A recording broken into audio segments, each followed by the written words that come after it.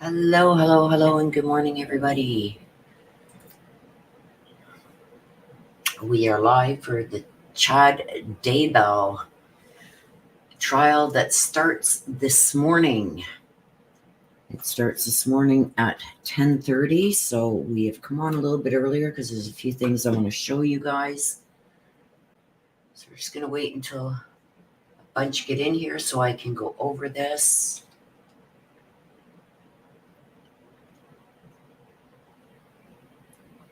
Good morning, Miss Always Right Ryan. Good morning, Sherry Legend. Good morning, everybody. Okay, so have you guys seen the inside of Chad Daybell's house? I'm gonna show you that. Gentleman Jack, good morning. Good morning, everybody coming in. Good morning. Good afternoon, Git. Good morning, good afternoon, whichever it is in your time zone. Doreen, good morning.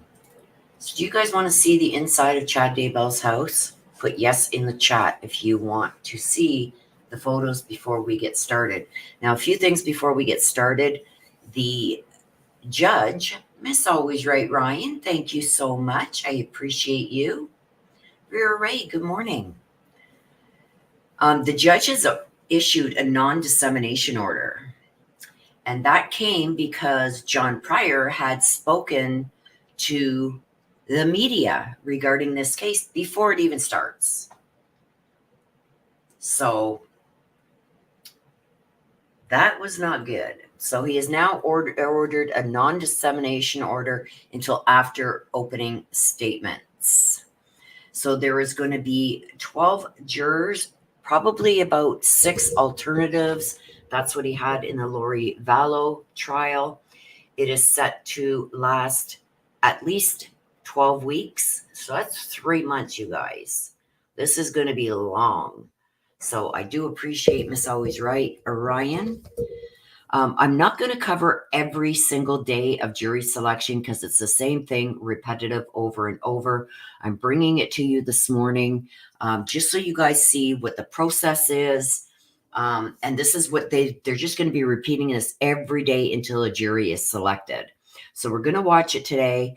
But once the trial starts, you guys, I am here every single day for this trial. You will be able to watch it live as it happens right here. So Chad is charged with 3 counts of first degree, you know what? 3 counts of conspiracy to commit, you know what? He's also charged with grand theft in the $475,000 life insurance policy that he has gotten and obviously hidden somewhere, given to somebody because that's what they're going for. An insurance fraud for the death of his wife, for him to collect the insurance money and to be able to marry Lori, right? Good morning, everybody coming in. Leslie, Sybil, good morning. Juror 11 in the house. Good morning. Okay, so let me just bring this up and I want to show it to you. Thank you again, Miss Always Right Ryan. I appreciate all donations. It is going to help me be able to bring this to you every single day that the trial happens. Like I said, we're going to cover the first day. We may cover days here and there of jury selection just to see where they're at, but we're not going to cover it every single day. It gets monotonous. We did that with the last 2 trials, and we didn't get a lot of interest in it after a couple of days of jury selection. So maybe we'll do every couple of days just to see where they're at. And then once the trial starts, the day of opening statements, we are going to be live from there right till the end of this. If he is found guilty, it goes into another like little mini trial regarding the death penalty. Oh my gosh, Merritt, I hope you are okay. Okay, so let me show you guys the house.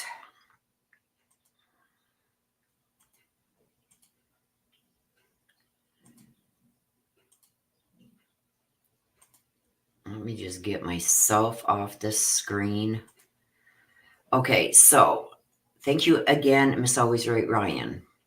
Okay, so this is the house, you guys, right here. Behind here is where that red barn is. We're going to see a picture of that next. This is the red barn. The fire pit is over here. So I got these pics for you guys so we can see what his house looked like. It's nothing spectacular. This is the driveway that Tammy had pulled into the day that Alex Cox fired the, in quotations, paintball gun at her, right? Before, usually she would park here. She would generally park here. But that day she had parked back here. And that's where he tried to take the shots at her. Hello, Lady D. Hello, everybody coming in. Okay, so this is one of the bathrooms. This is, I'm assuming, the only full bathroom in the house. Now, this house is a 4-bedroom, 1.5 bath. It's 1,644 square feet. It's on 3.75 acres. They bought it in 2015 for $169,900. Right now, it is estimated to be in the price range of, if it was to be put up for sale today, $472,820. The taxes every year are $3,268. So, and we know John Pryor now owns this house. That was given to him in the deal to represent Chad Daybell. So again, here's the backyard part. This driveway here is behind the house. And the fire pit was down over here behind this red barn. So this is the one and only full bath. There's another half bath. This is one of the bedrooms. And like I said, this to me, I've already looked at these pictures, you guys. This looks like it could be the biggest bedroom. So there's one bedroom. Here's the kitchen setup. It's nothing fancy. Nothing fancy whatsoever. These look like pretty old cupboards and appliances. The stove looks really old. The fridge looks really old.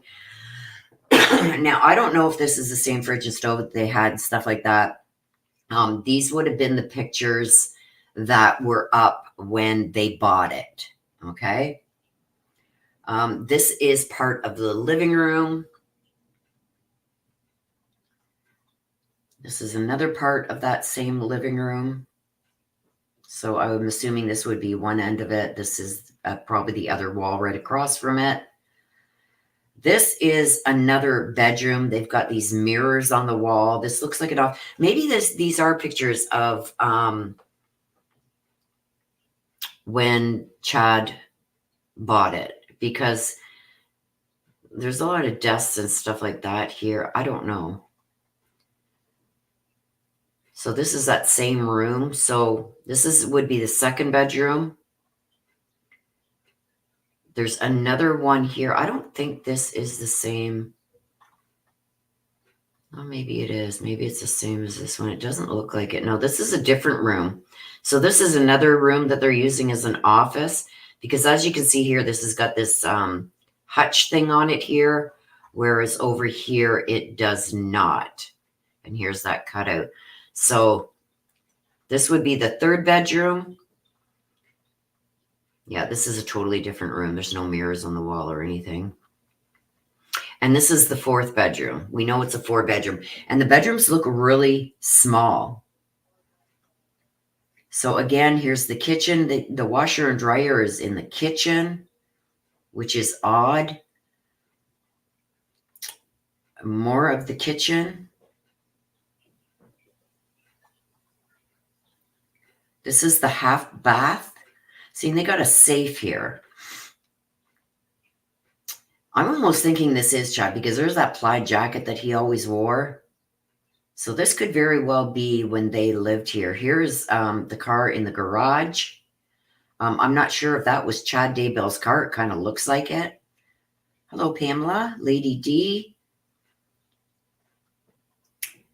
Now this is like a sunroom thing in the back. So why wouldn't you have your washer and dryer out here? Now in the back of the house, it was kind of like an A-frame addition that they put on there, because this is another bedroom up above the garage in the back. Like the back part of the garage is A-frame. You can see the red barn out the window here. So this is one end of the A-frame. This is the other end. These are the stairs coming up to it. So I'm believing that this was an addition. So here's looking out across the street, I guess. Or Fred, this is taken from across the street. See, this is the piece that I'm saying is added on. So here's that driveway that she came up. The red barn is over here. This piece, I believe, was added on. So why wouldn't they put the washer and dryer out there? I don't know, but that's just me. Here's more of the yard, and I believe that's it, yeah. So that's the house where they lived, you guys, and there's the bedroom in the top of this A-frame that looks out over the backyard. This would be the window right here that you see the red barn through, and that's where I believe they dismembered Tylee, is in that barn. This is the other end of it. This would be facing the house. And here's the side windows that we've seen there. So like, why wouldn't you put your washer and dryer out here? I don't know. There's the garage. There's the half bath. Kitchen. Because there's the washer and dryer. I'm assuming this goes out to the garage or something, because here's the addition right here. So the kitchen faces out over the backyard. So this is probably going into the bottom part of that A-frame. Out, you can see the windows out here of that A-frame that was added on. Pamela, good to see you too. And like I said, the bedrooms look really small, you guys, really small. So that's one bedroom, two bedroom, three bedroom. That's the third bedroom. Part of the living room, the other part of the living room. More of the kitchen again, another bedroom, unless this bedroom is the same as this one. Let's see. No, because this has a different comforter on the bed. And then you got that loft part over that A-frame, right? Yeah, it looks really tiny. It doesn't look big at all. There's that red barn. And this is where I believe that Tylee was dismembered. And this would have been back in 2015. And there's the house, you guys, the front. And we know JJ was found back in these trees here, by this big tree here. And Tylee was found more over here, because the red barn would be right behind this front door. So that's the house, you guys. So we are waiting. Let's get rid of that now, because it's taken up a lot of my bandwidth here. We are waiting for court to start. It is supposed to start at 10:30. So another 15 minutes. Let's just see if we've got anything coming in here.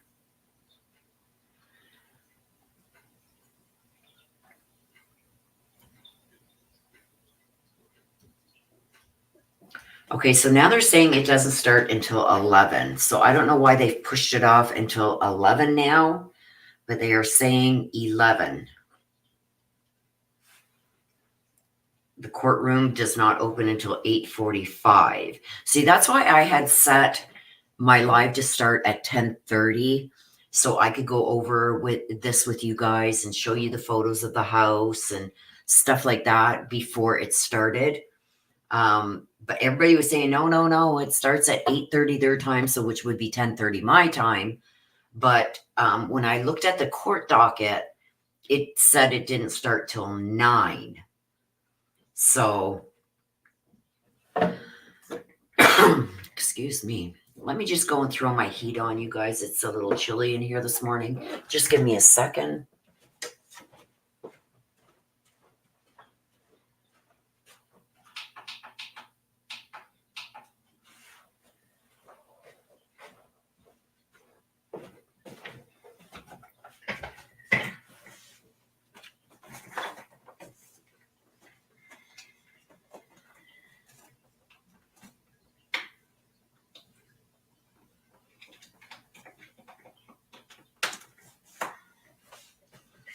All right, get my chair situated here.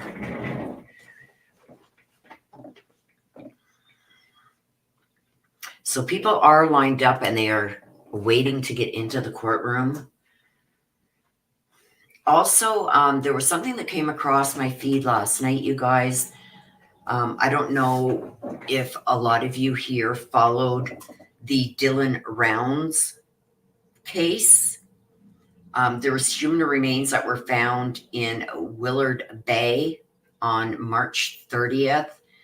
The reservoir is located in Box Elder County in Utah, right near where Dylan Rounds went missing.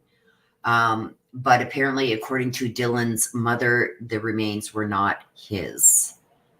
So they are still looking to find Dylan Rounds. We are still waiting for any news on Sebastian Rogers. We're still waiting for charges in the Madeline Soto case. Just so much going on, you guys. Ella says, I guess I will go change out if my Zumba close.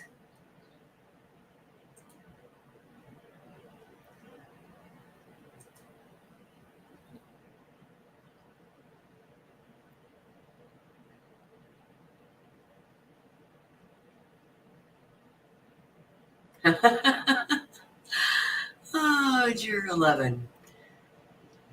Juror 11 is working, but is working here. So hopefully everyone knows not to mess with me as I will be in court.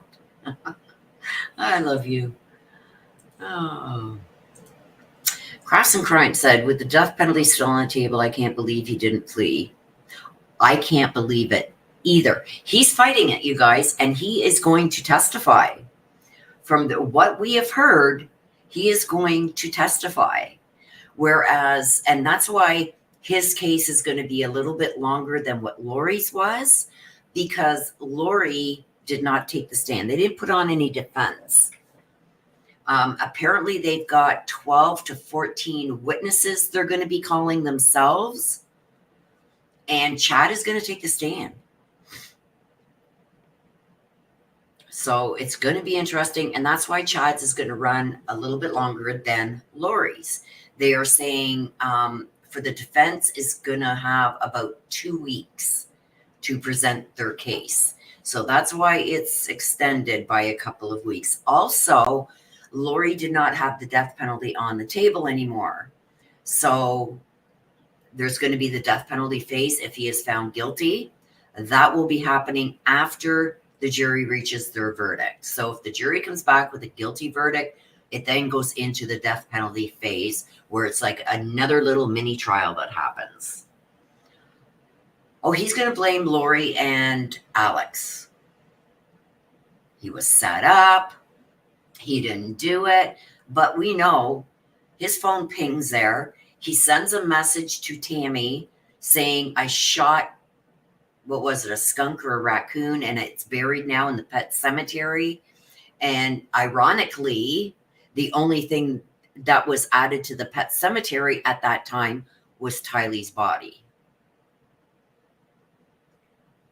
Yeah, I don't think he stands a chance. I don't know what John Pryor thinks he has up his sleeve, but, and both Alex Cox's and Chad Daybell's phone pinged right near where Tylee was buried in that pet cemetery. And that text that he sent to Tammy saying that he shot the raccoon and he buried it in the pet cemetery, the only thing that was buried in the pet cemetery was a dog from many, many years ago and Tylee's remains. And then we know that JJ's body was buried a ways away from Tylee's, near where that pond used to be, by that tree.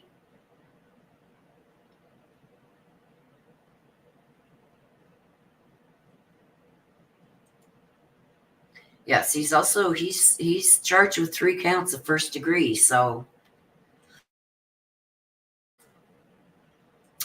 thank you for that question.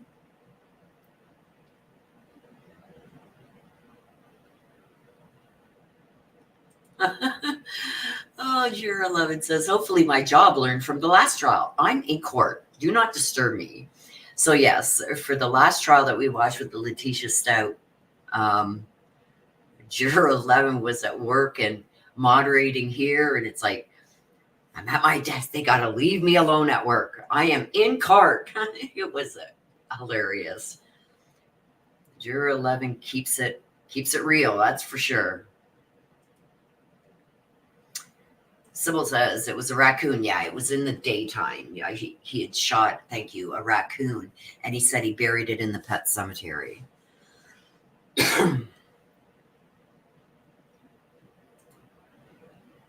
Oh, for sure, Panda. For sure.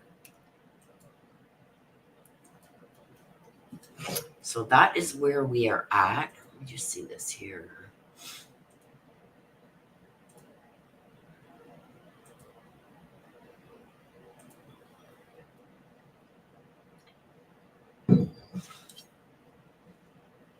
So they're not even allowed in the courtroom for another 15, 20 minutes. So anything that I get on here, you guys, I will let you guys know. Any updates, anything like that?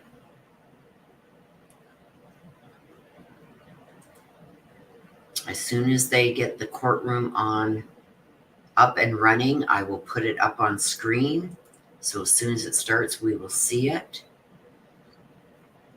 But as of right now, nothing is even up and running yet. So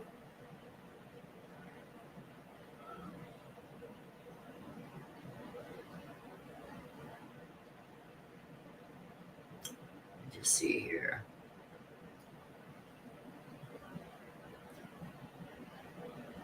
I'm trying to see if I can get a copy of that non-dissemination order. But the judge was not happy.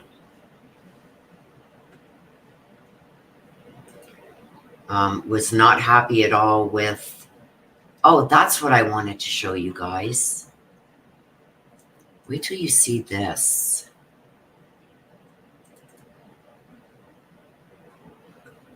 Where did I put it now? Maybe for thumbs. Hang on a sec here.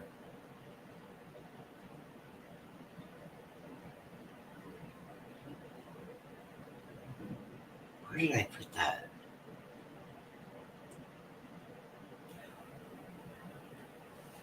Come on.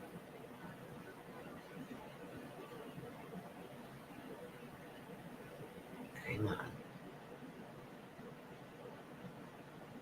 Okay, well, I'm going to bring... Where did I put that picture? Is it in here?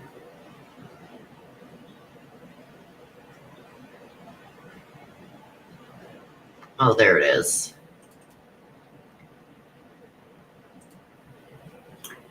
And let me get the other one that I have.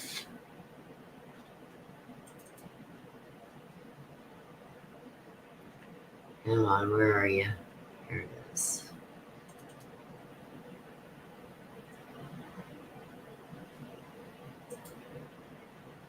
I just want to do a side-by-side here and show you guys.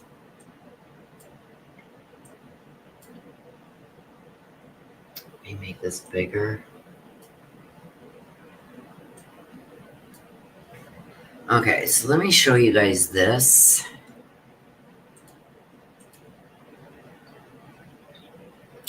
Hang on a sec.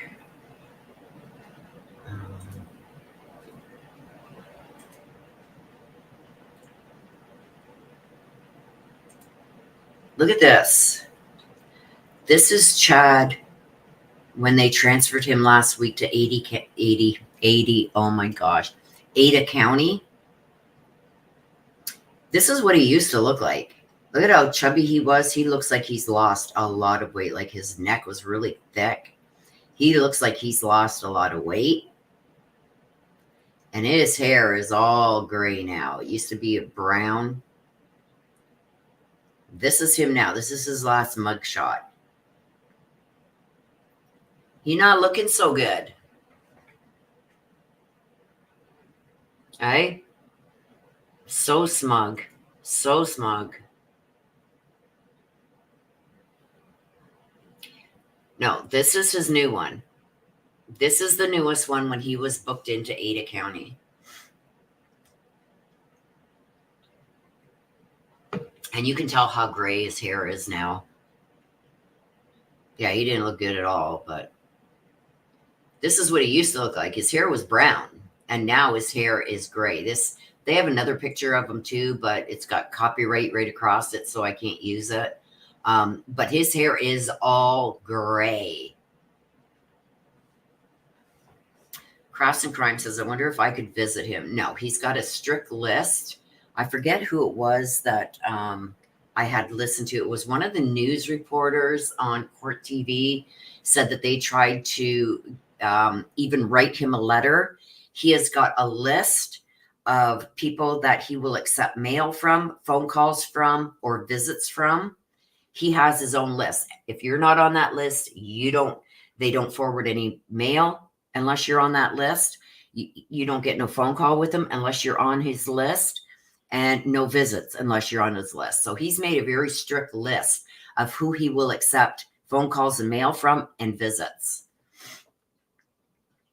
So yeah, so there's Chad Daybell now.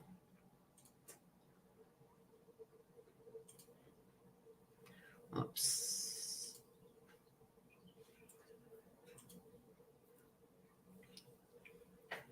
He thinks he's a celeb, really. No hair dye in jail. He's lost a lot of weight. There's other pictures, but they're all copywritten, so I can't use them. But yeah, he's lost a lot of weight. A lot.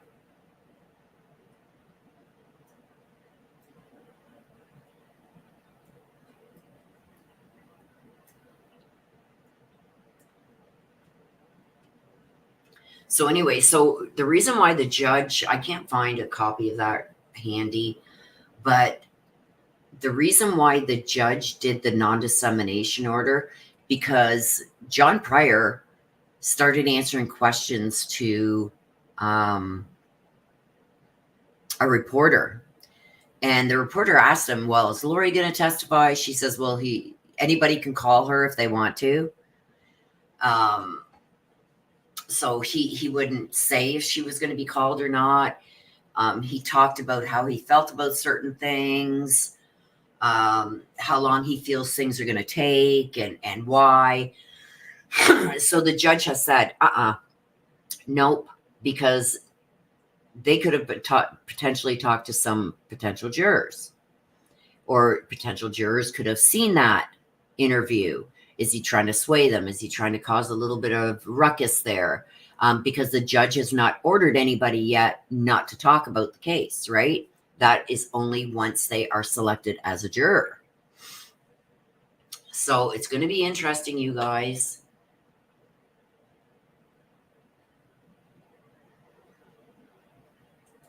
Yes, Panda, please take caps off.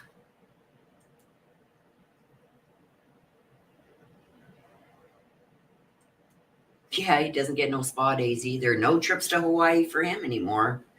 And I feel like that money that he got from Tammy, I feel like he's hidden that money somewhere. Maybe dispersed it to his kids, because John Pryor got his house, and that's 3.75 acres. The house apparently in today's market would be worth $472,000. That's a lot of money. That's almost $500,000. So, and John Pryor had said that he's not taking on any other cases. So just from Chad alone, he's made, just getting that house, and Lord knows how much cash he was given, $472,820, the value of that house. Don Stedman, thank you so much, my dear. I appreciate you. And like I said, all the donations are going to help me to bring this to you live every single day once this trial starts. So, like I said, we are going to cover today. Today is the first day for jury selection. This is called voir dire. So they're going to be asking, they're going to bring X amount of jurors in. We're going to be able to see the courtroom and everything, but we won't see the jurors. They will probably be put into the jury box, so they are off camera. And the prosecution and defense are both going to have an opportunity to now go more in depth and ask the jurors certain questions that they have. What happens in this when this process starts, there's a huge survey that's sent out to prospective jurors, probably around 2,000 jurors. They fill out the survey.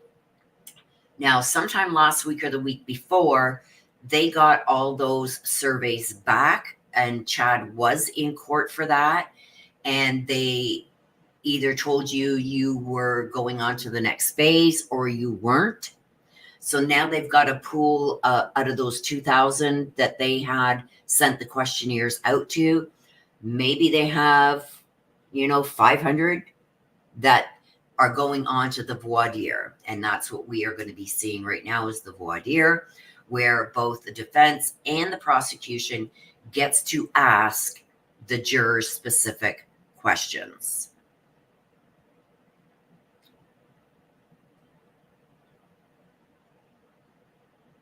Okay, Panda Berry, if you have a problem with your eyesight, that is fine to use your caps.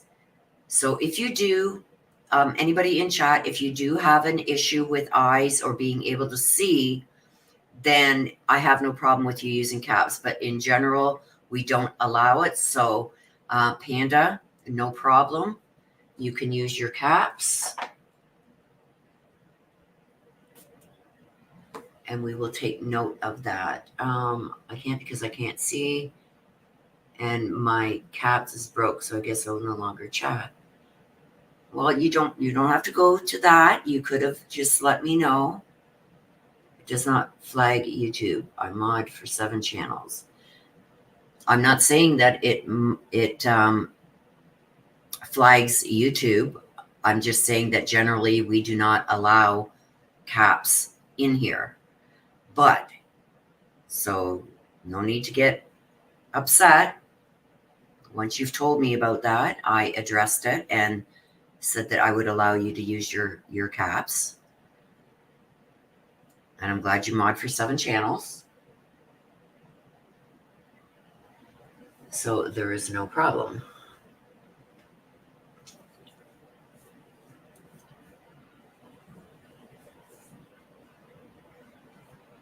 Crafts and Crime, are you in that town or Boise?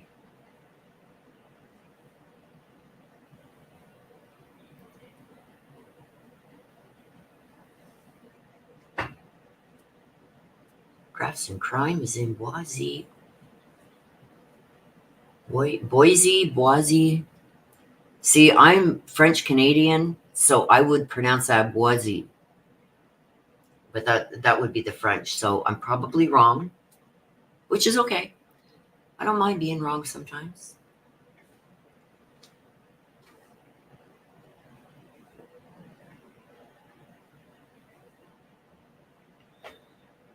So what I do believe, you guys, even once the trial starts, they will be starting every day at 9 a.m. Idaho time, which is 11 a.m. Eastern.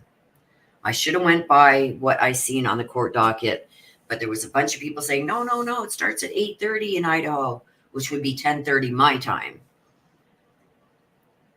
Boise. Okay, Boise. Okay, Boise. Okay. Oh, thank you.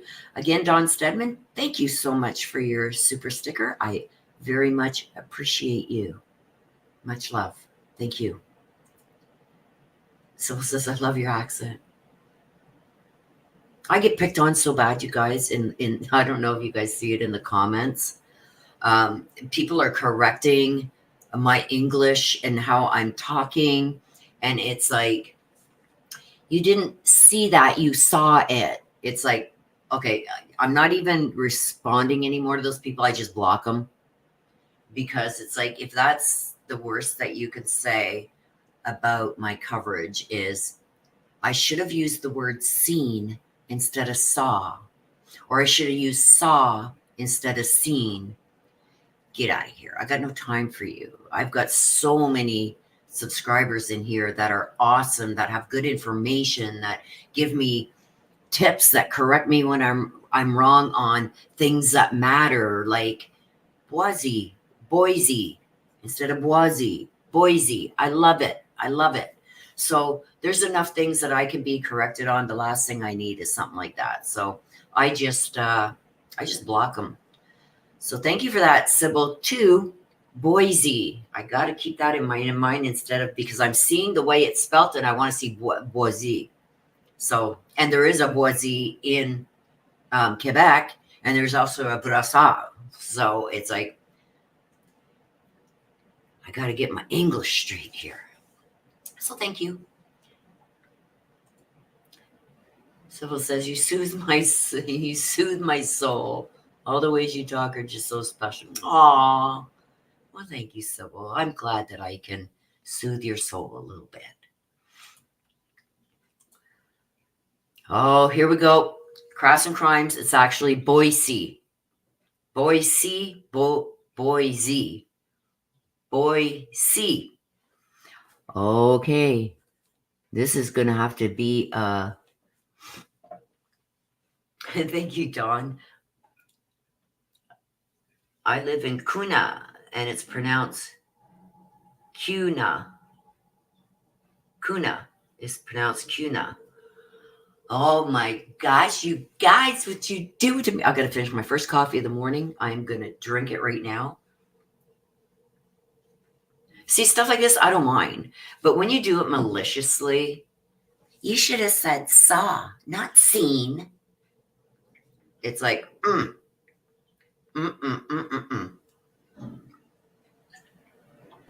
I could go off, especially if you get me on a bad day, like when I was really sick and trying to recover from my accident and everything. That was the last thing I needed, was people. Like, I'm sure there's hundreds of other things you could have called me out on. Maybe a mistake I made in a case. Maybe I spelt something wrong, you know? So it's like, oh yeah, people are so rude sometimes.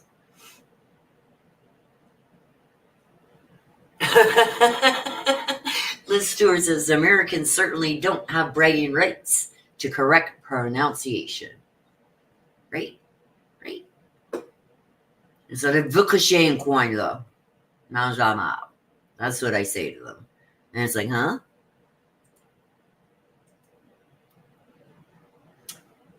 Oh, here we go. Sybil says, I live in Vernal, which is pronounced like urinal with a V. Vernal. Vernal.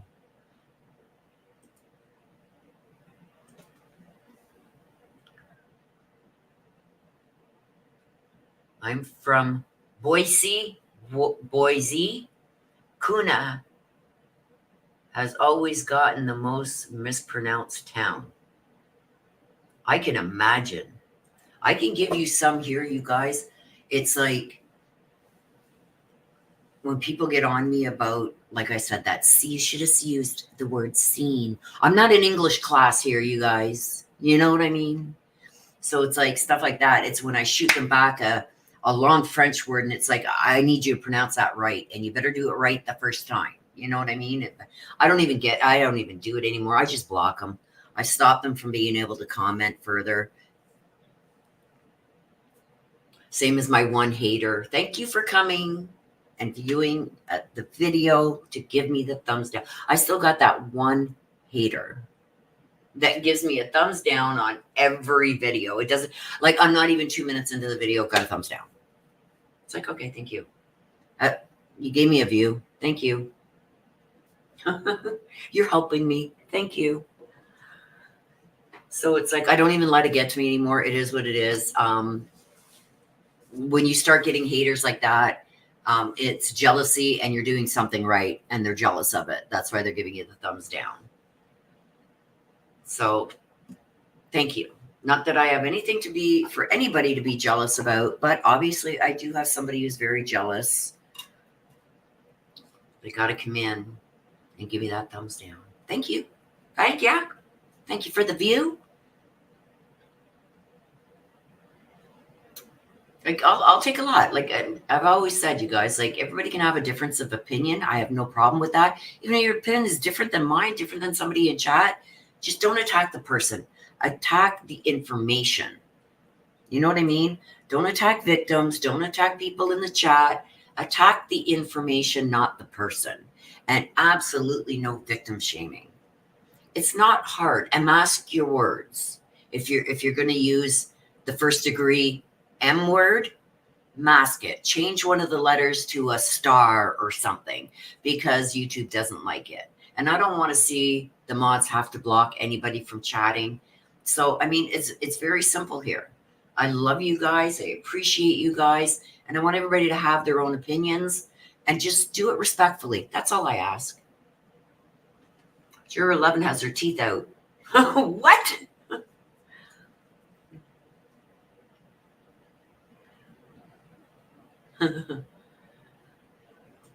Yeah, that's what I say. So, well, it's funny because I say, keep talking about me. You're making me famous. Aw, thank you, Juror 11. Exactly. There's way too much love in here. And I mean, this is a safe place for everybody.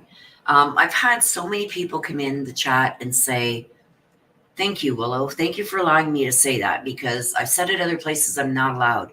And like I said, as long as you say things respectfully, attack the information. Don't attack the person because everybody is entitled to their own opinion, right?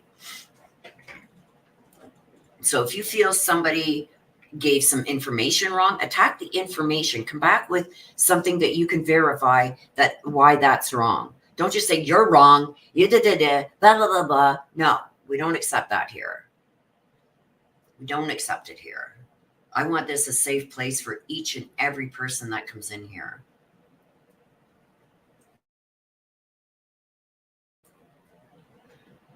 It was funny because I actually had a really great conversation the other day with somebody who's a Brian Koberger supporter. And even though we have huge differences of opinion, it was a really good conversation. Now, I don't know. I don't want to mention who this person was because they may be using that discussion me and her had on one of their lives.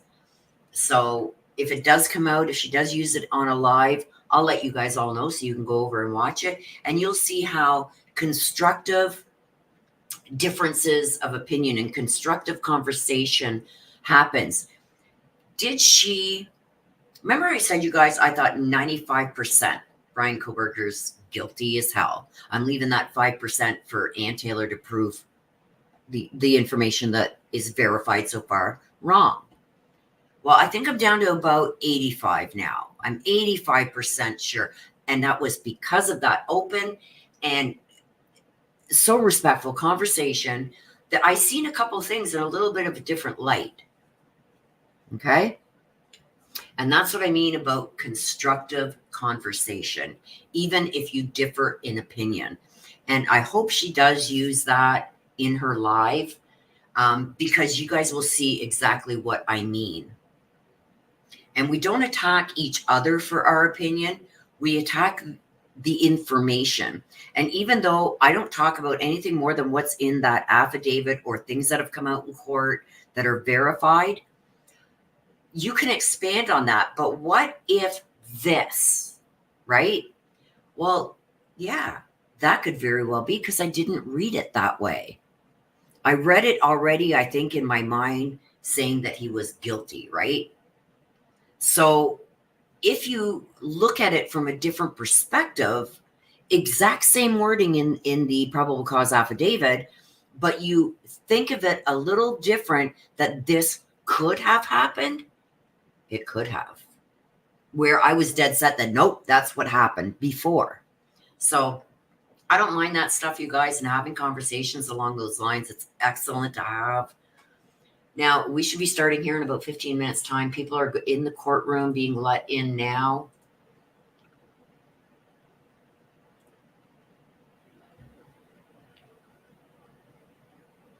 So,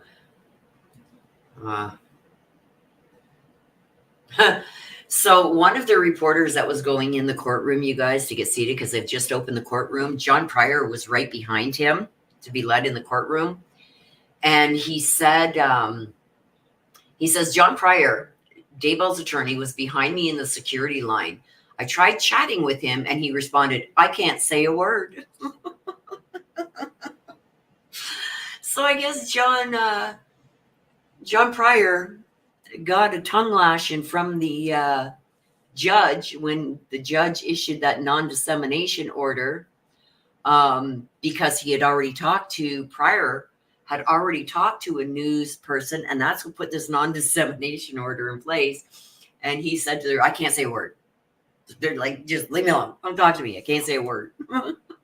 So it's not even, he can't even say like, hello, it's a nice sunny day outside today. He's not going to say nothing to nobody. Can you see his face going red? And just, I can't talk to you. Oh, my Lord. Oh, gosh.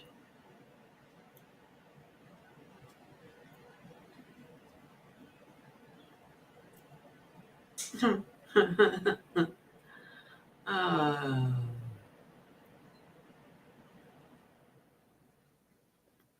It was crazy.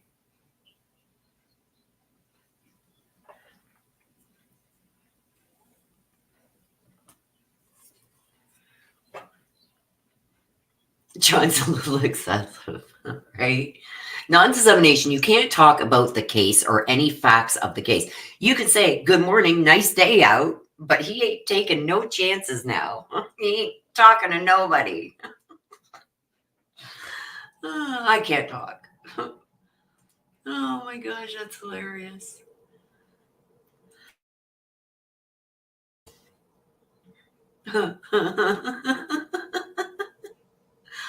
Oh my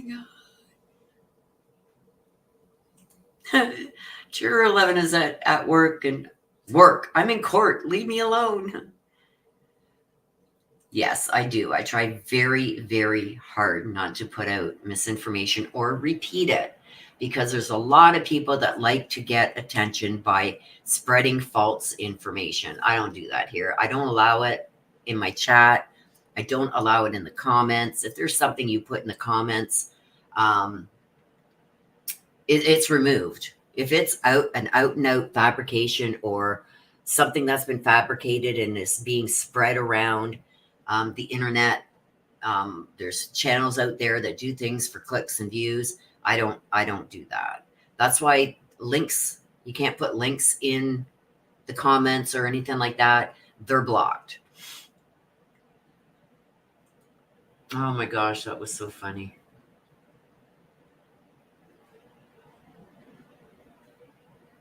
So everybody is in the courtroom now and getting seated. They are waiting for the judge to come in, from what I am seeing right here. Vicky Hoban, Tammy Daybell's aunt, is there. There's about 5 to 10 members of the public and several members of the media. So there's not very many people there. Like I said, voir dire isn't something you want to sit through every single day. It's so repetitive over and over and over and over and over. So that's why, oops, sorry, you guys. That's why, oh yes, I got my eye appointment tomorrow. That's why I'm saying I'm going to cover the first day so you guys can see what's going to be going on every day. Maybe once or twice this week I'll jump on, like today and maybe another day, to see how far along they are. I will be keeping an eye on it just to see once the jury is selected, when they get close to selecting the jury, or once they feel they've got enough, then I will jump on, because they will start with opening statements once the jury is selected. And once the trial starts, you guys, we will be here every day covering it from start to finish. So make sure you hit that subscribe button, hit your notification bell, give this video a like, so you are made aware when we go live.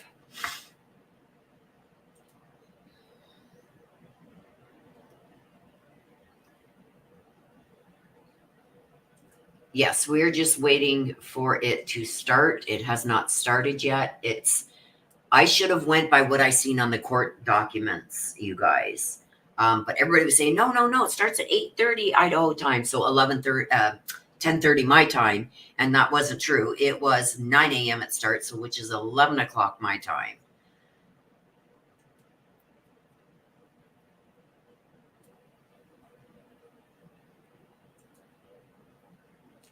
Juror 11 is stretching and clearing the voice. Let's go. Yes, as soon as this starts, you guys, as soon as the judge gets this camera on, I will be bringing it to you live. We will be able to see everything.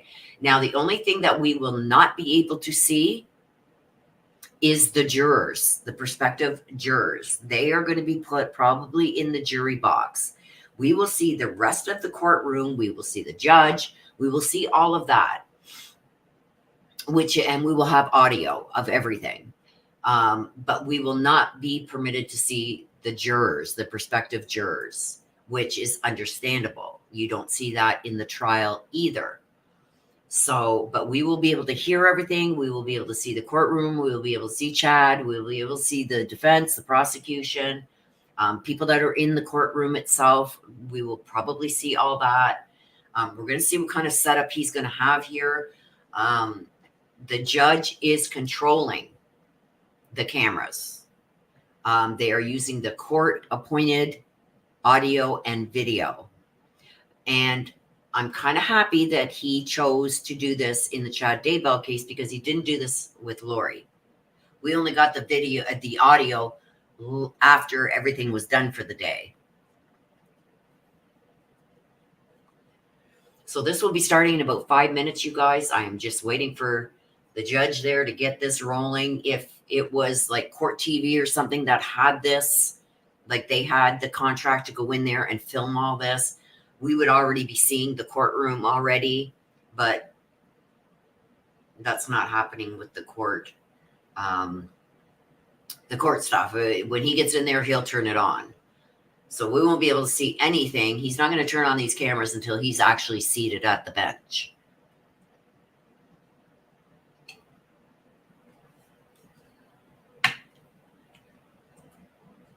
And that's what we are waiting for right now, is for this judge to get the camera on. Let's go.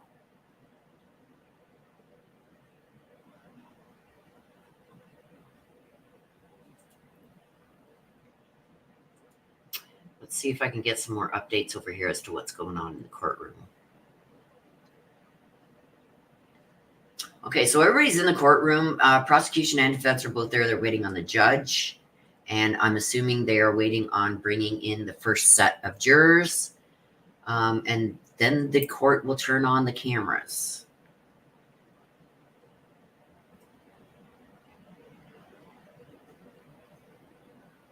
And he was expelled from the church, right? I guess the Church of Latter-day Saints evicted him. He's no longer part of that church. They said that his beliefs fell so far from what they stand for.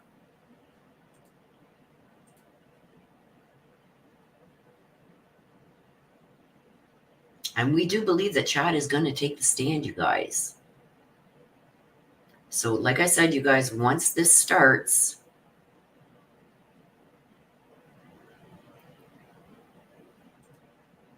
we will be... Oh, here we go. Okay, you guys. Let me share this.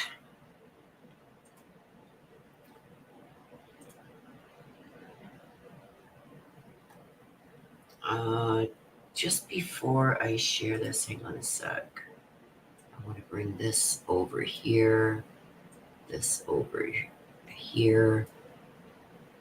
Okay, let me get back over here.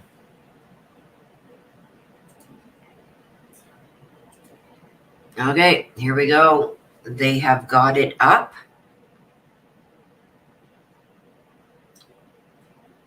And this is where it will be popping up once it starts.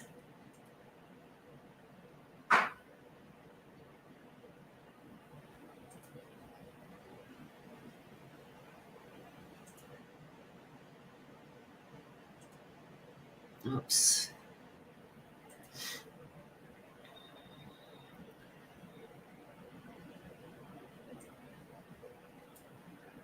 Oh.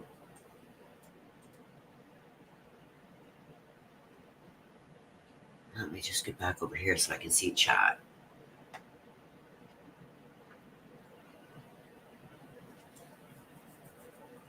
So as soon as court starts, you guys, we will be seeing it here.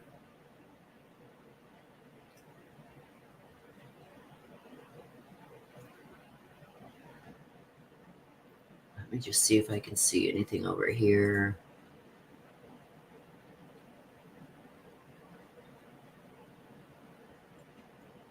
Let me see if I put this over here.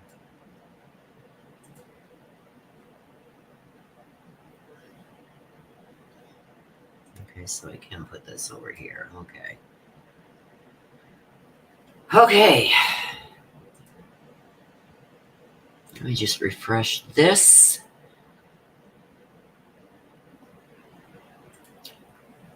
Guys, go on out there and smash that like button. 66 people in here, 51 likes. Go on out and smash that like button. So just exit chat, smash that like button, please. Get it out there that we're live. And when you come back in, make sure you have live chat selected at the top of your chat box so you don't miss anything.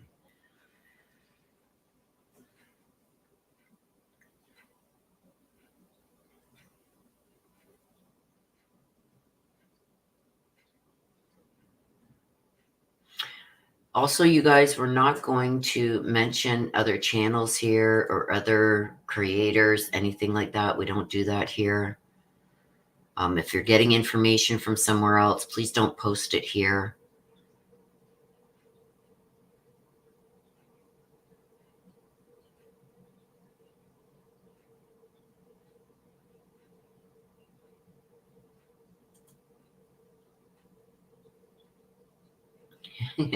Here's bad monkey videos. I gently caress the like button.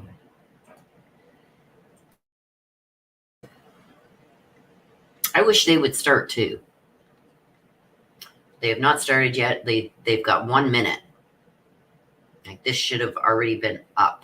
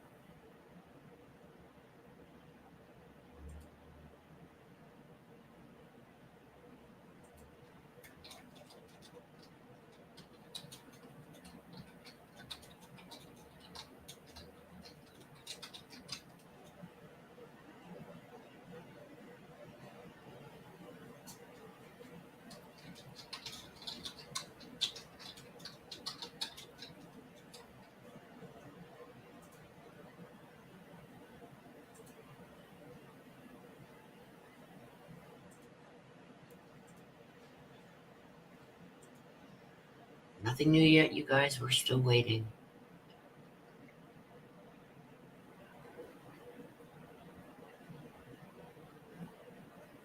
Good morning, Dog Mom KJ. Good morning, Lady D. Good morning. They said 9 a.m. on the court docket. It said 9 a.m. So here we go. Looks like they are about to get it up and running.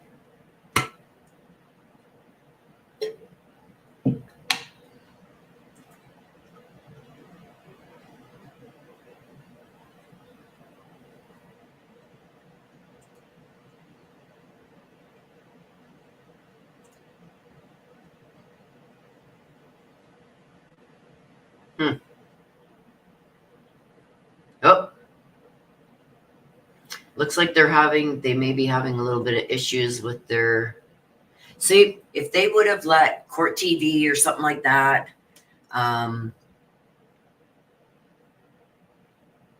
video this and show it to us, this wouldn't be happening.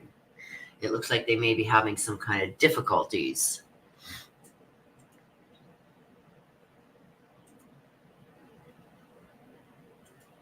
Hang on a second, guys.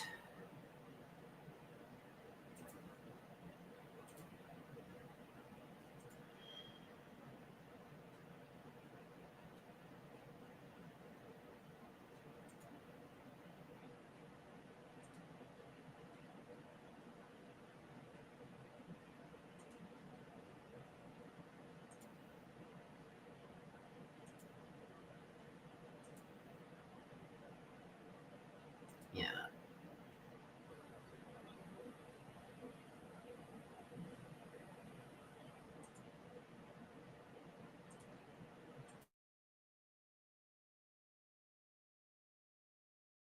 Yeah, they're having some difficulties, but it will be up. Trinity Justice's practice.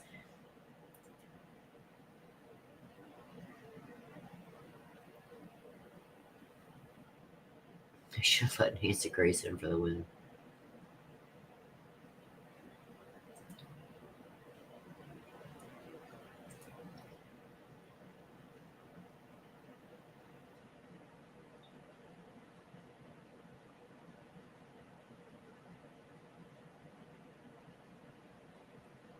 Oh, there we go.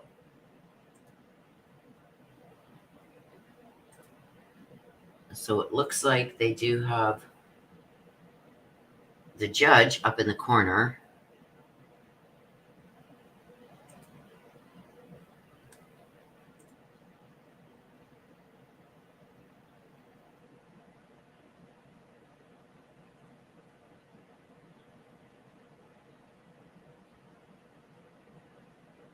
Hopefully they're not going to keep it up here like that. I hope they make it full screen.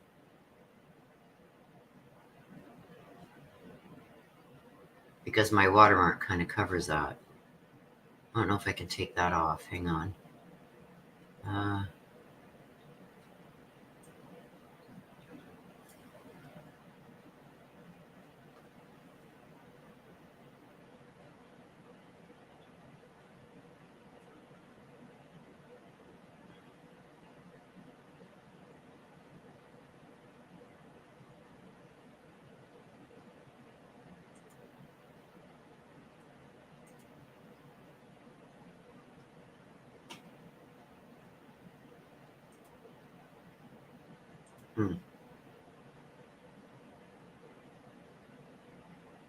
I don't think I can get rid of it. How do I get rid of that?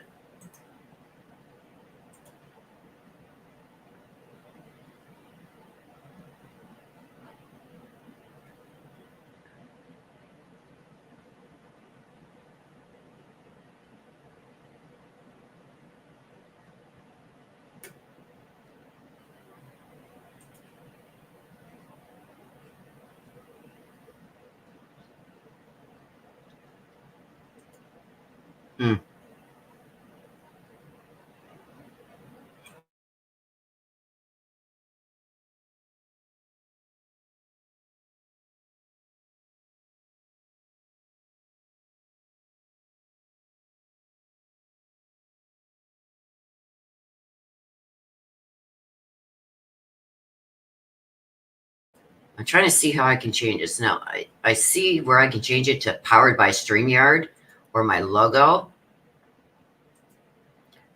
but I can't remove it. Can I move it?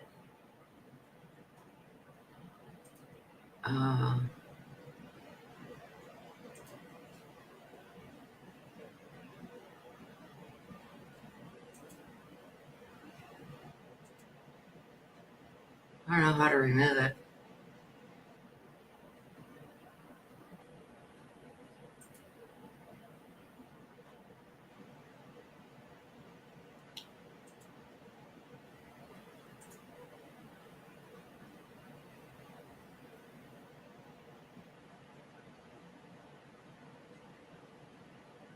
Brand 1.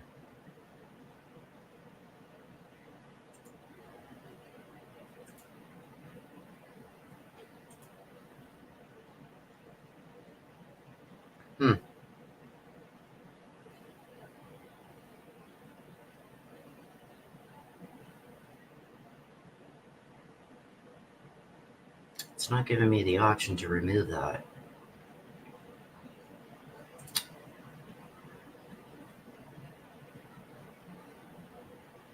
There's Nana.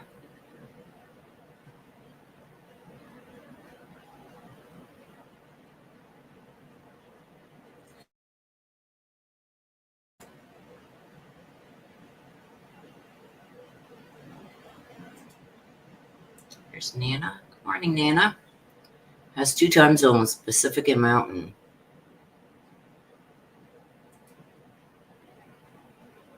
Yeah, okay. It should go full screen. Morning, Lori. Good morning. Good morning. Good morning.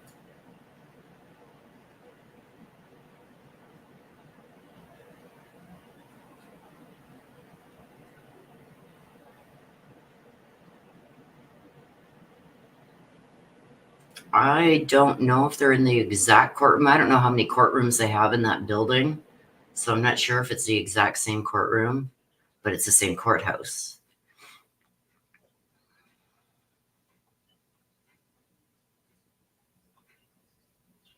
Good morning, Sammy. Butterfly Dana. I'm here, Willow. Thank you for bringing this to us. Condolences to Kay, Larry, JJ, and Tylee's family, Tammy's relatives. Exactly. Move your logo. I'm trying. But it's not going to be up there anyway.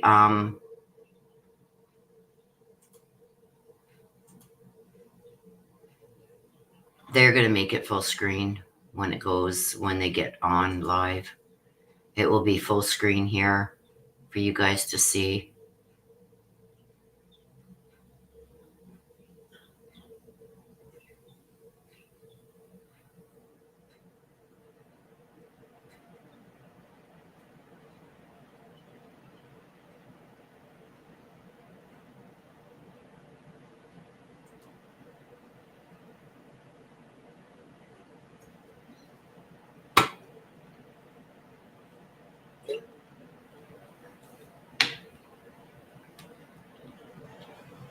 I don't know how to remove my logo.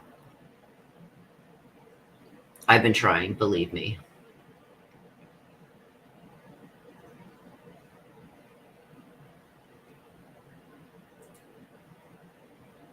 When I click, oh, there we go. I'm an idiot. Okay, I took my logo off the screen. It's gone. It's gone.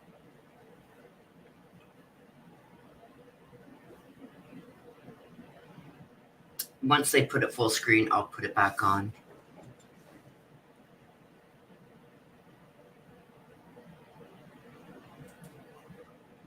I'm an idiot. I told you guys, I'm not very good with electronic stuff, and I didn't want to do too much because if I screwed it up, then I'd have to call my son to come over and fix it. And it's like, you don't even realize how many times I have to call my son over. Oh my God, I hit something. I can't get to my folders, or I can't do that. So I try not to touch really anything that I don't need to. A human, thank you, Sybil. A human that knows very little about this kind of technology. I'm getting better. If you guys were with me when I first started and I tried to use OBS, and I kept in that, oh gosh, I was trying to cover a Letitia Stout hearing. And something wasn't coming up on screen or something. I was trying to get something set. But what I kept doing was messaging the judge, asking to be let into the hearing. And he actually stopped the proceedings and said, "Who is Willow? And why are you asking to be brought up on panel?" And it's like, and I didn't know what to do. I'm trying to click out. I didn't know how anything worked. It was when I first started on YouTube. And I'm trying to get out of it. And I couldn't. So what I did is I just unplugged my whole computer. And it's like, okay, that's got to take me out. I unplugged it right from the wall because I was panicking. I didn't know what to do. I didn't know how to get out of it. I unplugged my whole computer. It was a nightmare to be called out by the judge. So it was like from then on, it was like, thank God for my sister. I don't know where she is this morning, but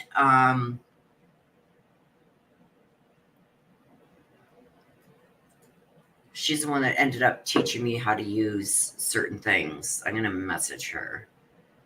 I don't know why she's not in here. I know she hasn't been feeling well.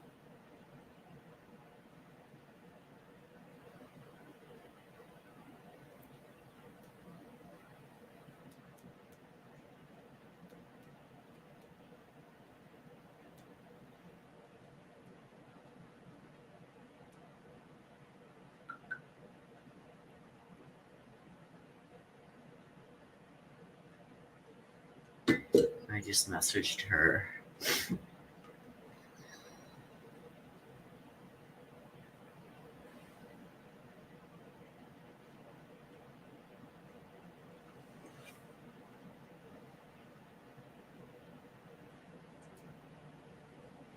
Hell says, yes, I remember that. Sammy remembers. Oh my God, if you guys would have been on my live that day, it was like, oh my God. I still have it. I have it saved. It's marked private.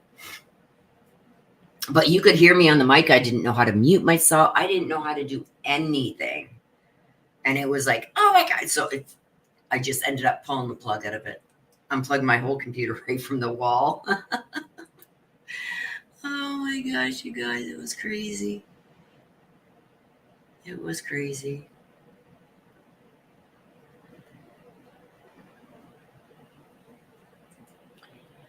Okay, now they took it off the screen. Okay, well, now that I know how to do it, I'm putting it back up there because now I know how to get rid of it. Learn something new every day. Mitch says it. Oh my God, I was flipping out, like flipping out.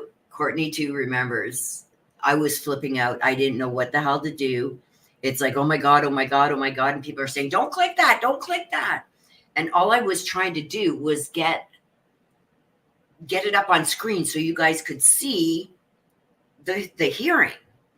And I guess I kept hitting the wrong button and tried to join the proceedings and get up on screen. And it was like, my camera's on, my audio was on, so the judge could hear what I was saying. And it was like, it was a nightmare.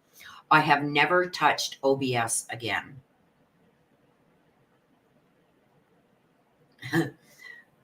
Elle says, we live and learn. And I learned something that day. Do not use OBS unless you're really good with technology.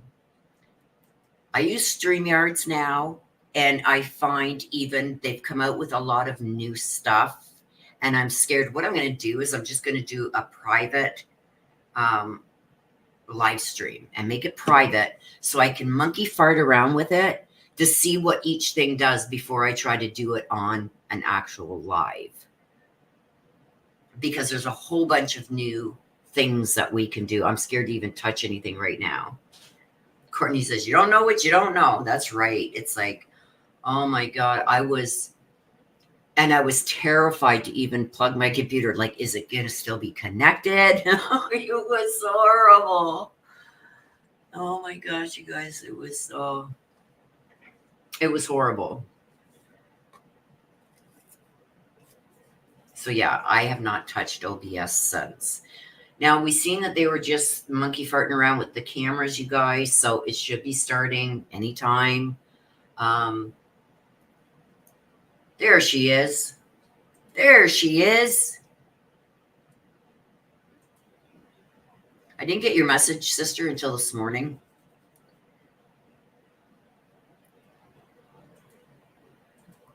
Glad you are here.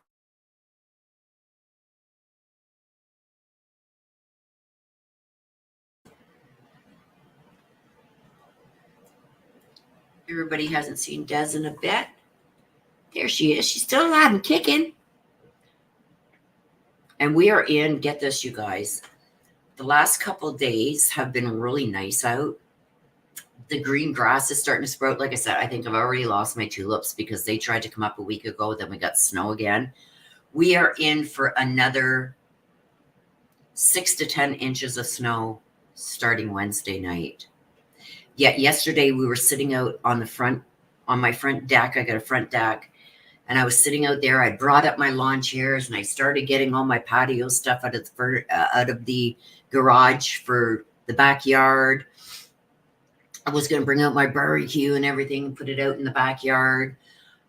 We're sitting out there in the sun and basking in the sunshine in just a t-shirt and pants, of course.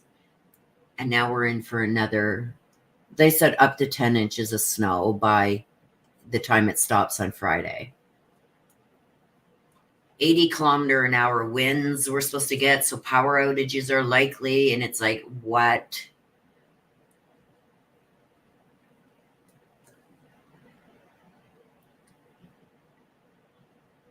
Hey, everybody saying good morning to Daz. I hope you're feeling better, sis. Sissy. We haven't really had the chance to catch up. I've been so busy with blood work and doctor's appointments and x-rays and this and that. And I've got an eye doctor appointment tomorrow. So hopefully that helps with the headaches a bit. I haven't gotten new glasses in like 5 years, you guys. Maybe even 6. I hate going to the doctors, especially for eye exams. So I got to go for that tomorrow. Get a new set of glasses because I think that wearing them, doing reads and stuff like that, and reading stuff in general is what's contributing to my headaches. So I go for that tomorrow.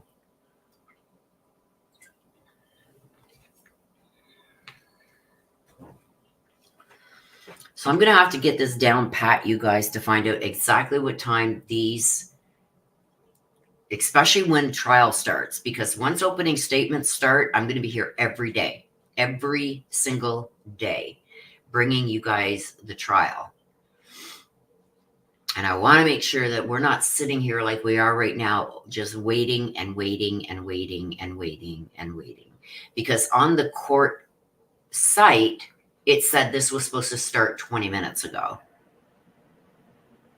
Oh, thank you, Sybil. Well, I know, like, it's been over 5 years since my last exam. And it's just in the last 6, 7 years that I've needed glasses to read. I don't need them like to drive or anything like that. It's just for reading, right?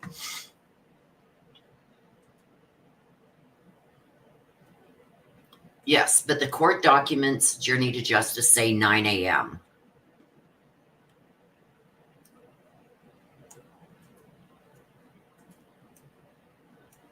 So that's why I started a little bit early, because 9 a.m.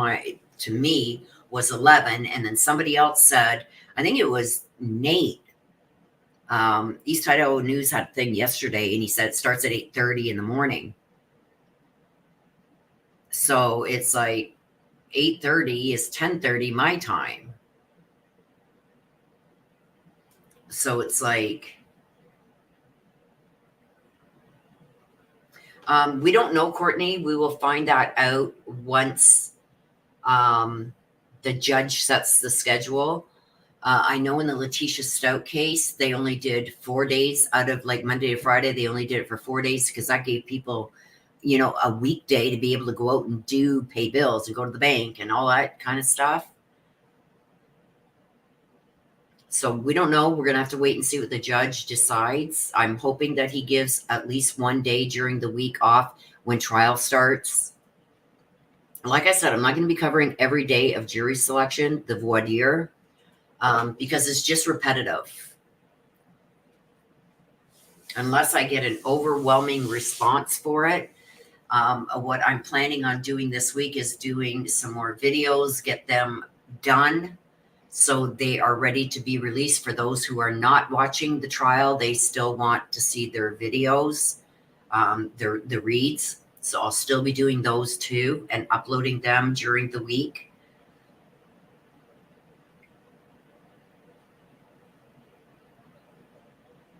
Oh no, sister, you just got over being sick.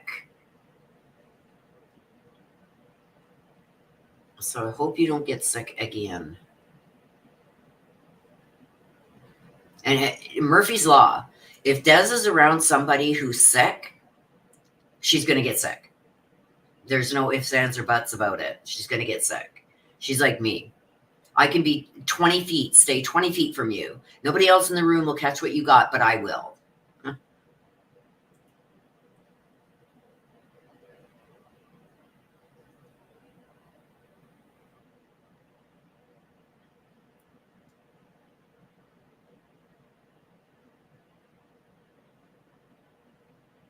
Yeah, I think we're all trying to figure out how this is going to go. We're not going to know. Well, it looks like they're about to start, you guys. There's still no sound. I don't have sound yet. Here we go. There we go. That's the view we're going to get. There's no changing it. There's no making it bigger. This is what they are giving us. And that's it. I believe once the trial starts, we will get maybe the witness box, maybe.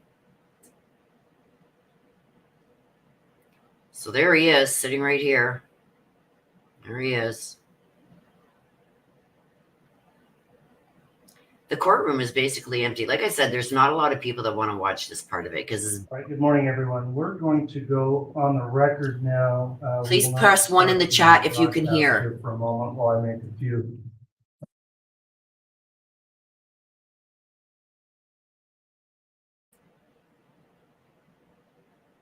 And the sound just went out. What are they doing?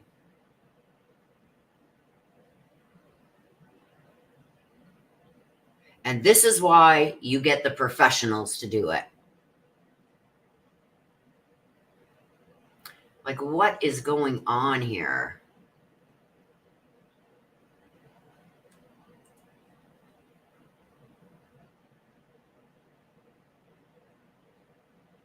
And it's not me, you guys.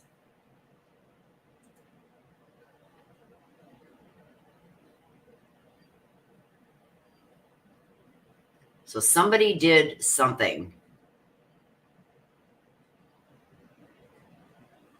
Now, I do know that the judge had said there's going to be parts that they're not going to show for whatever reason. I think right now he's probably talking to them about what John Pryor did, and he doesn't want that shown to the public. So whenever, instead of taking like a sidebar or whatever they're going to do, he's just going to do this.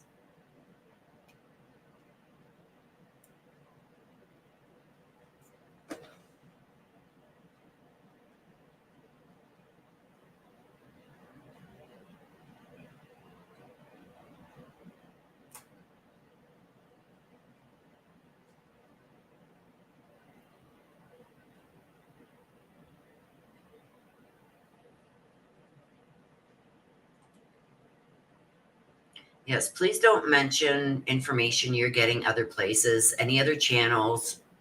Please, we don't do that here. You'll get a warning the first time, and then you will be removed from chat. So I don't want to have any of the mods, like the mods are there. I may not even see it, but the mods are there and they know what they're supposed to do. So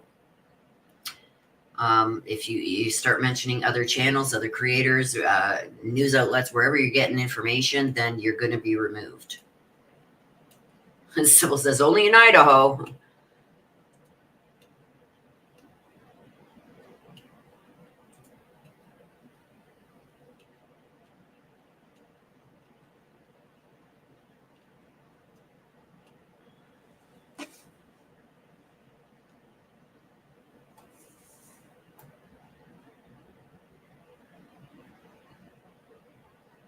Yeah, it seems like the judge is a little bit of a control freak here.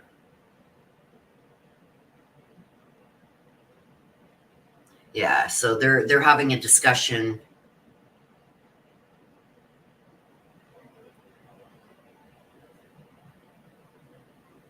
Please don't share information that you are getting somewhere else.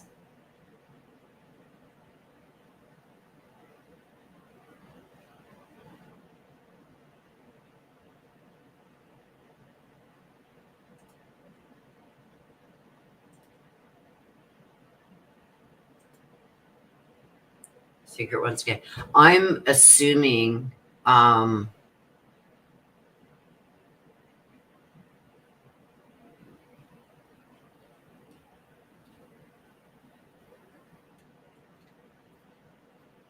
just looking around here. Hang on a sec, you guys.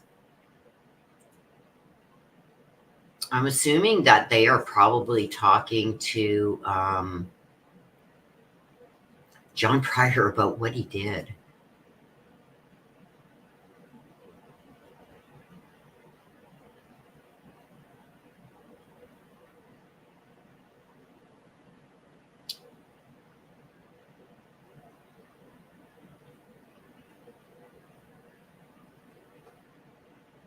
So they're going to be bringing 16 potential jurors in at a time, you guys.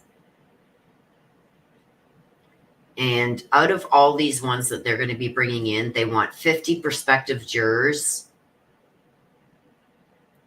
12 jurors will be chosen, and six alternates.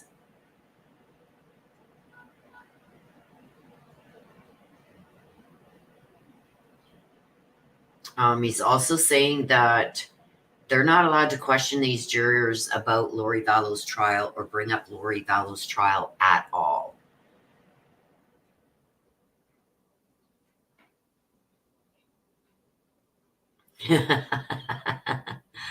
Yeah, apparently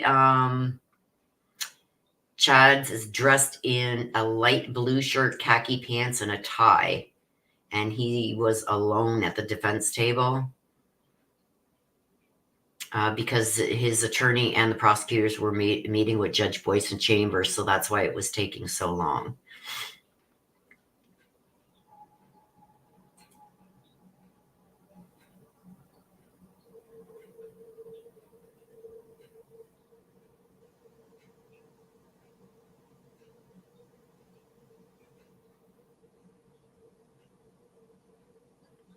So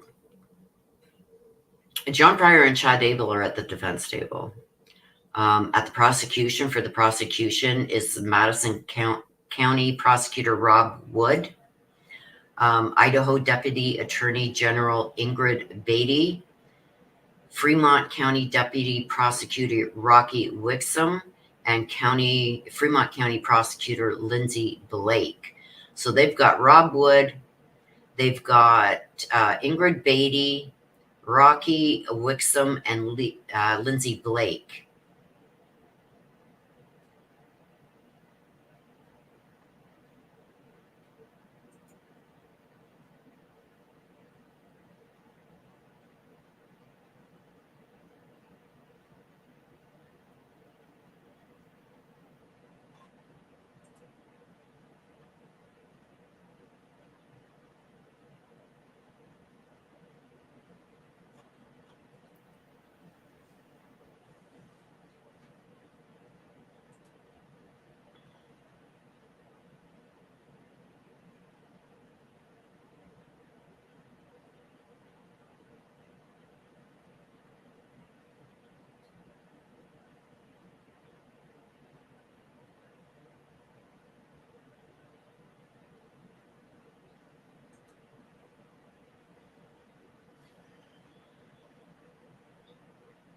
I'm not ignoring you guys in chat. I'm just searching around here to try and see what's going on.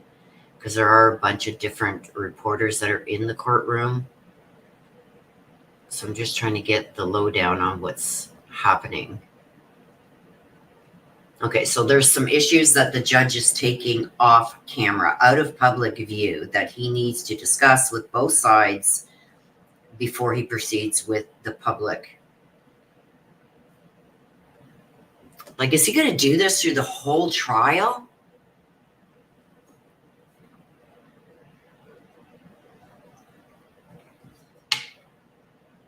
I would hope not.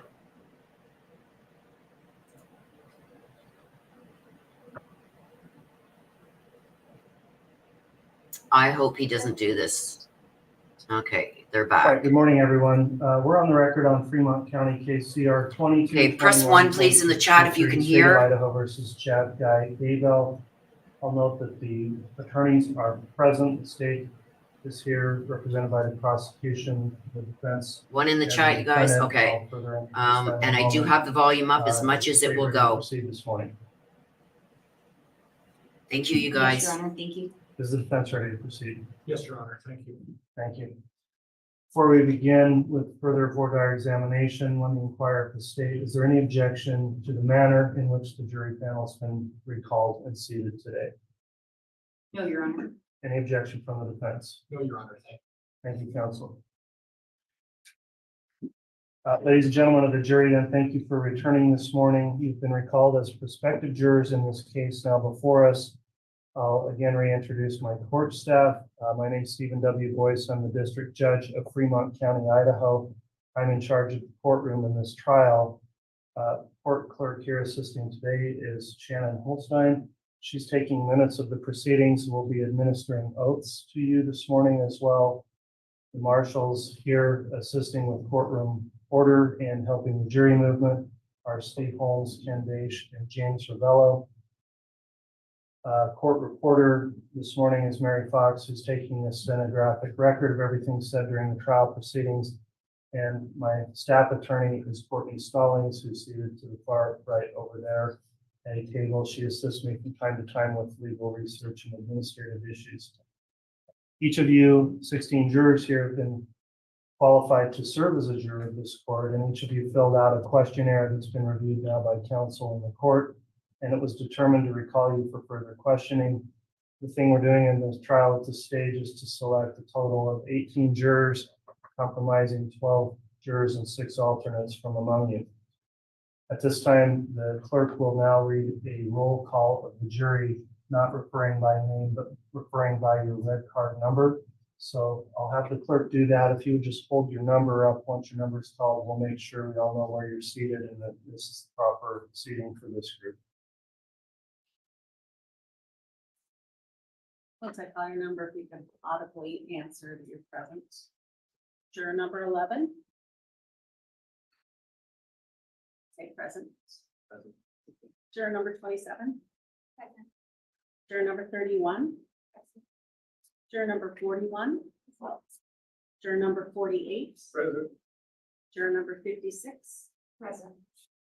Juror number 67. Present. Juror number 121. Juror number 146. Juror number 186. Present. Juror number 219. Present. Juror number 249. Juror number 296. Juror number 321. Present. Juror number 348. Juror 394. Present. Thank you. All right, to assist you in understanding and participating in the jury selection process, I'll now reintroduce you to the parties and their attorneys and briefly summarize what this case is about.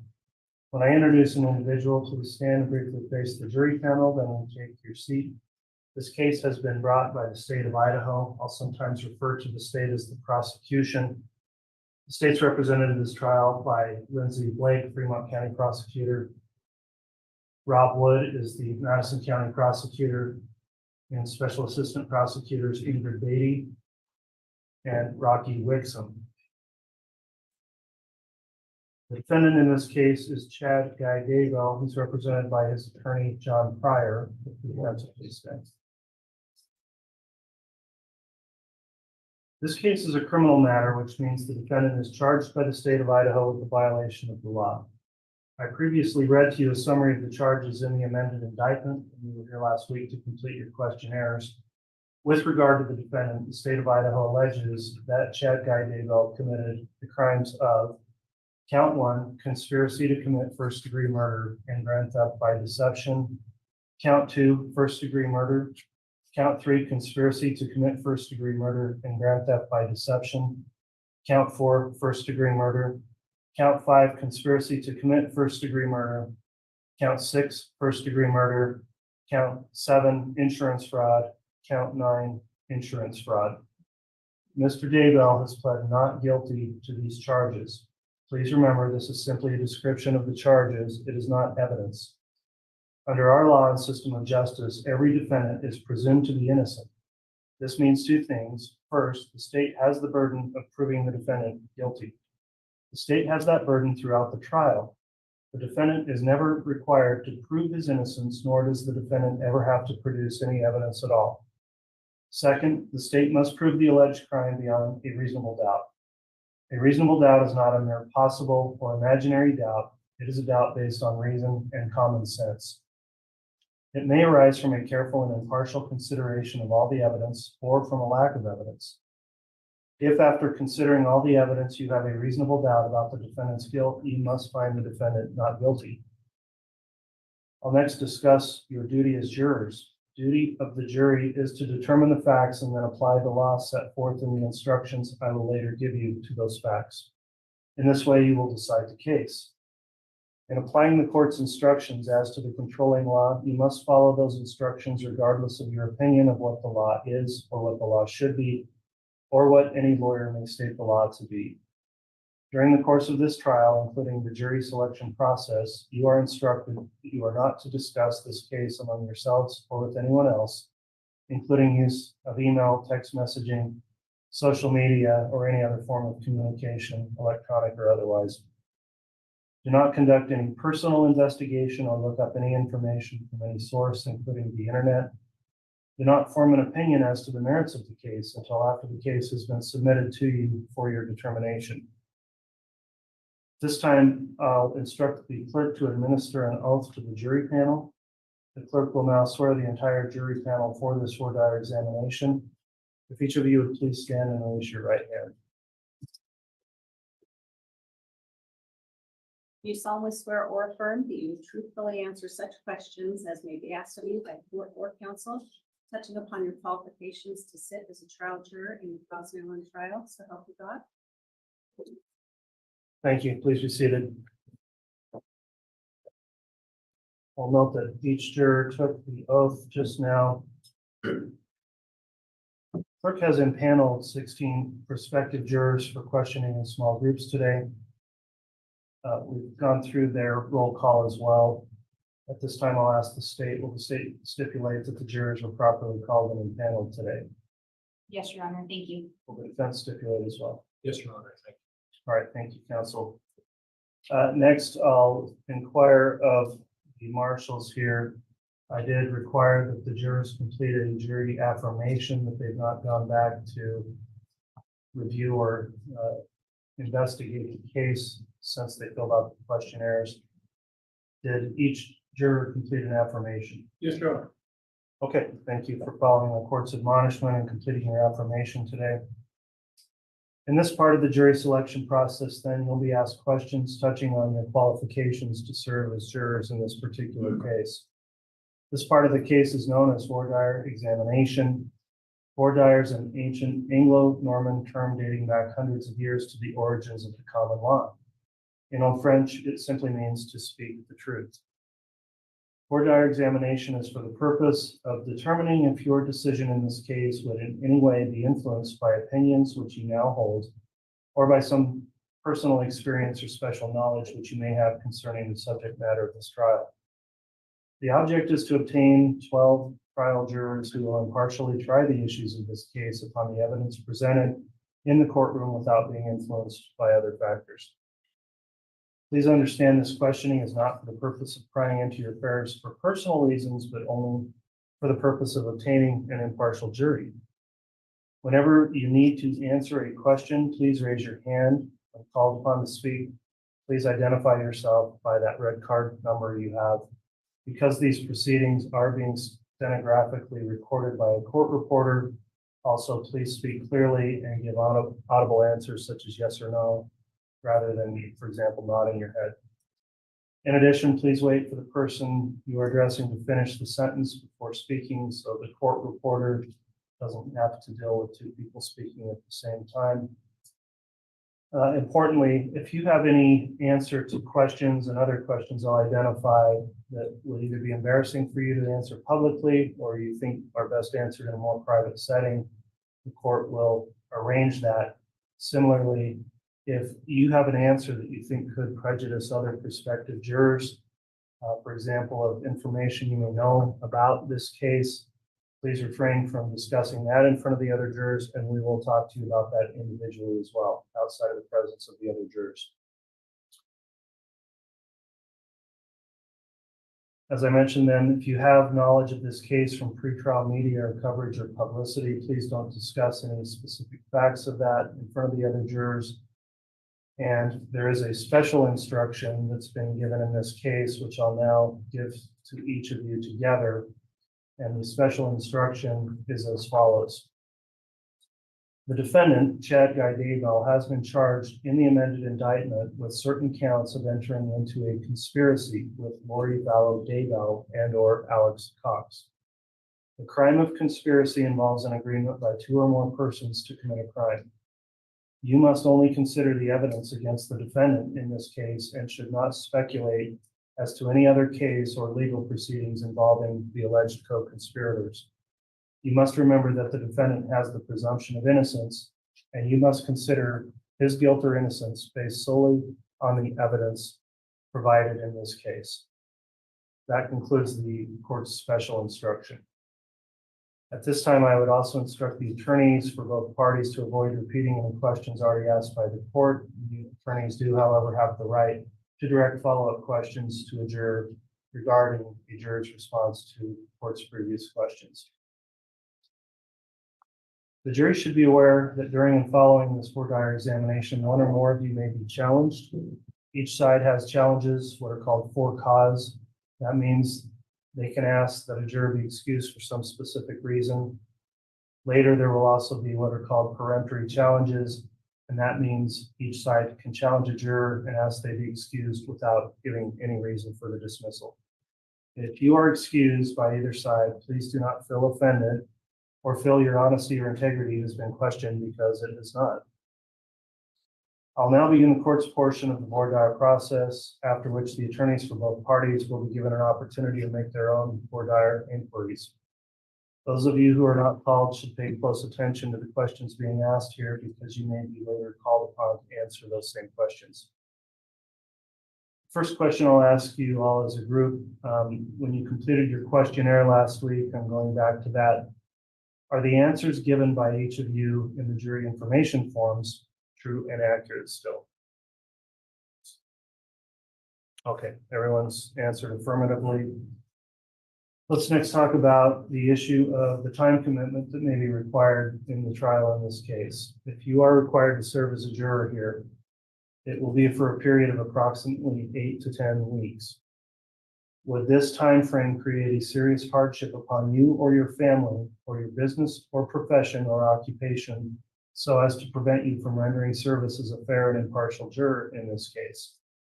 Is there anyone that has a response for that question? Yes. Okay. Please raise your red card. Juror number 249, express your concern, please, regarding the timing of the trial.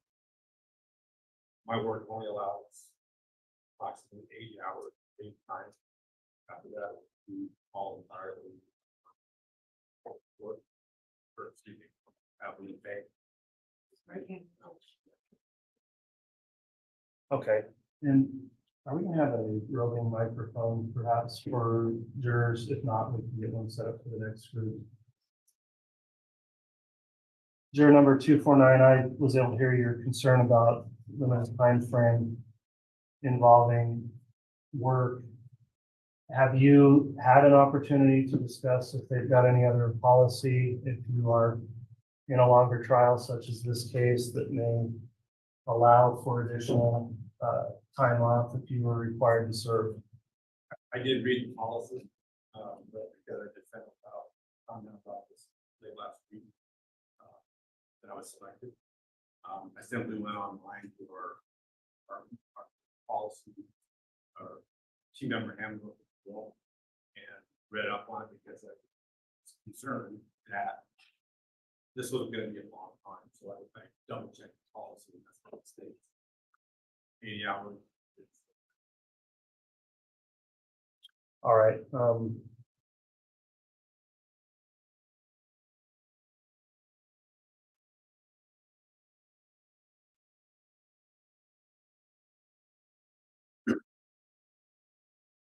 Given the concern at this point, let me pass over first to the state and then the defense. If you have any additional voir dire at this time, specifically on the issue of a potential hardship for your 249.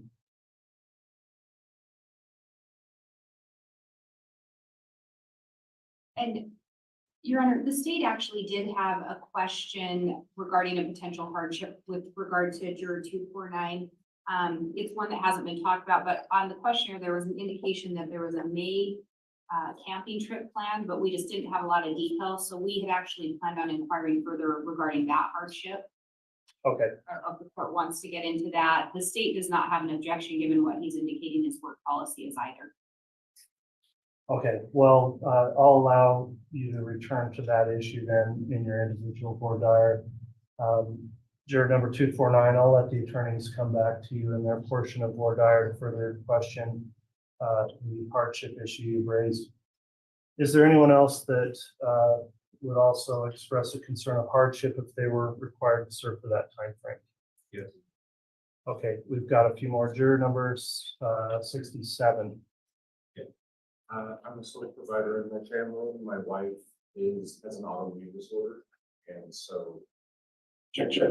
It would be difficult for me to do this, and I'd be losing out on a lot of money, and my job also would probably lay me off because I'm an alarm operator and they're already short-staffed. That's what I was told.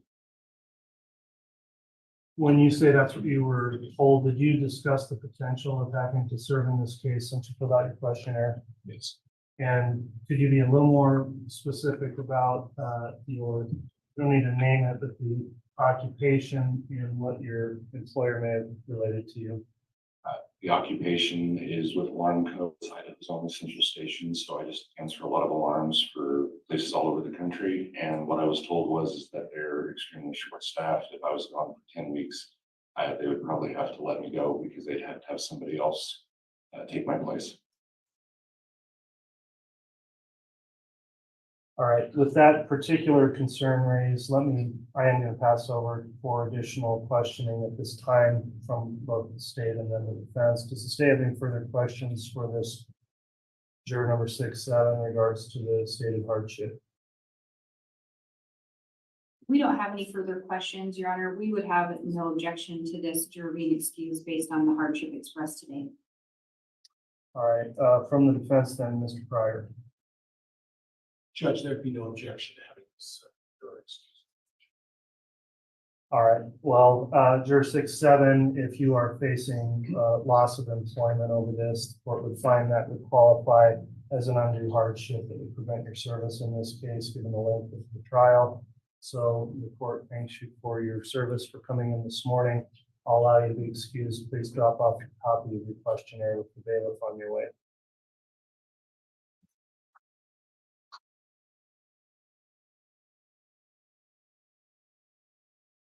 I believe juror 348 raised their card as well. Juror 348, you've heard the questioning about the trial length. What's the issue you would have in relation to that? Let's get the mic to you.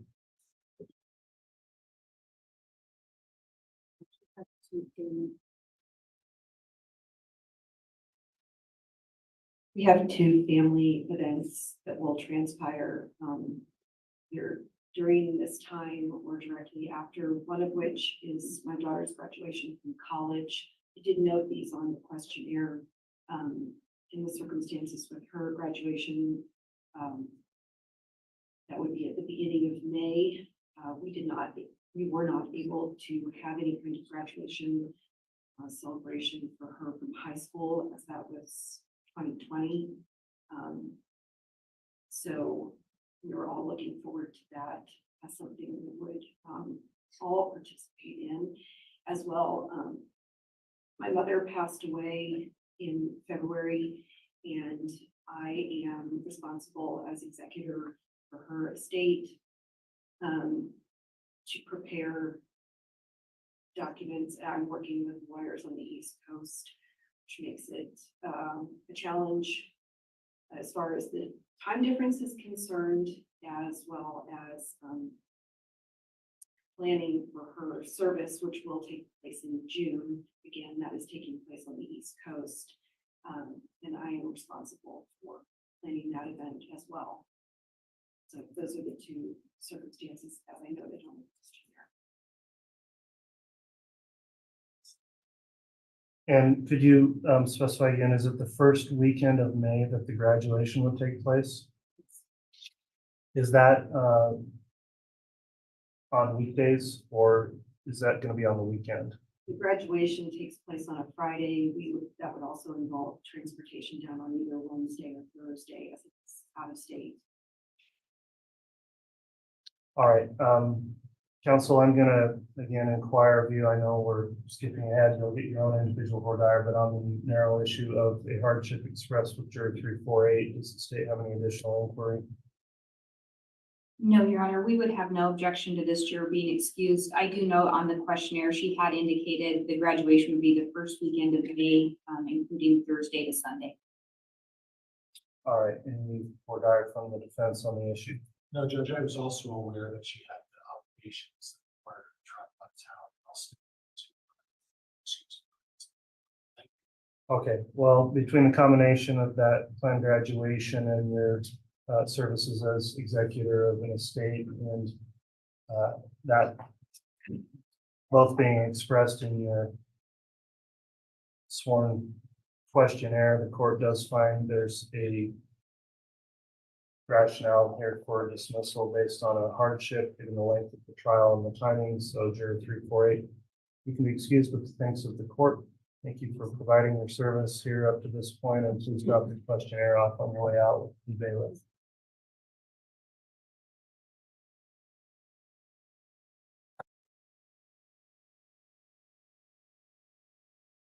Were there any other jurors that had an expressed concern over a hardship at this point? Okay, juror number 321. I have not looked into the policy as far as the amount of time, but it would be a financial hardship if that length amount of time without me working.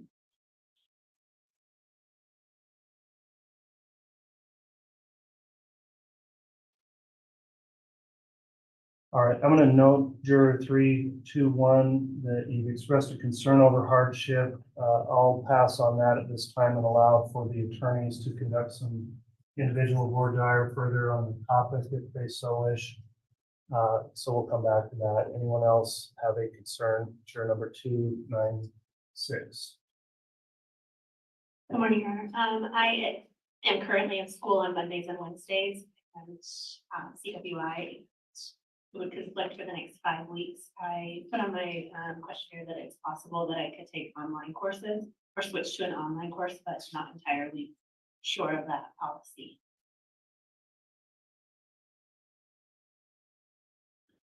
Okay, I will note your concern as well. I'm going to allow for some additional board diary from the parties before we make a determination on that. Anyone else have a stated concern for the hardship?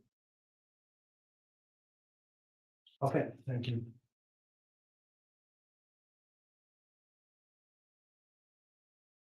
Let me next discuss any previous knowledge you may have of this case. As I mentioned before, if you do know something specific that you've heard in the media or otherwise, please refrain from stating specific facts about that, but we do want to go into that issue. So first, let me see, I guess by raise of your cards, other than what you were told when you came in to fill out that questionnaire and further advice today, do you know anything about this case, either through your own personal knowledge or by discussions with anyone else or from media information you've received? Is there anyone that knows about the case? Okay, if you'll hold those up for a moment, we'll know. So we've got juror 321.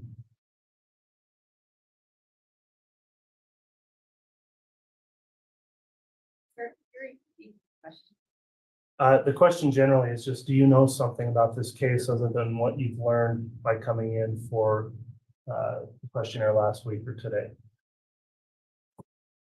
All right, so on the back row, 321, 296, 219, 249, 146, 121.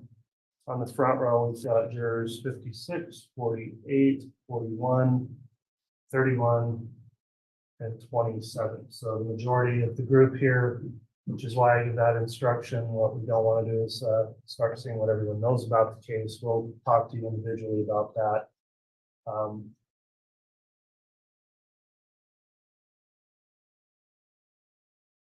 Let me ask some specific questions for you then without getting into those details, but then is there anyone here that believes they already have a state of mind with regard to the charges or some knowledge you already have about the case that would prevent you from being impartial in this case?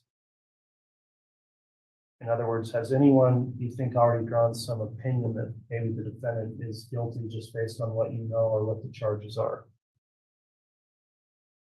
All right, we've got a juror number 121 who brought that concern up. In order to further get into that discussion, we'll talk to you individually so we can delve into that. Anyone else that thinks they've already perhaps made their mind up in some way about guilt or innocence in this case? All right, we've also got juror number 48. We will discuss that with you individually as well. For those of you that do know something about the case, the next question is, do you feel you could eliminate or disregard what you've heard or read pertaining to the case and render an impartial verdict based solely on the evidence you hear in court today? All right, the remaining jurors then indicate they would be able to do that, and I'll allow the attorneys to follow up with Fordire on that subject. Judge, could we approach all of those? Certainly.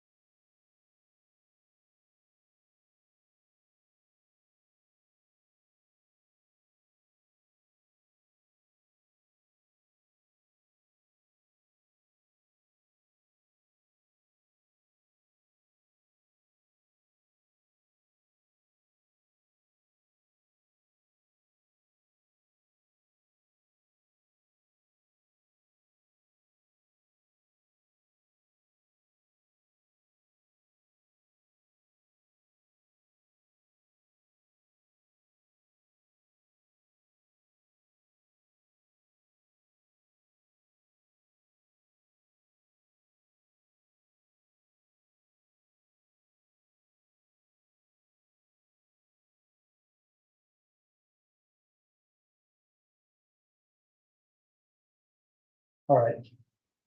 We're back on the record now, continuing for this group.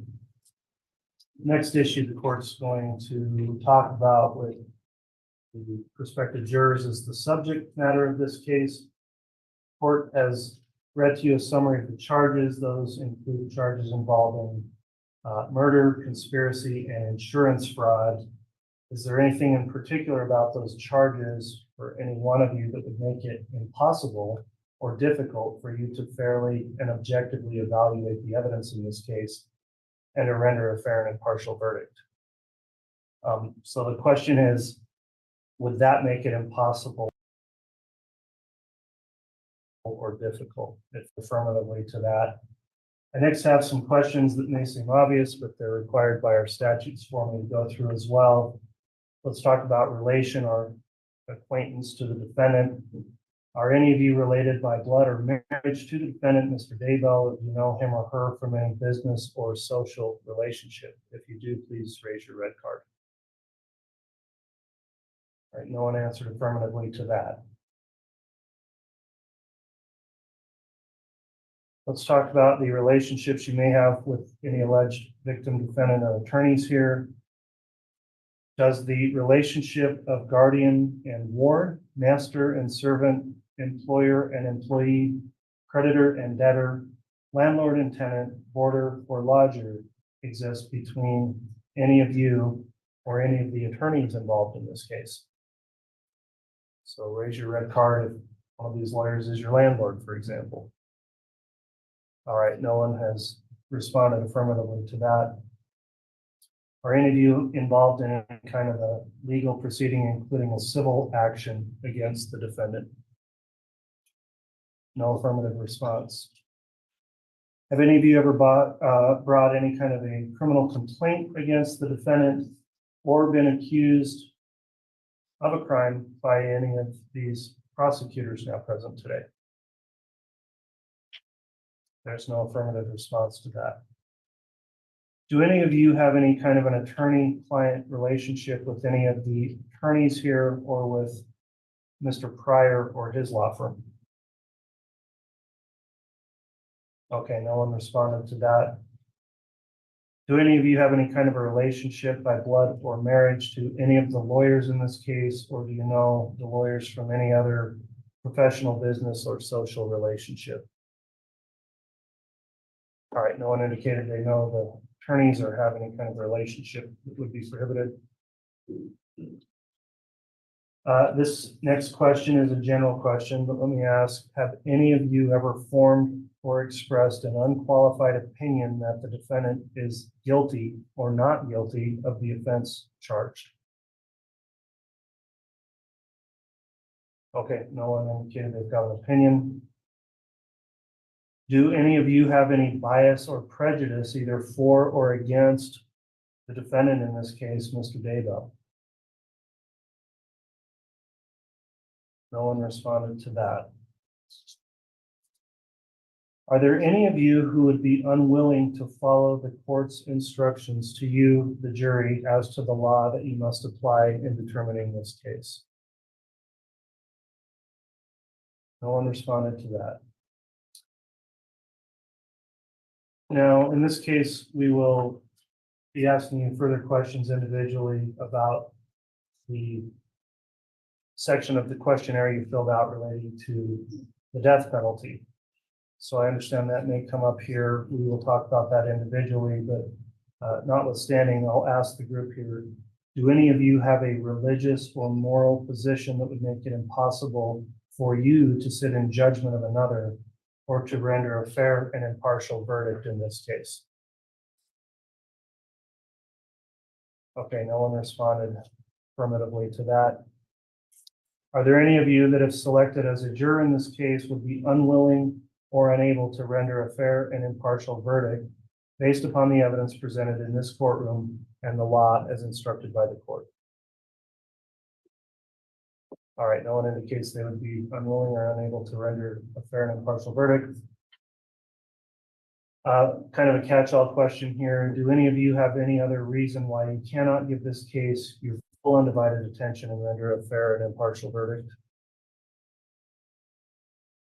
Very well, no one responded to that. That concludes the court section of group voir dire for this group. At this time, then, I'll permit the state to conduct its voir dire of the group. After that, the defense. Will that be you, Ms. White? Your Honor, Mr. Wood will be starting the voir dire process. All right, Mr. Wood, if you'd like to commence with the state's voir dire, you may do that at this time. Thank you. And is it all right if I do so from the podium? It is. Thank you. Ladies and gentlemen, again, my name is Rob Wood. I represent the people of Madison County, Idaho. And just as a reminder, if I ask you anything today that makes you uncomfortable and you would rather answer it privately, just let us know. We want you to be comfortable, and we need you to give full answers and fully truthful answers. The defendant is entitled to a fair trial, and we only get there. And the state's entitled to a fair trial. We only get there if you're being fully honest with us. And so I'm going to start by asking juror number 321. What do you think of when I say the phrase brutal honesty? I believe that just means not mincing your words, just no matter what, just tell them the 100% complete truth about how we're honest. All right. Does anyone else have a different definition of brutal honesty? But not mincing your words. Can everybody agree that telling the full truth, not mincing your words, is a good definition? Okay, and we need you today to be brutally honest. There's just a quick analogy I like to use. Who, I raise my hand, who here has flown on an airplane? Everybody's flown on an airplane, right?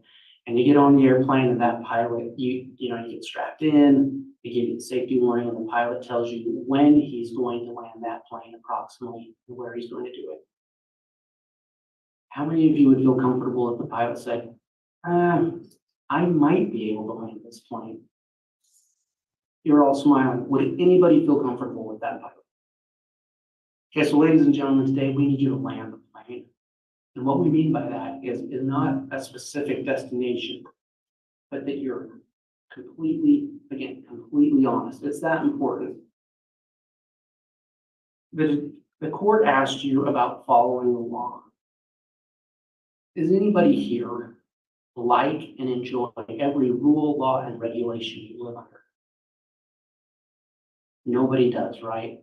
Does anybody, just by a raise of hand, can you, not that you need to tell us what it is, but think of a law or a rule that you think is unfair? Everybody, you can think of a law or rule that's unfair, great. Multiple people feel that way. In this courtroom, the court will give you the law that applies in this case. And you may like that, you may not like that law. But for fairness to this defendant and for fairness to the people of Idaho, we all have to agree, follow that law. So even considering that maybe you won't like the law that you get, maybe it doesn't go with your gut.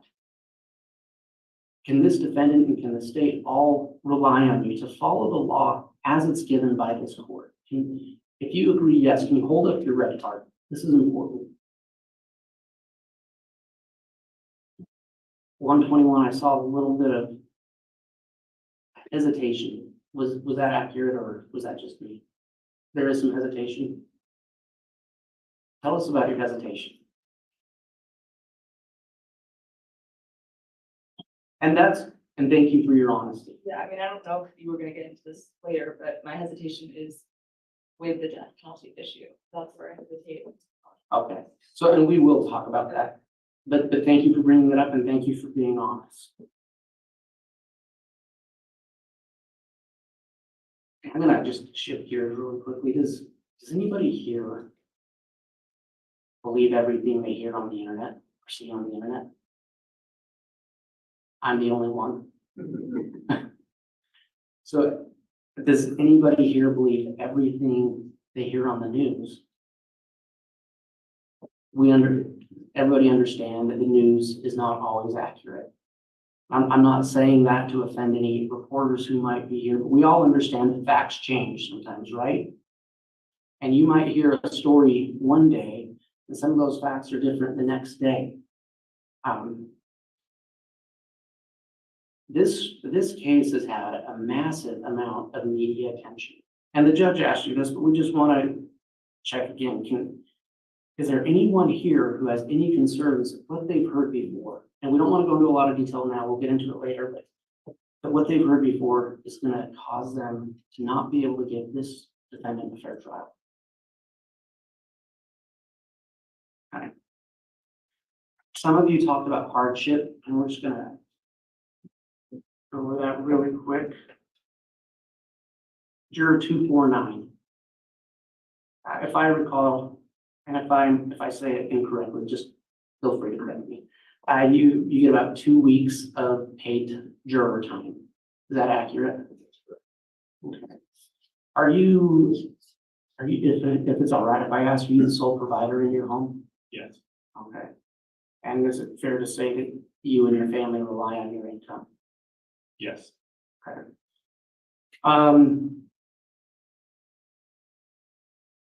And have you, I forgot, did you speak with your employer about this specific issue? I have. I just let my supervisor know that. This Oh. could potentially be a long-term commitment. And then when I was thinking about it a little further, I thought I better, I'm into what the current policy says, stating. And that's when I found out that they only account for 80 hours for it. So, Okay. and after that, you're basically on your own. Either you have to use your vacation, which nobody has 10 weeks of vacation, right? Or unpaid. Would you see that as an undue hardship for you that would create difficulty for your family? Yes. Your Honor, the state would move to excuse juror 249 for hardship. I'd like to hear a response from the defense, and if you have any additional board items prior, you can do that as well. Nothing additional, Judge, stipulate. All right, based on the comments made by juror 249 as it relates to an employment hardship and financial with the length of this trial, the court will agree that the juror will be stricken for cause based on a hardship that includes his service. So thank you for appearing today and for performing your service as a juror. You can be excused, and please drop your questionnaire with the bailiff.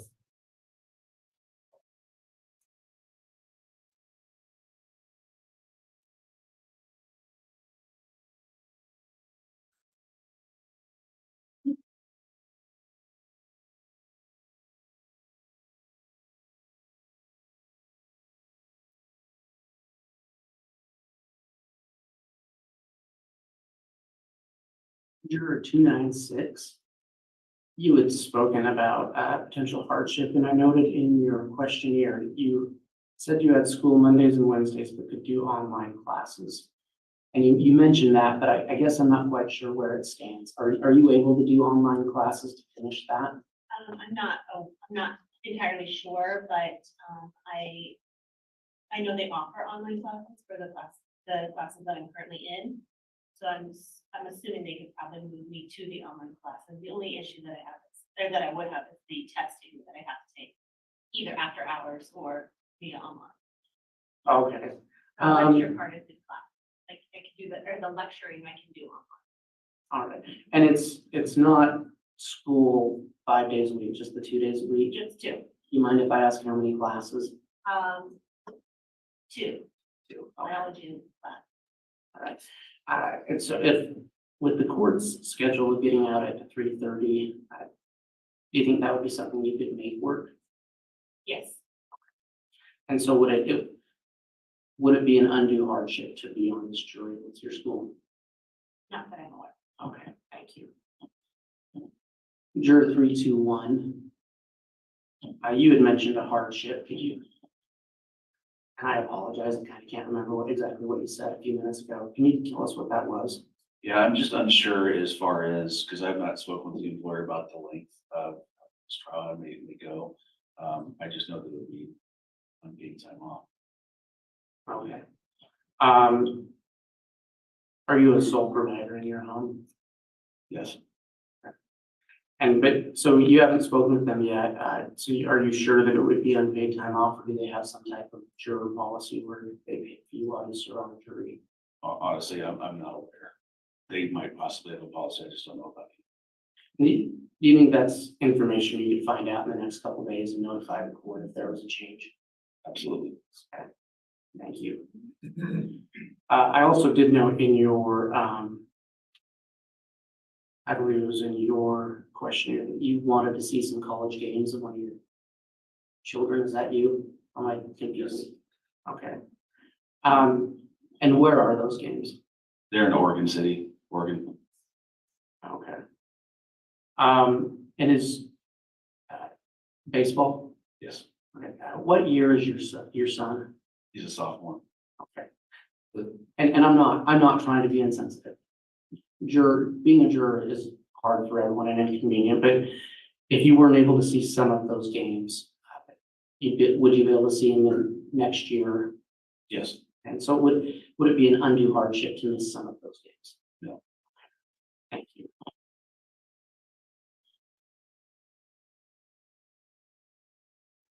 The court spoke with you briefly about the nature of this case. This is a case about murder and conspiracy to commit murder and insurance fraud. Two of the alleged victims in this case are underage children, a 7-year-old and a 16-year-old. And the other alleged victim is a mother. There will be some autopsy photographs in this case, and they are hard to look at. There's no way around that. But does anybody here think that seeing those would automatically sway them one way or the other, or that they'd be able to objectively weigh those, still weigh that evidence against all the other evidence? I'm sorry, did you raise your hand? No. Okay.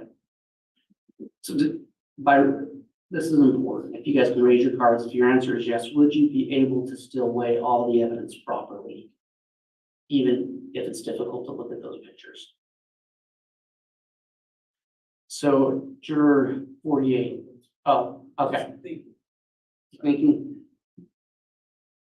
Or what are you thinking? Do you think you'll be able to do that?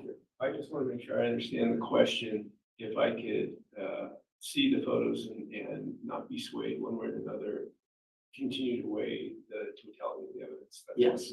Yeah.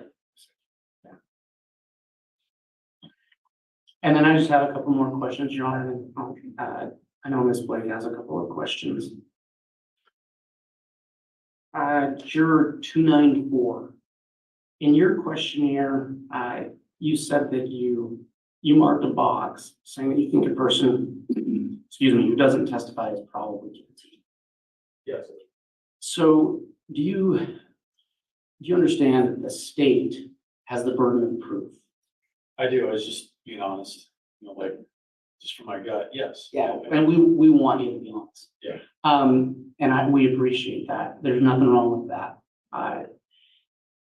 So you will get an instruction, and you'll be told by this court that the defendant doesn't have to say anything.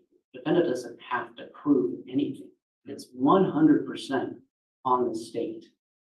And so is that feeling you have, is that something you could follow the rule and the law the court gives you and set that feeling aside and not hold it against the defendant if he doesn't?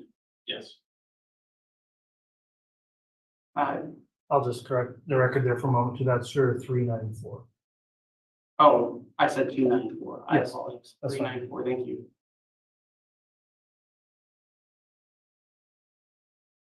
Can I take this moment to mention hardship? Please do, yeah. It's not necessarily hardship. There's a family vacation, family reunion, scheduled for week 10, June 6th through 10th, but travel would be needed on either side to Arkansas.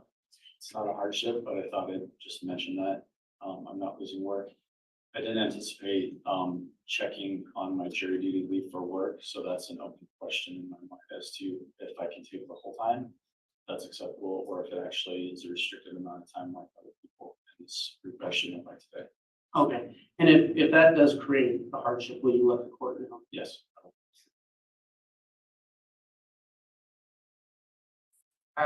Juror 41. You had marked something similar on your questionnaire that you want the defendant to testify. And I'm just gonna ask the same thing. Do you understand that only the state has the burden of proof in this case? And that it's the state's job to prove something. The defendant doesn't have to prove anything. Okay. And so even though you have that feeling, is that something you can set aside and follow the law and the rules that the court gives you and not hold that against the defendant? Okay. Your Honor, at this time, I know Ms. Blake has a few questions, so I turn this time over to her. Very well.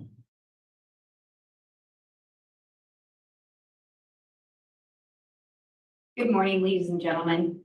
Thanks for being back with us today. I know you were all here last week, and this is a bit of a process, so we appreciate you hanging in there with us. And I will try to be fairly brief because I know you've already had a lot of questions today. So the judge has already started to give you some instructions, and as you go through this process, he will give you more instructions. So I like to talk to you a little bit about, I have a son, and usually in the mornings, if I ask him what he wants to eat, he tells me cheesy eggs. And there's a very specific recipe that I have to use.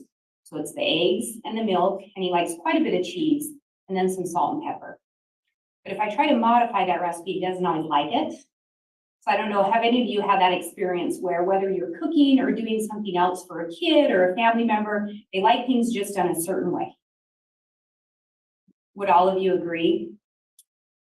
And turning to juror 27, can you give me an example of something like that?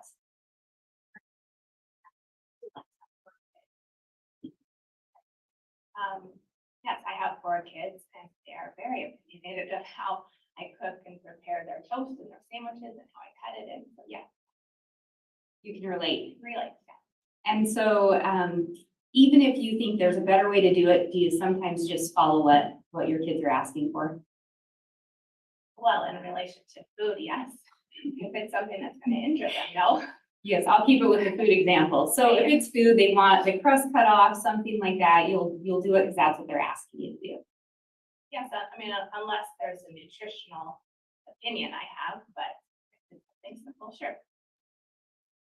And in the back there, juror 186, I think I also saw you nod. Can you give us an example of something like that? Same thing as you guys. I have 4 kids as well, and they like their food a certain way, especially when they're little. Anything to get them to eat. And if you know a better way to do it, or maybe you would add something because it gives it better flavor, do you sometimes follow what your kids want? I try to give them, sneak something in there that maybe I think will taste better. Try to change their mind. It's food. They're little. And so with this court, because I'm like a kid, we're going to get instructions from the judge. And if the judge gives you instructions, they may say, these are the specific elements of a crime. And sometimes it's easy to look at that and say, well, that doesn't make a lot of sense. Or if you added this, it would make it a little bit better. Would everyone here agree that regardless of what you may think with the rule and instruction given by the judge, that you could absolutely follow what he outlines? Would everyone agree that you would hold the state to the burden of the specific elements outlined by the judge? So even if you might say, this would make it a little more nutritional this time, or hey, I might sneak a new flavor in, everyone could refrain from doing that if it was an instruction from the court. Does anyone have concerns with doing that? Thank you.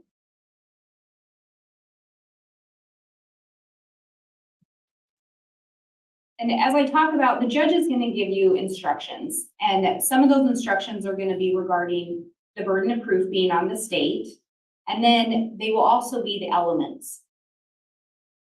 With regard to charges of conspiracy and first-degree murder and conspiracy to commit first-degree murder, one of the elements is not going to be that the state has to prove the cause of death meaning the state is not going to be required to prove exactly what caused the death of a person. Our element would be to prove that it was a homicide. Does anyone have concerns if you were to be presented evidence that someone was killed, but the state did not provide a specific cause?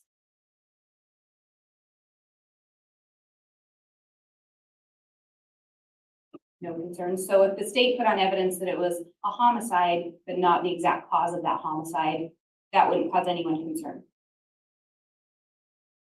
Because again, you'll have instructions from the judge. 394, I see your part.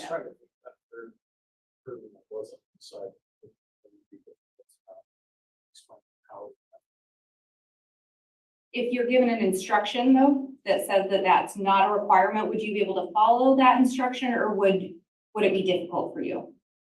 I think it would be difficult. Just based on my question.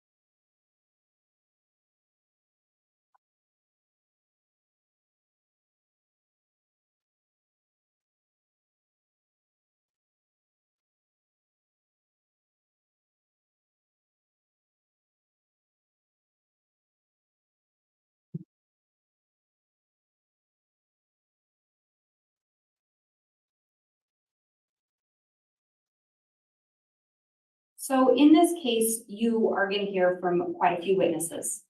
And some of the witnesses may have different religious views than you have. Does anyone have concerns that it would be difficult for you to listen to or give proper weight to someone's testimony based on them holding different religious views? Would anyone have problems if someone held different views in general, again, just with being able to weigh their testimony?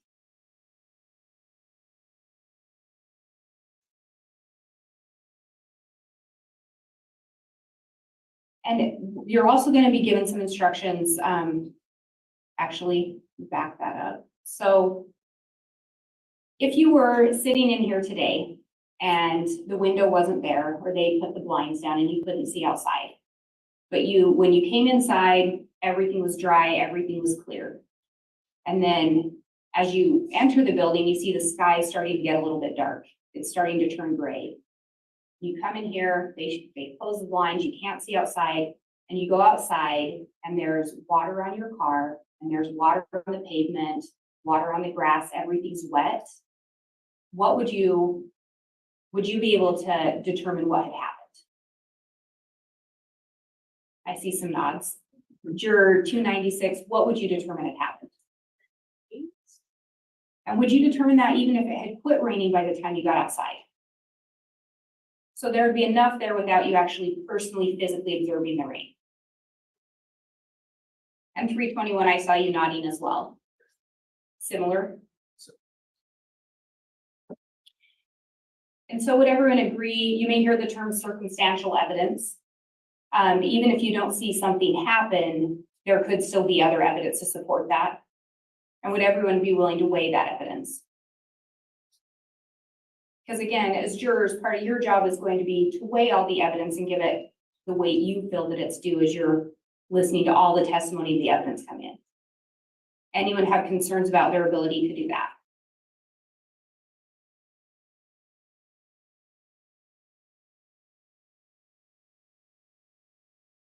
I can have just a moment.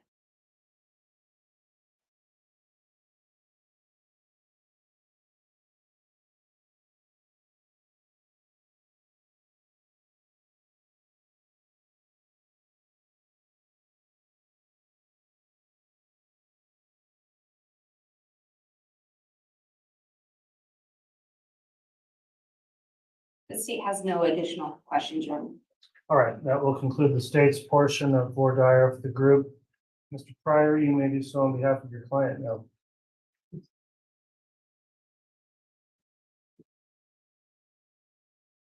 Morning. ladies and gentlemen. My name is John Pryor, and I'm representing Mr.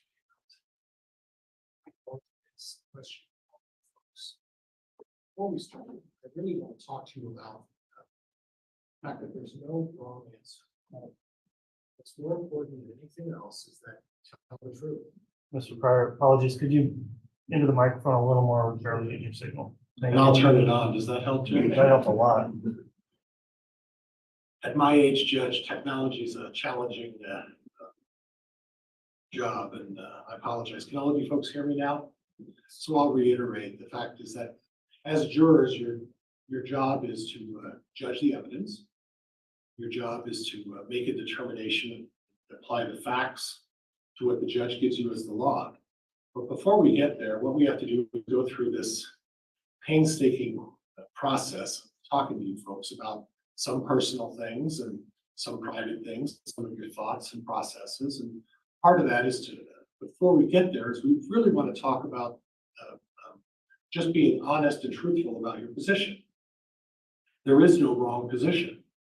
If there are some people here who say Mr. Daybell is absolutely innocent, that's your position. If people feel that Mr. Daybell is absolutely guilty, that's your position. If you really haven't made up your mind, that's your position. But it's your position and it's your own individual position. And what's important is that you apply the facts not as you see the group and go along with the group, but that you basically tell the truth and you speak your mind. This is your opportunity to say how you feel and to be honest about how you feel. Is there anybody who really doesn't understand that? Perfect. I must have been pretty clear and you can hear me now. That's wonderful. Before we get started, this is an unusual question I ask. And I ask this because I've had the opportunity to sit in that box a handful of times in, over the number of years that I've been an adult. And this happened to me many, many years ago. I was 21 years old and in college, and the lawyer was involved in a criminal case. And he asked an unusual question. As soon as he got up there, he asked an unusual question. He said, "Is there anybody who just doesn't want to be here today?" And a number of us were hedging and moving and everything else. And I thought, yeah, I don't want to be here. I don't really want to. Well, why don't you want to be here? Because I just don't want to be here. I just have so many other things in my life, and I have so many other distractions, and I have so many other processes. And I was a college student, naive and wide-eyed, and I said, I understand the obligation to be a juror. I understand that it's something that we have to do as our civic duty, but I just don't feel like I can give the attention to this thing that I really think it deserves. And surprisingly enough, the lawyer said, well, thank you for being so brutally honest, and the judge let me go on my way. Now, I don't want to give all of you an opportunity to raise your hand when I ask this question, and please don't, if you really think you can give the attention. But is there any of you folks who, quite honestly, you just don't want to be here today? And please be truthful with that question. You're all very excited to be here. And you're all very anxious to get involved in this. Okay, number 394, go ahead, sir. Yeah, I definitely want to do my civic duty. I feel like that's the proper thing to do, and I'm thankful for everything that you guys do. I'm a year and a half, about a year and a half into a new job, building a team. We have one person, I'm a team lead, I've got one person under me, we're trying to hire another person. So I question whether my success in my job will be as good as it could be if I was there versus being out for potentially 10 months. And of course, I don't want to think deeply about a murder case, just the content. But again, I want to do my civic duty, so that's kind of where I'm at. And I appreciate that. Your job's important. You're a data engineer, if I remember right. I'm going off of memory. Yes, My memory serves me that that's what you do as a data engineer. Is that right? I am a data engineer. I said data, it's data. Yeah. Back and forth. Yeah, and my wife's a part-time builder, about 10 hours a week, so I'm the primary. Do you have children? Yes, we have 3. I remember that as well. I just wanted you to tell me that. Okay.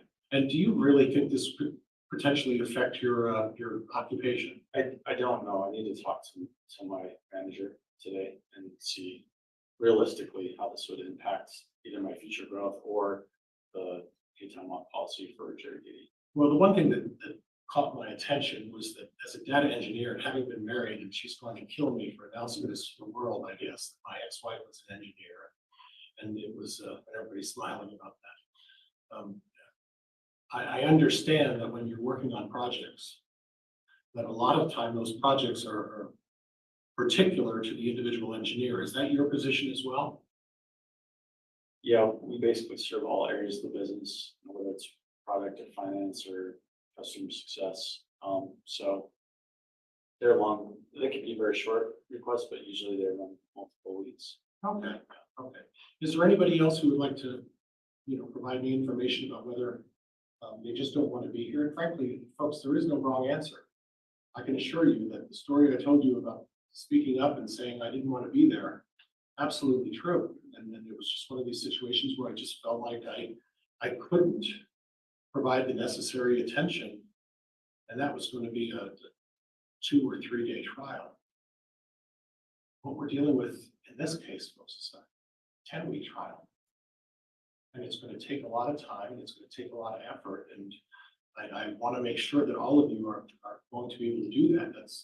That's a significant request from all of you. And all of us, the 4 prosecuting attorneys, the judge and myself, Mr. Daybell, we're asking you to put that kind of a commitment into this. It's 10 weeks. It's 2.5 months of your life that we're going to be asking you to put forth. Juror number 27, you're shaking your head. Do you have any concerns or questions about that? Or thoughts, please? No. I'm shaking my head in agreement that it is a big commitment, but feel if this is what you feel I should do, then that's just my duty to it. And I guess I'd be clear on that. I welcome everybody's thoughts on that. And I don't want anyone to think that, well, you're doing this because it's what you feel I want you to do. In your own mind, and I can't evaluate what each of your life situations are. I'm given a very small description of facts, questionnaire that was filled out, and the difficult situations that I have to determine. And sort of the 4 prosecuting attorneys who are working on this case, we have to determine with that small window of information what kind of impact this is going to have on you. That's very important. I do spend time on this. I spend a lot of time on this. And I do that because the consequences are significant here. You've all read or heard the allegations against Mr. Daybell. And I just want to make sure that all of you are going to be able to put that time commitment in and spend the time to work on this significant project. And much like our friend 394, it's a significant project. So again, is there anybody who's having any hesitation? Please speak up now, because the time to change your mind later will become difficult. So I ask again, is there anyone who's having any concerns or hesitation? 121, please tell me what your thoughts are. I mean, I feel kind of similar to what he said, where like I do recognize that it's, my duty, and but I just think like I've just been thinking a lot about just how a lot of the troubling aspects of it, and that's the reason why honestly I was like didn't want to be here today. Would be the troubling aspects. And is it your position you would just rather not be part of this? And please be honest. Yeah. Okay. Do you think that your views and your thoughts on that would create some sort of concern in how you look at the evidence? Yeah. Would you be more inclined to rush through this because you want to get this done? Yeah. Would you be able to take the time to look at the facts and look at them, in an impartial manner? Yeah. Okay. All right. Thank you. And I appreciate your honesty. I really do. Please. And I'm going to forget juror number 121, I think. No, 146. I'm sorry. I was just going to say. Would you, officer, would you please do it? I have a loud voice, but not everybody's gifted with such a projected voice as I am. I hate my voice on the microphone. I think every one of us probably would be lying if we said we were like so excited to be here and wanted to. But I feel like it's just jumping out of my chest. Like if any of us are supposed to be here, we will be here. Okay. I'm not particularly excited to be here. I have 5 little kids, but it is what it is. And if we're supposed to be here, we'll get picked and chosen. And Well, I know why I'm, but that's just how I feel about it. and that's one of the things that I looked at when I saw your profile. You had 5 children, We have 5 kids and I run a day. run a daycare center. And then I'm gonna use my cheat sheet a little bit, but, in addition to that, I guess I didn't have to just pop my head for some reason, but your husband is involved in landscaping. Yep, we have a landscaping business too. So do you help in that landscaping business? No, No. I mean, like, you know, paying invoices and things like that I do, but not. So you do paperwork in your free I'm time, the free when you're, secretary. when you raise the, I'll get to you in a bit, I just saw the reaction. Juror number 186, I just saw the reaction, I'll get to you. In your free time, when you're not dealing with your 5 kids and gathering them up and taking those family responsibilities, you're then taking on the obligation of running a daycare. How many kids do you have in that daycare? 3 to 4. Okay. And then, like you said, in your free time, when you're done taking care of the kids and taking care of the daycare, you then do the paperwork.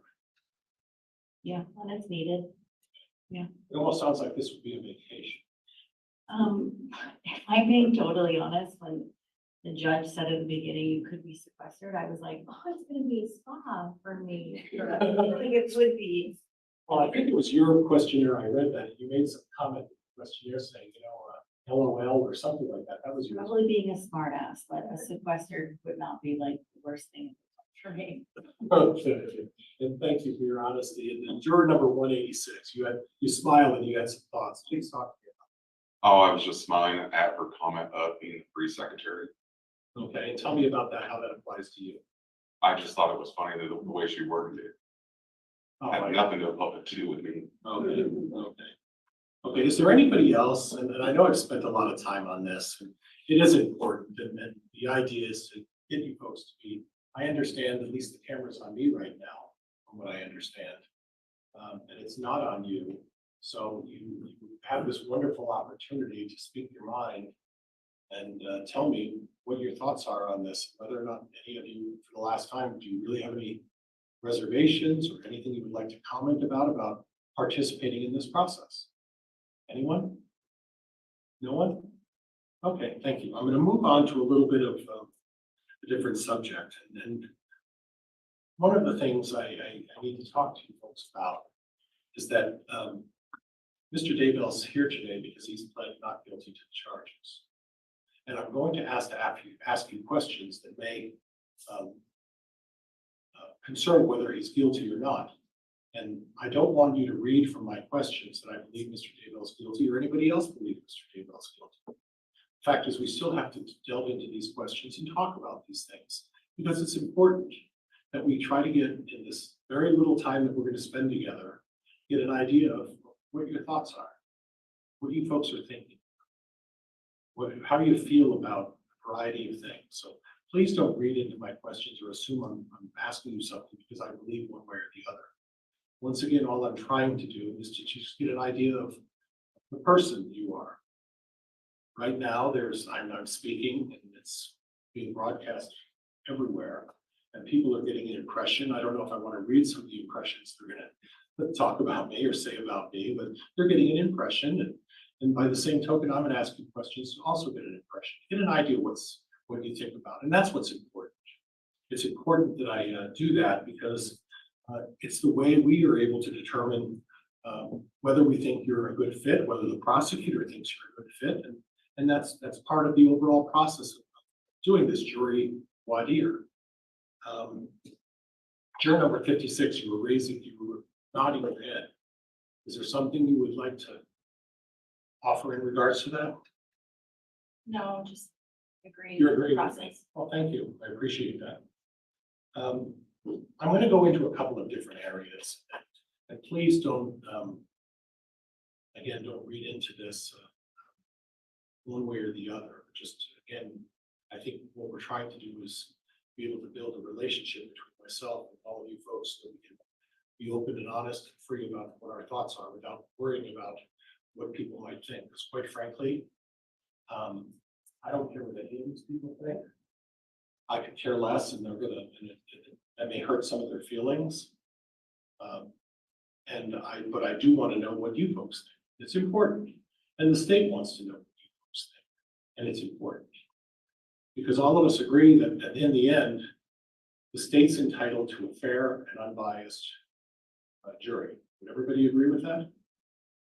Could raise your things, not your hands, just your numbers. I'm sorry, folks. I just want to thank you. Thank you. And would all of you agree that Mr. Daybell is entitled to a fair, unbiased jury? Okay, thank you. And on that note, I'd like to start out by asking you folks, is there anybody right now who thinks that Mr. Daybell is guilty or is probably guilty? Okay. Okay.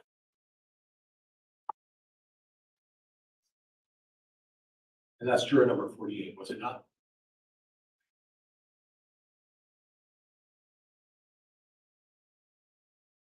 Now, juror number 48, is that going to impact your ability to make a determination as to, in the end, whether or not Mr. Daybell is guilty, going into this process with the idea that you believe or possibly believe that Mr. Daybell is guilty? No. Okay. You're going to be able to be unbiased? Yes. Okay. And let's talk about that, because that leads into the next area that I'd like to talk to you folks about bias. Is there anybody who doesn't understand what the word bias means? No hands. Okay. What about the words impartial? Does everybody know what the words impartial means? Yes? No? Kinda. Okay. Okay. Juror number 41. When you say kind of, what is your 30. 30? I'm sorry, you're right. 11, 21, 31. 41's next. No, I'm not sure what impartial is. The first one you said was Bias. bias. Okay. So I'm trying to think in my mind the difference between the two. Okay. So And bias. What are your thoughts on that? What do you think impartial is?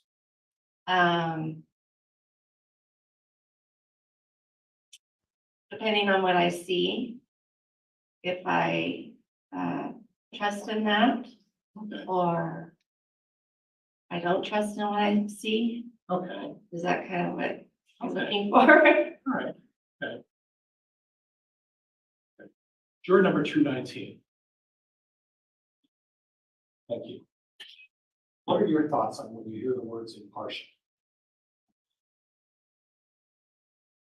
That I would be neutral until basically there's sufficient information to make up my mind one way or the other. Okay. Okay, is there anybody who disagrees with that? You must be a teacher or something, because that's a great explanation. No, sir. Okay. Is there anybody who disagrees with that you must remain neutral? Does everybody agree with that? You must remain neutral? Okay, thank you. So we're going to go back to this issue of bias and influence. And you're going to hear from a lot of witnesses.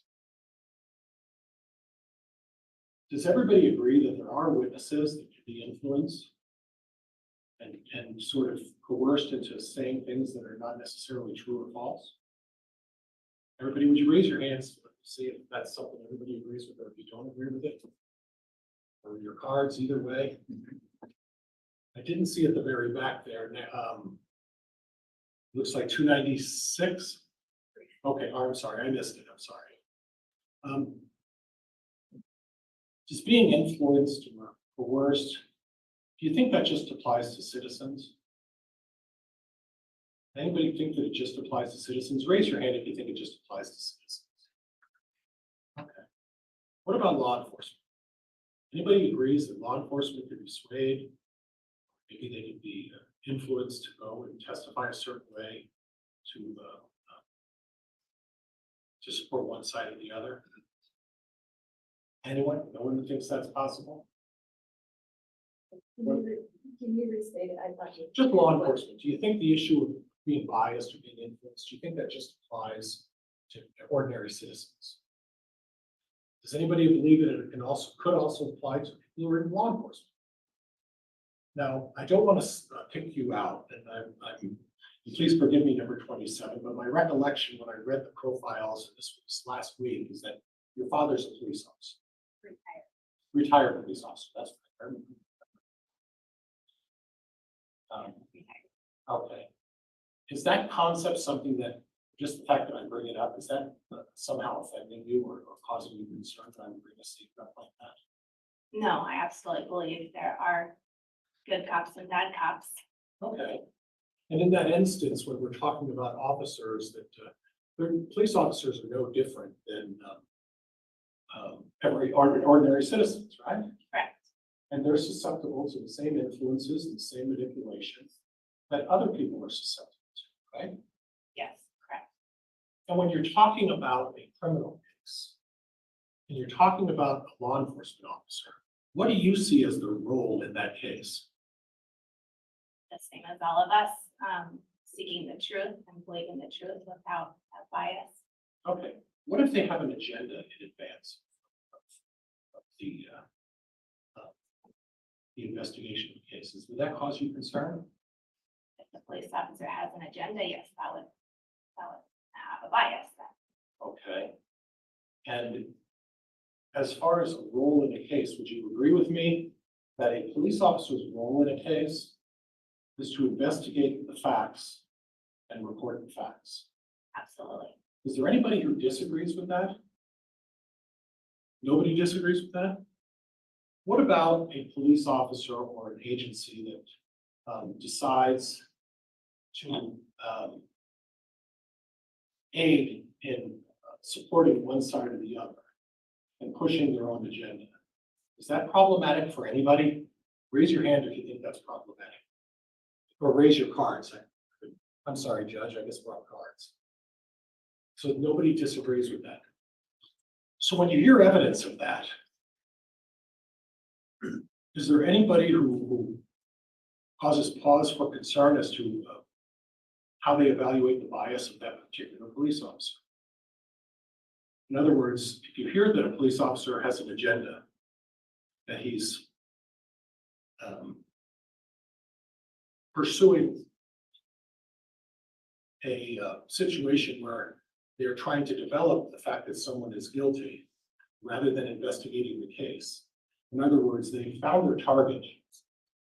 Okay, and I don't want to get into. Do we approach? Yes.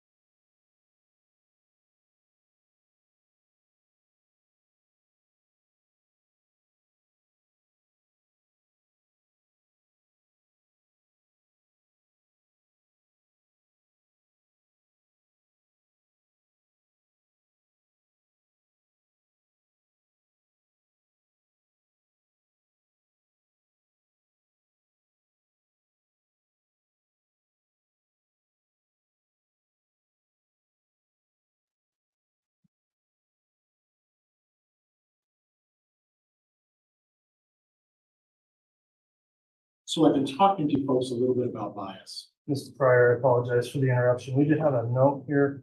We're having a request. These jurors have actually been here for quite some time. request for a restroom break. We're going to permit that at this time, so we'll take about a 20-minute recess and time for the jurors to use restrooms if they need. We'll come back on the record once that mid-morning break is concluded. Please rise for the jurors. All right, wait. Back closer.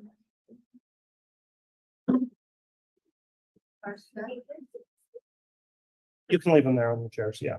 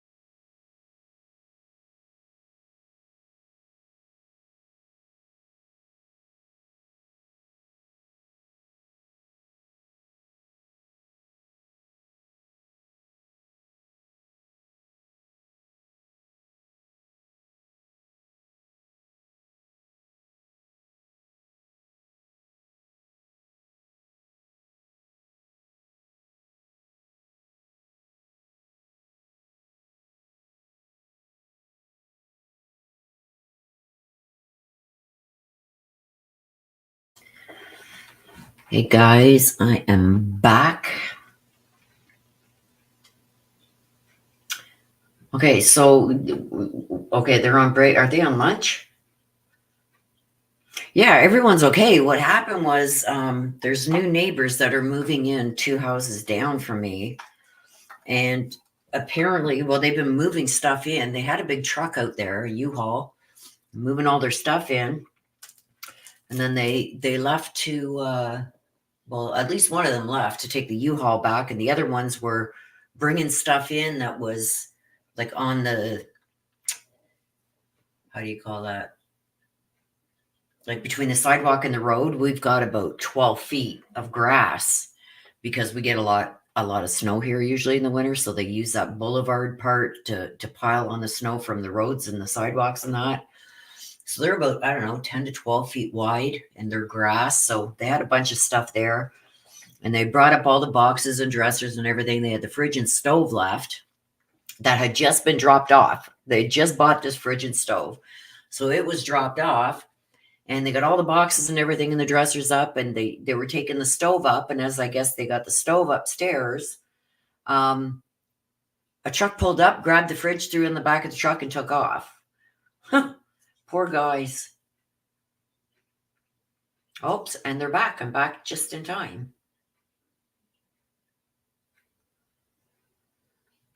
Like, poor guy. Like, oh my God.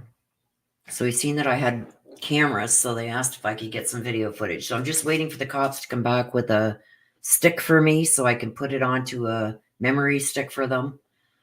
They think they know who the guy is that did it. I mean, this area isn't that big. I couldn't get the license plate because my cameras aren't that good. It was 2 doors down, so it sounded like the police knew who that truck belonged to because we did see the truck pulling up past my house and going to their house and stopping in front and grabbing that fridge like a real, like 2 minutes, man. They were there and gone.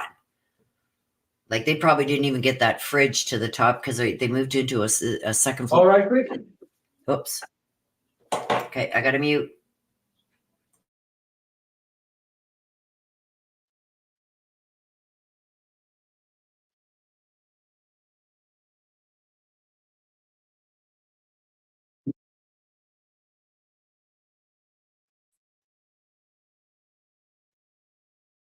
Here, now go back, Ron.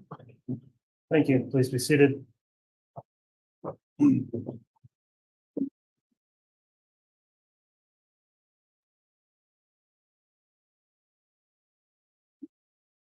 Okay, we're back on the record. Mr. Pryor, you can continue with your board hour examination. You may.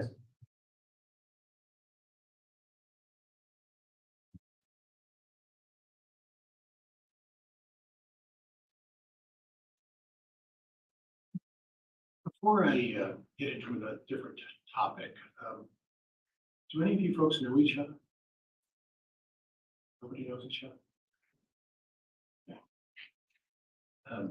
And again, remind me, in terms of media viewing, how many of you have seen anything on whether it's the internet, TV, anything like that? Could you raise your cards if you've seen anything? Okay, thank you.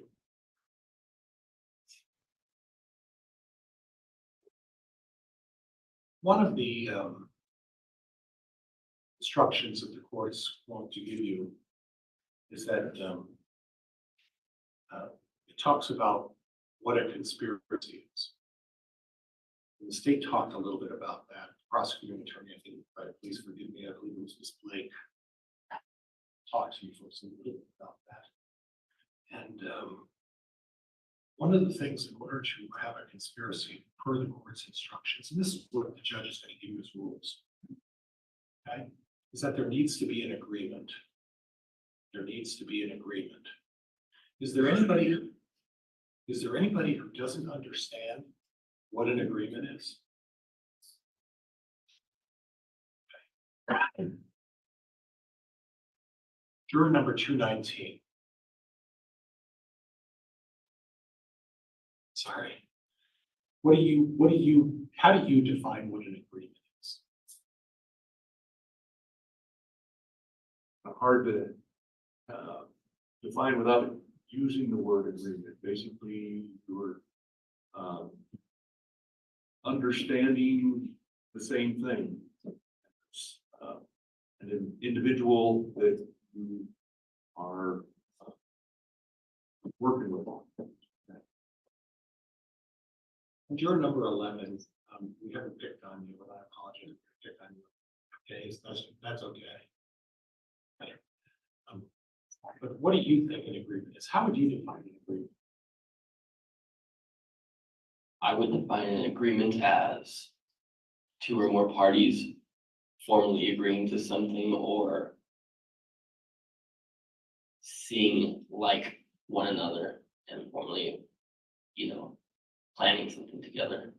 Is there anybody who disagrees with that? How about hands of showing me anybody who agrees? Hands or cards, whatever you feel.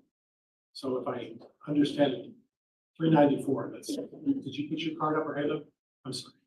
Okay, so you think that there needs to be a formal arrangement. How is that arrangement set out? Is it in words to each other saying, we agree that this is what we're going to do? Is that how that you reach a formal agreement? I think it varies based on the situation. I think it can be formal, it can be verbal, non-verbal, just depends on the situation. Okay, but there has to be some, I don't want to use fancy words, and I tend to speak very simply.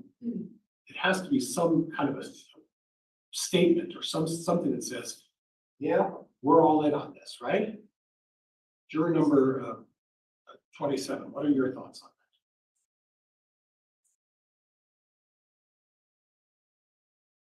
that? I'm the one who struggles with technology. Yes, I would agree with that. I think based on what you're coming to agreement of, there might be different protocol. Okay. But I believe your word is your word, regardless of what that protocol is. Okay. So if you're coming to an agreement, then you are to agreement. That's your word is at your contract. Actually. And we're going to work our way down to juror number 31, and she's smiling. She looks like she's ready to let me know her opinion, so I'll give you this chance. It's a nervous smile. Oh, I'm sorry. If you're too nervous, we can No, pass the mic on. In fact, folks, if it gets to the point where you're too nervous and you just don't want to say anything, this is like a game. Just pass it on to the next person. No, I'm okay. It's this Okay. thing that I don't. An agreement, I think too as verbal, but sometimes it's a written agreement. Okay. Not necessarily, I agree to that or agree because even though you say it, doesn't mean it's for sure. Right. Or if it's written down, a signature or something that I feel like you can't get out of that agreement now. So if people are just talking about topics, that doesn't necessarily mean it's an agreement, does it? No. There has to be some, and I'm going to use a fancy word because I'm surprised to you, I went to law school. And the one thing they do to us is they try to put fancy words in our mouth. So I'm going to use this fancy word, then I'm going to ask you to maybe explain it in what I think are simpler words. They say you have to manifest a desire to agree. Would that be fair? Yes. Okay. Yes. Pass it on to our friend number 41. What do you think? An agreement. What constitutes an agreement? Would you turn that on? I'm sorry. Aside from that being technologically advanced, I can't hear very well either. So. But everything they've all said, that you agree with, is between people and. Okay. So you generally agree that there at least has to be some sort of arrangement or understanding between all of the parties that this is what you're doing. Does it have to be really clear? Or can it be, well, I'm not sure. We approach. Well, in the interest of time, this way, is there objection the state has? Your Honor, the state's position would be he's misstating the law and what the, at least the IFG would be. In this case, of course, we don't have the specific instruction from this court, but I think he's confusing the elements of this particular crime. At this point, Mr. Pryor, I am concerned that we're delving into court instruction here and outside the scope of what Rule 24B permits on juror qualification. And so I would ask that we move on from definitions of what an agreement may be in the case. The jury will be instructed on that issue. And Judge, can I respond to that objection, just to get a clear record? Yes. Judge, the state took some time to talk to the jurors about, speaking honestly and straightforward and all of that. And I think quite frankly, I'm allowed to go into at least what their understanding is. These folks are going to be providing jury instructions.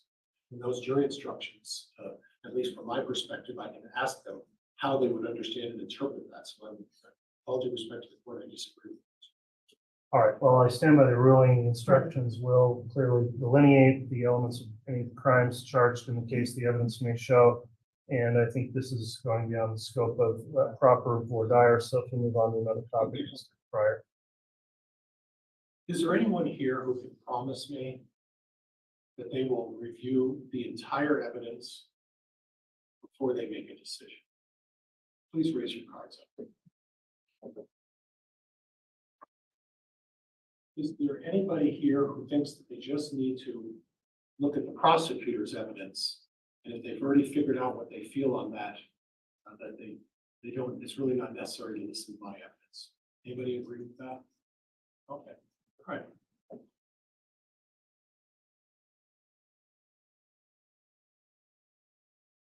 Judge, I think that's all I might have at this point. I think that's all I have. Thank you, Robert. Folks, thank you very much for your time. All right, thank you, Mr. Pryor. We'll move on at this point. We are going to have some individual questioning of jurors. I did want to return back around with a question or two of my own, going back to juror 296. We talked a little bit about hardship. You've raised a couple of different things. I'm sorry, juror 394. Apologies. There's you've got an important trip planned the very first week of June, is that correct? All right, you've also made some concerns about your work situation. On the June trip, I guess on each of those points, number one, I don't know that we'll have an opportunity to go back and, for example, check with employers, find out what that answer is. We'll kind of need to know today whether you're in or out potentially as a juror. So we really need to go on the information we've got now. The second point I guess I'd make is if this case is going longer than anticipated and we're getting up to June, do you believe that would become a severe distraction for you if you started thinking you were not going to be able to attend this vacation, or do you think you could possibly set that aside? Yeah, I wouldn't consider the vacation hardship. I would really focus on the case. So. Okay, I just wanted to be clear on that. So I appreciate your response on that. With that in mind, then, at this point, we are going to conduct some individual voir dire, and we've got a process. You're the first group we're doing this with, so we've thought it through, but the process will be to have jurors remain one at a time. And so you'll cycle in and out of the room while we have one juror remain for this individual section of our questioning. At this point, then, we'll go ahead and start with probably the lowest numbers starting first. So juror 27 will remain for some more individual voir dire. The additional remaining jury in the panel will be excused for a moment while I talk to them, and we'll go in that order. All right, please.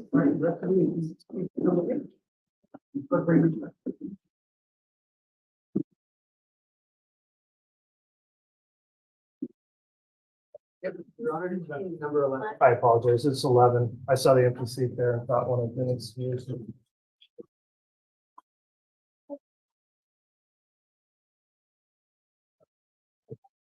Thank you.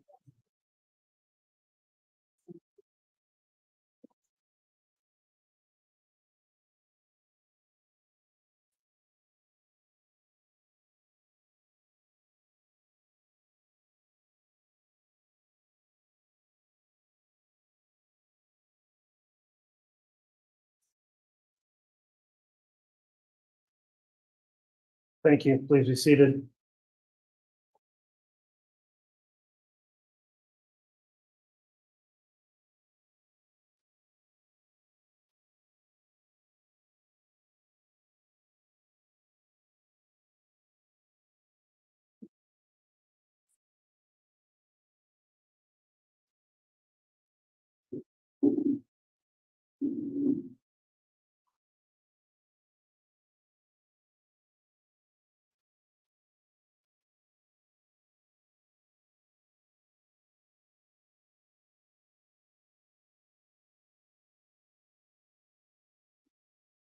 All right, juror number 11, we do have, I believe, a response in here. You've got some knowledge of this case previously. I don't know that you raised any concern as it relates to possible hardship. So at this time, I just asked for counsel, beginning with the state and then the defense, to make any inquiries you think are necessary in order to go into the issue of potential bias from pretrial exposure. Who's going to be doing that for the state? I will be on this particular juror with juror number 11. Okay, thank you. So Ms. Blake, if you'd like to confine the response or your voir dire to that topic of potential bias, and then I'll allow the defense, and then we'll move on to questions on death penalty responses after that, and I'll have my own question. And Your Honor, in regards to juror number 11, the state's only real questions are going to be regarding hardship. We just wanted to clarify a few things. And I will indicate there was no hardship listed, just with some of the responses. We just wanted to verify a few things. Okay, you can go ahead and inquire on whatever topics then, Ms. Blake. Thank you, Your Honor. Juror number 11, it's my understanding you have a brand new baby, 3 months old. Yes, I do. And then you also work. And I know that you indicated no hardship. I just wanted to clarify with you, do you work nights? Work early mornings. Okay, so coming here by 8 to get started at 8:30, or maybe even sometimes a little before 8, would that create any kind of a hardship for you? Not immediately though. And when you say not immediately, just so I'm clear with you, and I apologize to put you on the spot here, in not immediately, would you be good for a full 10 weeks or for the expected duration of the trial? Yes, I can mix it. And do you think your employer will work with you on that? I have talked with my employer about it, and the transition will be a little difficult, but we could work out a compromise. And it sounds like they're willing to work with you then from your conversations. Correct. And then with that 3-month-old at home, do you have any concerns if you were to be sequestered for a period of time? It would be difficult being away from family, especially with a young child at home like that, but if it is required, as it is my civic duty, I would be able to make it work. I just wanted to verify that with you, because I know sometimes people don't mark a hardship down because they try to compare themselves to other people's situations. So I just wanted to make sure that that was going to work for you. And then just to clarify with you, my notes from the questionnaire that you filled out was that you really didn't have any prior knowledge of this case. Is that correct? Correct. I just heard about it in rumor.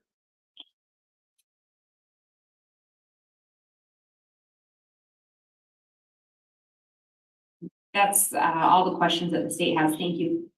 All right, Mr. Pryor, you can inquire on voir dire. Note there was a bit of a mention of some pre-case knowledge, as well as those hardship issues. If you'd like to inquire on those two topics, then we'll move on to questions as it relates to the death penalty. My notes say that you saw media. Did you hear about this by way of media or not? I came across it just looking through the news, but I never delved any deeper than glancing at it. Okay, and please forgive me, I don't mean to delve into your personal affairs. Would it be a financial hardship for you to support your family being off for 10 weeks? It would be difficult. I'm still communicating with my employer about their policies with jury pay, but if it was unpaid, yes, it would be a financial hardship. And that's really what I want to get into, is that, we all have an obligation to members of the jury and serve. Mr. Ryan. And I'm sorry. Is that better? No. We all have an obligation to serve, but if it gets to the point where you feel like this is going to be a terrible financial hardship and you're going to have to struggle financially, at that point, this is not supposed to be something that imposes a significant burden on you. And what I'm understanding is that if your employer, I know your employer, I know you work, we don't need to get into that, but that employer doesn't pay you for more than a week, this is going to be a significant financial burden on you, isn't it? Yes, it would. And it's going to be difficult for you to make your expenses and your needs to provide for your family. Correct. So we're sort of banking on the fact that if your employer doesn't give us the right answer, you're going to be in a different situation. Do you agree with that? Yeah, I would agree. It does bank on what my employer does say. Okay, and at this point, I don't need you to be noble. None of us should be noble. I feel like if someone had asked me to take 10 weeks away, yeah, I think I could do it. But, if it's going to be a situation where you're going to have to, after 10 weeks, you're going to have to play catch up and you're going to have collectors and things like that, that's not being noble. I mean, I think at this point, if you really feel that this is going to be a financial hardship, if your employer doesn't give you the correct answer, I consider that a hardship. Would you agree with that? I would agree. Judge, I'm going to vote for cause. I think this young man is being honorable, but the reality is that he doesn't know what his employer is going to say. And quite frankly, it's going to be a financial hardship, and now's the time to resolve this rather than waiting until we get into the next round. Response from the state on the challenge for cause? Your Honor, with that additional explanation and information, the state has no objection. All right, well, turn number 11, the court will agree with counsel agreeing as well. Your attitude is very much appreciated by the court and your willingness to serve. Congratulations on your new family. I hope things continue to go well for you at work. And at this point, just given the length of this trial and your situation, it is a concern that you may face an undue financial hardship. So you will be excused and the court will support the strike for cause on a hardship basis for jury number 11. So that will conclude your jury service today. Thank you for coming in.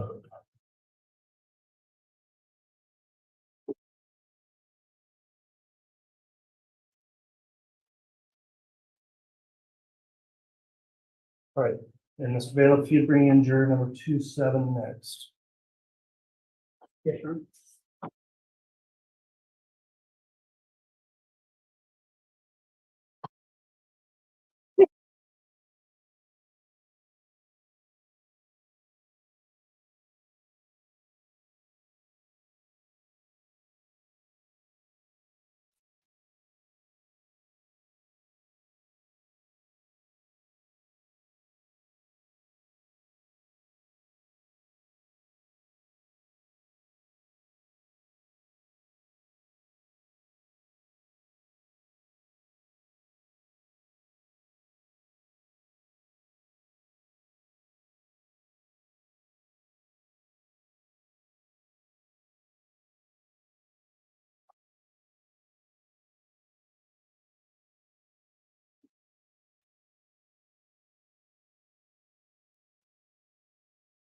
All right, thank you for returning here to courtroom juror 27. We're going to conduct an additional individual voir dire with you concerning issues of either bias or hardship, both of which were mentioned in the questionnaire. Although the hardship was checked as a no, and you potentially have a vacation starting June 15th, it looks like. The question of prior case knowledge is something I think we need to explore a little more outside the presence of other jurors. So I'll begin again with the state. If you'd like to conduct any additional voir dire as it relates to pretrial publicity or bias, you can do that, and then I'll allow the defense. And just to start, juror 27, have you ever lived in Florida? Okay. No, And so this may seem like a strange question, but just to double check, have you ever been charged with a crime in Florida? no, I have not. Okay, okay. In your questionnaire, you mentioned that you've seen some headlines. Correct. But you didn't really read it. If I read this accurately, you just looked at the headlines and didn't really research the case. No, I never clicked on the headlines to read any details. Just saw headlines. So you knew that something was going on, but you didn't know the details. Correct. Sometimes headlines can be, for lack of a better word, loaded with a lot of information, maybe designed to make you want to read it. Was there anything in those headlines that may have biased you towards this defendant? No, sir, don't think I could make a judgment based on the media headline. Okay. And so, whatever you did see in those headlines, you can commit to this court and to this defendant to equal bias.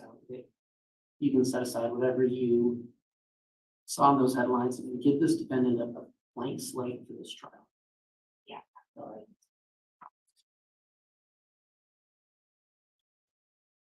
Your Honor, I don't have any other questions on media exposure. If the court wants us to go into that penalty section at all right now, or I'll do an inquiry on that starting and then allow you questions as well. I guess the only question I had while we've got you here is the vacation starting June 15th. We're scheduled to be done at that time, but if this were running long, would that start causing you some great concern if you were potentially going to miss that? No, there is a vacation on the 24th that would cause me concern, but the one on the 15th is flexible. It could be moved. Okay, that's the only question I had on that. Mr. Pryor, if you'd like to inquire as it relates to bias, you can do that, and then we'll move on to questions regarding the death penalty. And ma'am, the concern that it's much like a number of the other folks, there are 4 kids at home. And forgive me, I can't remember the ages of those kids. Younger kids? My children, my oldest is 12, and then I have 10, and then I have twins who are 8. Okay, and are you the one primarily responsible for taking care of those kids? You could say that my husband works from home, so he is around always. So there is some flexibility there. There is some flexibility, yes. I homeschool my kids part-time and they go to a program part-time, but my husband's always home and he's very involved in the homeschool process. So he could take over at least for 10 weeks. I saw that in the file. I couldn't remember exactly the age of the children were. But I saw that there was a homeschool issue. I don't recall seeing your husband take that over. That's something you folks can work through. Yeah, I mean, it would take some logistics and compromise, but it's definitely doable. Okay. All right, now, Judge, I don't think I have anything else. All right, thank you. So juror number 27, the next topic we're going to discuss as it relates to capital punishment, which is a factor in this case. The first question I guess I'll begin with is, do you recall answering, and you do have a copy of the questionnaire there, but these questions on part 5 of our questionnaire called attitudes regarding the death penalty. Do you remember answering those questions? Yes, I do. And to your best recollection, are all of your answers in the questionnaire still true and accurate about how you feel about that today? Yes. Okay.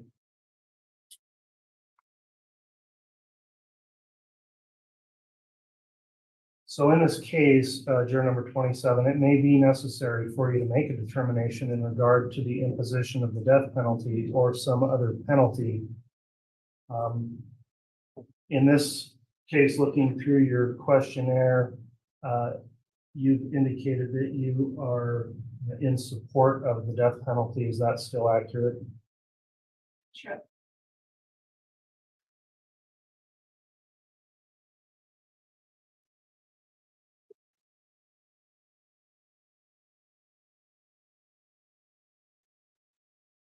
I'm going to read another statement to you now. Remember, any penalty you consider should be done as if it is absolute and will be carried out in this case. Your conscientious, religious, or other objections to the death penalty are not grounds for you to be excused as a juror. Do you understand that? I understand. Okay. And based on your responses, would you be in favor of the death penalty in every case where a murder has been committed? Or would you follow any instructions given by the court as to whether or not it should be applied? Follow the directions of the court. Okay, so you're not saying you believe it should be imposed or you would vote for it in any case? Do not believe that is the result of any case. Correct.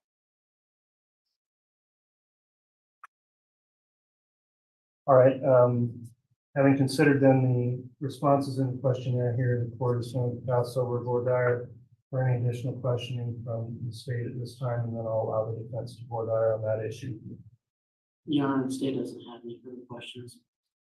All right, Mr. Pryor, any questions? Judge, would the court prefer that I be up at the podium, or are we okay for me to sit You're fine to remain seated as long as you talk into the mic. here? Thank you, Your Honor. Ma'am, there's no wrong answer when it comes to people's feelings about that. Everybody has an opinion, and everybody's entitled to their opinion. You can agree with that, should not. I agree. Okay. One of the areas that caused me to look at your particular profile, and nothing more, but in your case, you have 4 relatively young children. If you were to hear testimony that related to the death of young children, would that cause you to react in a way that would say, there are children involved here? It has to be the death. No, honestly, age doesn't. The death of anybody is sad. I don't believe that I would be affected just because of age. Okay, and on the same token, if someone's immediately convicted of a charge such like this, is that an automatic for you for the death penalty? No, not me personally, no. Do you start at the death penalty and say, well, I'll look at other things, but it's been a murder, so we're starting at the death penalty and then we're going to work backwards? No. Okay. Judge, I have nothing else. Thank you, Your Honor. Thank you. All right, I just have a final question then for your 27. So as we get into that section of the case, are you committed that you would hold the government to its proof in this case if that was the instruction you were provided? Really? All right, thank you. Juror number 27, you can go ahead and return to the jury room there with the bailiff, and we will next have juror number 31, Rod.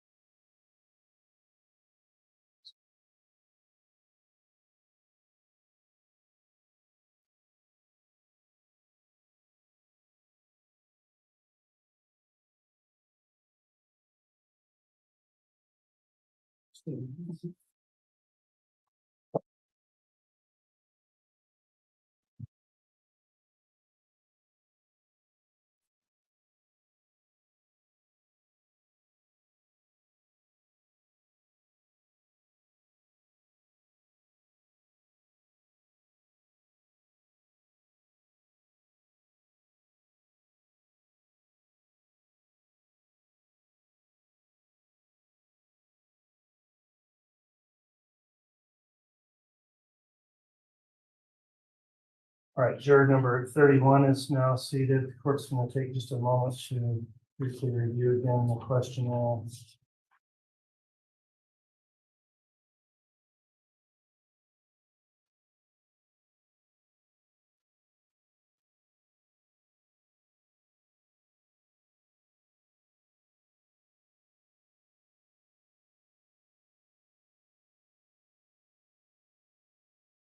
All right, the court has determined an individual voir dire to be appropriate for this juror number 31.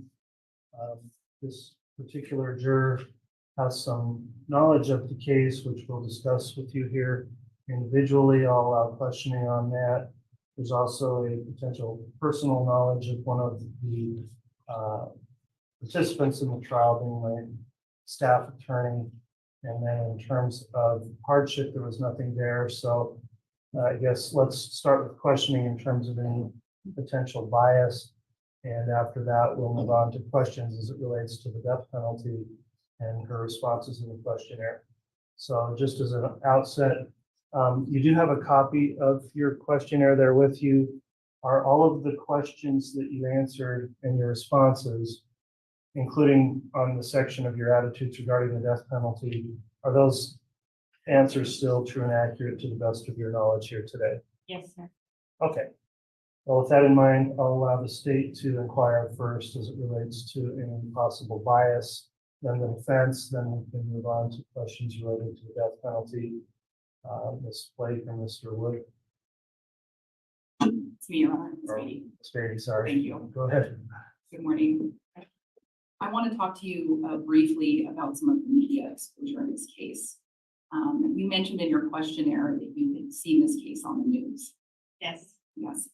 And you also mentioned at one point, there was a question on page 19.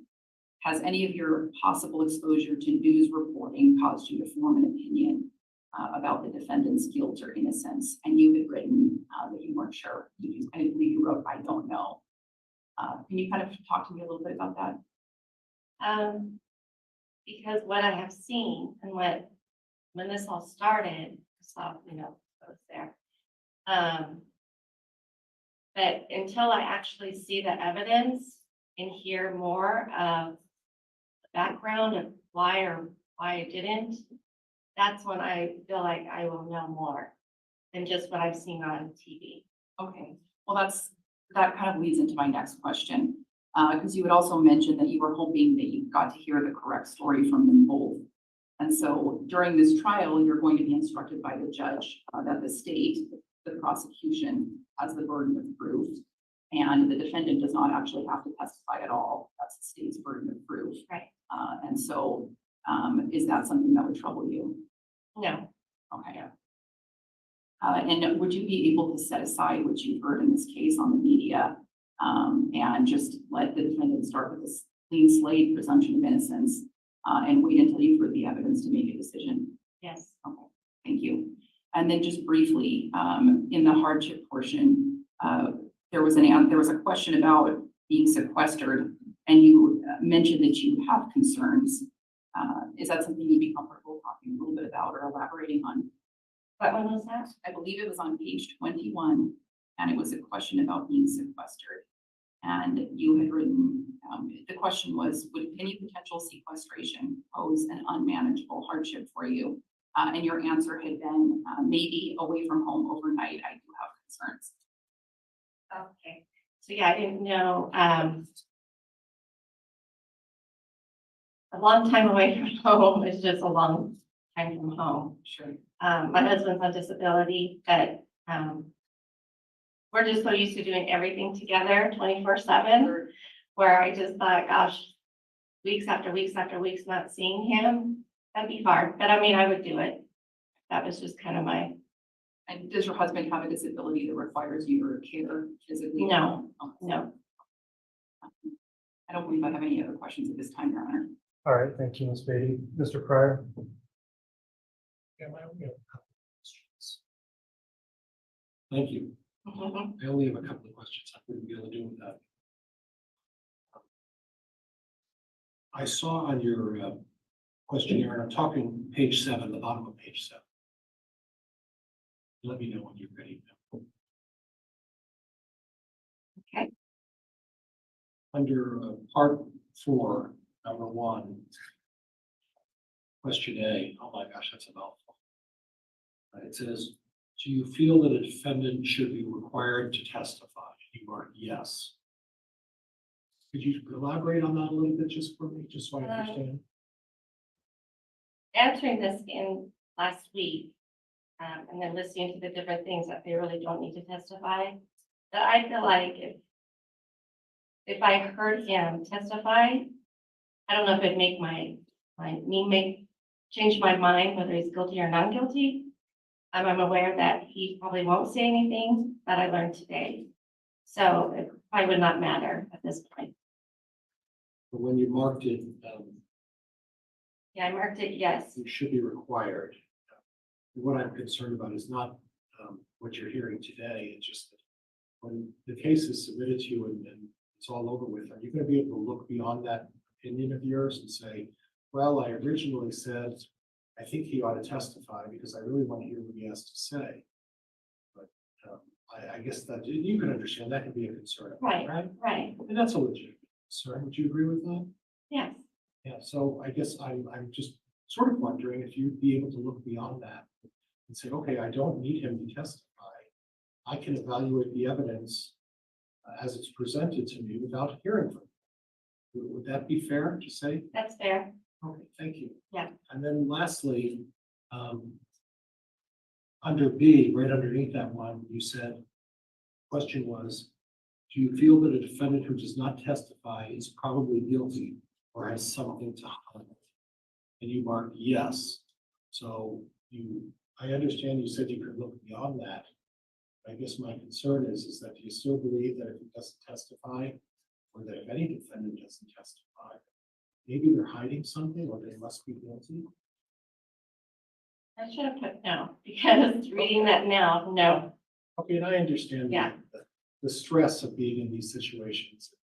You know, you're trying to get this done and you've got a million things on your mind, and maybe are you suggesting you just overlooked it? Or you- I didn't read it correctly, Okay, so. okay. So, and then finally, again, and I don't want to get on too much into your husband's disability. Would it be fair to say that he's you're his emotional support in terms of being home with him, and that there would be some sort of loss of emotional support for you not to be with him for what could amount 10 weeks, almost every day of the week, exception of Saturday and Sunday? Is that going to be a hardship? I guess I really want you to be focused on this case. I really want you to take the time to read everything and be clear about what you're doing. And what I'm really concerned about when I hear about family members who have to struggle with disabilities, it's a terrible thing to have to deal with. I just want to make sure that you're going to be able to focus and you're not going to be overly concerned about your husband, and because this is going to be a 10-week job for you. Right. And it's a significant job. Right. We're I here understand that. We're here on a very serious situation.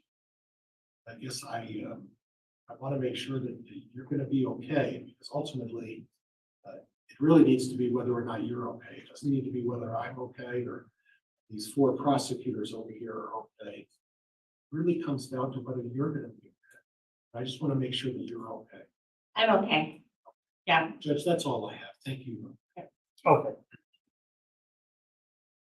At this point then, juror 31, I'd like to just turn to the topic raised in part 5 of this questionnaire, and it's titled Attitudes Regarding the Death Penalty. I'll walk through a couple of your answers with you here. You did say that do you support or oppose the death penalty? You said oppose. And then, do you feel your views on the death penalty would prevent or substantially impair your ability to view the facts impartially? You said no. And the next question, would your views on the death penalty prevent or substantially impair your ability to return a guilty verdict of first-degree murder, even if the state had proven its case beyond a reasonable doubt? You also said no. So in this case, it may well be necessary for you to make a determination in regard to the imposition of the death penalty or some other penalty. So looking at your responses there, I'll first let you know that any penalty you consider should be done as if it is absolute and will be carried out in this case. Your conscientious, religious, or other objections to the death penalty are not grounds for you to be excused as a juror. Do you understand that statement? Right, yes, I do. Okay, so going back to your answer then, having thought about it, although you may be opposed to the death penalty, you've also indicated it would not prevent you from either rendering a verdict if the state proved its case beyond a reasonable doubt. Do you still feel that way? Yes, All right, and you've also said it would not substantially impair your ability to view the facts impartially. Do you still stand by that answer? yes, Okay, so even if you have a personal view opposed to the death penalty, do you believe you would be able to set aside your own view here and follow the law and instructions given to you by the court in this case if you were instructed that you had to consider that penalty? yes, sir. Okay, that will conclude the court's line of questioning as it relates to her responses on the death penalty topic. The state may inquire on that issue at this time. All right, does the defense have any questions for the juror on that? No, Your Honor, I appreciate your inquiry. Okay, that will conclude then the individual voir dire of juror number 3-1. You can return to the jury room there and we'll have the bailiff next bring in juror number 41.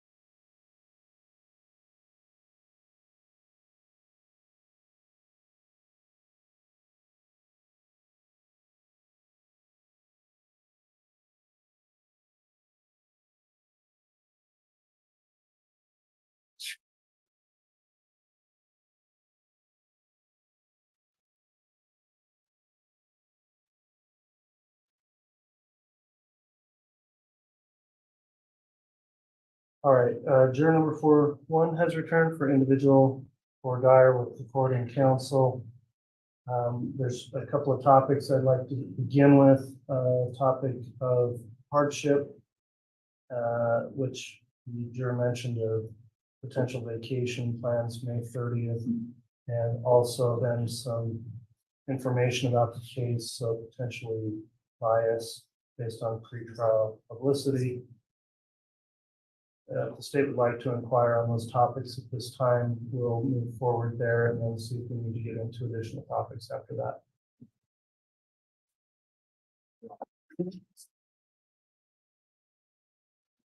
Before I hear me, okay? Yes. Right now. I just want to call your attention. Do you have your question? So I'm not just direct you your question. I'm sorry. I've lost my voice. I'll try to stay closer.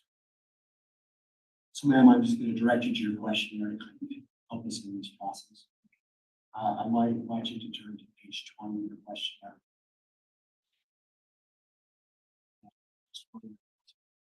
Question you have. Yes. We've noticed a potential hardship in the planned vacation that starts on May 30th. Could you just explain a little bit about that? Yes, on June 1st.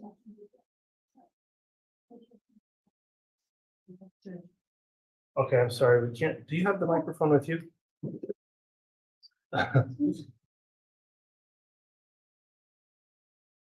Apologies. We've got to pick it up on the record so we can go back later and read what you said. Thank you.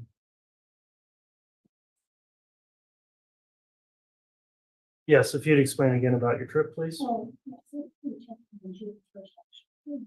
We're gonna close. So Yeah, that's a week-long trip. we come out, we check it on first.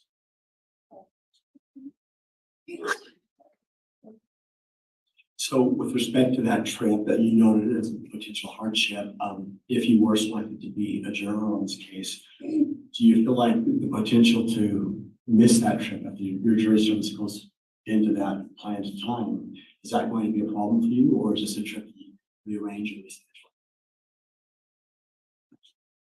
Yeah, it's very happy. Whatever your own family has taken the time on vacation with us. And work, so yes, Okay. And you've actually paid out expenses for this trip already? Yes. Negative to personal, so a large sum of money we have to pay for. Excuse me. I next want to call your attention to the section of your questionnaire. I think you'll find on page 7. It deals with your knowledge of the law.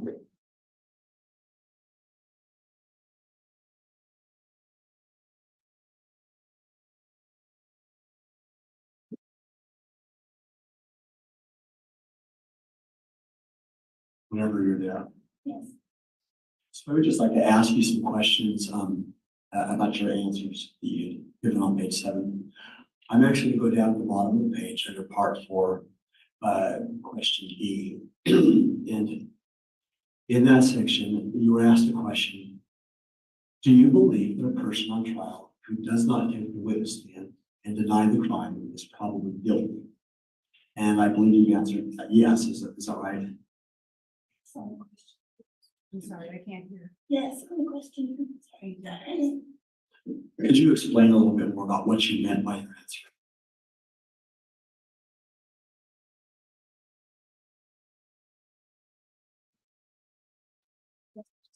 Says. Maybe I can just ask in a different way. Why do you think someone is necessarily guilty just because they don't want to take the stand? I really don't know. We talked about that earlier. I'm sorry, I can't hear. I changed. I'm Okay. If you could just talk, I'm sorry, and I know it's difficult. And if you need a water. No, it's one. Okay, just speak right into the mic, but on your response, let me just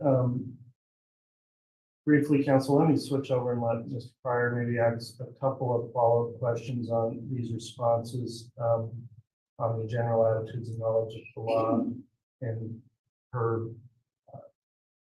belief that maybe somebody ought to be testifying in order to explain their innocence. So, Mr. Pryor, if you'd like to question her on that topic, I think we could maybe cut to the chase here on this.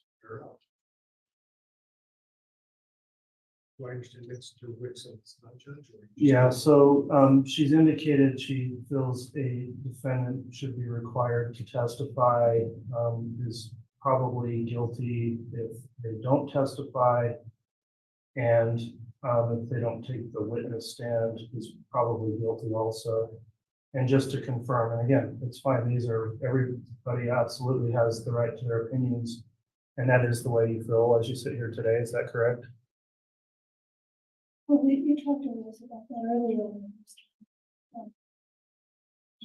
You said about that.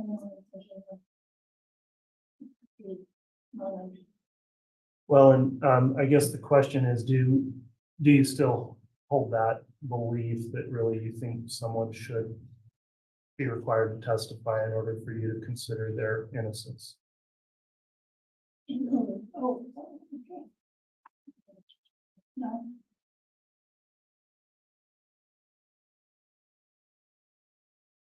All right, well, I kind of broke things up here. Mr. Wixon, did you have anything further? And then I'll allow Mr. Pryor some additional water. I just want to vet out that particular issue. Thank you, Judge.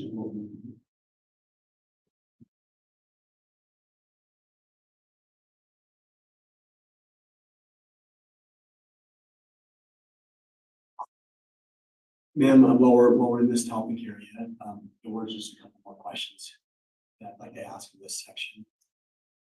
You. Please bear with me.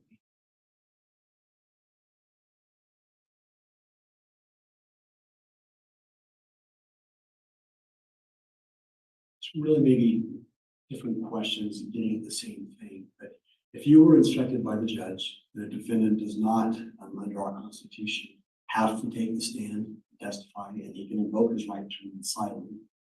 Are you committed today that if the defendant chose to do that, that you wouldn't hold that against him? Yes. I'd like to go ahead and draw your attention down to page 8, please.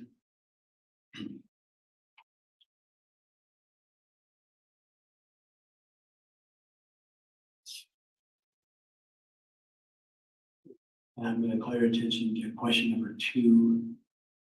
And I believe it would be C. On that question, you were asked, do you feel that the burden of proof should be greater than proof beyond a reasonable doubt, such as proof beyond any possible doubt or proof to an absolute certainty? And frankly, I think you've got both boxes checked. Which box did you intend to check?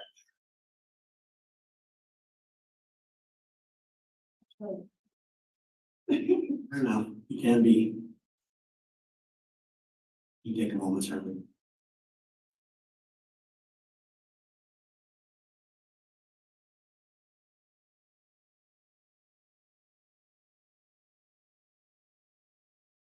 Yes, it should be proved.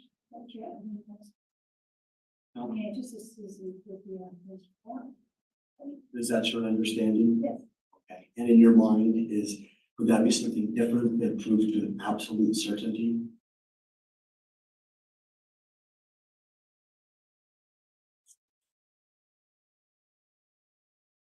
So if the judge gives you an instruction, I understand it can be a difficult concept. If the judge gives you instruction as to what reasonable doubt is, and inherent in that instruction, there may be some room to not absolutely know someone's guilty, but beyond any doubt that you reasonably believe is true.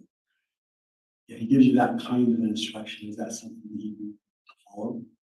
Yes. So just one last follow up on that. So you don't require absolute unequivocal proof before you can consider whether or not someone is guilty. That's fair. And you understand that question?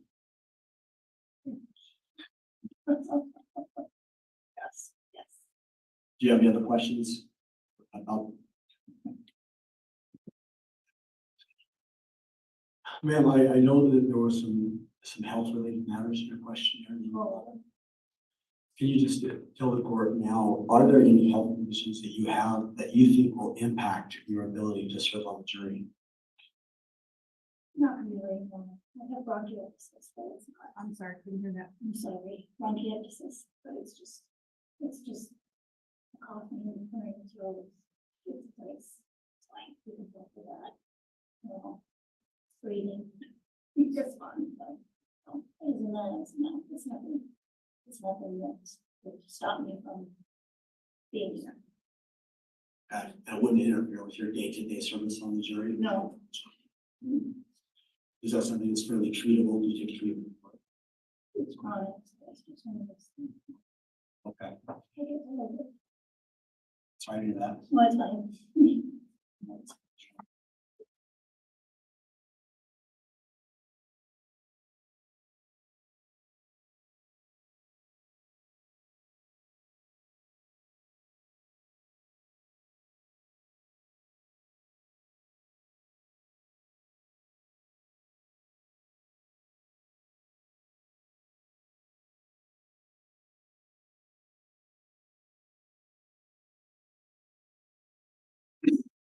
Your Honor, at this time, we would just ask that the court consider striking the jury for cause based upon her hardship with her trip. She's indicated she already has this trip.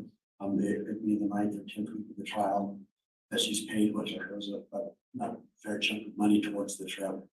And so we wouldn't want her to miss her trip, lose her money, or be stuck sitting on the jury resenting the fact that she lost her trip. So, last of the court, strike the cause. All right, Mr. Pryor, before you get into voir dire, then, response to the state's motion to strike for cause based on expressed hardship. Judge, do I have permission not to stand up? Yeah, you can remain seated to talk into the mic there. Judge, I agree with this. I agree with the state judge. I think at this point, I don't want her to miss a family vacation, and I think she ought to be afforded that opportunity. All right, well, the state has made its motion to strike based on cause.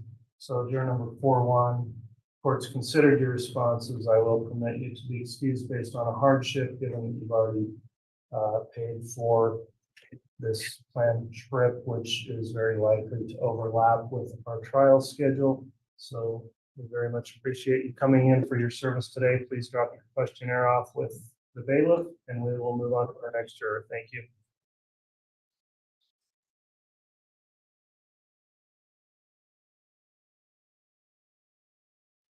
I believe juror 4-8 will come in next.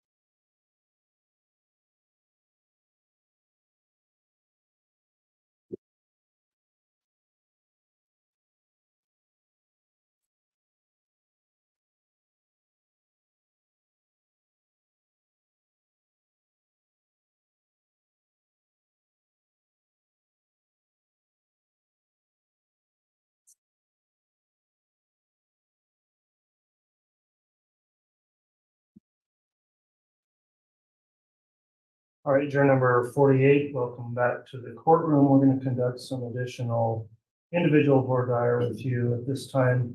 I'm going to have some questions related to your questionnaire responses, and I'll start there, noting that we are in the process of obtaining jurors who are impartial without any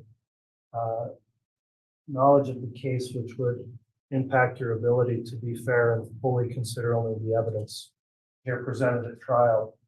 So in response to your questionnaire on page 15, the question was, well, you indicated you followed the cases in the media.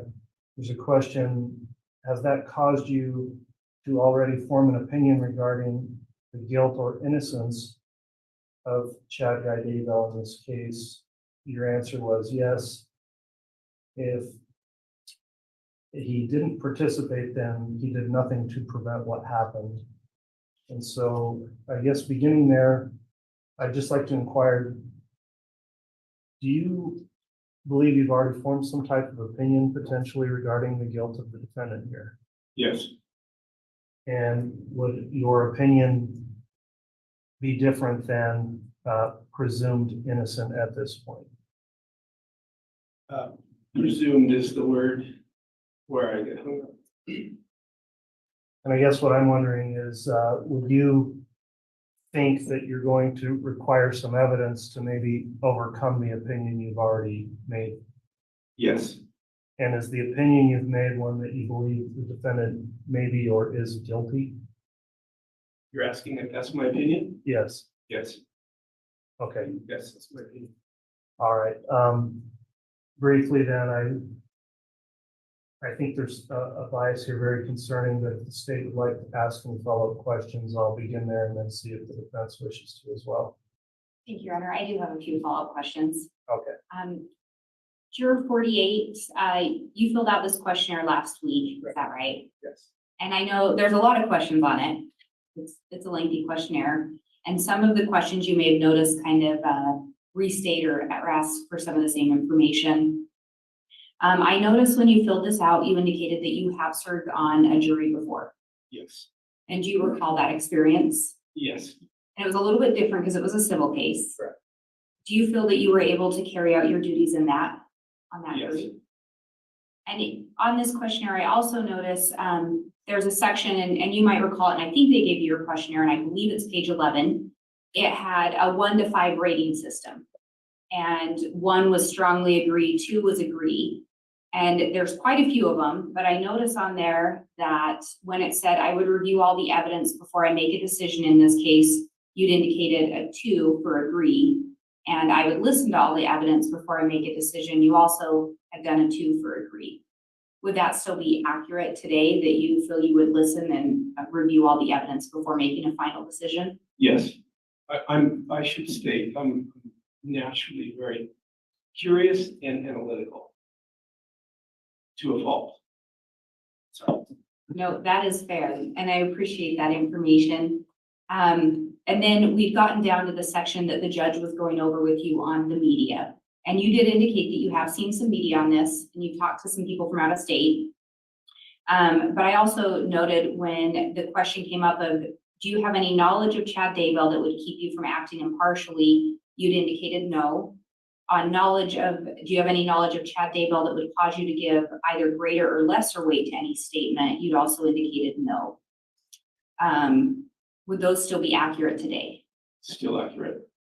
And then I think where the judge had talked about was there was a question if you'd formed an opinion of guilt or innocence, and your response was yes, if he didn't participate, then he did nothing to prevent what happened. But then it went on to ask you, would you be able to put out of your mind what you have read or heard and act impartial? And you indicated that you could put it out of your mind. And I know the judge just asked you today if you've got this presumption of guilt, but we also had talked about earlier in board diary the recipe and being given instructions.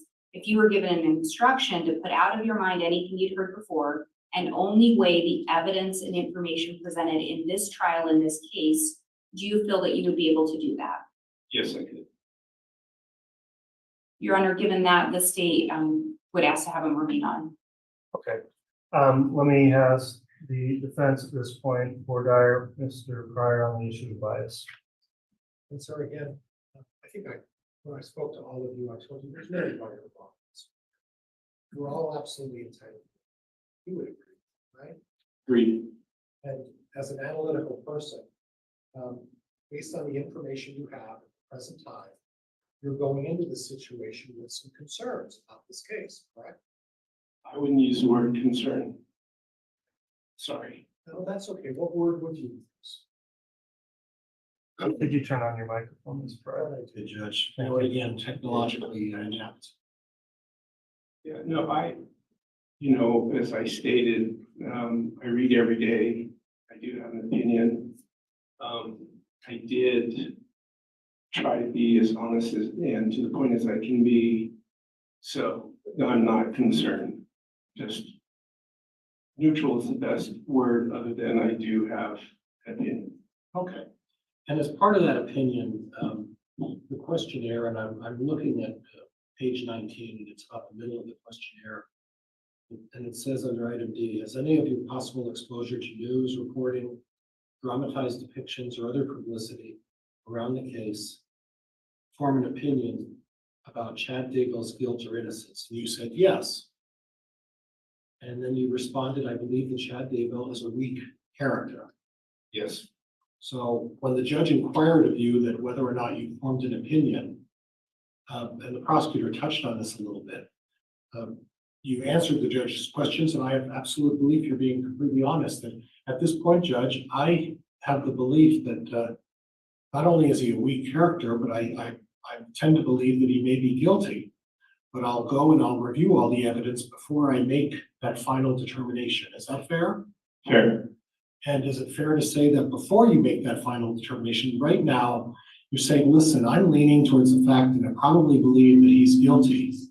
But before, again, I make that final determination, I'm going to give both sides a chance. But at this point, he's a weak character, and I think he's probably guilty. Would that be a fair statement? Almost.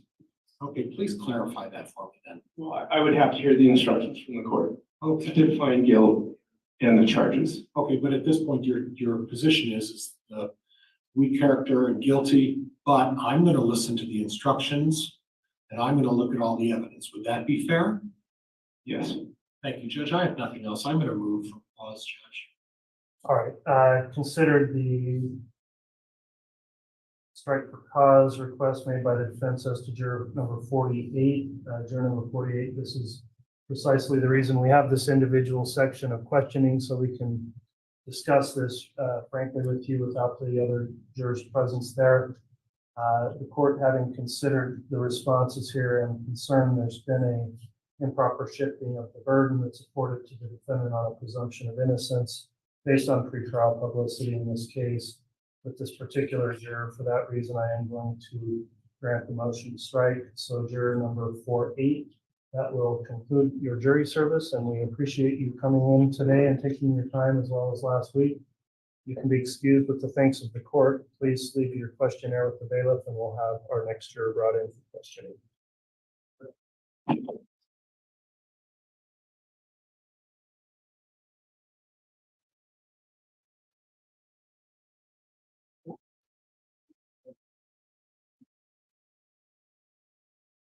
All right, I believe next up will be juror 56.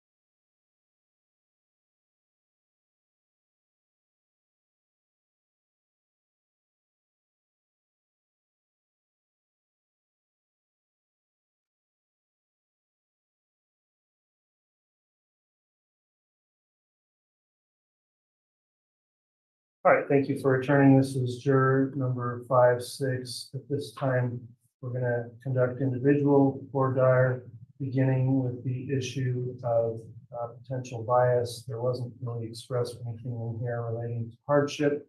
So let's start there.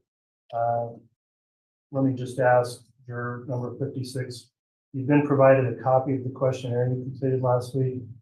To your best of your recollection, are all of your responses in there still accurate and true today? Yes. Okay. I'll let the state inquire first as it relates to any potential bias here, then we'll move on to the defense. This is going for the state this time.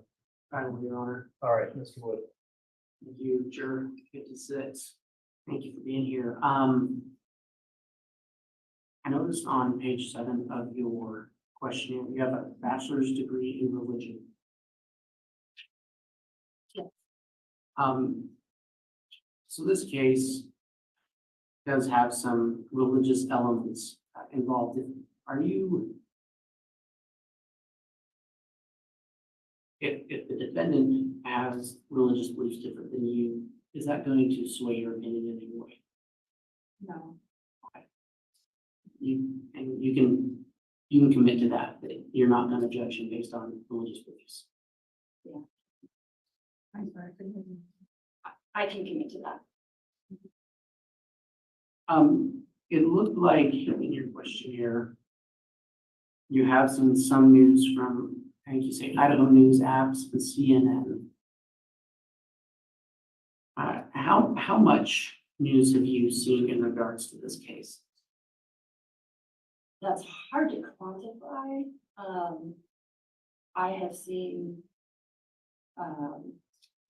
like articles here and there from the case. I don't watch the news, and I don't get on news apps regularly.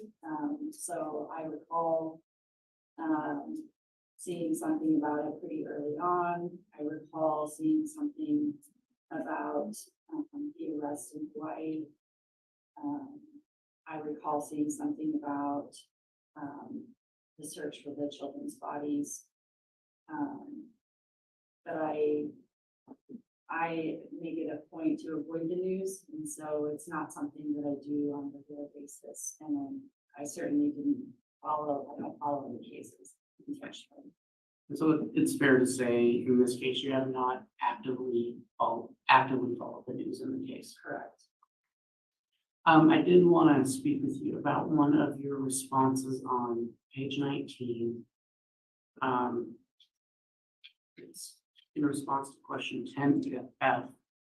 And the question is, have you formed any personal opinions whatsoever based on information from any source of Chad Daybell's guilt or innocence of anything? And you said, I do recall a sense of, quote, he probably did it, unquote. Tell us about that. How deep of a conviction is that? It's certainly not a deep conviction. That was my brutal honesty. I do recall that. I don't recall what it was that brought that sense. I think that was just probably happened and then moved on. That's certainly something that I can actively set aside, practicing neutrality. So, yeah, I did notice in 10E, when it asks if you're able to put what you do know about the case out of your mind and render an impartial verdict based solely upon the evidence in the courtroom, you said yes. And you say, I believe so. So we talked earlier about lining up. Like, can you commit completely that you will set aside anything you've known about this case and render that impartial verdict? Yes, I believe I can. I believe it would be a daily practice of, bringing yourself to kind of recommitting that every day to keeping your focus on the evidence before you. And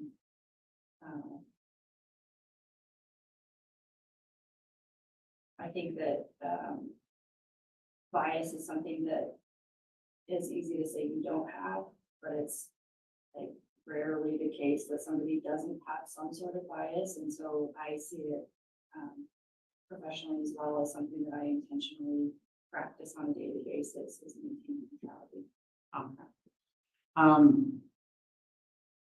And you do understand that this defendant doesn't have to prove anything to you, correct? Correct. And that it's completely the burden of the state to prove his guilt. Correct. Okay. No further questions, Your Honor. All right, on that topic then, Mr. Pryor. Yes. And ma'am, you mentioned your occupation. Going off memory a little bit, but it's forensic interviewer, if I remember. That's correct. Is that what it is?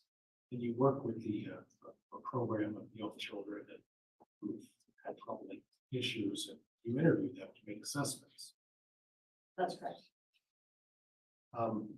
And Well, can I clarify that? oh, absolutely. Partially. Please. It's correct that I interview young children. However, it's not my job to form an assessment of any sort. I simply report what was disclosed to me In more of a law enforcement capacity. It's not necessarily law enforcement, but in terms of what law enforcement should be doing, rather than taking a position, you're just reporting facts. Would that be fair? right, and for medical purposes. And obviously, one of the concerns that came up to me, flagging this a little bit, again, I think I spoke to you folks before and said there's no wrong answer, there's no right answer. There isn't. We're just all trying to, and it's a horrible thing to have to go through this. But one of the concerns I have is that two of the victims are children. And when I read your profile, I assumed that you would suggest, you seem very analytical, and when I realized you're a forensic interviewer, I realized, oh, that's why it's very analytical. One of the concerns I have is that I'm not always able to discipline myself to stay focused on the task at hand. And when you say it's going to be a struggle, or it's going to have to be something I'm going to have to work on every day to not allow that bias to creep in, what that's kind of telling me, and then if I'm being honest with myself, I agree with you, it's a struggle. And when you have bias, or you feel like you've already made a decision, it can be difficult when you're going into a matter saying, listen, yes, I believe this is what happened here. I believe this is what's going on. And that's really what you said, if we're being fair, correct?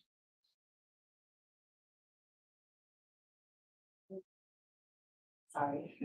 That's okay. What part were you saying that Well, I said? about forming an opinion, you probably did it. You formed the opinion and you said, yes, I have formed an opinion. That's fair, correct? I wouldn't call that forming an opinion. It was a kind of a fleeting thought at the time that I recall having when I first saw the news.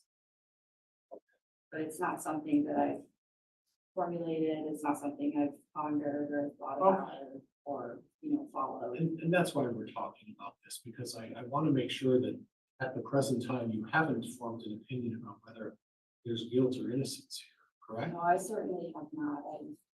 It's extremely important to me personally and in my profession to remain neutral until you do have evidence before you. So when I say that it's a daily practice, it's not because it's a struggle, it's because it's a proactive practice of neutrality. So it's because neutrality is so important that I come to it every day. And, before every interview, we consider, the potentials on both sides. And I really appreciate you taking the time to explain that. Because it sort of explains your answers. Gives me the opportunity to hear it from you when you're saying, listen, this is really what I mean by this, because you can imagine you get a piece of paper, blanks that you're crossing off. I imagine you've been through the same thing and say, wait a minute, this doesn't really explain how I feel about it. Here today, I think I have a better understanding. I want to thank you and appreciate you taking the time to educate me. Judge, that's all I have. Thank you. All right, thank you. The next issue I'll get into with Journal 56 here then is going to be on the section of your questionnaire you filled out on page 12 called the attitudes regarding the death penalty. Juror 56, do you recall filling out those responses in the questionnaire? I do. Okay, and are those still true and accurate to the best of your knowledge? They are. All right, I did want to just take a look at a couple of responses again. We're just trying to ascertain for sure your opinions here. On a question, do you support or oppose the death penalty? You check the box support. I notice on the general attitudes part, which gave you some multiple choice, pick the one you like best. You said you were generally opposed to the death penalty. So in answering that question, would you say you support or oppose, or is it a more complicated answer than that for you? I do think it's more complicated. I kind of noticed that this on number 6, that the answers were sort of organized in a spectrum. And I just felt that the one above, I generally favor the death penalty, was not accurate. That gave me the sense of, oh, in a lot of cases, I would favor the death penalty, and that's certainly not the case. And that's why I chose D over C. All right, well, I am going to advise you that it may be necessary for you to make a determination in regard to the imposition of the death penalty or some other penalty in this case. So with that in mind, if you are generally opposed to it, going back to your response part D, and again, this is somebody else's statement, not yours, but you agreed with this, as you mentioned on the spectrum answer. I am generally opposed to the death penalty, but I believe I can put aside my feelings against the death penalty and impose it if it is called for by the facts, law, and instructions in the case. So do you still think that best represents your position on the death penalty? I think it does. I guess the way I'm reading it, I should just clarify, when I was thinking, I generally favor the death penalty. I was thinking about that broadly in a lot of different cases. If I were to think about it more narrowly, just because I I'm not well versed in the law around the death penalty. I don't know when it's even a possibility in a case. I assume that it's only on the table in more extreme cases. So I think that's why I wasn't sure how to answer. If the death penalty were on the table in a great variety of cases, then I would continue to be opposed to it in general. But if it's used sparingly and for more extreme crimes, then I would be in support. Okay. The question I will have then is this: if I were to instruct you in this case that you are to consider the death penalty, will you be able to follow my instructions and consider the penalty of death? Sure. All right, so are you representing here that you would be able to set aside your own views and follow that law and instruction if it were provided to you in this case? Yes. Okay, that will conclude the court's voir dire portion of that for this juror. I'll allow the state any follow-up questions. Thank you, Your Honor. The state doesn't have any follow-up questions. All right, from the defense. And ma'am, you mentioned use sparingly. Can you clarify that a little bit? What do you mean by use sparingly? I think I wrote in my in the previous questions that I don't know data on it, but I'm aware that Idaho hasn't executed an inmate in a very long time. So I would consider that pretty sparingly used. Okay, and when you made the comment that extreme cases, does that mean that in a situation where, nothing I say isn't to imply that Mr. Daybell's guilty, right? We're talking about this because we have to. But if the death penalty is one of the options in a murder case like this, does that mean if you find Mr. Daybell guilty, does that immediately mean you go to the death penalty and that will be your vote? Does that mean how you support it, or is it different? No, I just meant that I certainly, those are two very separate decisions. I just meant in extreme cases such as in regard to the crime itself. Obviously, I wouldn't support the death penalty for a burglary case. Right. But does it mean that your vote would automatically be the death penalty if someone was convicted of murder? No, those are very different decisions to me. Right. And when you say extreme cases, you've heard the name Jeffrey Dahmer, I have. a serial killer. That's an extreme case, right? I would, when I say extreme, I'm referring to murder. Okay, so murder in general is an extreme case. Yes. And again, in that, does your vote on No, let me clarify. Okay. Murder happens in so many different ways and so many different, circumstances that I'm not saying that in all murder cases, I think the death penalty would be appropriate. Okay. But I am saying that I would support it being considered. That's where I was trying to get you at, is I was trying to clarify your position a little bit. And again, I want to repeat, there's no right or wrong answer. I'm just trying to understand. And again, in this context, you've clarified a number of your positions. You said, well, this is why I clarified that. And that's why we do this. The court is kind enough to allow us to go through this because we're trying to clarify it. If I understand your position, and please correct me, is that just because there's a murder doesn't automatically mean it's going to be the death penalty. If there's a murder, I'm going to look at the facts. I'm going to look at whatever evidence and make a determination based on what the court tells me are my options in that case. Would that be fair? Yes. So, and please forgive me, I'm not trying to put words in your mouth. That sounds like a very neutral position. Would it be fair that you're very neutral on the death penalty? I think so. I think that's why I struggled in picking between C and D on number 6. Okay, and that's what I was trying to clarify. I was just trying to understand it, and I appreciate that you're going through this. I really do, and thank you for all of your answers. Judge, that's all I have. Thank you, Your Honor. All right, thank you. Juror 5-6, then, that concludes the voir dire portion individually. Go ahead and I'll have the bailiff escort you back to the jury room. And we will call up our next juror for individual questioning, juror number 121.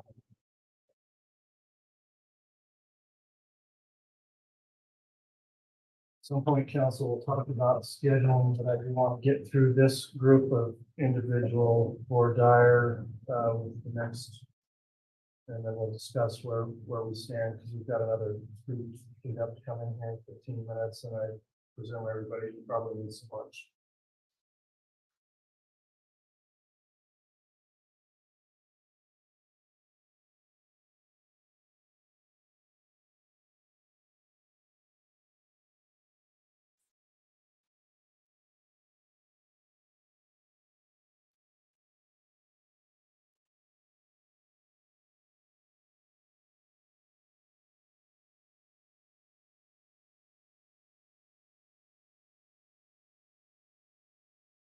All right, thank you for returning juror number 121. This is time we're going to conduct some individual voir dire examination, beginning with the issue of bias. We've also got a request you had on here regarding a potential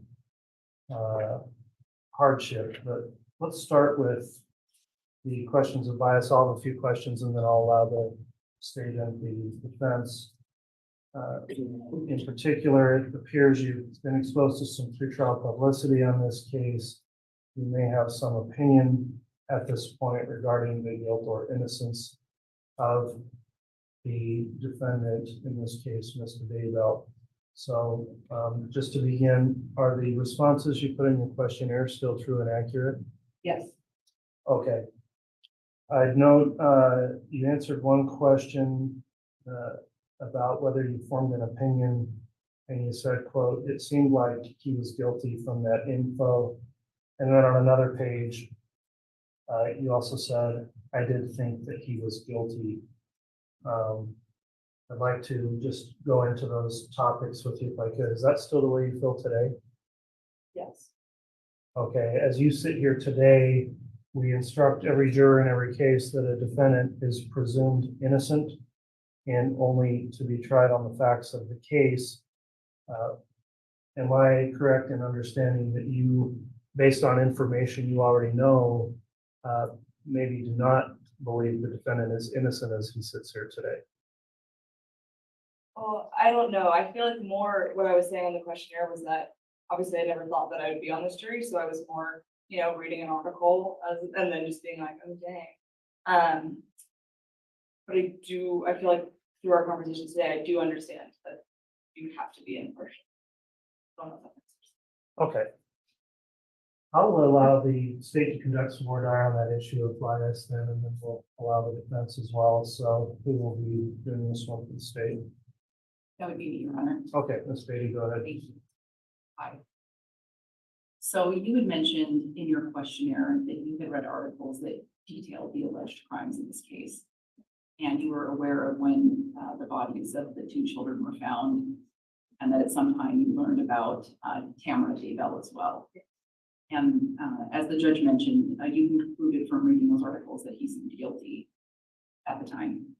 And I think you also indicated on your questionnaire that you think that you could set that aside. I think so, yeah. Are you sure? Yes, I think that I understand the responsibility. Okay. Do you think that you would be able to, because our system requires that all of our jurors go into this trial believing that the defendant, as he sits here today, is innocent until we, the prosecutors, meet our burden of proof. Can you commit to setting that aside, or are you kind of on the fence, like, oh, I'll try, or I'll do my best? Are you able to get some certainty that you can set that aside? I feel like it's hard because I think I could if it was given the situation where I had to do this. I do think that I could be fair. Okay. I also just want to ask you briefly about one other thing that you referenced on your questionnaire, which was a golf tournament that you're helping plan for work. Yeah. And that was on May 3rd. Yes.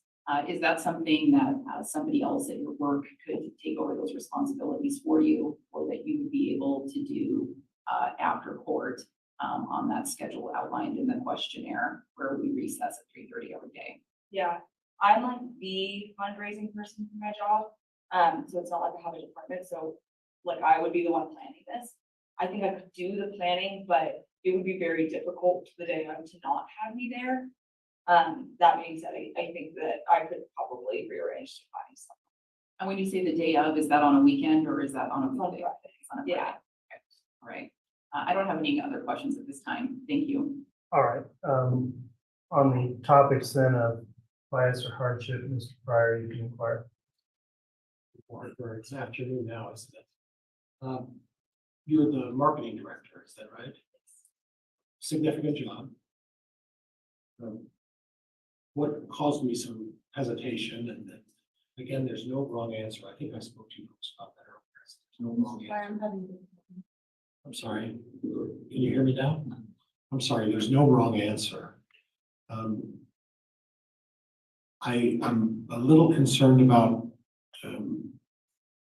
you being distracted. When a week before May 3rd, a week after May 3rd, on May 3rd, which is a Friday, and that your focus is going to be other things. And you could understand the magnitude. You put that on your questionnaire because it's a significant event. And would you agree with me that this would be a hardship for you to have to be here and go through this process? And you may not be able to push that out of your head. It might be problematic. Is that a fair statement? Yes. So in your mind, it's going to be a hardship for you to serve, knowing these activities that you're primarily responsible for. Yes. And this isn't I'm very familiar with your organization. I won't get into that, but it's not like heavily staffed. No, I'm the only person that does my job, so I would have to be like looking after. Stuff. Right, and that's going to be a distraction in itself. Is that fair? Sure, yeah. And then again, there is no wrong answer. Everybody has a right to the opinion. I have an opinion. These 4 prosecutors apparently have an opinion. And you have an opinion. And when you said, I did think he was guilty, it's going to be a task for you to say, listen, you know where I'm going. It's going to be a task for you to say, I've got to look beyond that.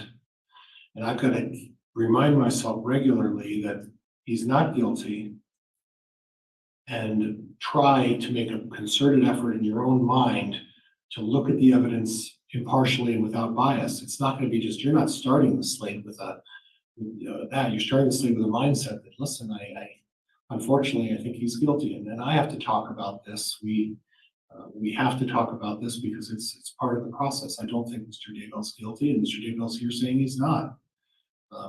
But in your mind, you're going to have to make an effort to look beyond your personal feelings and focus on trying to be unbiased, try to be impartial. Would that be fair?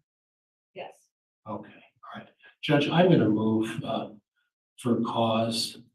And again, this is nothing personal or anything else. I just think that she has a hardship that she's going to need to focus on, and that her opinion, although it's important, it just doesn't fit in this particular situation. Response from the state on the request to strike. Your Honor, we have no objection to excusing this juror. All right, juror number 121, mainly on an issue of, I think, some preconceived bias here. And again, nothing personal. We all are entitled to follow the news and think what we think about it. But in this particular case, it would be best to have jurors without that exposure if possible, which is why we've brought so many people through here as well. I am going to grant the motion for striking juror 121 for cause. That concludes your service. Thank you for coming in, and please leave your questionnaire.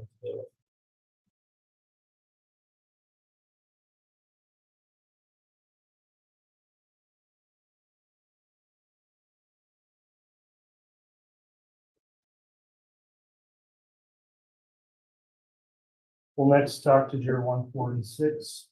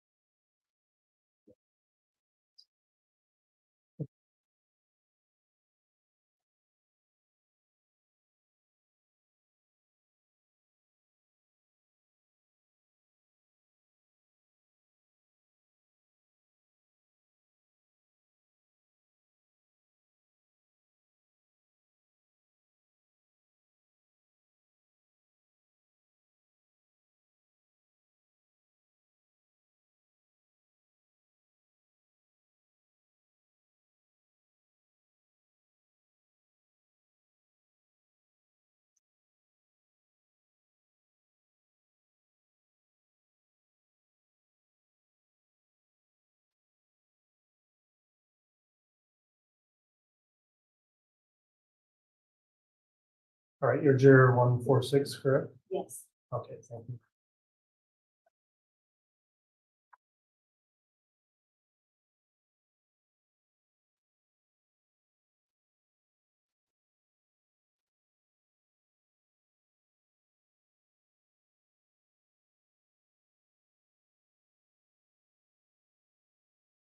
All right, in this case, on juror 146, looking at the questionnaire, there was some indication of case knowledge there, so I think you need to explore whether there's any preconceived bias in the case by this juror. I don't see any listing of a hardship, so if the state would like to inquire on bias, we can start there. You can hear me okay? Yes. Ma'am, I just have a few questions for you today, so I know my voice. I understood what the court just said, that the use of the state of the hardships. I did have one quick question, because you did note that no, it wouldn't be a hardship to be on the jury, but you put in a sentence. I do have 5 kids. What did you mean by that? I mean, I have 5 kids. I think I was more referring to the sequestering card, if that ever had happened, that I would just like to be able to check on my kids. You know, at the end of the day, that's something that happens. Okay, so your kids are of sufficient age that you could potentially serve for 10 weeks, it wouldn't be a. Excuse me. Oh, try not to talk at the same time as each other so we get a clear record. Thank you, ma'am. And then I noticed, I believe in your questionnaire, you want to ask if you had information about the case. I think you noticed maybe some information from Facebook. Am I recalling that correctly? Yeah, just seeing things on Facebook over the last couple of years. Without getting into all the details of what you've learned about the case, how much information would you say gauge that you have? A little bit of information? Do you feel like you know a bit? How much information do you feel like you've collected? I don't know very much. Just in passing, it's not like I've researched her. So there would be no reason to think that whatever you've learned would impact your ability to be impartial, to listen to the evidence in the case. Absolutely.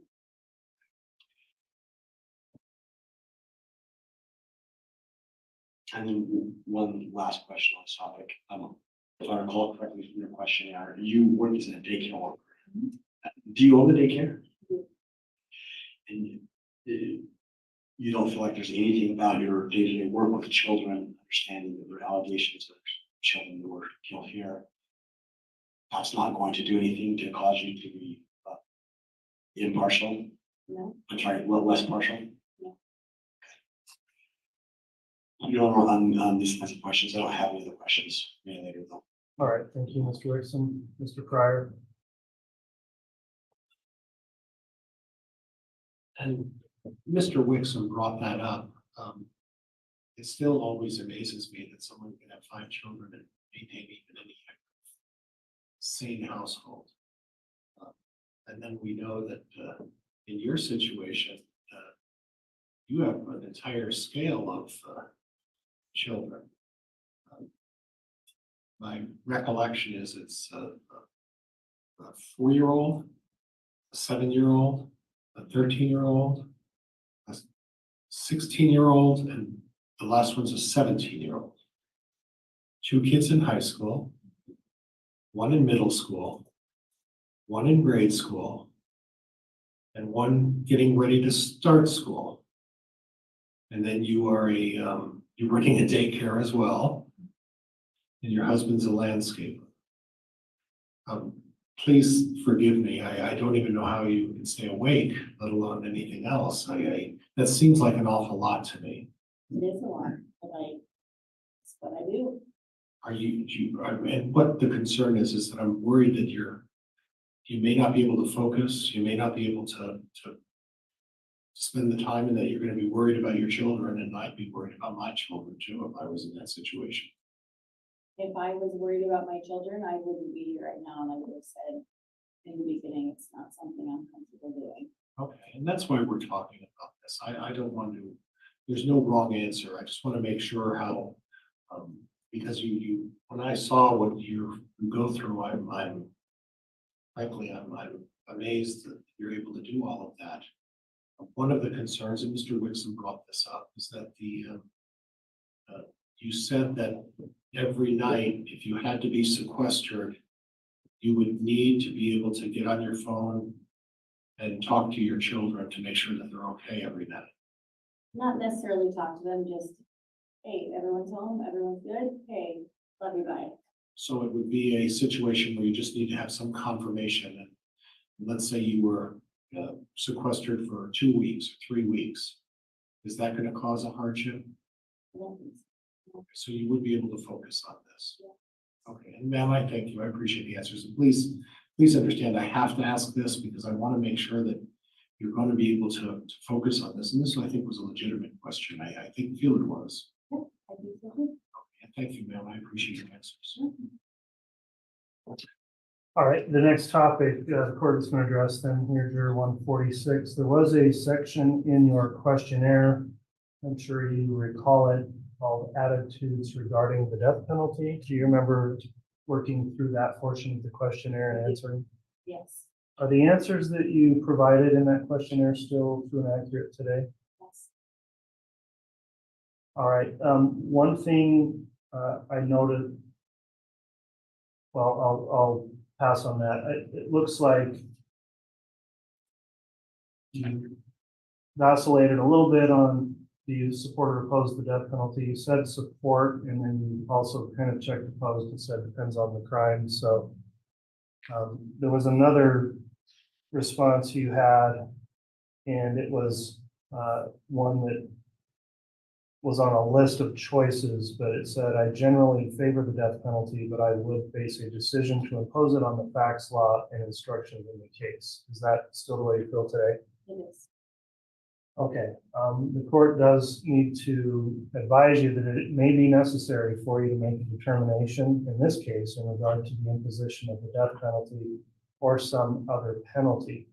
So with that comment you just made, and you've indicated you would in fact follow the instructions provided by this court if that were required in this case. Is that correct? That is correct.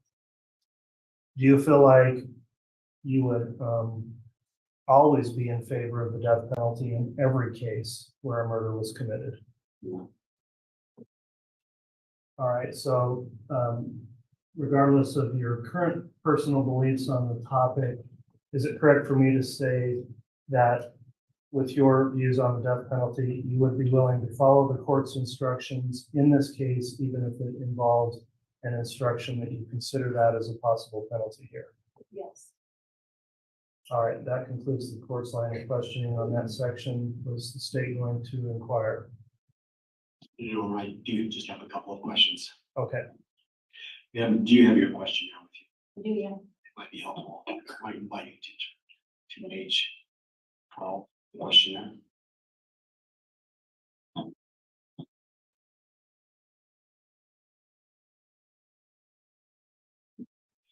I just didn't call your attention to the answer that you wrote down for paragraph 1, question A, how do you feel about the death penalty? Made a couple of comments explaining it, and I understood what you just explained to the judge. In the comments, you said that you feel like it's fair when it's appropriate, but there could be other ways to punish the offender. Could you just explain a little bit more about what you were trying to convey there? I was trying to convey that maybe if whoever was being accused of the crime had a mental instability or a mental problem, that they would benefit from being in a psychiatric hospital instead of being put to death or just putting to death the rest of their lives. Okay. So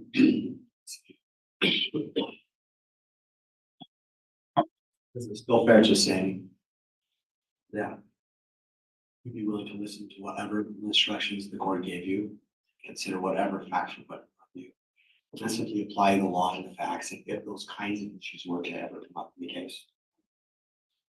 And that if under the facts of the law, if some other alternative like that was an option, you follow what the judge tells you would be the options for deciding what to do with the death penalty. I would follow the law. You know, I don't think I have more questions. Judge, I don't have any questions. Thank you. Okay, thanks for coming in and answering additional questions in this section. I'll have you return to the jury room with the bailiff, please, and then we will next call it juror 186.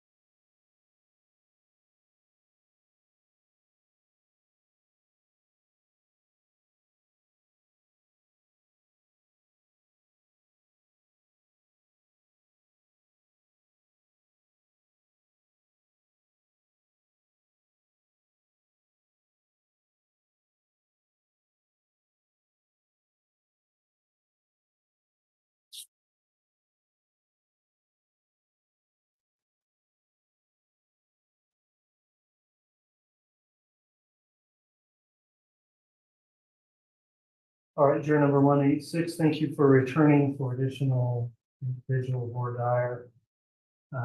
In reviewing the questionnaire, I don't really believe we had issues of bias to further discuss unless the state have any voir dire related to bias on this juror or hardship No, Your Honor.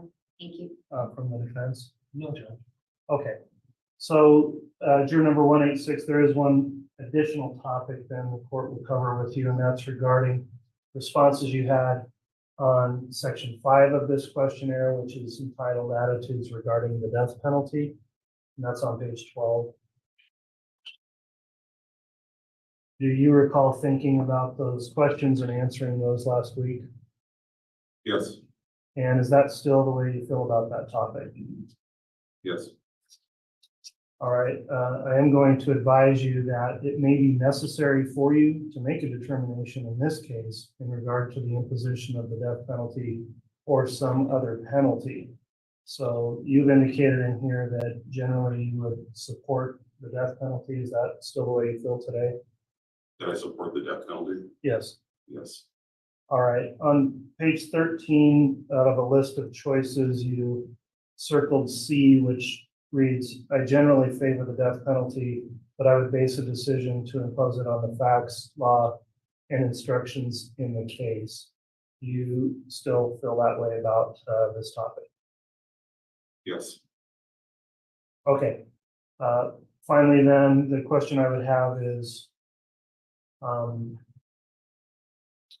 do you believe that you would be in favor of the death penalty in every case where a murder has been committed?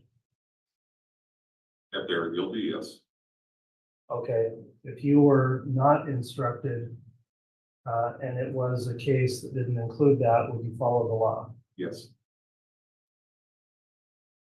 All right, so going back to that part C, if that were something you had to consider in this case, would you commit to following any instructions the court gave you on that topic? absolutely, And if that included a potential that the death penalty was not to be imposed, would you consider that as well? absolutely. All right, that will conclude the court's line of questioning on that topic. Anything from the state? No questions from the state, Your Honor. All right, Mr. Pryor, any questions for juror 186? Just briefly, Judge. And again, sir, I think I know what you're saying. There's no wrong answer. Everybody has a right to opinion. I guess I got the impression that, I don't know why I got that from your questionnaire, that if there was a murder and someone was convicted, you would automatically go to death. No, I was, not that they're being tried for murder and it's a death penalty, yes, I support it. Okay. Yes, is what I mean by that. Okay. So if, and this is in no way to imply that Mr. Daybell's guilty of anything. Correct. We have to ask these questions. Correct. I can appreciate that. Right? Yep, If in fact there was a guilty verdict, Are you predisposed based on your position to say, listen, I am predisposed, or I believe that if there is a murder, that it needs to be the death penalty, but I would be open to considering other options. But my initial instinct is if there is a murder here, it has to be the death penalty unless you convince me otherwise, or that I see something that gives me pause not to impose the death penalty. Would that be fair, sir? Yes. Okay. So in other words, at this point, your position is, and again, I want to reiterate, nobody's answer is wrong. Correct. And we run the gamut on this jury pool. I'm just trying to clarify, and you can appreciate that, right? Right. Okay. So your position is simply that if a person has been, so I sit on the jury, if a person is found guilty of murder, my default position right off the bat is that I'm going to impose the death penalty. Unless somebody gives me a reason not to impose the death penalty. I guess if they're being charged for murder and death penalty is, if the state's seeking death penalty, then that's what we're going for, right? Right. And that's what you're gonna do. So I'm going to take all the facts of the case into consideration before I decide anything. Okay. But before you decide anything, you're initially gonna say, listen, I'm in favor of the death penalty. I'm gonna vote for the death penalty, but you've got to show me something. Either the prosecuting attorney or the defense attorney's got to show me something to not change my mind about imposition of the death. Is that correct? Yes. Judge, in all respect to you, sir, I'm going to move for cause. Response from the state? Your Honor, may I ask some questions in aid of the motion? You may. Thank you, Your Honor. Juror 186, I think on your questionnaire you marked C, that you would potentially impose death, but you would consider other punishments. Correct. Is that still correct today? Yes. And we talked before about the recipe and following the court's instructions. Are you committed to following instructions given by the court? And would you weigh all evidence before making any decision as to guilt or any penalty? Yes. So your default really wouldn't be always to go to death. Would that be correct? Correct. Your default would be to follow the court's instruction and weigh the evidence. Yes. You'd be willing to impose death, but not default to that. Yes. Your Honor, I would object to the motion to strike for cause. All right, the court's considered the responses here and the motion to strike. The issue the court's looking at is whether or not there's been presented an opinion that in this case, this juror's views on the death penalty would prevent or substantially impair his ability as a juror to perform his duty in accordance with the court's instructions and the oath. I do find that he's answered that he would follow the court's instructions such that the motion to strike is overruled. And so juror number 186, that will conclude this section of the individual for Dyer, and I'll have you return to the jury room. And we'll call up our next juror. Thank you.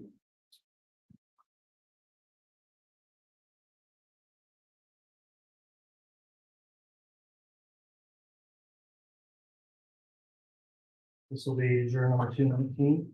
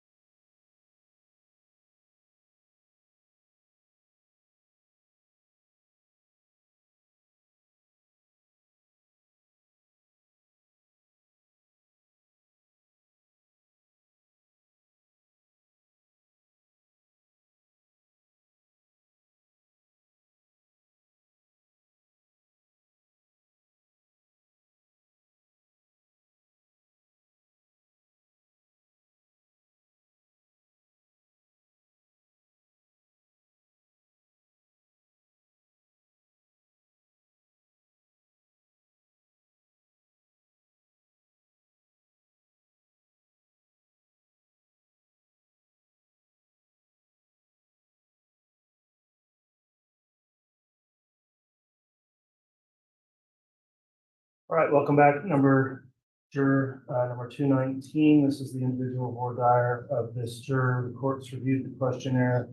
There is some indication potentially of some pretrial publicity, knowledge, or information of the case. And there is not any indication of a hardship concern. So if the state would like to inquire on bias, we can begin there, and then I'll hear from the defense. Thank you, Your Honor. Juror 219, in your questionnaire, it did say on page 18, you've seen brief television coverage. That's correct. Is this coverage that you sought out or that you just happened to see while you were watching TV? The latter. And have you intentionally followed this case in any way? No, I have not. And I noticed you didn't say you read about it online. Is that accurate? That's correct. Based on the amount of coverage you did see, you claim that you have not formed any opinion about the defendant's guilt or innocence, correct? That's correct. And that's still true today? That's correct. Your Honor, the state has no further questions about bias. All right, Mr. Pryor. Judge, I don't think I. All right, thank you. The topic then the court will discuss next, juror number 219. In your questionnaire, there was a section in there, part 5, that was on page 12 where we started, that it was regarding your attitudes about the death penalty. Do you remember reading through those questions and answering those questions? Yes, I do. Okay, and the responses you made to those questions, are those still true and accurate today? Yes, they are. All right, well, the court will advise you here that it may be necessary for you to make a determination in regard to the imposition of the death penalty or some other penalty in this case. So with that in mind, you answered that when asked if you support or oppose the death penalty, you indicated you support it. Is that correct? That's correct. And the next question I would look at was when you were given a range of choices to select from that best describe your feelings about it, you answered one that was 6C, which says, quote, I generally favor the death penalty, but I would face a decision to impose it on the facts, law, and instructions in the case. Is that still the way you feel today? That's correct. Okay, and then finally, let me just inquire then, would you be in favor of the imposition of the death penalty as a punishment in every case where a murder has been committed?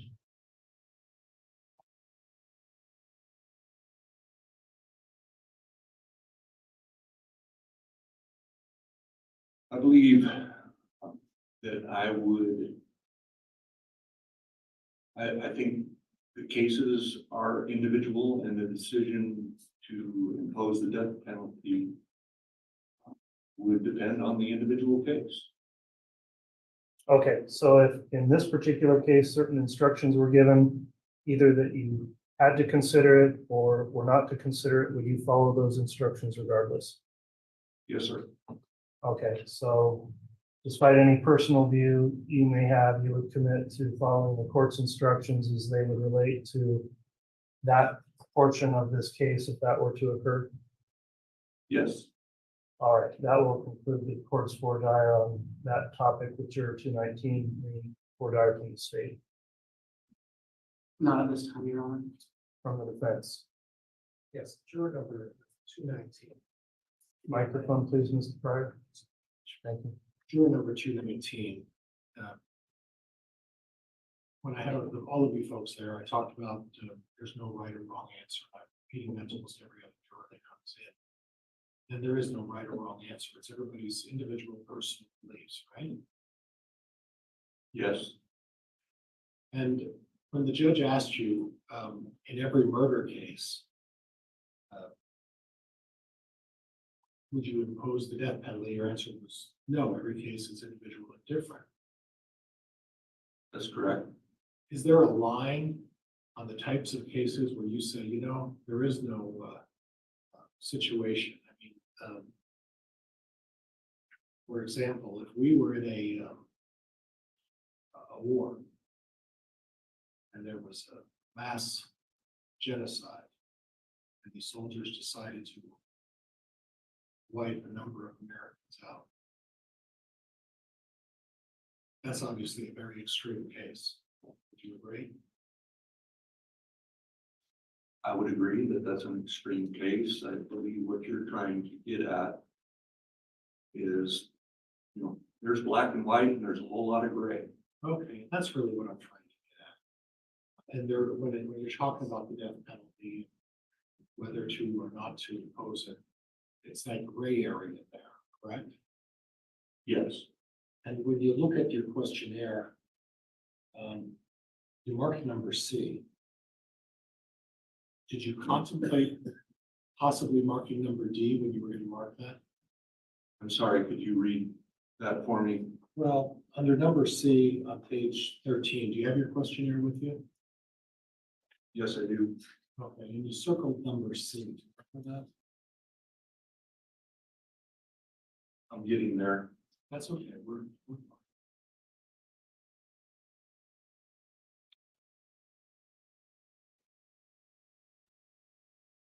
And your question is whether I considered? Did you consider C or D, or were you a pretty strong B? I would say pretty strong C. Okay. And again, is there a line that's drawn in terms of what is an automatic that prompts you to say, you know what, there's no discussion here, it's going to be the death before you make a decision? Is there a line in the sand that says these are the cases that I absolutely have to impose the death? I don't have that line in mind. Okay. Are there cases that involve children that potentially cause you to want to impose the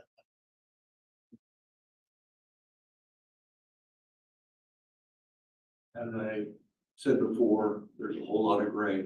Okay. And I appreciate it. Again, there's no right or wrong answer. But based on your questionnaire, I was just trying to clarify your position. Okay. Yes. And thank you for your time. I appreciate it. Judge, I have nothing else. Thank you. All right, thank you. Juror 219, that'll conclude the individual voir dire. You'll return to the jury room, please, with the bailiff, and we will next bring in juror 321.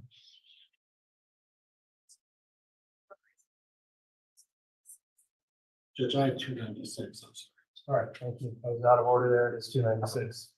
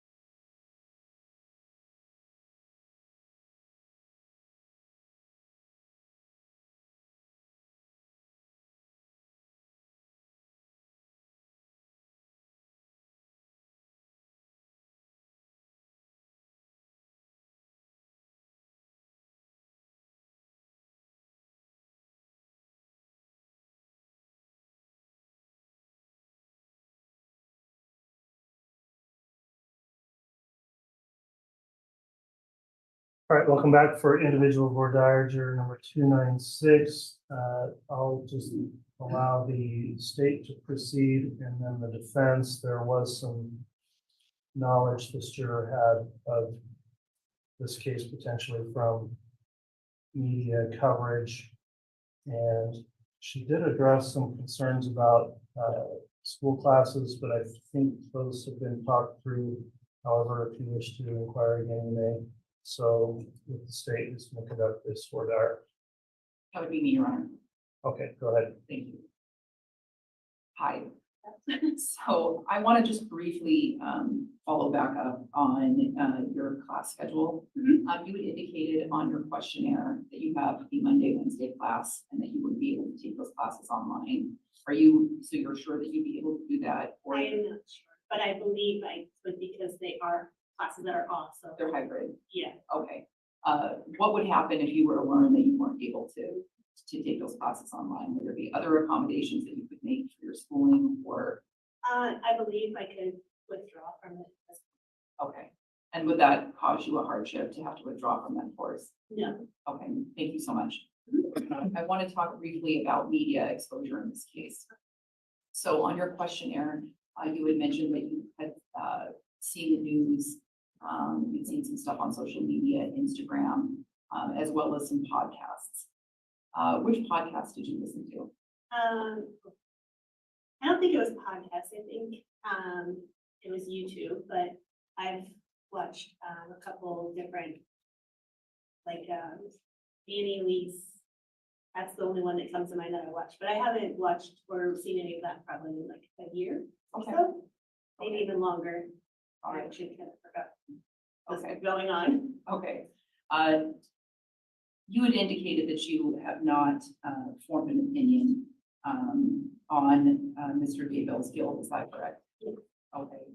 You did mention one thing, which is that you realize something to the effect that you understand that there could be more to this than what's in the media. Yes. And you had indicated that you were unaware of Chad and his representatives or representations and views.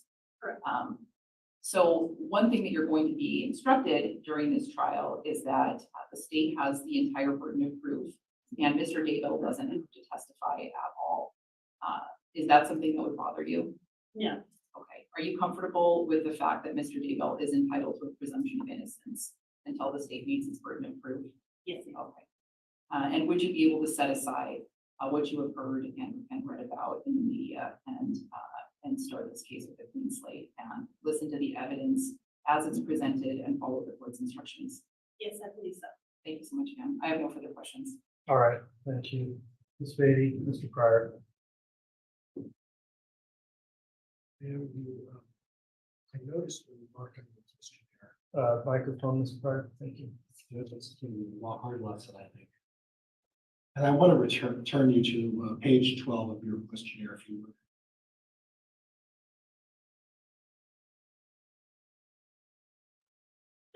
Okay. Are you there? Yes. And in the middle of the page, it has a comment that says, how do you feel about the death penalty? Do you see that? And then would you mind reading your response? I'm neither for or against the death penalty. Okay, is that what your position is? Yes. Okay, so when you marked on your questionnaire that you favor the death penalty, with an explanation, you're, and I don't want to put words in, again, there's no right or wrong answer. We know that, right? There's no right or wrong. Yes. Are you neutral on the death penalty, or are you really in favor of the death penalty? Could you clarify for me? I would say I'm neutral. I think it's a circumstantial situation, and Okay. I can't say that I fully believe in the death penalty, but I also don't not believe in the death penalty. Okay, so, and Mr. Pryor, on this point, the court's going to go through a litany on the death penalty part of the questionnaire in a moment. If we could set that aside, and I don't know if you have any questions about bias or hardship before we move on to that topic. Okay, and I apologize, Judge, I'm jumping the gun. I don't have anything in terms of bias, Judge. Okay, thank you. So back to the topic then that Mr. Pryor was just addressing with you. You did complete and fill out a section of your questionnaire called attitudes regarding the death penalty. Do you recall that? Yes. And are the answers you listed in there still true and accurate today? Yes. All right, I am going to advise you that it may be necessary for you to make a determination in regard to the imposition of the death penalty or some other penalty in this case. And that's why we are delving into these questions at this time. You did make that explanation just now on the record. So you are what you call neutral on that. This part C, you answered again on page 13. you had a list of choices about it and what you thought best represented how you feel.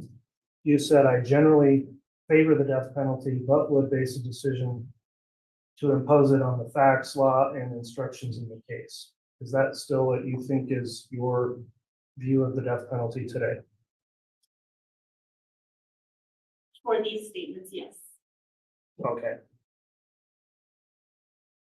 If you were required to consider that, do you believe that the death penalty should be, would you be in favor of it in every case where a murder's been committed? Okay, so would you be willing to follow any instructions the court gave you in this case, including if that were an instruction that involved considering the death penalty as a punishment or another punishment? Yes. Okay, so would you be able to set aside any views you have on the issue and follow the court's instructions, whether it was to consider that or not? The death penalty? Yes. All right, that concludes the court's voir dire questioning of this juror on that topic. Does the state have any questions on that? No, thank you, Your Honor. All right, and Ms. Pryor, you can return to your questioning on that as well. And Judge, I think she answered my questions. Appreciate it. Thank you very much for your time. Okay, that'll conclude your individual voir dire. You can be excused back to the jury room and should be getting you more information shortly, and then we will have our next juror return here for individual 321.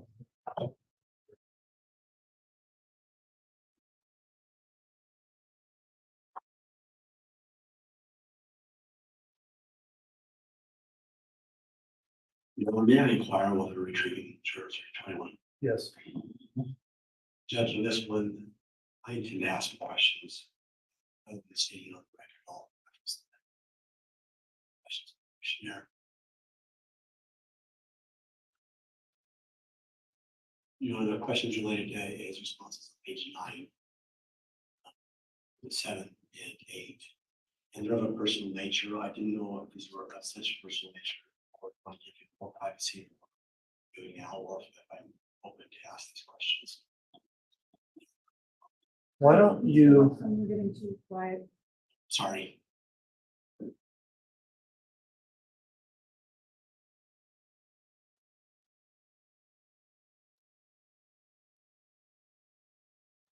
All right, welcome back to juror number 321. This is the time for some individual voir dire questioning of this juror. Juror number 321, I'll note we are, these proceedings, you're not being shown that you would have your responses heard on a broadcast of this. There are some personal topics brought up in the questionnaire, and the prosecutor was questioning whether or not you would prefer to discuss those not in public, and I can stop the broadcast and excuse the public for that section.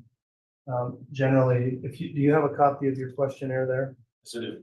All right, the things you discussed on pages 7, 8, and 9, I think particularly on page 9, is that something you're comfortable discussing here in an open forum, or would you prefer to talk about that more in a private setting?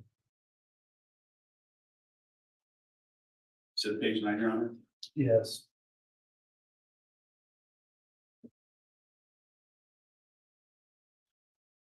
I think I'd prefer to do it privately. Okay. Let's go ahead and do that then. I'm considering we have 2 left here, maybe going on to 394. If we don't think that'll come up, and then having 321 brought back in to conclude, we could excuse the public and stop the broadcast to conclude this group. Any objection to changing the order like that? No objection. No objection. Okay, juror 321, you wouldn't have got to leave any sooner anyway. We're going to swap you with juror 394 quickly, and then we'll have you right back in here hopefully in 5 minutes or so. Thank you.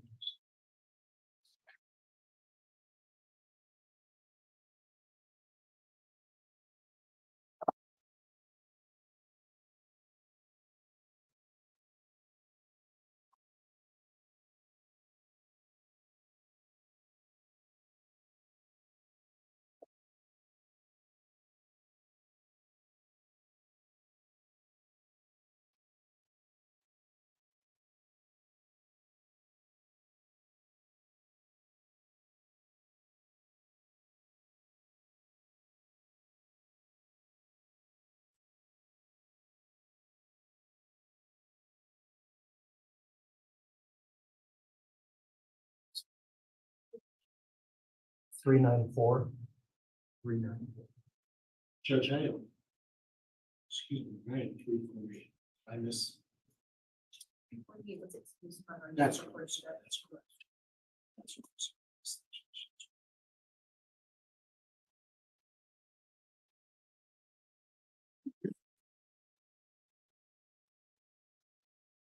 All right, Jared, 394, thank you for returning for individual Vordaer. We've had a few topics come up during group Vordaer, including possibly some bias or hardship issues. And I'll just let the state inquire on either of those topics, and then we'll move on to the next topic if we're still going. So who's going to be conducting that for the state? I will be, Your Honor. Okay, go ahead, Ms. Blake. I'm looking at your questionnaire. I think they gave you a copy of it. It's just for your benefit as well. I am on page 14, and it is question 2. It asks, what have you heard or what do you know about the defendant, Chad Daybell?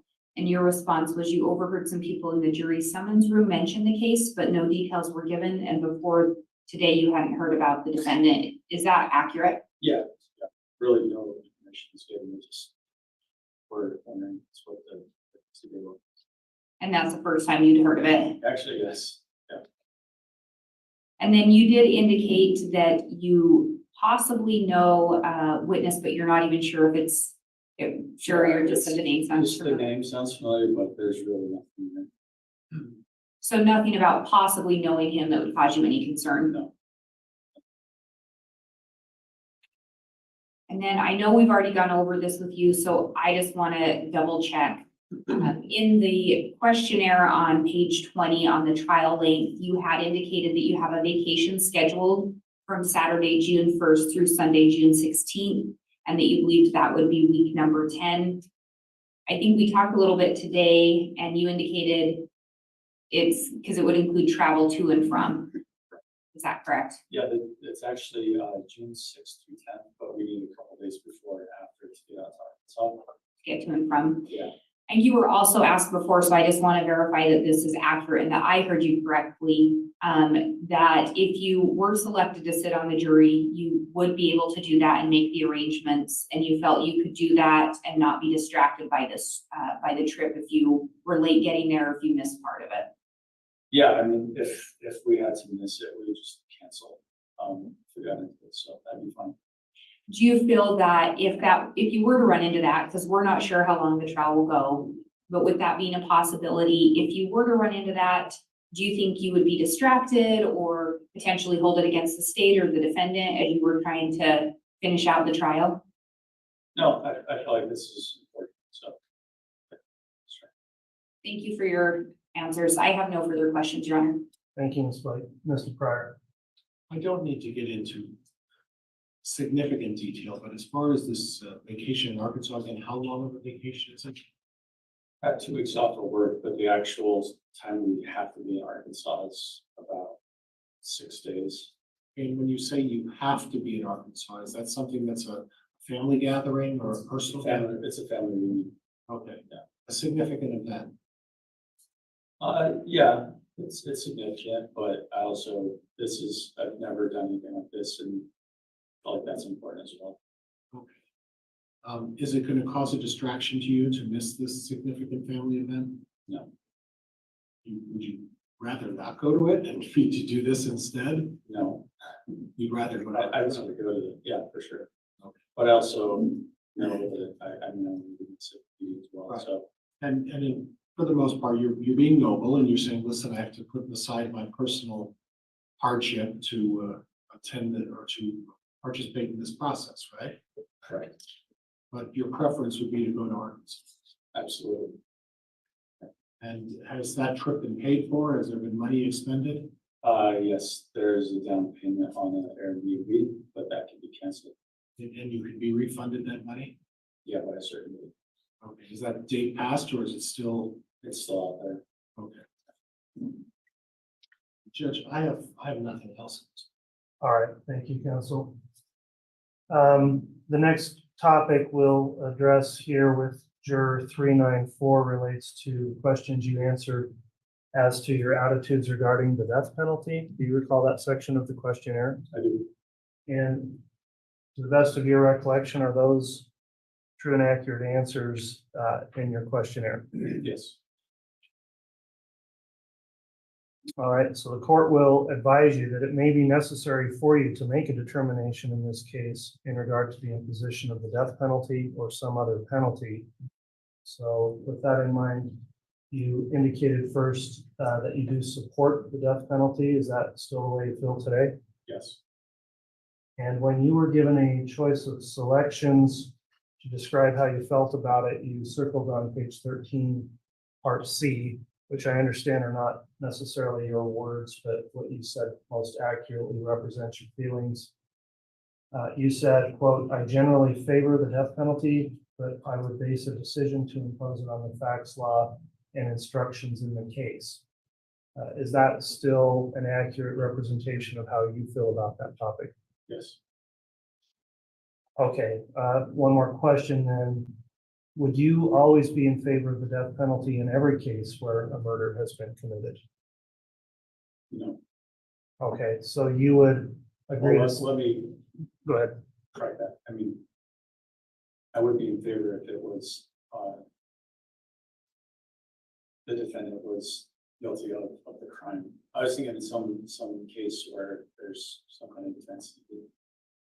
Okay, so if you were given instructions as to when and if you would consider it, you would follow those instructions regardless of your views. Okay, and again, to be clear then, you're not saying you would think it's appropriate in every case regardless of instructions, only in cases where you were instructed to consider it? Can you rephrase that? So you wouldn't presume that it should always be the penalty in any murder case. You would follow directions or instructions as to this particular case. Yes. All right, well, that will conclude the court section of the board dialogue on that topic. Does the state have any questions about that?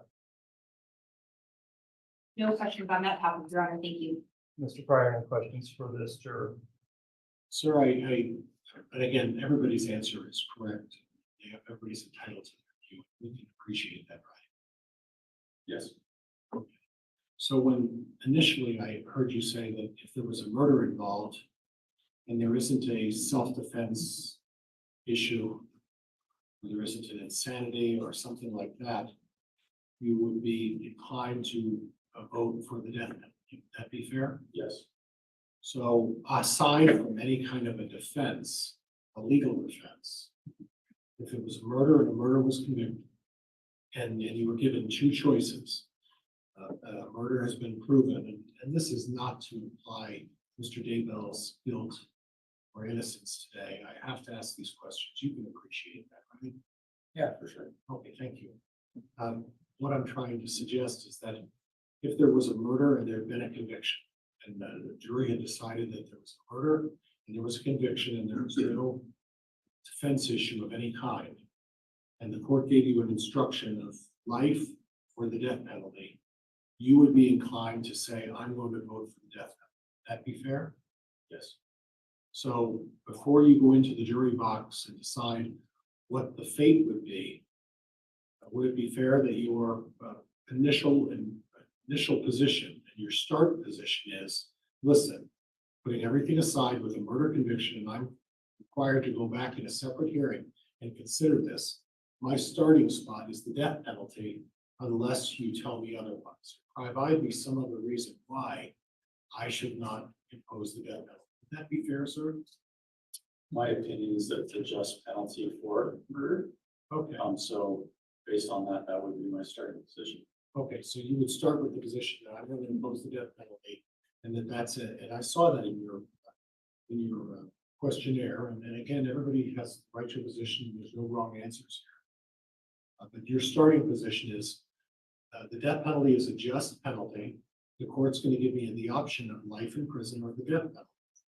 But because I personally believe that the death penalty is a just punishment for someone who commits murder, my starting position is the death penalty, and then I will then consider whether or not I'm going to impose life in prison. That, what I said, fair? After rethinking it as you're giving your explanation there, I guess I'm not set on death penalty. If the court is suggesting either, Right. I'm not going to necessarily push for death penalty. I'm very open to it. But if there's compelling reasons not, then life in prison is an option as well. Okay, but I guess I got the impression, I don't drag this issue on. I got the impression that initially you said, listen, my starting position is going to be the death penalty. But if there are other explanations or there's other evidence that I hear, I would consider changing my position on the death penalty if I were to hear evidence to give me a reason to do that. Would that be fair? That's correct. And sir, thank you very much. And please forgive me. I'm trying to just clarify everybody's position. You could appreciate this complicated issue. Yes. And Judge, I'm going to move pause on this issue. All right, response from the state. Your Honor, I'm going to ask some questions to rehabilitate. Go ahead. Thank you, Your Honor. You recall when we were in the group setting and we talked about a recipe and following the court instructions that will be given to the jury. Do you feel that once you're given court instructions that you would be able to follow those and that you would in fact follow them? Yes. And so recognizing right now you haven't been given all the court instructions regarding imposition of your finding of guilt and or the imposition of the death penalty. Once you were given those instructions, would you follow them? Yes. And so when we talk about your willingness to impose the death penalty if you felt that was appropriate, Yes. would you base that on all of the evidence that's presented in the trial in this matter in both both the guilt and penalty phase? And do you feel that you would keep an open mind and accurately follow the court's instructions in making that decision in determining any penalty if it came to that point? Your Honor, with that information, I'm going to object to the motion to strike. Very well. The court's considered that. Let me just inquire one last time then of this potential juror. Would you be willing to follow the court's instructions on this issue, regardless of any personal view you have, or do you believe your personal view would somehow prevent you from or impair your ability to follow those instructions? I'd be able to follow those instructions. All right, the court has considered the responses given by this juror. The court's going to overrule the motion to strike based on responses to that topic. And juror number 394, you'll return to the jury room here briefly and further instructions. One other comment. Yes. I did check with my employer and there's no hardship by being at that one. So there's a question before. Okay, well, thank you for checking into that, volunteering that additional information. We'll note that for the note of council. And then we'll return with juror number 321.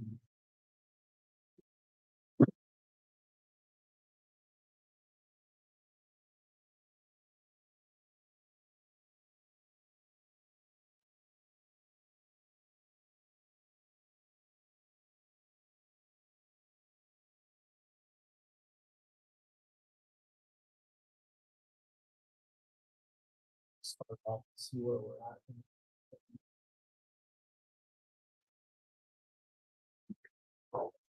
All right, council, with this juror, if there's any other topics we could hit first before we close the broadcast and excuse the public, take those up. Judge, I want to delve a little bit more into the hardship. Okay. Does the state have any questions on hardship of bias? Just a couple of questions, but yes, we do. Okay, juror 321, thank you for returning again. We'll have council go into questions relating to potential hardship or bias. After that, we'll talk about the other matters off the record here, the privacy of this juror. Mr. Whitson. Thank you. Sir, as I recall, during the group selection process, it came out that you would experience some unpaid time if you're selected to be on the jury. Is that correct? That's correct. And you at that point, or at least as of this morning, have not been able to determine how much unpaid time. Is that right? That's correct. I've since messaged my HR. And I think you said that you were the sole provider for your family. Yes, like my wife and I are currently separated, so she's working, but I haven't had my own household, but still contribute with everything that's going on. So two households, two incomes, is that how that works? Correct, yes. Okay. So then as you sit there today, just on that factor alone, do you feel like with the information that you have as you sit there, that serving on this jury for 10 weeks would in fact be a hardship for you? It would definitely be somewhat of a hardship. I can let my wife figure out more information from HR to determine how much of a hardship that could be. So are you leaving it open that if perhaps HR will confirm how much they may pay, and if it was enough that you could still potentially serve without it being a hardship? Is that what you're saying? Yes, that's true. And I guess to clarify, as I've mentioned to other jurors, juror 321, we need to make a decision essentially now on this issue. We don't necessarily have the luxury of finding out, and I understand it would be a difficult task. But if the answer comes back that it's more of a financial hardship than less based on your HR policy, if that were to occur, how would that impact your ability to pay attention and be engaged in this trial and not be concerned about that the whole time? If I'm a part of this trial, it's not going to affect it at all. 100%. Okay, well, thank you so much for that response. Apologies for the interruptions, Mr. Woodson. If you have further questions, go on. Thank you, Your Honor. And then I did just one more thing that had been with you this morning. In your questionnaire, the one thing you did note about hardship was you have several midweek trips planned to go to Oregon to watch your son play ball, right? Do you feel like with the question that occurred in the explanation, are you satisfied now that that won't be a hardship, or are you still concerned that potentially missing his games or some of them will be a hardship? Like I was explaining before, there's always going to be other times to do it. So I wouldn't consider it hard. I guess it's kind of relevant to like my situation, be a hardship because I'd love to see my son play, but in terms of being a real hardship on like my life, no, I can't call it a hardship. Okay. Thank you for that. No, I don't have any more questions on these topics right now. All right, Mr. Pryor. And sir, I'm going to start with the baseball. How many children do you have? I have 3. How long have you been watching your son play baseball? Since I coached him when he was 6 or 7. And at this point, I'm somewhat familiar with college sports. And it's a unique opportunity for a young man to play baseball at the college level, isn't it? It is. It's not that every member of a high school baseball team gets to play at a college level. It's a unique opportunity. Yes. We don't know whether your son's going to play next year for sure. We think he is, right? Yes.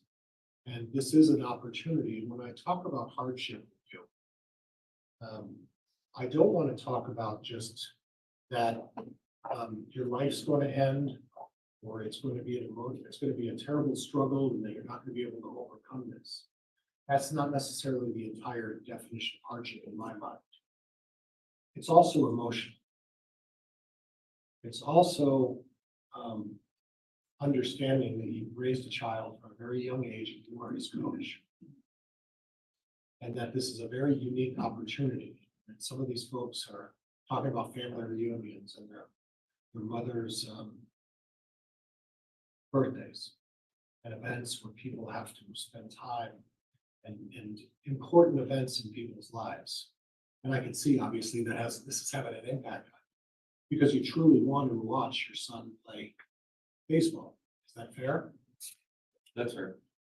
And you want to be there, and in terms of it may not be the end of your life. It may not cause you financial ruin, but you raised this child. And you coached this child. And you probably taught this child how to hit a baseball. Is that fair? Yes. I don't know what position he plays. I don't know all the facts. But this is an important event. Do you agree with me? To watch your son go out there and watch him play? Yes, it's important. And it's something that you really want to do. As much as I can. Obviously, I'd have to travel there too. But you've already committed that you're going to. This isn't just a necessary. Well, if I can, I'll get over there. This is a situation where when you came in to sign up for jury duty, you said, and you're nodding your head, I have committed myself. I really want to see my son play baseball. And this is going to be an emotional hardship on me if I'm not permitted to watch my son play baseball. It may not ruin me financially. It may not cause me, to lose my life or some other tremendous situation. But if this is a significant event in my life, my son's life, would you agree with that? Yes. No, in the interest of time, I would just object that this topic has been covered quite extensively at this point. We've got consistent answers from the chair already. Well, Judge, I have a right to revisit this and talk about this hardship here. This gentleman, I think I should be allowed to elaborate. This is a hardship. Well, I understand that, and I know the juror understands the situation and has thought about it. So, Mr. Pryor, let's just get to the point of whether or not this is going to rise to the level of a hardship where you would be unable to serve. And the point is you would be able to serve, but in your mind, this is going to be an emotional hardship to have to serve, right? Can you break down that question for me, please? This is going to be an emotional hardship for you to serve. I'm not sure how to answer that because I deal with stuff all the time and I get through it. So to me, hardship sounds, I understand what you're saying. I'm allowed to answer like this. I don't understand. I know what a hardship is. Yes, it's gonna affect me emotionally, because I want to be there. But it's not like a hardship. Okay. Thank you for your honesty, sir. All right. At this point, then, there are some additional topics the court's going to address. The jurors requested privacy, which the court will grant. So we're going to stop the live stream of the proceedings, and I'm going to have the public excused from the courtroom. Further inquiry on voir dire with this particular juror. So if everybody would allow for that for a moment, we'll go ahead and take just a quick break to clear the courtroom and stop the proceeding, and then we'll continue right on with this juror.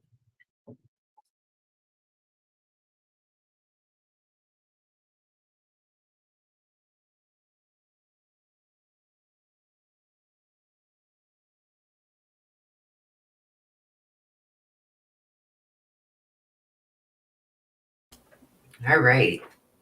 So they're on another break. Yes, I know a lot of people, even on other channels, you guys are complaining about these ads during live streams. Like, there's nothing we can do about it. The only thing that I could do is turn off monetization.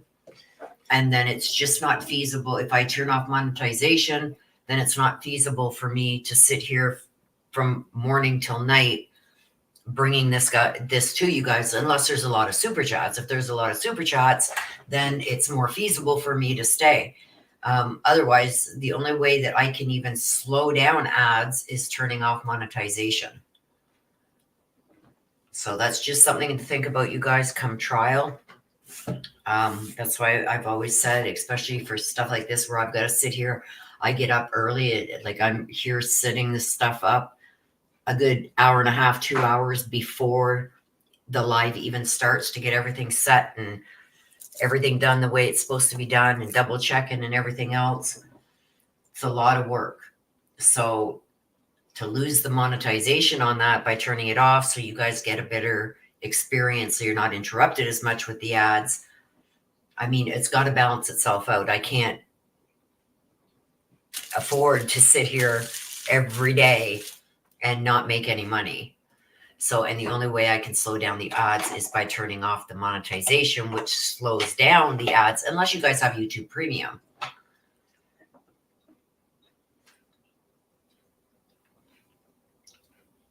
So generally we have a lot more people in here for the actual trial. So hopefully the super chats pick up and I can go ahead and just turn off the monetization and not have to worry about even, and it's not a lot. If I make $20 for a day in ads, that's a lot.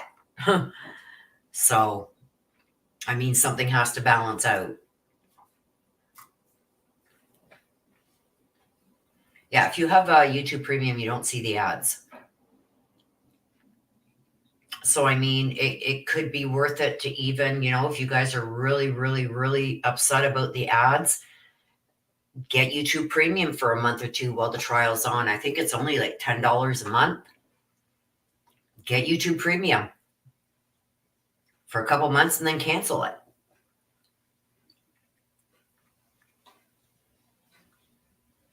Oh, YouTube's gotten really greedy. Like, I'm not losing only 30%. I'm losing 42%, you guys.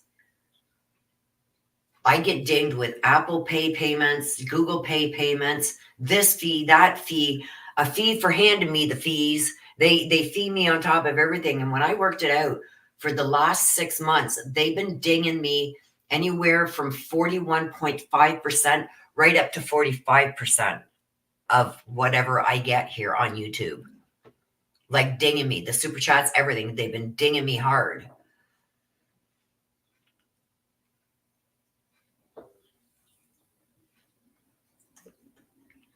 So like I said, the little bit that I do make, I mean, the only way I can stop that is by turning off my monetization, which means now I get nothing unless I get lots of super chats. That's the only way that I would get anything from sitting here for 12 hours a day. So there's 2 separate ways there that you guys can combat the ads. I know a lot of people can't afford, super chats, especially day after day after day. But if we balance it out, it could help. Or pay for YouTube Premium for a couple months while the trial's on and you won't see the ads. Right? And I think it's only, well, I know I pay $11.99 a month Canadian. So I know it's cheaper in the US because your money's worth more than our money. So I don't know how much it is. I think it's $9.99 or something a month in the US. Get it for a couple months. And then you don't got to worry about any of the ads at all. See, I don't see ads. I don't even know when they're on because I got the YouTube Premium, and being a creator, I need that anyway. I've got the highest one possible. I think I pay like over $500 for the year. But that's because I need my creator tools and all that stuff. So, I mean, it takes money to make money. I get it. But it also, if, this takes up a lot of my time. If I'm going to be sitting here day in and day out throughout this whole trial, which means if I need to go out and go shopping, I've got to, wait. And because they're behind in time, if court finishes at 3:30 in Idaho, that's 5:30 for me Eastern, or 6:30 for me Eastern. By that time, if I got to go to the bank or if I got to go to the pharmacy or a doctor's appointment, I'm missing all that. And I'm trying to schedule things around, like, okay, look at, I'm covering this trial. They go on lunch every day from say 1 o'clock until 2:30. I've got to make all my appointments and then run out, go to the doctor's and get back before it starts again. So, I mean, I'm doing my best to accommodate everybody and really trying my best to do that. As far as the ads, there's nothing I can do about it, you guys. Nothing. And I know that YouTube has implicated a whole bunch of new tools. So it's like that could be what's messing with YouTube right now too. Like I can't even tell that my live is on live. If I go onto my creator page, it doesn't even show that I'm live right now on my creator page. And it should. My YouTube studio has gone out 3 or 4 times, which is a pain in my butt because that generally gives me my analytics and the stream health and all that. I can't even see that. Like right now, it's out again. I can't even see my stream health. So, I mean, I don't know what they're doing, but they're taking more money from us and making things worse. So,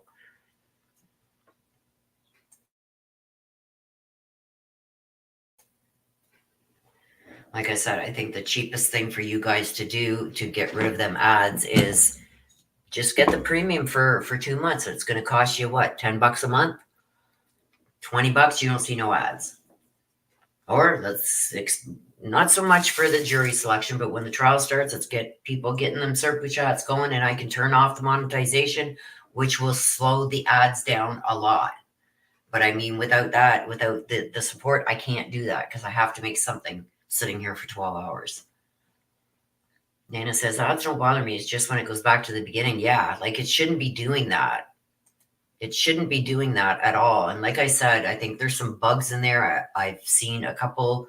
There's 3 or 4 other creators. There's 2 that are in the true crime that I speak to and that I trust and just love their channels.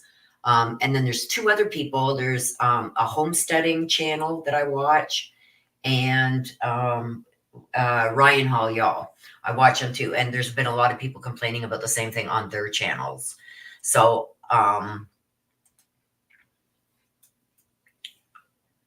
obviously, it's not just my channel, so.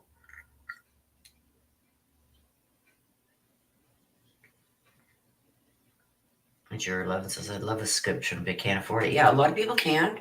I get it. Times are tough. So, I get it. Yeah, it shouldn't be going back. YouTube will still play ads, so you might as well get something out of it. Yeah. Well, if I find that I'm getting a lot of super chats on that when we go to trial, I don't expect it through the jury selection because this is the most boring part.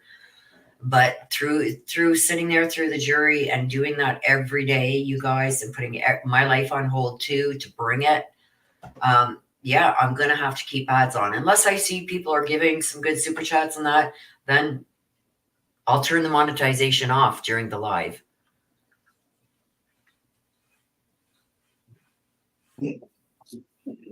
Okay, so they're back. So I'm going to mute so we don't get no echo because I had to take my earbuds out because it was bothering my one ear. So I'm going to mute you guys. Let's see what's going on here now.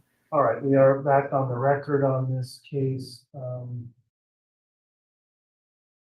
Just so I match up and make sure I'm clear with the jurors who are still here, please raise your red cards.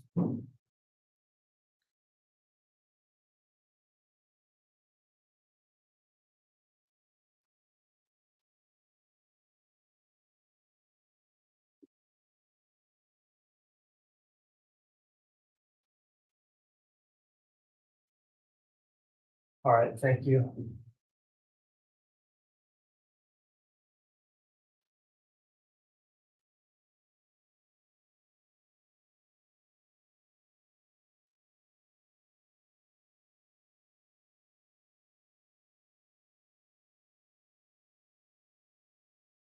All right, we've concluded voir dire of this particular group of jurors. These are jurors that would, in the court's mind, be passing on to peremptory strike section of the trial.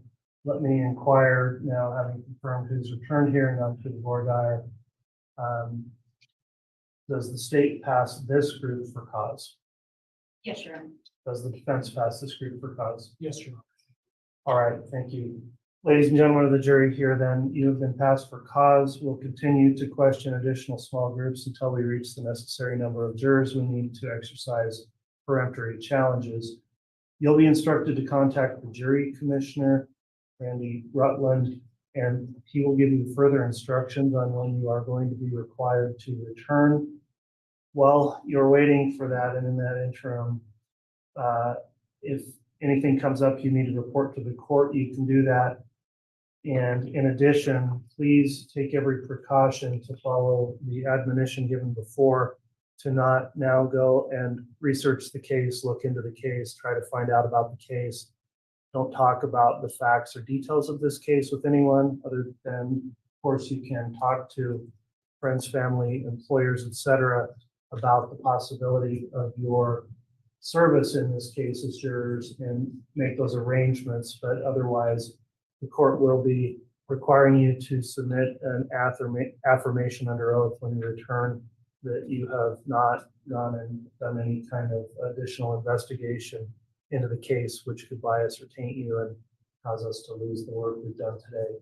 So we very much appreciate your service up to this point. You'll receive further instructions on when you will return for that next stage of the proceedings. And with that in mind, that will conclude our report of this particular group. Before they're excused to report back at another time, anything further from the state, No, Your Honor, thank you. from the defense? No, Your Honor. Okay, thank you. All please rise for the jury. If you come back this way, you want.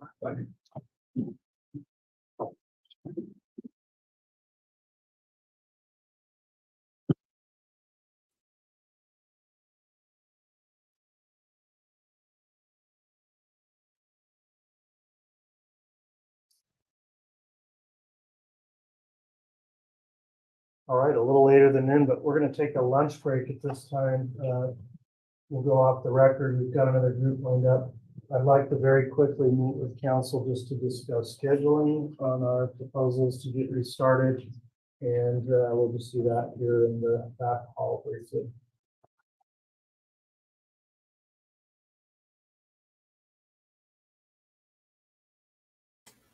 So is that it? I guess that's it for the day. I just broke my damn tooth. Ah.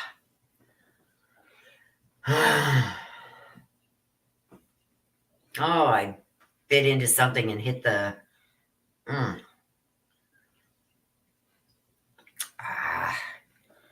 that's gonna hurt.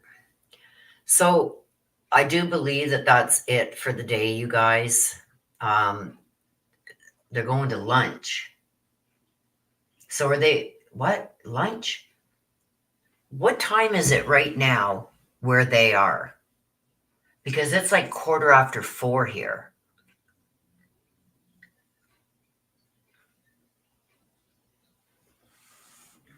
Okay, let me just see if I can find out if they're going to be. Okay, hang on a sec, you guys. Give me a second here.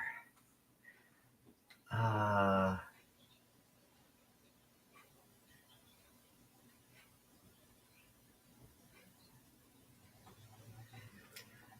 well, this is interesting. I'll let you guys know this while I'm looking about it. It's about 2 o'clock there, 2, 3, 4. So they're 2 hours behind me. Okay. So for those of you who've been following the Adam Montgomery, he has filed a response to the state's notice for defendants to appear at his sentencing. The judge ordered him to appear because he didn't appear for his whole trial. And he says, now comes the defendant, Adam Montgomery, by and through counsel, Caroline Smith, and respectfully responds to the state's notice for the defendant to appear at the sentencing here as follows. The defendant is scheduled for a sentencing hearing on May 9th, 2024.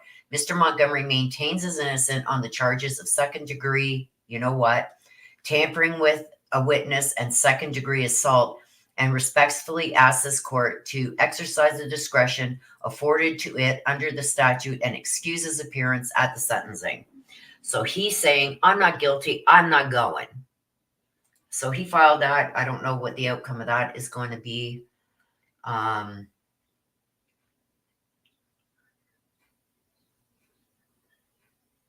me just see here.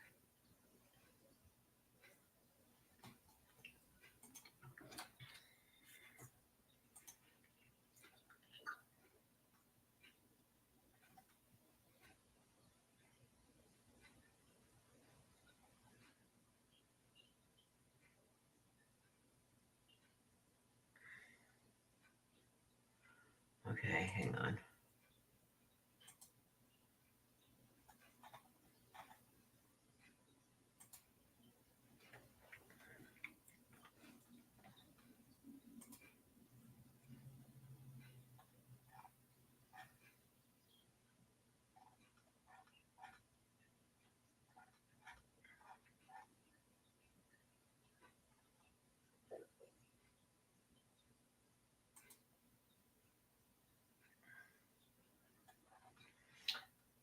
me see.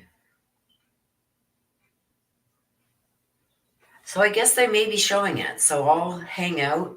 I'm gonna go next door. So let me get this back up then, just in case it starts while I'm gone. Share audio. I'll turn off my sound. Actually, I can just mute myself while I'm gone. I'm gonna go next door and check on Mama. My big fur baby just had a shower. She loves it. Aww. Okay, so it's 2 p.m. there, which means, well, 2:15, and it's 4:15 here. So they're 2 hours behind me. That's a weird time for them to take for lunch. Did they say how long they were going to be gone, you guys? I will say hi to Mama for you.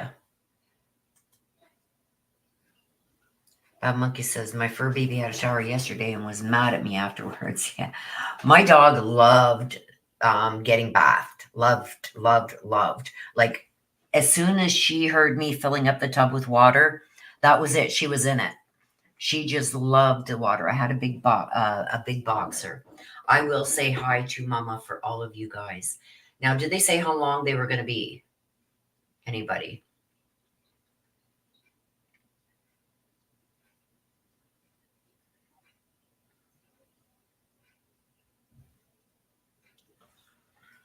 My dogs try to open the shower door every time. Aww.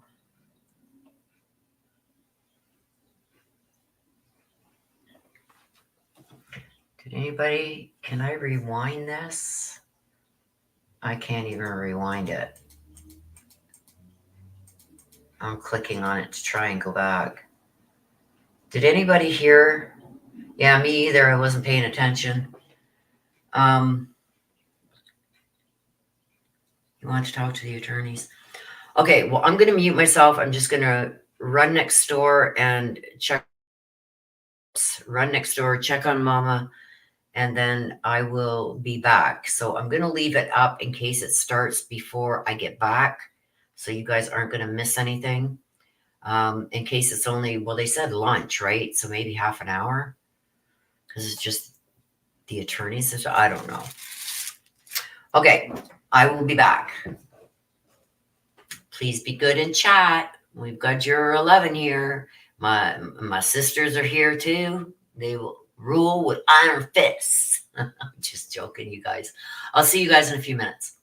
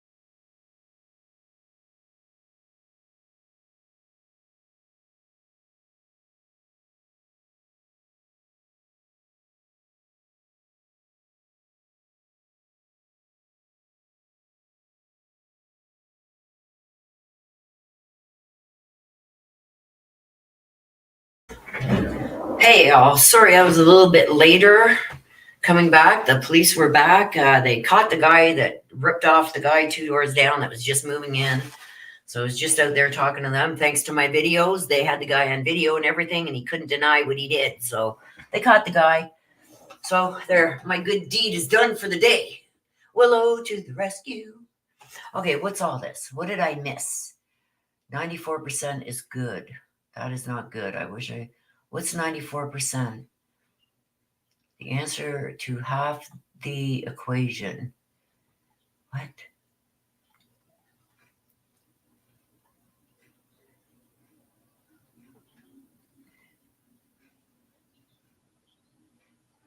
What's this? What are we doing here? What's all the numbers?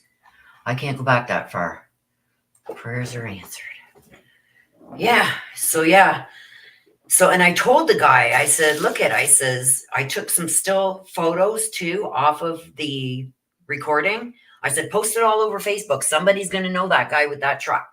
So that's what he did. And apparently these guys just moved here from out of town. They're not even from here. They're from like probably 60 miles away. The first time they've ever lived here. And this is what, oh my gosh. Anyway, so he did what I said and posted it all over Facebook. And lo and behold, somebody messaged him and said, I know who that is. And the guy got busted. So I guess he tried to contact the guy directly. Somebody gave him his name. So he contacted the guy and the guy wouldn't answer him. So he had to call the police, right? And the police knew who he was. So there you go. My good deed for the day done.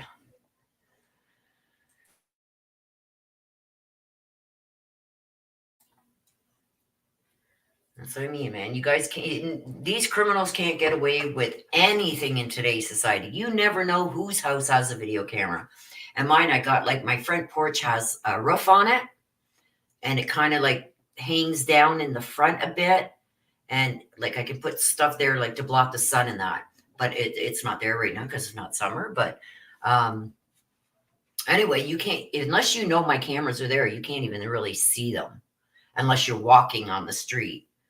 And if you happen to like look towards my place and look up under my roof of my front porch, then you can see it.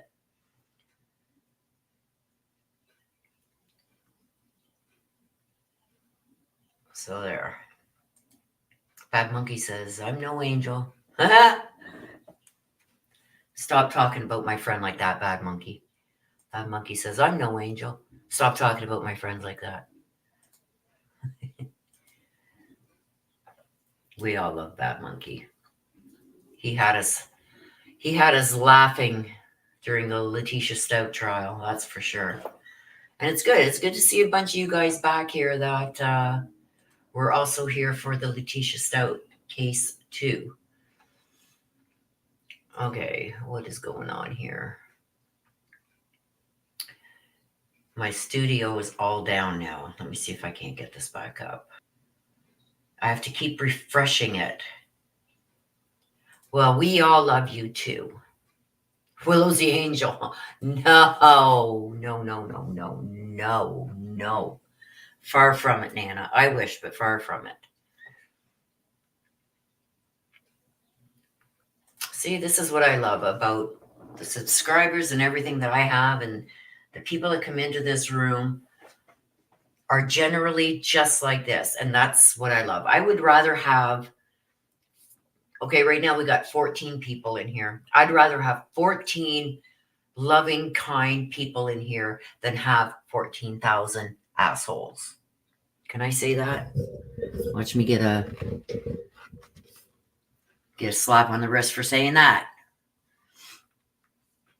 But I would rather have good people and fewer of them. YouTube is not receiving enough video to maintain smooth streaming. As such, viewers will experience buffering. Open the widget. Okay, let me...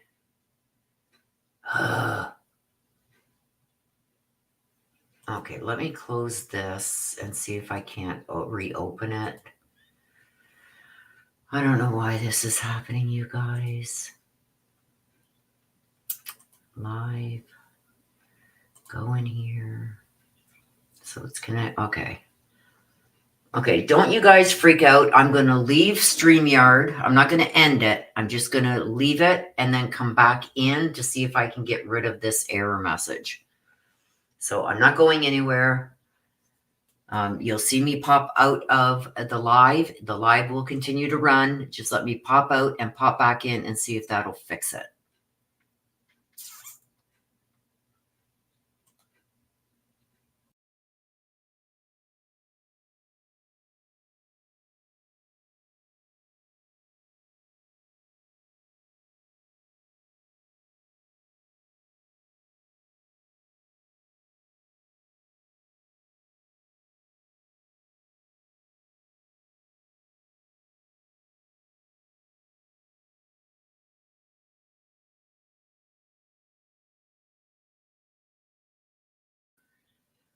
Okay, that should have fixed it because that is now gone. So it should be running smoothly again, you guys.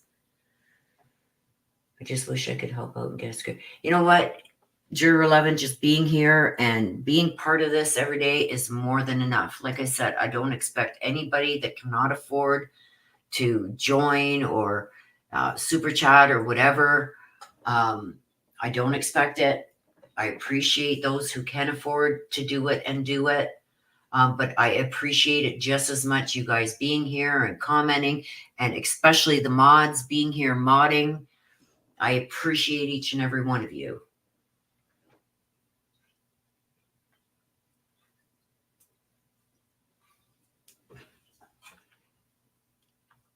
Close page. Okay, so this is what, okay, watch what I'm going to do for you guys. And I hope that, okay, let me go over here. Hang on a sec, you guys. Cross your fingers, Juror 11. Cross your fingers right now. I'm going to give out 5 free memberships. Oh, no. Okay. Cross your fingers and hope that you get one. I'm going to gift 5 free memberships right now. Here they come.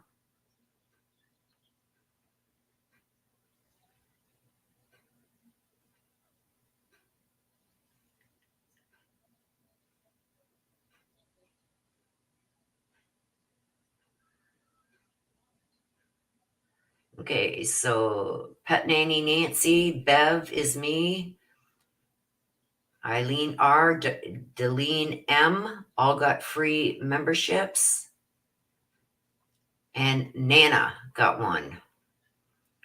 I'm sorry, you're 11. I tried to get you a free one there. I don't get to choose who gets them.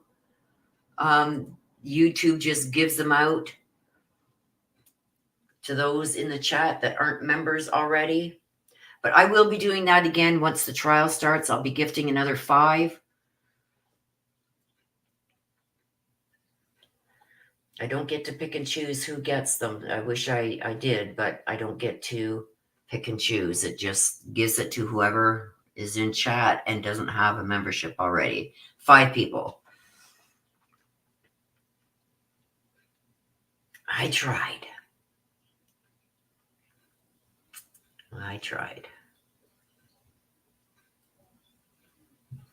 So congratulations to those who got free memberships.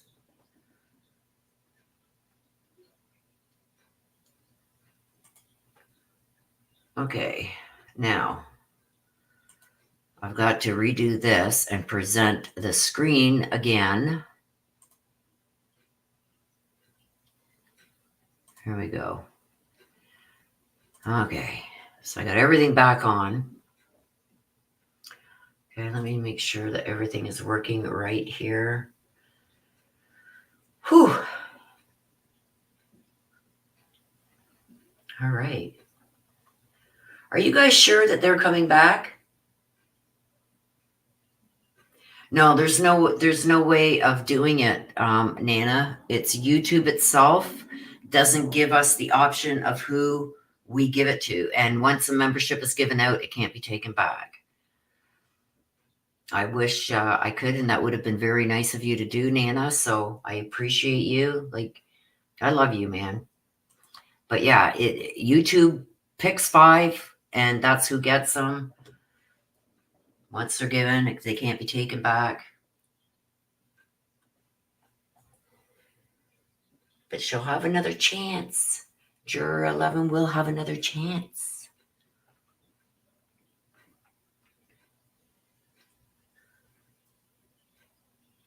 I was hoping Carolette stopped in. Did anybody see Carolette in? I'd like to know how baby Dominic is doing. They just said lunch. They didn't say how long.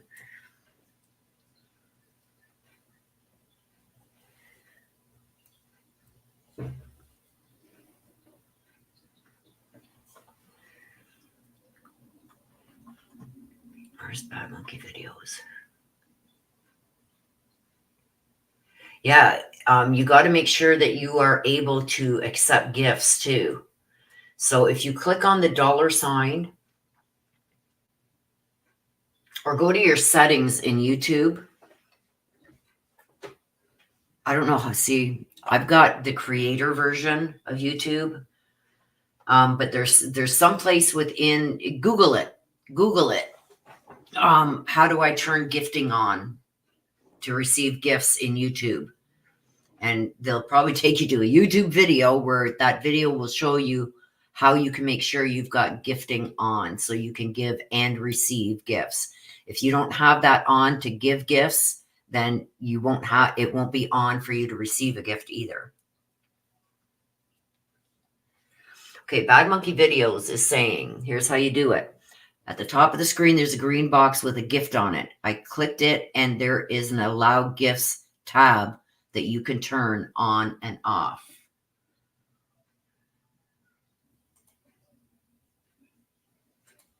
So that's how you make sure you got your gifting on. You have to have it Allow Gifts or on. Make sure that is on. Thank you, Bad Monkey Videos. You're awesome.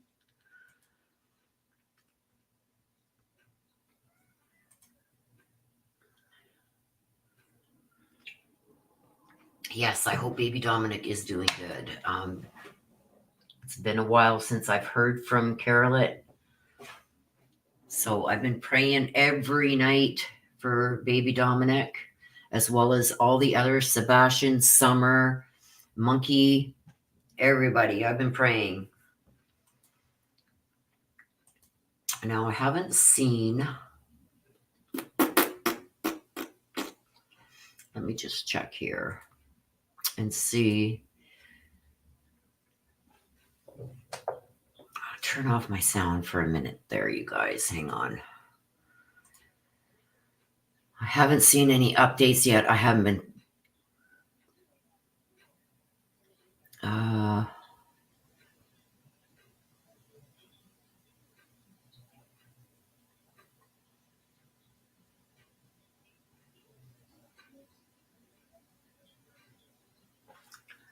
Oh, Ryan Hall Y'all is on with urgent live weather coverage. Let's see. Let me just see here.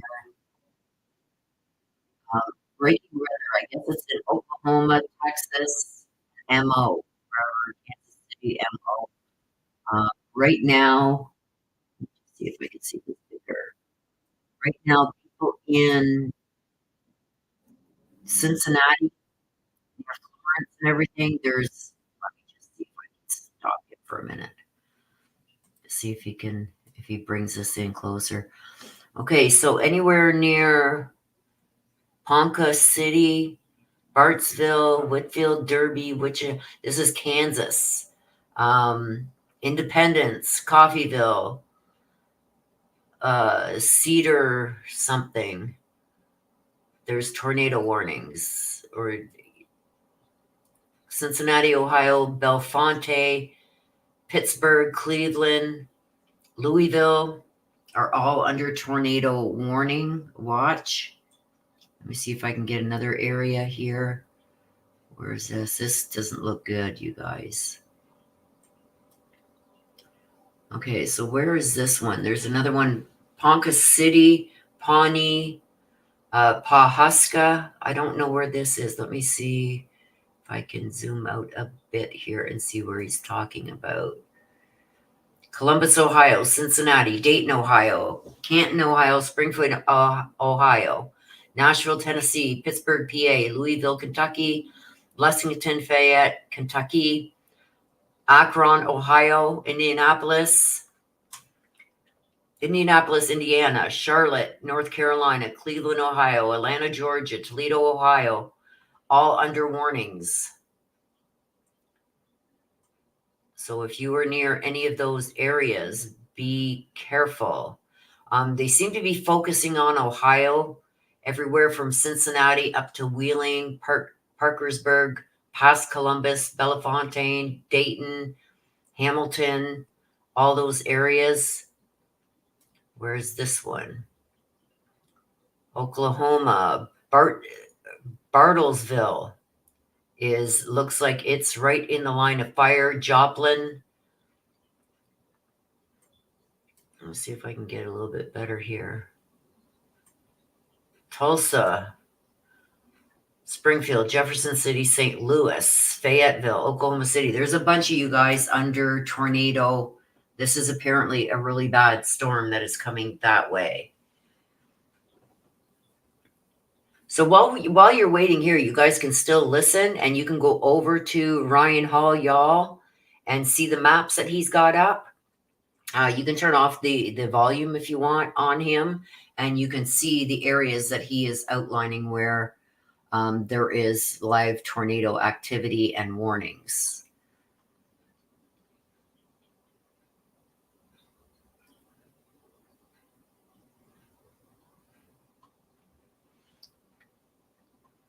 So I'm not seeing anything regarding Sebastian Rogers. Nothing new there.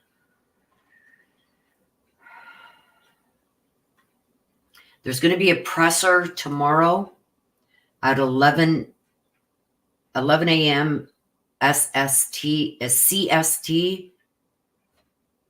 for Sebastian Rogers. But they're saying that there's no new developments to report, but they're going to have a presser tomorrow at 11 a.m. That was just put out an hour ago. So that's the only thing that I know regarding any of the cases so far.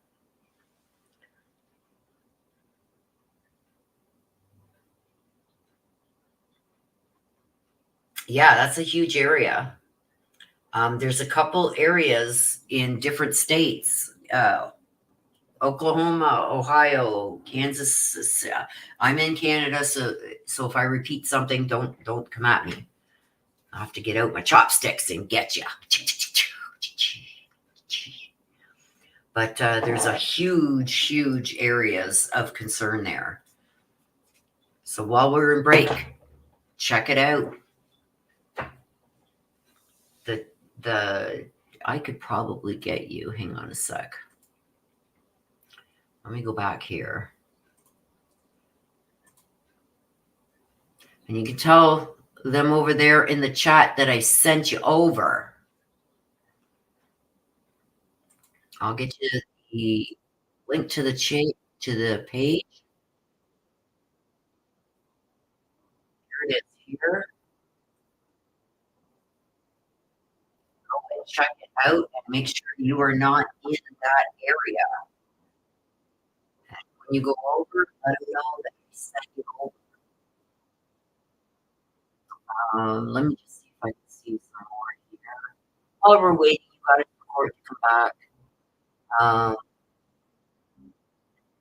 Abilene, just south, well, I guess pretty far south of Wichita Falls. Abilene. Okay, so severe thunderstorm warning, destructive thunderstorms. Oh, where did that just go? Back on my screen. For Jones County, Texas, and Shackelford County, Texas. Severe storm warning for Montgomery County, Osage County, Oklahoma, Ohio County, Indiana, Boone County, Kentucky, Campbellville,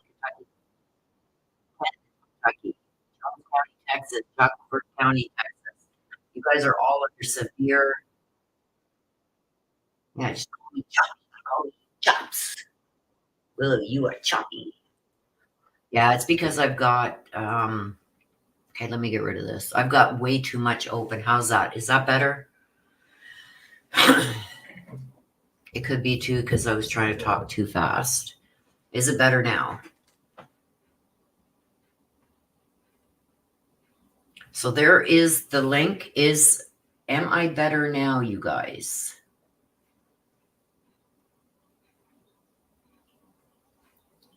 Yes, prayers for those in the path. Yeah, it's because I have like 12 windows open.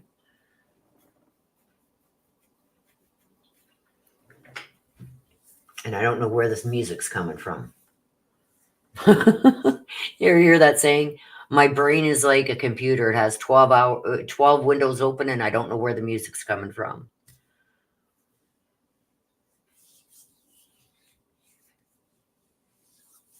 It's like it's just as bad as me saving a file. It's like, okay, now where the F did you save that to? I have no idea. We saved that file for you. Yeah, where the F did you save it?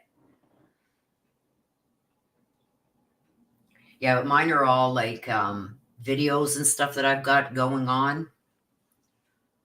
So not just like a window open, like say checking your bank account or checking Facebook or something like that. They're all windows of different videos that I was looking at.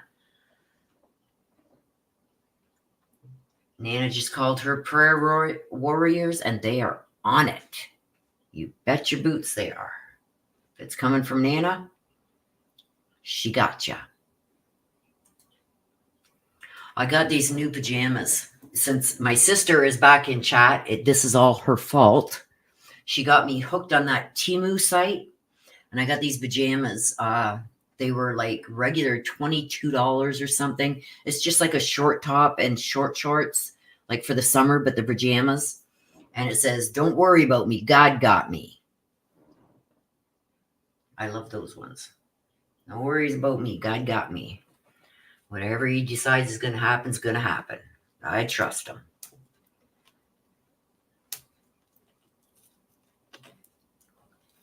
And now my tooth is killing. Yeah. It's craziness, that site. It is so addictive. It's crazy. But yeah, so I got these pajamas and they said, "Don't worry about me. God got me."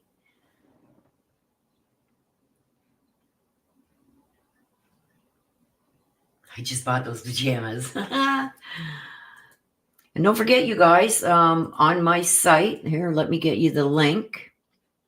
I will get you the link for my store. Here is the link to my store. And I've got especially made for these trials. I've got t-shirts, sweatshirts, hoodies that all say "Welcome to the Shit Show" with the wings on the back. And on the front, it says "Welcome to the Shit Show" with my YouTube thing on top that says "Above and Beyond Ancestors" trial version.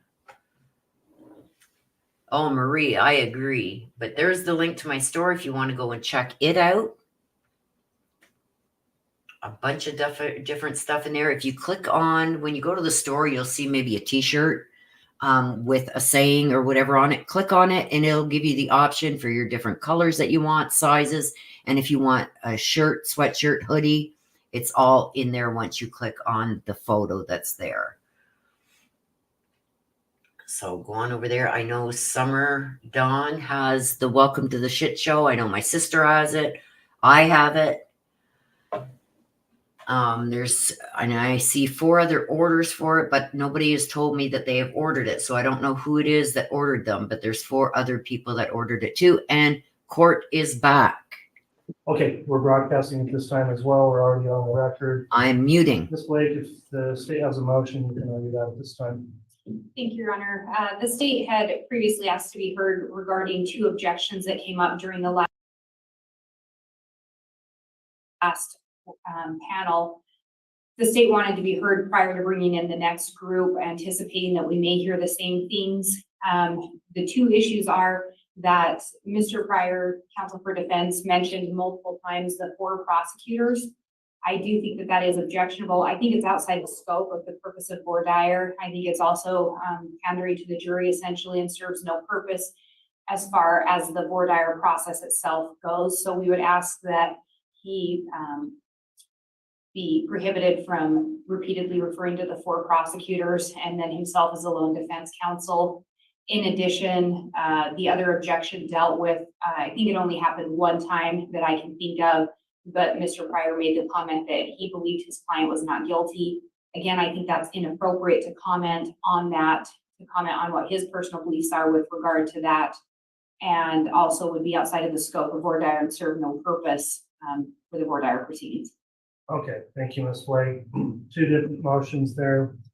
Mr. Pryor, if you'd like to respond first to the state's objection, and you're referring to the 4 prosecutors. Judge, if you have some suggested language for me in terms of how it's supposed to refer to them, I'll be glad to take that language. But I don't see the prejudice in referring to 4 prosecutors on the other side of the table. If the court feels that's prejudicial, then if you want to tell me exactly how I'm supposed to refer to those folks, I'll be glad to do that. But I see that's a little. I feel like the prosecutor's picking on an issue. They feel there's prejudice there, then the judge instruct me how you want me to address those folks. And as far as the other issue is concerned, Judge, I'll temper my response and ensure that I advise them in a less than definitive manner in terms of the other issue. All right, well, in terms of the first motion, I'm not going to prohibit some mention or reference to 4 prosecutors. That's who's at the table. The jurors are going to see that anyway. If it is being referred to unnecessarily or in a way that's irrelevant to the procedures or selecting jurors in the voir dire process, then the court will consider that under advisement. But I'm not going to prohibit a reference to what they're already seeing. It was said, it was repeatedly made, perhaps in a way to try to garner sympathy. It looks like it's rising to that level. I'll reconsider it. You may either re-raise the objection, Ms. Blake, or I may speak up and advise counsel that we would consider that to refrain from that reference. But in general terms, it's not going to be prohibited. In terms of the statement that was probably what would be framed as vouching, then Mr. Pryor would be correct that that's an improper kind of statement to vouch for your client personally or make a unqualified statement such as that. You indicated you'll refrain from that, so the state would grant the objection on that and instruct there not be further references where you are vouching for the innocence of your client. So that'll be the court's ruling on both motions. Ms. Blake, do you have any questions on that court ruling? No, Your Honor, thank you. Thank you. Any questions from the defense? No, Judge, is it permissible for me not to rise or if the court preferred that I rise? It's fine if you don't, Mr. Pryor. That probably helps with the audio, actually, if you just go into the microphone remaining seated, so I have no objection to you. I want to make sure I'm not being disrespectful. All right, no taken. One more thing we'll put on the record before we get started with the next group. One of the jurors mistakenly noted a number that's not their number on the questionnaire, and we wanted to advise you of that. So on the seating chart, we've got juror 841.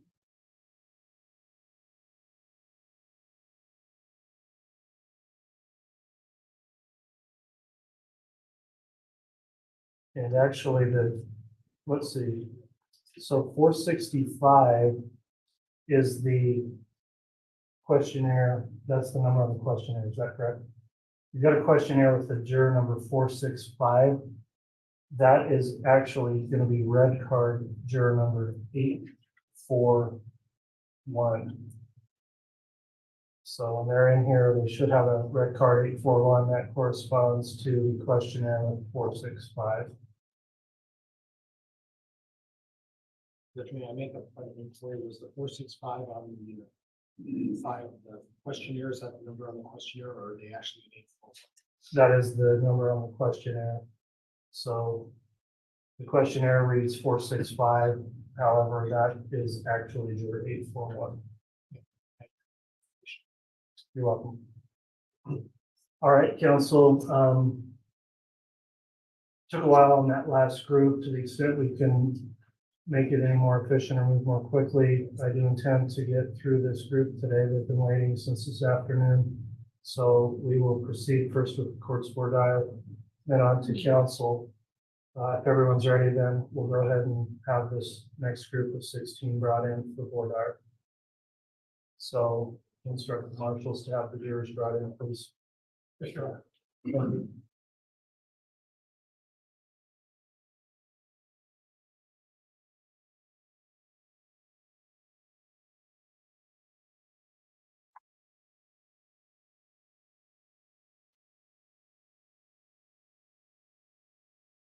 All right, please.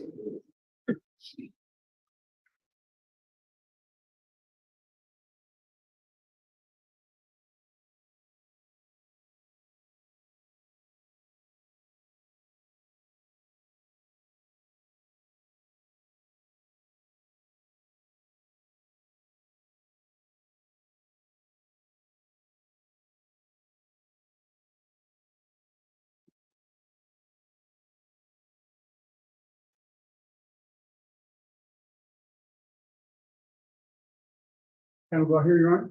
All right, thank you. Please be seated.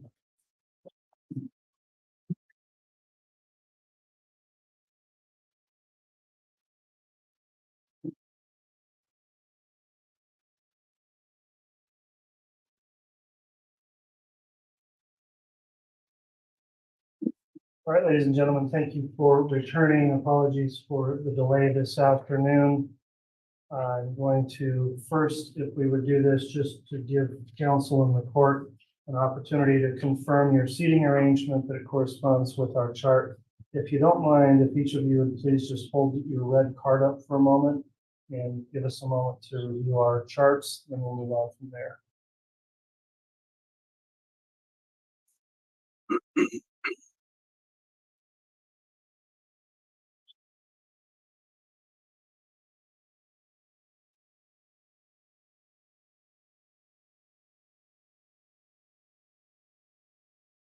All right, thank you.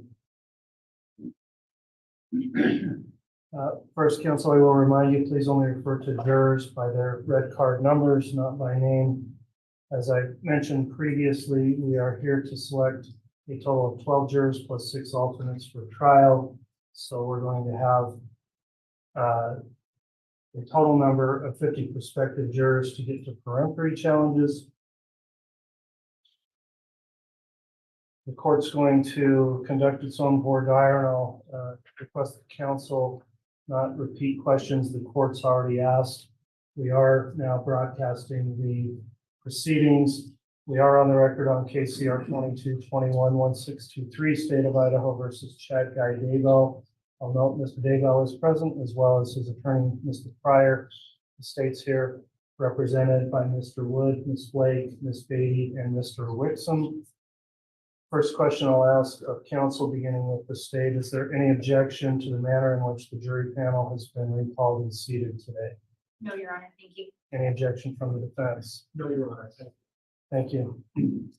Ladies and gentlemen, thank you for returning this afternoon. You've been recalled as prospective jurors in this case. I'm Stephen W. Boyce, the District Judge of Fremont County, Idaho, and I'm in charge of the courtroom in this trial. My court clerk to the right is Shannon Holstein, who is keeping minutes of this proceeding and will also be administering oaths to you as jurors. We've got our courtroom marshals here, Mr. Holmes, Beige, and Ravello, who will work with keeping order in the courtroom, as well as helping you as jurors move about. The court reporter, Mary Fox, is seated down to my left, and she's keeping a stenographic record of everything said in these proceedings. and my staff attorney, Courtney Stallings, is seated to the far right against the wall, and she assists me with legal research and administrative issues that come up throughout the day. Each one of you is qualified to serve as a juror of this court, and you filled out a questionnaire that we have now reviewed.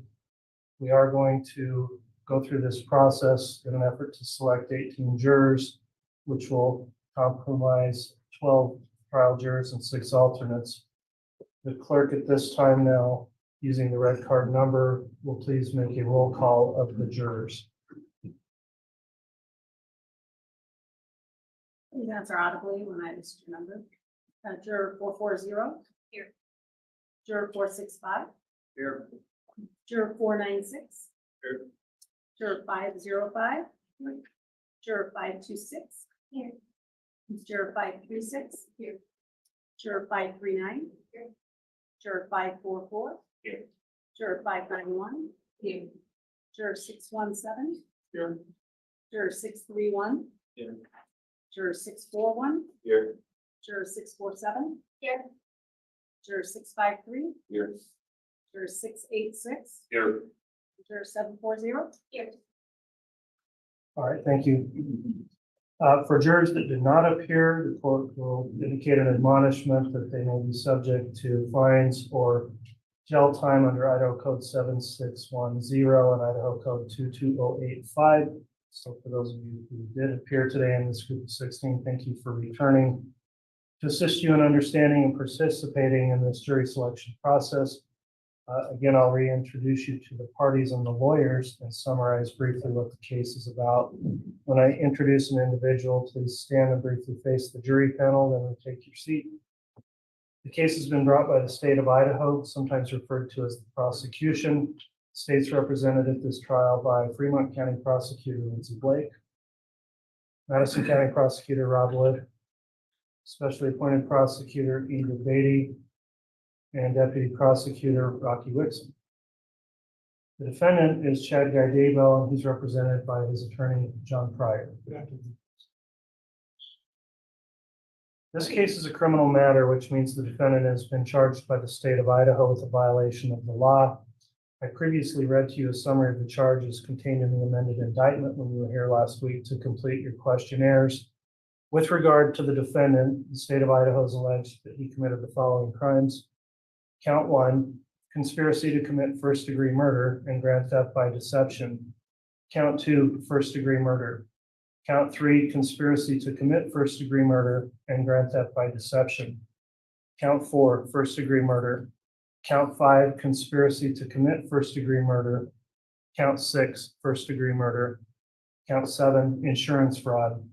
Count 9, insurance fraud. Mr. Daybell has pled not guilty to the charges. Please remember this is simply a description of the charges. It is not evidence.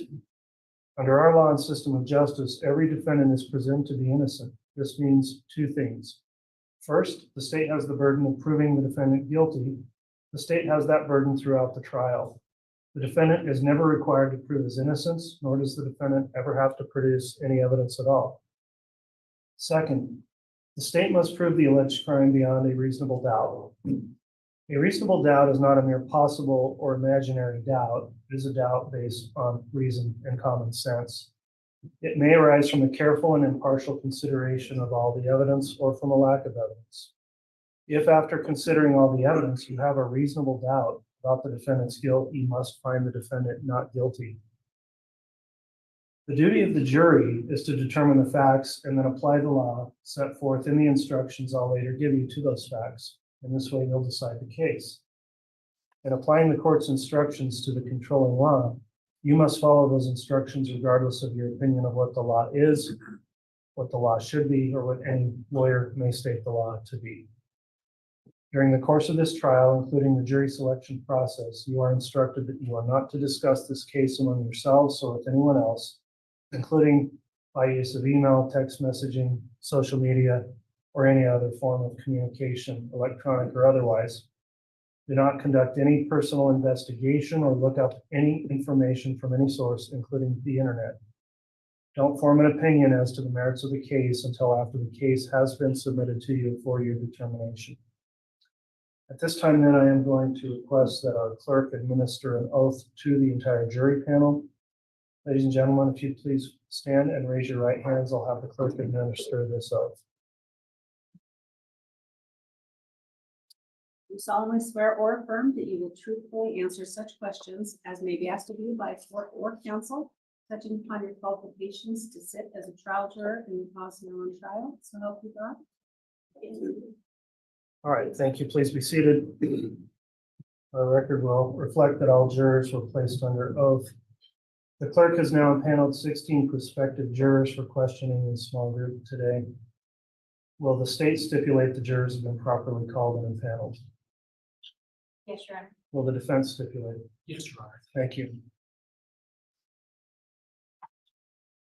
These jurors were sent home last week after completing the questionnaire and then provided an affirmation that they have not gone and researched or looked into the case between now and then, nor discussed it with anyone. Let me inquire next of our bailiffs. Do we know if a juror affirmation has been completed by this group? Yes, Your Honor, and confirm. Okay.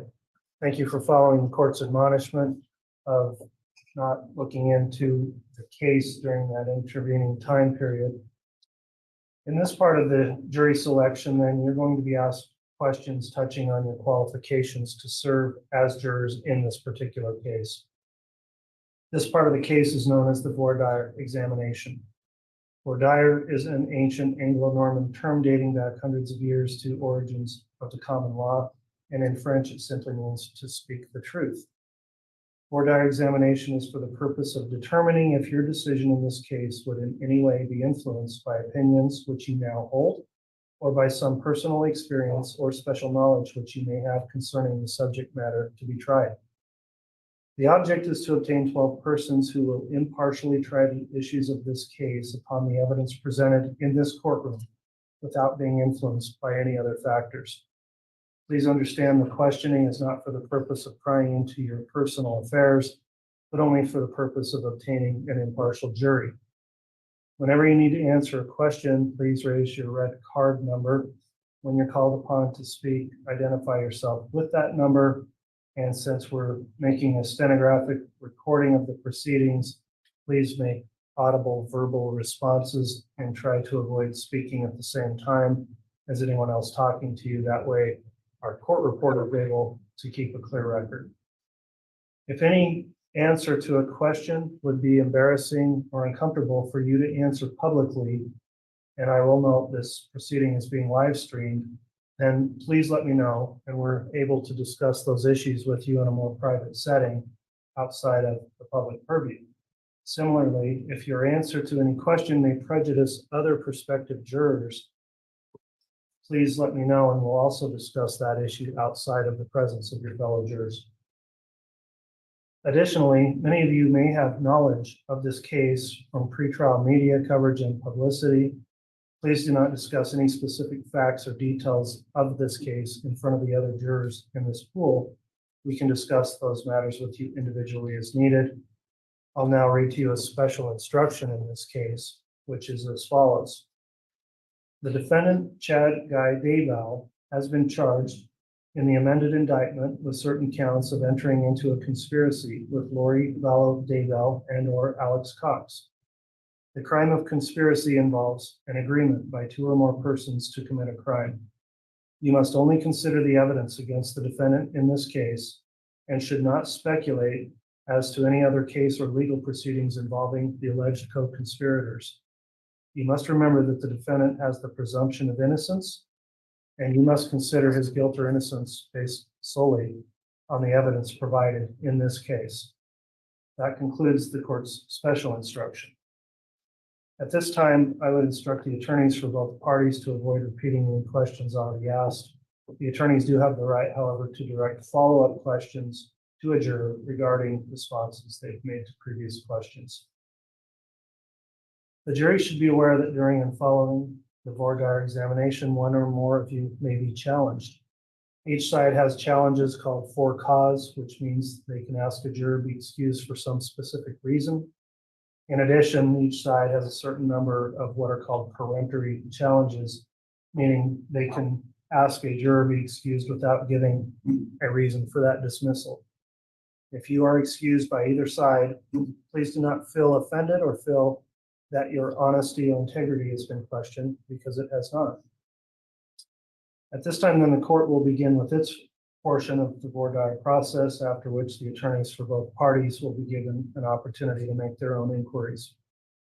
When when other jurors are being asked certain questions, please pay attention, because you may later be called upon to answer those same questions. The first question I'll ask then relates to your jury questionnaires, which you filled out. Let me just ask the group here, are the answers given by each of you on the jury information form still true and accurate? If you would say yes, please raise your red card. Okay, everyone responded affirmatively. To the best of your knowledge, are those answers in your questionnaires also still accurate and true at this time? If yes, raise your card. Everyone said yes. Next question the court will get to is the time commitment that may be required if you are serving on this case. As you were told last week, it would be for a period of approximately 8 to 10 weeks. Would that time of service create a serious hardship upon you or your family or your business or profession or occupation, so as to prevent you from rendering service as a fair and impartial juror in this case? If you think that applies to you, please raise your red card. Okay, we've got 2 jurors, 3 jurors, 641, 544, and 496. Let me take those up individually with you. So starting with juror number 496.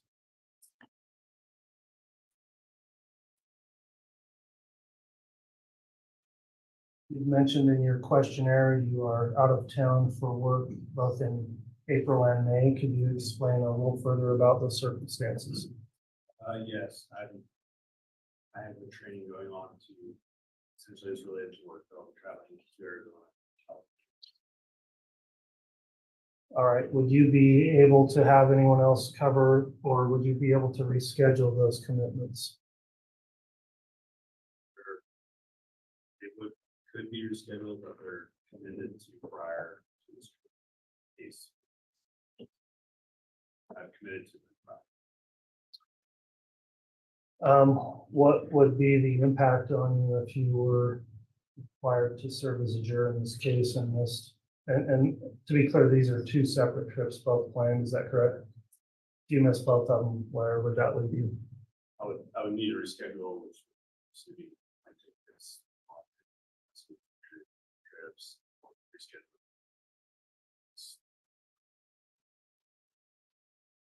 All right, I think it would be appropriate at this point for me to allow counsel to step in and ask additional questions as it relates to the hardship expressed, beginning with the state. Your Honor, the state also had noted those planned trips and had intended to inquire of those today. Given that additional information and the expenses associated with that, the state would make a motion to excuse this juror for cause for hardship. Judge Austin. All right, thank you, Mr. Pryor. Ms. Blake, the court's considered the information provided today, including what you filled out in the questionnaire and your responses. Juror 496, the court will find that you may be excused for cause for purposes of the hardship you would endure if you were required to serve here. So you can be excused. Thank you for reporting. That concludes your jury service. Please drop off your questionnaire with the bailiff as you exit. And then in a moment, we'll take up our next juror that had a concern.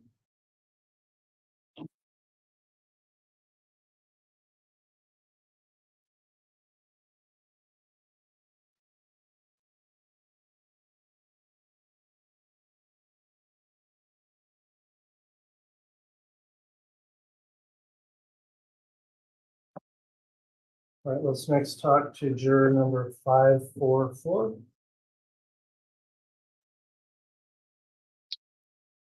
We didn't have a whole lot of detail in your questionnaire. It said you had a wedding in Atlanta. And can you explain to the court more about when that would be? That would be April 18th to the 20th.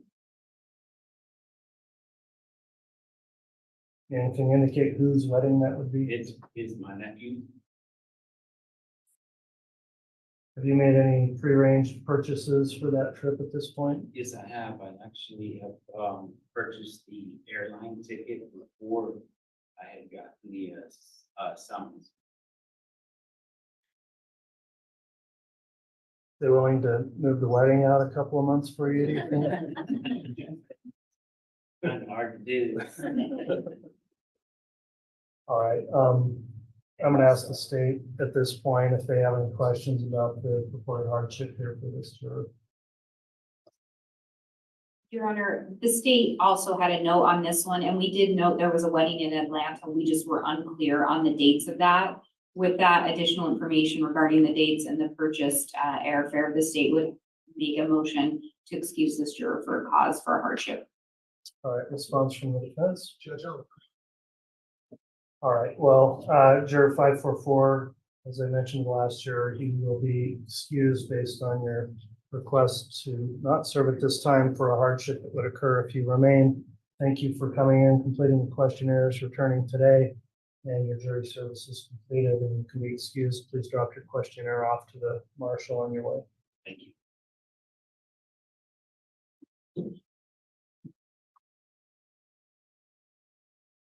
We'll next talk to juror number 641. We've got a vacation in May to visit some elderly grandparents, it looks like. Juror 641, can you provide a little more detail about that? My vacation is scheduled for May 18th. I'll be there until end of the month. I've already scheduled time out for work, which will be very hard to move. And the expense that I will total out to about $272 for the plane ticket, which I purchased in advance, and then a train ticket to visit a family friend who was recently diagnosed. And that's incorporated in the same trip? Yes, yeah. All right, as to juror 641, does the state have any additional questions? Your Honor, we also had a note here to follow up regarding that vacation in May. Again, just not a lot of information. In addition, I'd note there was an indication that there was some concern about interruption of school and work. I think given all of that, the state would make a motion to excuse juror 641 for cause for hardship. All right, response from the defense? Okay, juror 641, you are excused based on your request of a hardship. The court determines that you won't be required to serve for this case. Thank you for reporting, for completing your questionnaire and returning today. Please drop that questionnaire off with the bailiff as you exit.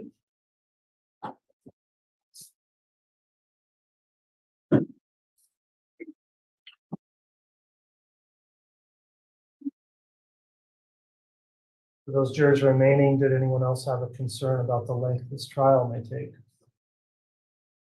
All right, and understandably, it's a difficult circumstance for all of us, anyone, and we do have one more now, 539. All right, your number 539, give me a moment.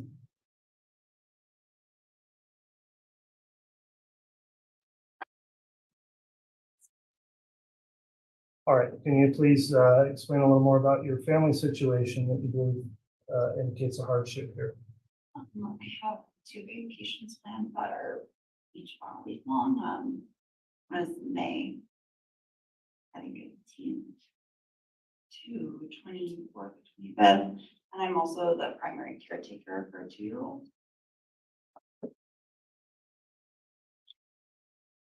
The May, well, both, and when is the second vacation plan? June 1st through 7th.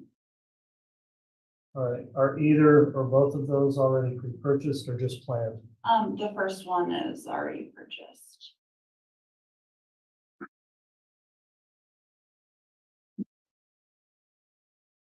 And can you provide a little more detail about your commitment to childcare with the 2-year-old?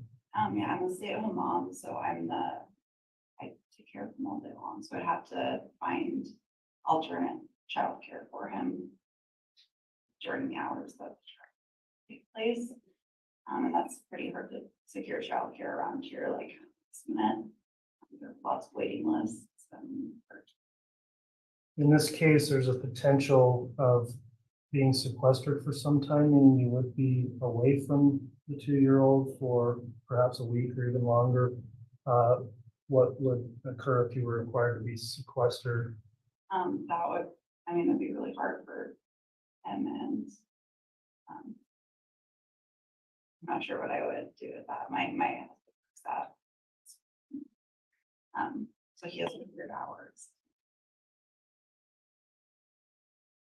And do you believe that would become a significant distraction for you if you were concerned about that while being sequestered?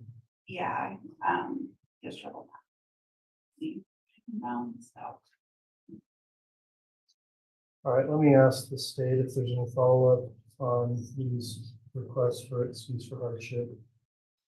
Similarly, Your Honor, the state had already made notes of those 2 planned trips. Again, we didn't have details if they had been already purchased or not. And we did have the note regarding her young child and that she was a stay-at-home mom to follow up on. Given that additional information provided by her today, the state would make a motion to excuse juror number 539 for cause for hardship. All right, Mr. Pryor. Judge, I have stipulate. Okay, juror 539, court's considered the stipulation of the parties as well as your request, which you did request for in your questionnaire. Based on those reasons already stated on the record, you may be excused. Thank you for coming in and serving and filling out your questionnaire. You can drop the copy off with the bailiff on your way out.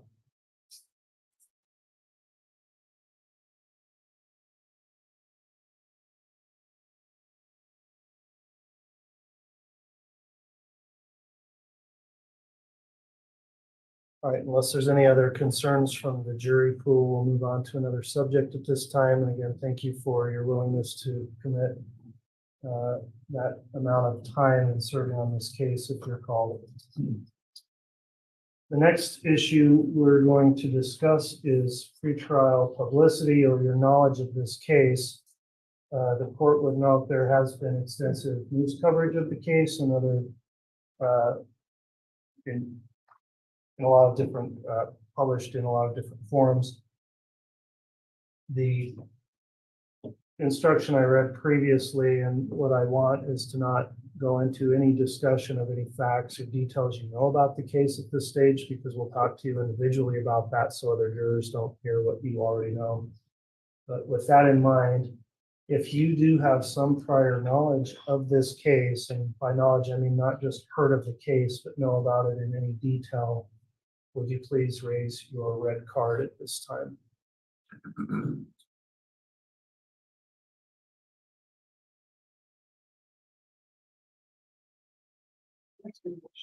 Yes. You say in detail, beyond what's been on TV, like the news and stuff. Well, we'll probably talk to you about that individually. I know it's a generic term that might mean different things to different people. Some people have followed this a lot. Some people have just heard it in passing. Some haven't heard anything about it at all. So have you actively followed it at all? Okay, but you have heard about the case somewhat. Okay, we will ask you some further questions about that individually. Anyone else who has any knowledge of the case or? Okay, 505 and 740, 591. Okay, for you to listed your or raise your card up there on that, we are going to ask you some specific questions individually. The next topic I'll move on to relates to the subject matter of this case. Would the subject matter of this case, which involves charges filed by the state of murder, conspiracy, and insurance fraud, would that subject matter make it impossible or difficult for you to fairly and objectively evaluate the evidence in this case and render a fair and impartial verdict? All right, no jurors answered yes to that. I'll next ask some questions that may seem obvious, and we've reviewed your questionnaires, but they're required under Idaho law for me to make sure there's no improper or appearance of improper relationship or connection to this case. So are any of you related by blood or marriage to the defendant, or do you know him from any kind of business or social relationship? No affirmative answers. Do any of you have any kind of a relationship such as guardian and ward, master and servant, employer and employee, creditor and debtor, landlord and tenant, boarder or lodger between you and any of the attorneys in this case? Are any of you, and I'll know no affirmative response there, are any of you a party in any civil action against the defendant, Mr. Daybell? No one answered affirmatively.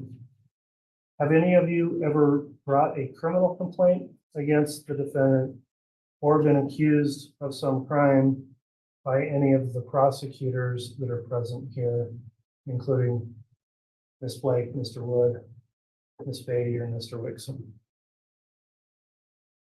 No one answered affirmatively to that.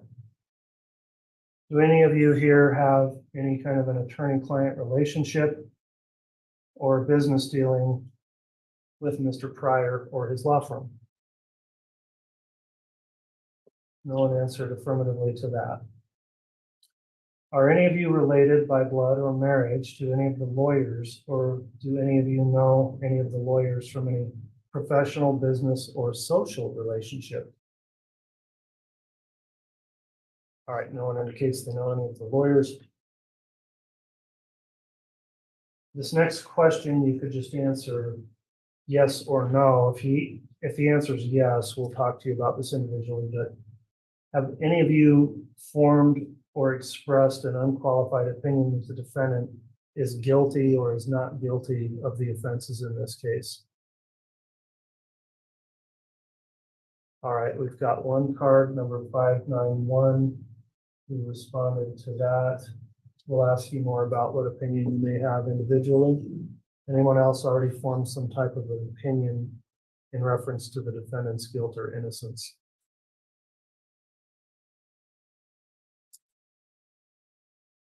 Do any of you have any particular bias or prejudice either for or against Mr. Daybell as you sit here?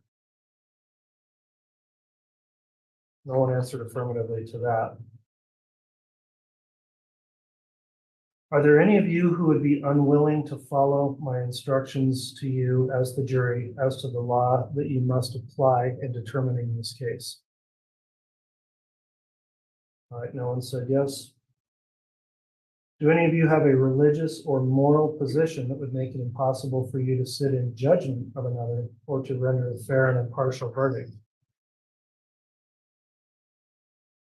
Okay, no one answered affirmatively to that. And then, are there any of you that, if selected as a juror in this case, would be unwilling or unable to render a fair and impartial verdict based upon the evidence presented in this courtroom and the laws instructed by the court? No one answered affirmatively to that. A final kind of catch-all question here. Do any of you have any other reason why you cannot give this case your undivided attention and render a fair and impartial verdict? All right, we have one juror raised their card, juror 465. Is that something you wish to discuss here? Do you think that's more appropriate individually? Here is fine. Okay, what would be a reason you believe you couldn't give the case your undivided attention? I work nights and usually wait up around 12.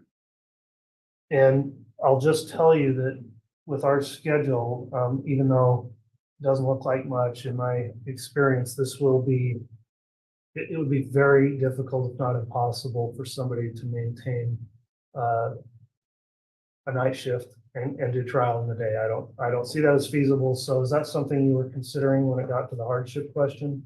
Yes. Okay, so you were under the thought maybe you could work in the evenings, do this in the day? It's more of if, when's the usual start time? Or 8:30. that'd be like, 3 at night. And I guess the question is, would you be able, to not do your job while this case is going for 10 weeks, because I kind of think that is what it's going to take for you to have the mental capacity to do this. I'd be falling asleep during. Okay.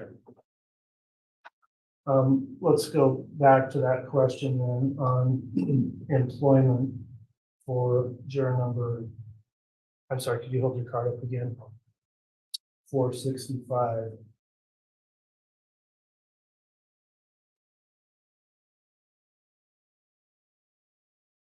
I'm going to let the state inquire at this point if you read about employment and a potential hardship here.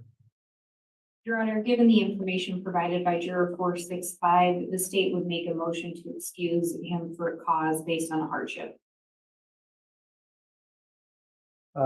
Response from the defense, Mr.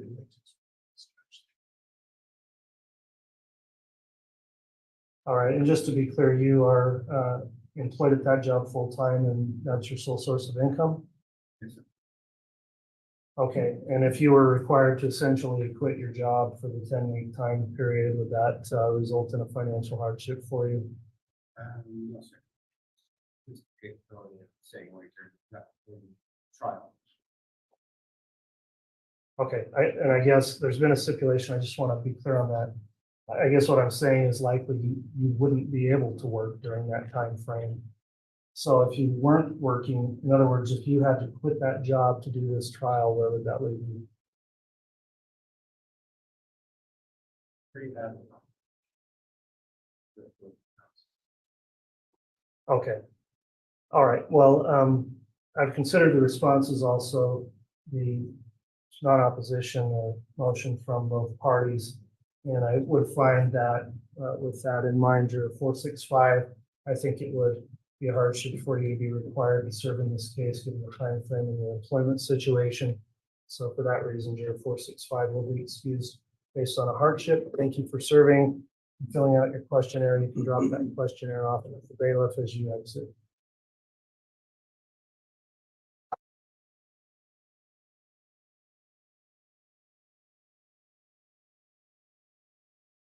All right, I'm almost concluded with my section of voir dire, but I'll go back and just re-ask that same question since we went through that with that juror, having listened to that. Do any other jurors here have a concern that they would not be able to give this case their undivided attention and render a fair and impartial verdict? All right, that will conclude the court section of voir dire for this panel. I'll turn this over now for the state. If you'd like to conduct your voir dire inquiry, who will be doing that? I will. All right, Mr. Wood.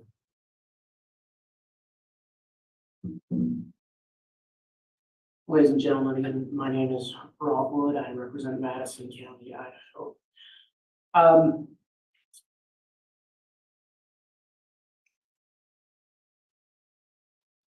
Thank you for being here. And just as a reminder, when the judge said, if I ask you a question and you feel like you'd rather answer it private, just let us know. We want you to be comfortable. And there's no wrong answers here. How you feel is how you feel. And we need to know that so that this defendant and so that the state can have a fair trial. And so, juror 505, when I say brutal honesty, what does that mean to you? He's being very direct. Telling it like it is. We all commit you'll be brutally honest in your responses with us. You'll tell us how you actually feel. Juror 647, do I see some hesitation? Yeah, you kind of tilted your head and looked at me like maybe not. Oh, no, I have 4 kids. Okay, so you can be Tell us honest. kids straight. I shouldn't say honest, you can be forthright, but that's right. Okay. There were a couple of jurors that did list a hardship. That's my disputing that. But you didn't raise your hands when we were talking about it earlier. So if it's all right, I'm just going to ask a couple of you about that. Juror 686. And I apologize. You're not one of the ones I was talking about. Juror 631. You're a medical technician, correct? And on your questionnaire, it said it may be a hardship for you that equipment at a specific hospital may not be maintained. Is that accurate? Possibly. I was the only technician trained on this specific equipment at this hospital. But I've already spoken with them and they're calling the manufacturer. Okay, so you've taken care of that so that if you get there, someone else can. Perfect, thank you.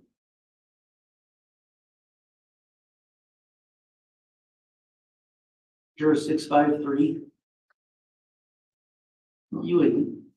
Thank you. You had mentioned on your questionnaire it could be a financial hardship for you to take time to be on this jury. Is that still accurate? Okay, so you've been able to take care of that. Perfect, thank you.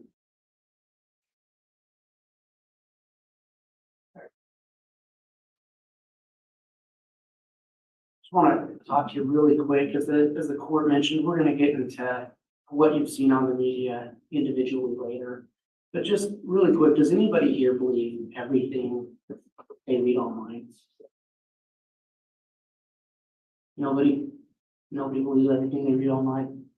So we're all aware that sometimes there's information out there that's not true. Do you all agree with that? And what about news on the TV? Does anybody here believe everything they hear on the news?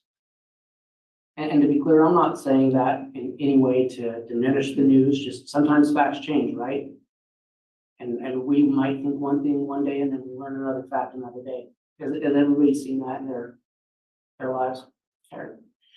And so this is so important. Can you all commit to this court, to the state, to this defendant, that what you have seen, that you'll put that aside and you'll only rely on what you learn in this court?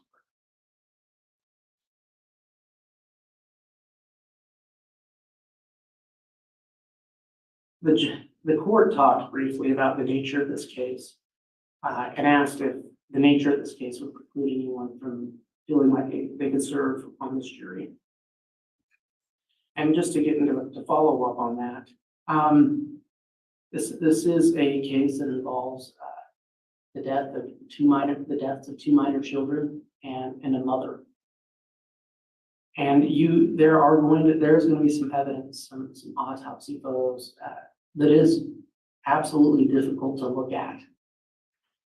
Is there anybody here who feels like looking at that type of material will render them unable to render an impartial verdict, that it would sway them one way or another? 591, thank you for being honest. Tell me how you feel about that. I may get emotional if I do, but I'm a retired school teacher and I've spent my whole life trying to keep kids safe. And really everybody's safe, but beyond that, I have a very vivid imagination, or I'm a very visual person. It's really more correct. So no matter what you say, I picture it already. So I'm already living in movies,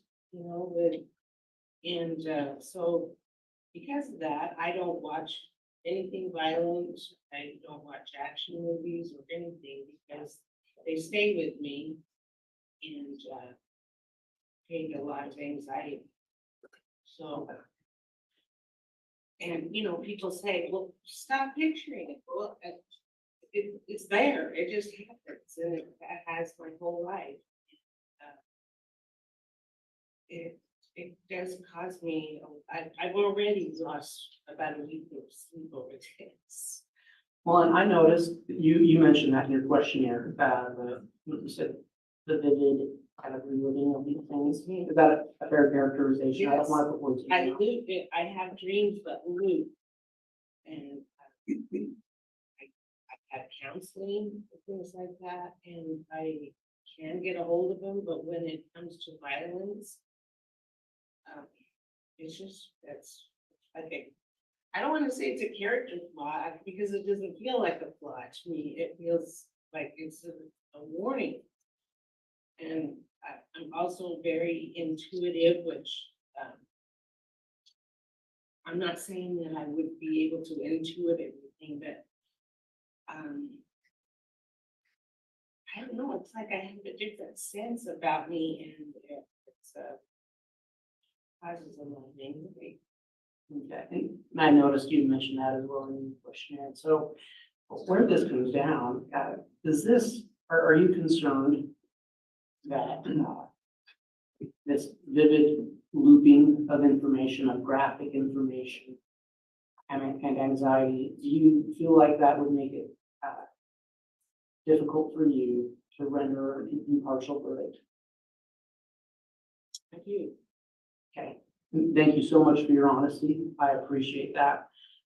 Judge, at this time, I would ask that juror 591 be excused for cause. Response from the defense. Judge, can I just? Yes, you may.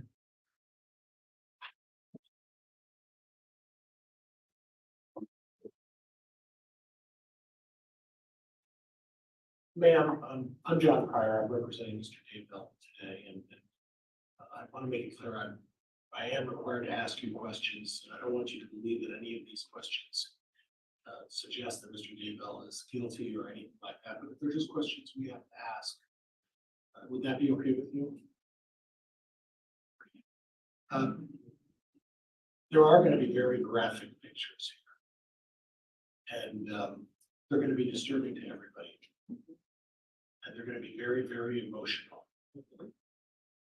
And one of the concerns we have is that when you look at those pictures, will you immediately assign those pictures to Mr. Daybell and assume that he's guilty because of the nature and the graphic nature of those pictures? Or will you be able to look at those pictures and say, it's evidence? I can maybe keep it to evidence, but what my concern is how I'm going to continue to function during. And this is going to cause you some emotional distress. Yes. With your association with children, having someone who's worked very hard to protect children their entire life, I would imagine. If you see those, it would be very difficult. If the court instructed you that, you were supposed to look at these and not judge them or be inflamed or overwhelmed by those, you're supposed to look at them for what they are and continue to look at all the evidence. That's going to be a difficult task for you. Do you say that's the case? Judge, I'll stipulate. All right. Juror 591, just I guess a final bit of inquiry from me. I guess what I'm hearing is you think you may get upset to the point where you're not able to pull things back together and think clearly after that? Okay. And I wish it wasn't true, but I mean, it is, so. sure. Different people react different ways. That's why we go through this process. Thank you for your candor to the court in these questionings. I do agree that for this juror with this particular trial, she should be excused based on that nature of the evidence that will be presented here. And so for juror 591, the court is going to grant the motion to strike for cause. And we appreciate your taking the time to fill out your questionnaire and return today. Your jury services concluded. With the thanks of the court, you can drop your questionnaire with the bailiff. Thank you, I appreciate it. You're welcome.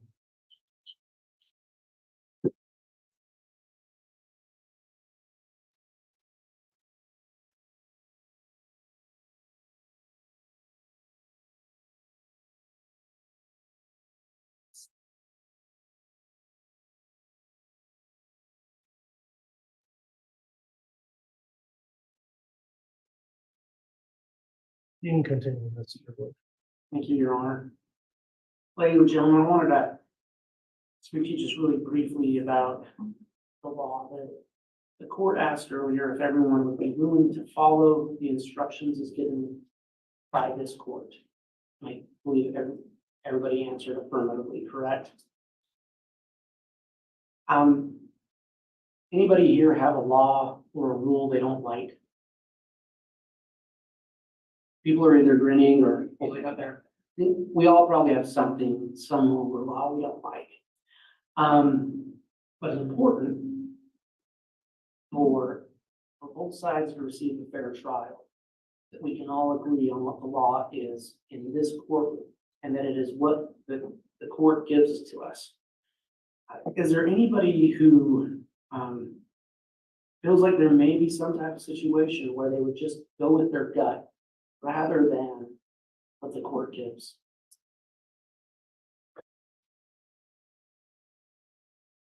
Sorry. Sure, 505. Well, and I ask, because you mentioned briefly something about that in your questionnaire. And I'm not calling you out for it, and there's no wrong answer. You can answer that however you want. Comes from my background as a mom, that's wrong. I don't know the instruction. Okay, That's why. okay, that clarifies that. So, that you can commit to what the judge gives you as the law. You will follow that law for this case. Okay, thank you. Thank you for that clarification.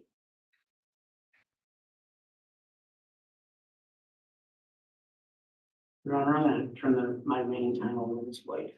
All right.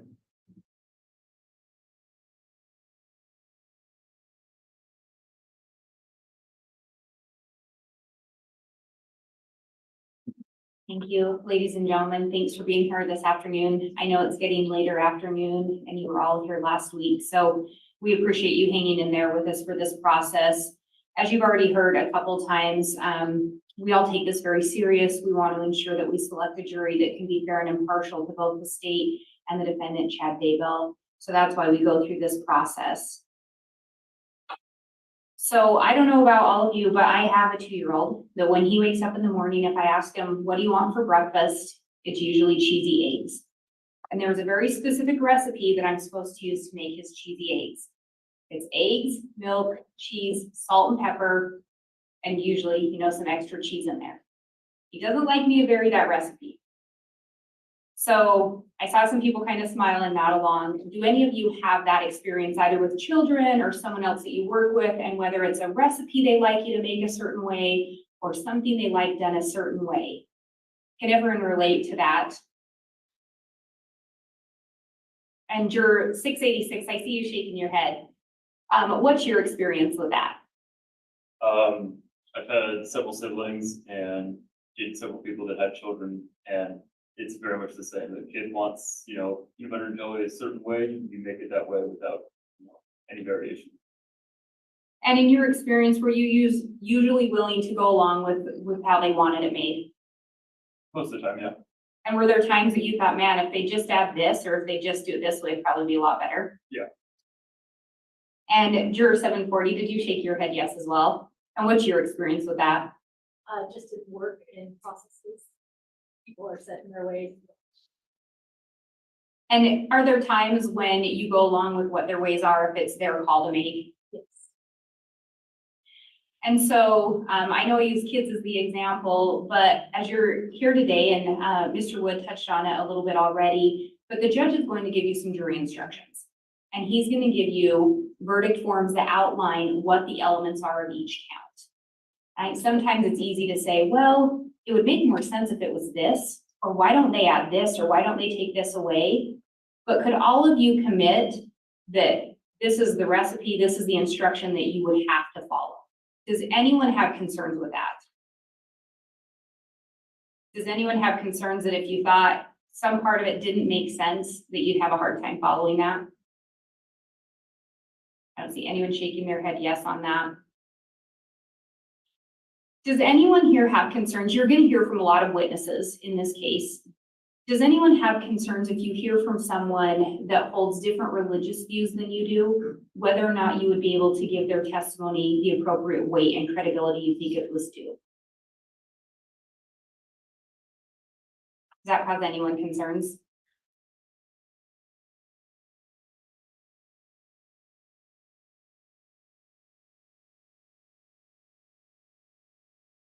And So I'm someone that while it would be smart and easy to just check the weather app in the morning, I don't.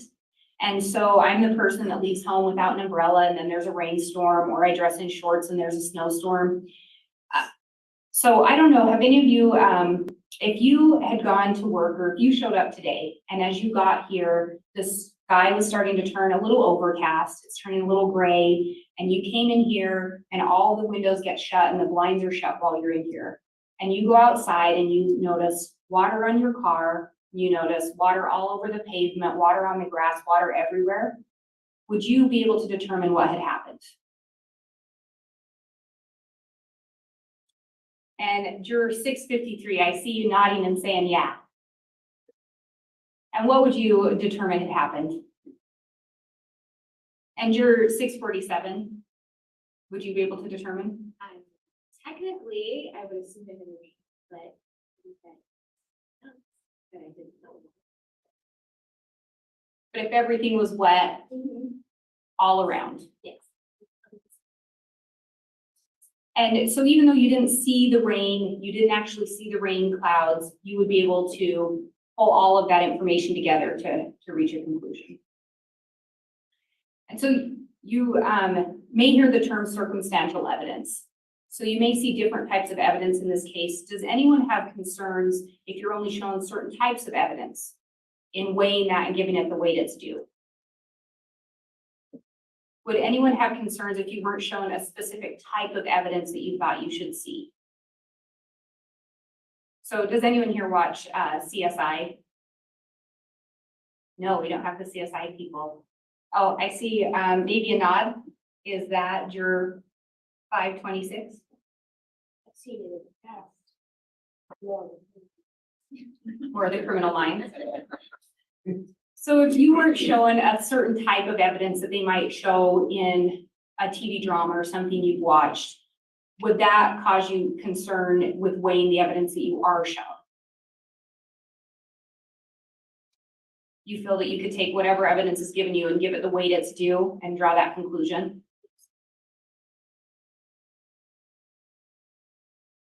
And the judge in this case, actually, let me back up.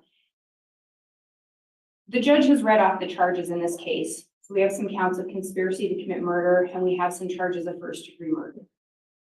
Would anyone, if you're given the instruction, so we talked about that recipe, if you're given an instruction from the judge, and one of the elements is not that we have to show what the cause of death was. So the state has the burden, but if one of the elements is not to actually show what caused the death, so instead that we had to show or prove that the defendant engaged in conduct that caused the death, but we didn't have to prove the actual cause of death. Does that cause anyone concerns? Would you be able to hold the state to the burden of showing, of meeting that element that a murder had occurred, but not add an additional element that isn't in the instruction? Anyone have concerns with that?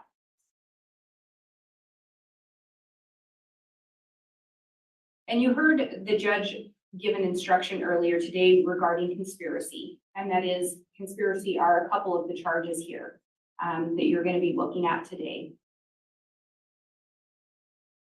Does anyone here have concerns? Because you, if you hear evidence regarding actions of other co-conspirators, does anyone have concerns in following the court's instruction that the conspiracy would be an agreement between certain parties to commit a criminal offense, and then one of those parties doing an act in furtherance of it? Knowing that, would anyone have concerns holding one person accountable for the actions of another co-conspirator?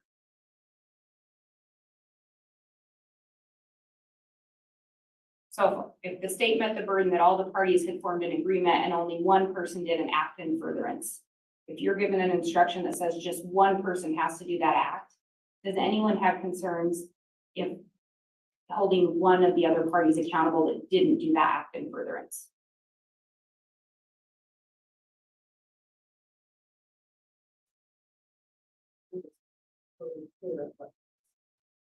So, and again, the court will be the one to give you the final instructions, but if you're given an instruction with a conspiracy, it requires two or more persons to enter into some form of an agreement to commit a criminal act, and then that one of those persons commits some kind of an overt act in furtherance of the conspiracy, if person A didn't commit that overt act, but they were part of the agreement, would you have a hard time holding them accountable, even though it was person B that committed that overt act?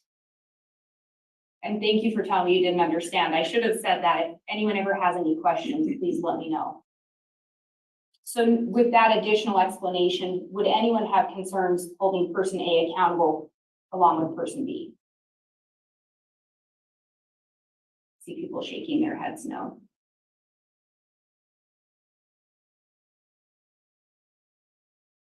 I may have just a moment.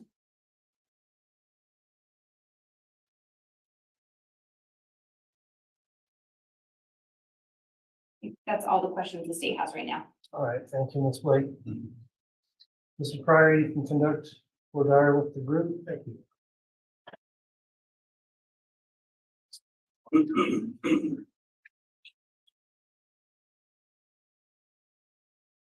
Good afternoon, ladies and gentlemen. My name is John Pryor. I'm here today representing Mr. Daybell. I want to start off by telling you a little story. And many years ago, and I told it to the other folks before you,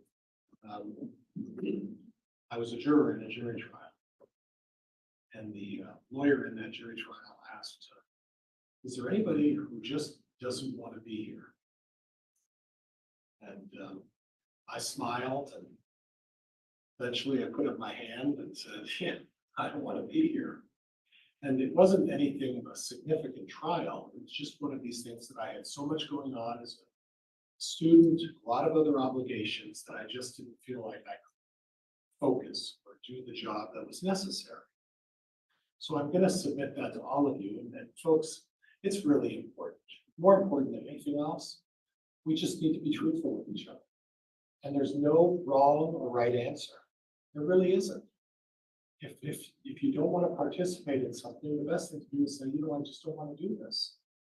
Because like anything else, when I have chores around my house to do, and it's time to take the garbage out, and I don't like taking the garbage out, and I'm going to do everything I can to avoid taking the garbage out. And if it's something that you just don't feel like you want to do, you know, you would generally not put the effort into it that you would put into something that you enjoy doing or something that you feel okay about doing. So again, is there anybody here who, and please be honest, it's really what it's all about. There's no wrong, there's no right answer. It's what answer is in here, and that goes to each of you. I'm not going to judge. These folks are not going to judge, and at this point, the judge isn't going to judge. It's a play on words, I think. So again, is there anybody here who just doesn't want to be here today? Who just doesn't want to be involved in this? And please be honest with me. Is there anybody here who believes that because Chad has been charged with this offense, that he's guilty right now? No. Okay. Is there anyone who can affirmatively tell me that they're going to listen to the entire evidence in this case? I mean, all of the evidence. That means after the state of Idaho, these prosecutors put on their case, and after Chad and I have an opportunity to put on our case, that you're going to wait before you make a decision in this case. Can everybody promise me that? Put the cards in. Promise me that, please. Thank you.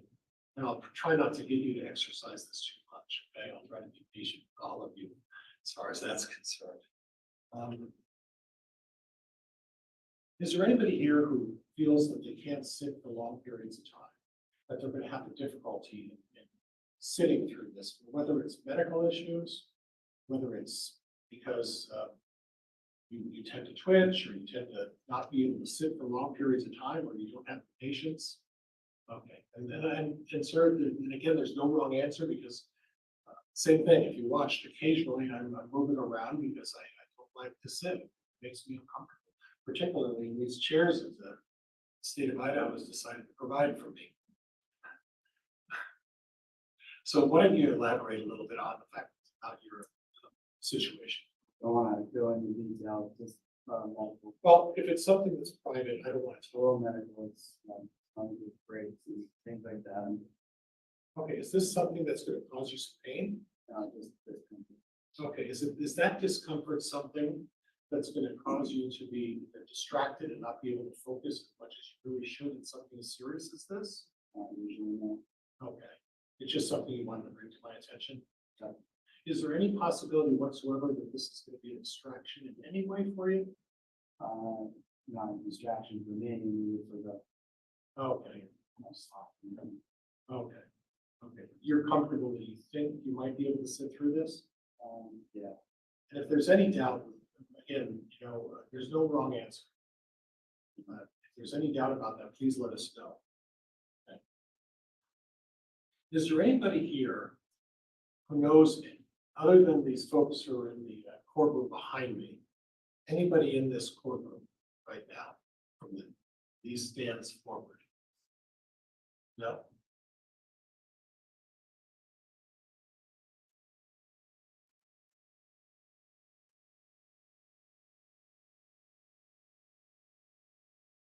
Now, Ms. Blake touched on a little bit about the court's instructions. She talked about what conspiracy was and went into some detail about the fact that there has to be an agreement. Then juror 536, you needed a little bit of a clarification. And is there anybody who can't follow the court's instruction? Yes. One of the court's instructions, it's going to be in regards to a conspiracy, is that the prosecuting attorney is going to have to prove that there's an agreement and that this agreement has to be among the parties who are accused to be in this conspiracy. Okay.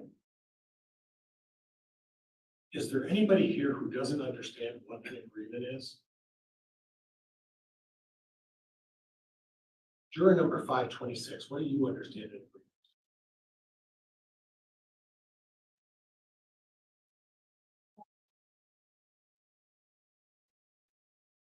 If you don't know, that's okay. We can pass them. You said something and something else agrees.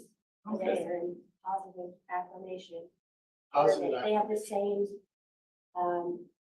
opinion. Okay. And juror number 536, you were shaking your head, and I saw that when she said the words, and I want to make sure I say what you said, which was, I think it was positive affirmation. And juror 536, what do you think? Yeah. Be of the same thought. If they're saying specifically to do a certain act. Okay. You can agree on something, not agree to do something. Okay. And juror, I'm going to reach to the back. Juror number 686. How do you? Yes. How do you feel about this idea of agreement? How do you define that? Two or more parties come to a similar plan, agree on the details of the plan or whatever the idea is. And having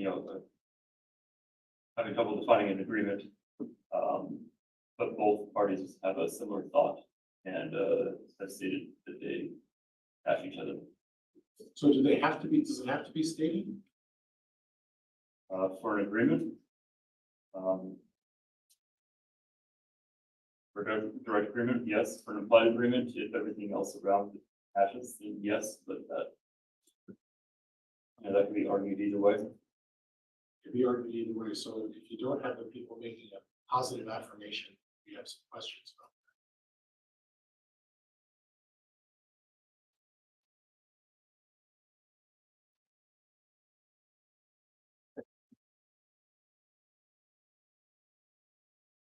Yeah, not entirely sure how to answer that. And that's okay. And it can be a confusing issue. Okay, and juror number 653, how do you feel about I didn't say there's there's multiple aspects. Okay. Um,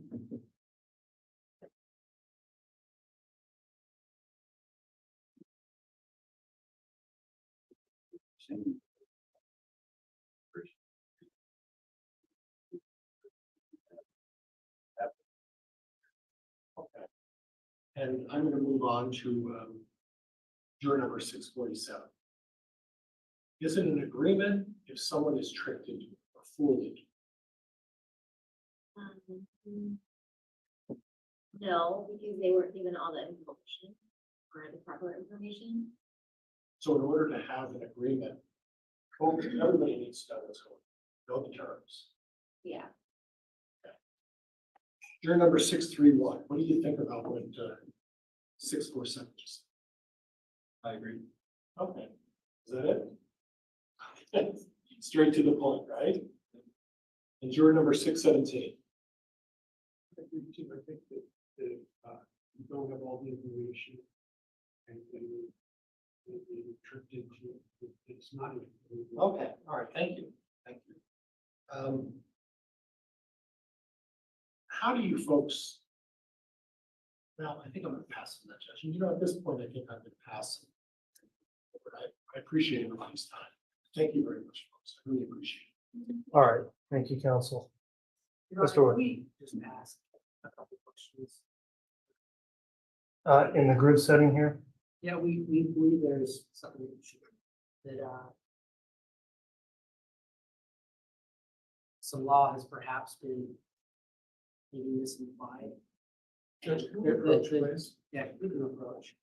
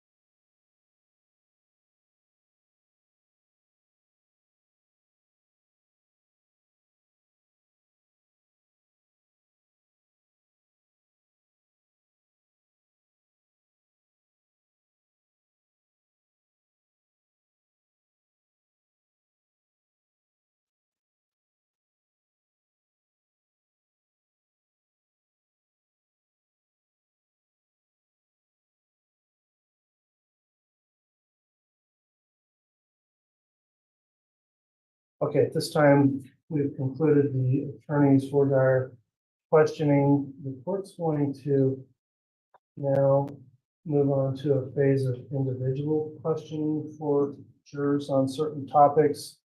And so we will start with our lowest number, 440, I believe. Is that you? And we'll have the other jurors excused to the jury room while we discuss individual topics with the jurors. So if you're not juror 440, please follow the bailiff out to the jury room. We'll call you back in when we get to you. All right, please.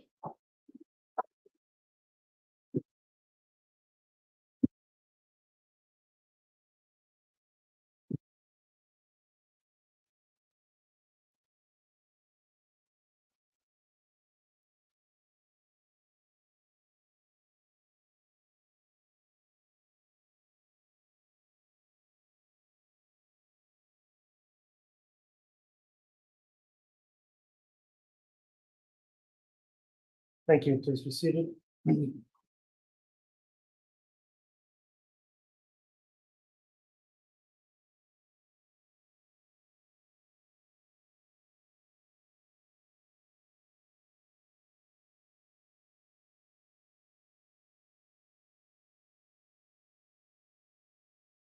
All right, juror number 440, we've got some indication in your questionnaire regarding both topics of potential, what we call bias. Don't take it personally. It's a question of whether or not you formed any type of an opinion based on pretrial coverage, and the other issue of the potential, there was some concern of hardship raised in your questionnaire also that I would permit the attorneys to ask about.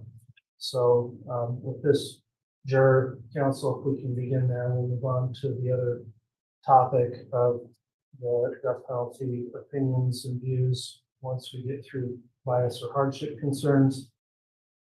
If the state's prepared, you can proceed with individual voir dire for juror number 440. Thank you, Your Honor. Juror number 440, I want to clarify a few things in your questionnaire to see if they're accurate, if they are going to cause any concern, or if they're not. So just starting with the hardship section, looking at your questionnaire, and I think they've given you a copy of it for your benefit if you need it, but I'm just down on page 20. And with trial length, it had indicated that your stepson's high school graduation in Wisconsin is on May 24th. I wasn't sure from that, is that something you're planning on attending? If I could have purchased at the moment, he also is planning on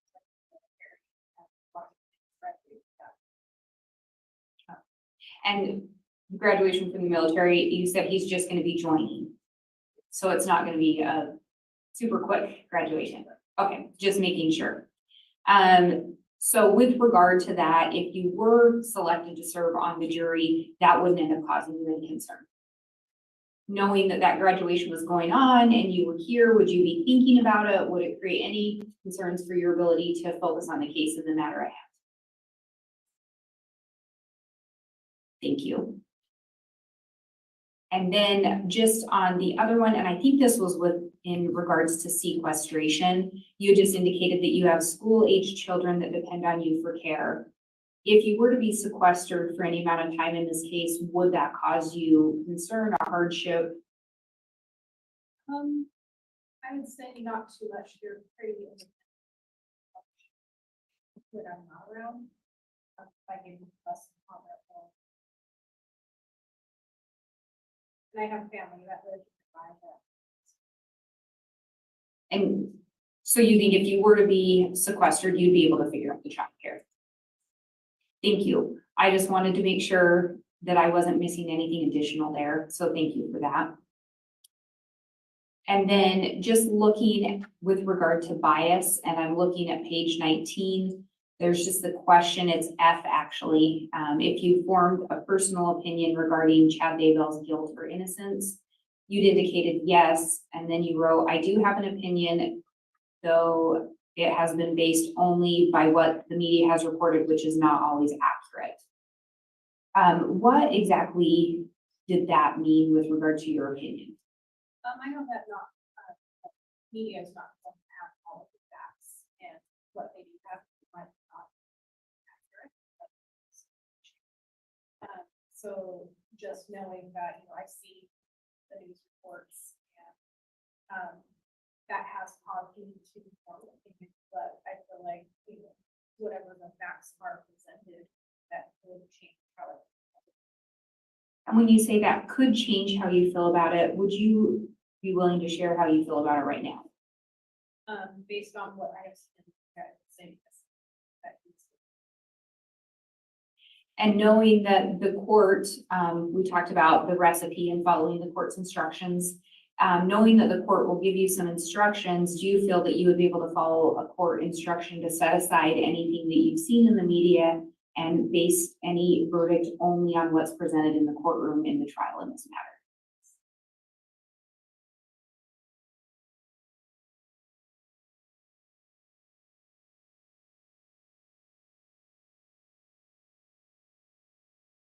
I don't have any further questions, Your Honor. Thank you. All right, thank you, Ms. White. Mr. Pryor.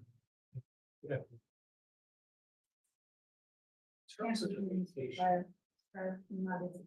well. Is that better? Okay. In terms of the trip to Wisconsin, are you driving or are you flying? We would fly. If my husband goes, he's going to fly. But we haven't made any type of. Okay. And it's a desire, and it's a desire for both of you to go, though. Okay.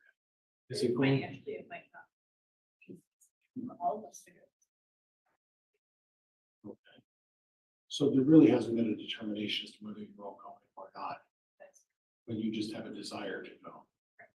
Is it going to cause you any anguish or cause you to lack the ability to focus on this at a time when this graduation is going on and you may be here as a juror in this case? Okay, and thank you for your honesty. I really appreciate it.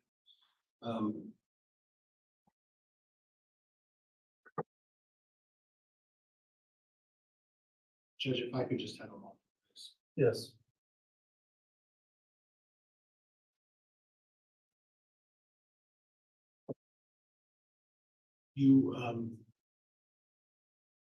You made a comment that you formed an opinion. And you said, however, the media has may not always represent things as they actually are, and that there could be some slant in the way the media reports things.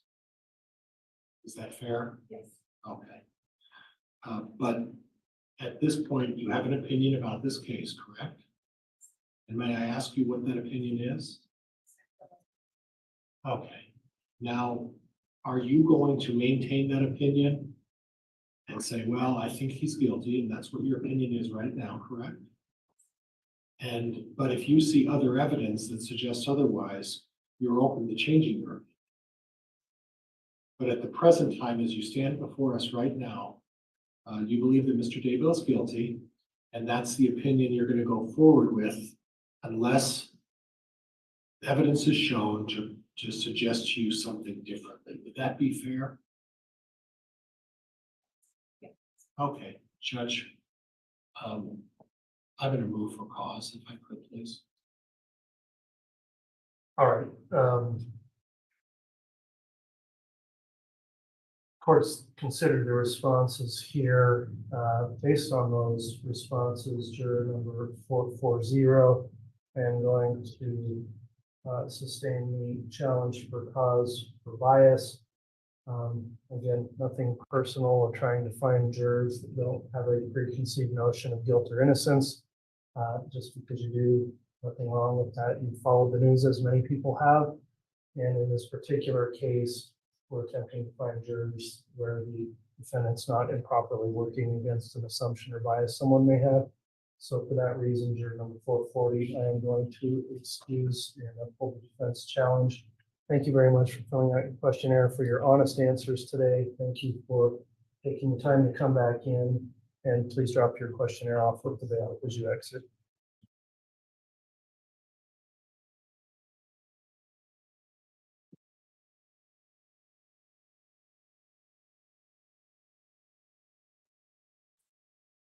All right, let's next have juror 505 return.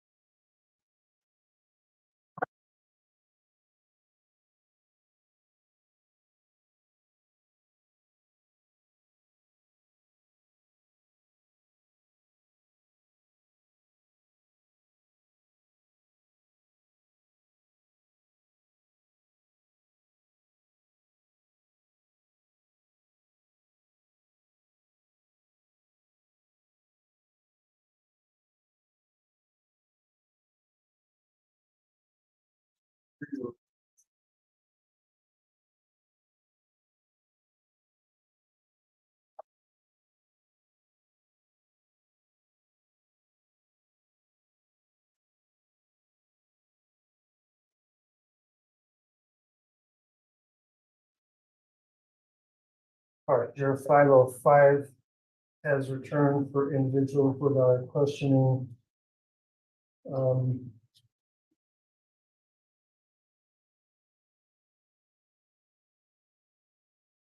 Just briefly reviewing the questionnaire again. You do have some prior connection or knowledge of one of the potential witnesses in this case, Greg Pekian. An additional concern may be some coverage you followed in the news. And so I'll let the state follow up on any additional Godard individuals for this, sure. Thank you, Your Honor. Juror 505, you mentioned you have met Greg Pekian. What was the nature of your meeting with him?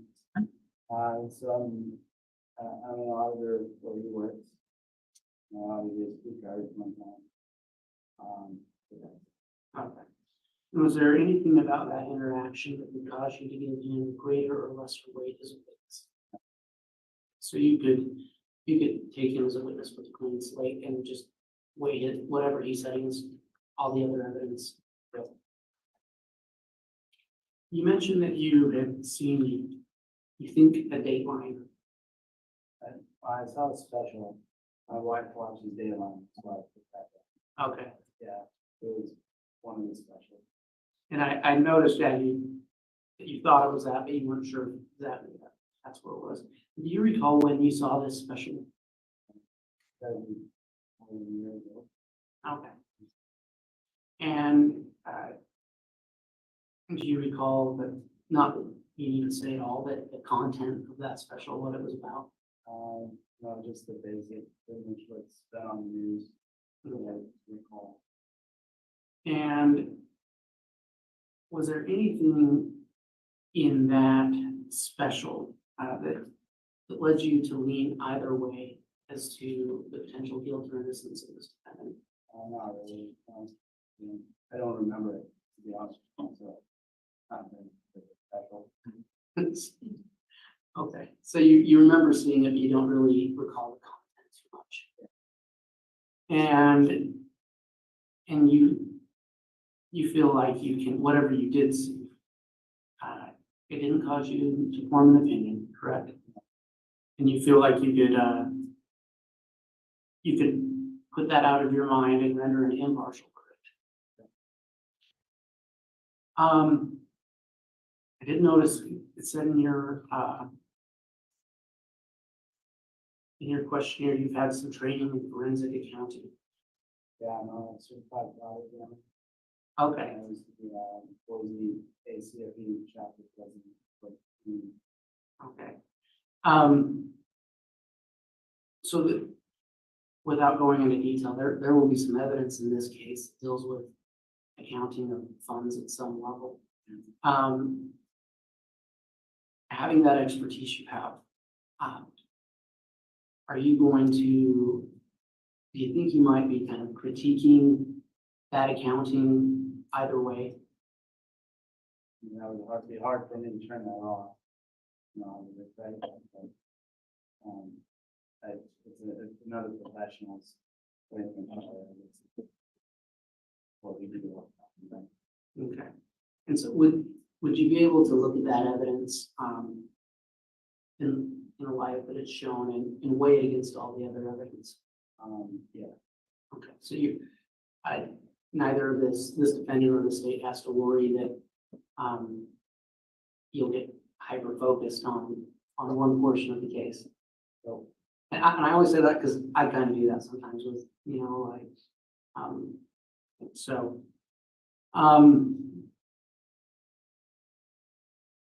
I have nothing else about bias. All right, thank you, Mr. Wood. Mr. Pryor. No, nothing, Judge, thank you. All right, thank you, counsel. The next matter the court will discuss with this juror then will be as it relates to your questionnaire, starting page 12. We have a section in here called attitudes regarding the death penalty. Juror number 505, do you recall reading through those questions and filling out the answers for those questions in that section? Yes. And do you still concur with or agree with the answers you provided in the questionnaire? And we can begin real quick. Yeah, go ahead and review them, and that goes on for about 2 pages to the end of 13.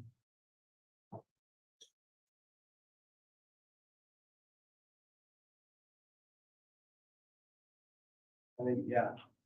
Very well. As we mentioned earlier in the proceedings, in this case, it may be necessary for you to make a determination in regard to the imposition of the death penalty or some other penalty. And remember that any penalty you consider should be considered as if it is absolute and will be carried out in this case. So with that in mind, knowing this is not a hypothetical set of questions, but questions about this case, you've indicated on your questionnaire, I'll note, there's a line that says, do you support or oppose the death penalty? There was not a response or check there. Is that something you intentionally passed over because you thought it was yes or no, or did you just forget to answer it? I had a tough time answering on Okay, so you considered it, you didn't have a yes or no? No. Very well. You next indicated you would, it says, do you feel your views on the death penalty would prevent or substantially impair your ability to view the facts impartially? You said no. Do you still agree with, although you have mixed feelings about it, that you would be able to view the facts impartially? Yeah. The box you circled, or letter on page 13 that you circled on that bottom set of choices for what most accurately represents the way you feel. You selected choice C, which says, I generally favor the death penalty, but I would base a decision to impose it on the facts, law, and instructions in this case. Do you believe that is an accurate statement of how you feel about the topic? It's the closest one out of those choices. Okay. One final question then for the court. Do you believe that you'd be in favor of the death penalty in every case where a murder has been committed? Okay. Regardless of your personal thoughts then, in this case, is there anything that would substantially impair your ability as a juror to perform your duty in accordance with the court's instruction, even if that meant considering the death penalty? No. All right, thank you for your responses. That concludes the court's inquiry on that topic. From the state, any questions on board are? The state doesn't have any questions regarding this issue. Thank you. Mr. Pryor, any questions for the defense? And sir, you mentioned that under item number 6 on page 13. Well, let me know when you're there, sir. I'll be there. Okay. You circled number C. Yeah. And if I'm not mistaken, you said, well, that one's the closest to the way I feel. Would it be? I think if I had a support or not, I would be more towards supporting. Would it be fair to say that you're neutral? Yeah, probably close. And if there was a choice between C and D that said, I am neutral on the death penalty, would that be a fair assessment that you'd be neutral on the death penalty? That was an option. You would have circled that one? Okay, thank you. And thank you for your time, sir. Judge, I have nothing. Okay. Juror 505, that concludes your individual voir dire. I'll have you return to the jury room with the bailiff to wait for further instructions as we get to the other jurors this afternoon.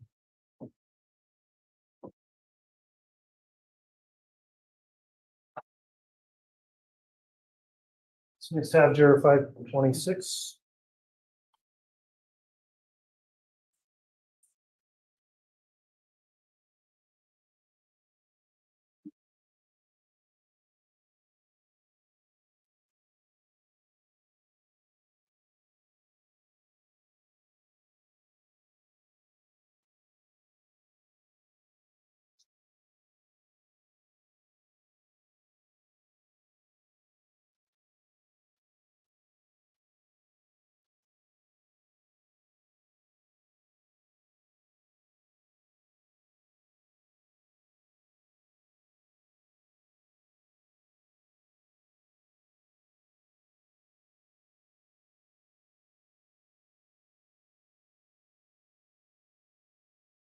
All right, welcome back, juror number 526 for individual voir dire. The court does not see much in the way of any prior case exposure or knowledge. There is some mention of hardship that may be addressed. If the state would like to inquire as to that, then we'll move on to our next topic after hardships addressed. Thank you, Your Honor. Ma'am, hi. You indicated that you offered dog boarding in your home. Is that something that you do for income? Yes. And so if you were selected as a juror in this case, would a 10-week trial cause you financial hardship? No. No. Do you have any pre-existing arrangements or contracts to provide that service with anybody that you would have to cancel or anything of that nature that would provide you hardship?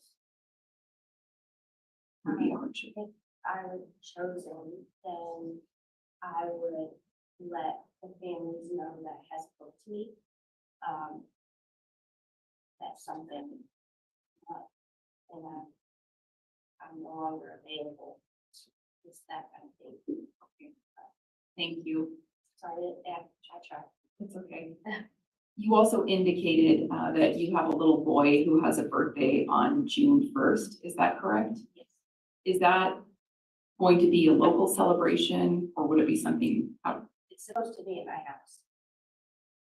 Would there be something about throwing that party or having that celebration that would create a hardship for you that would make you unable to serve on this jury? No. Okay. Thank you very much. I have no other questions at this time. No questions. All right, thank you.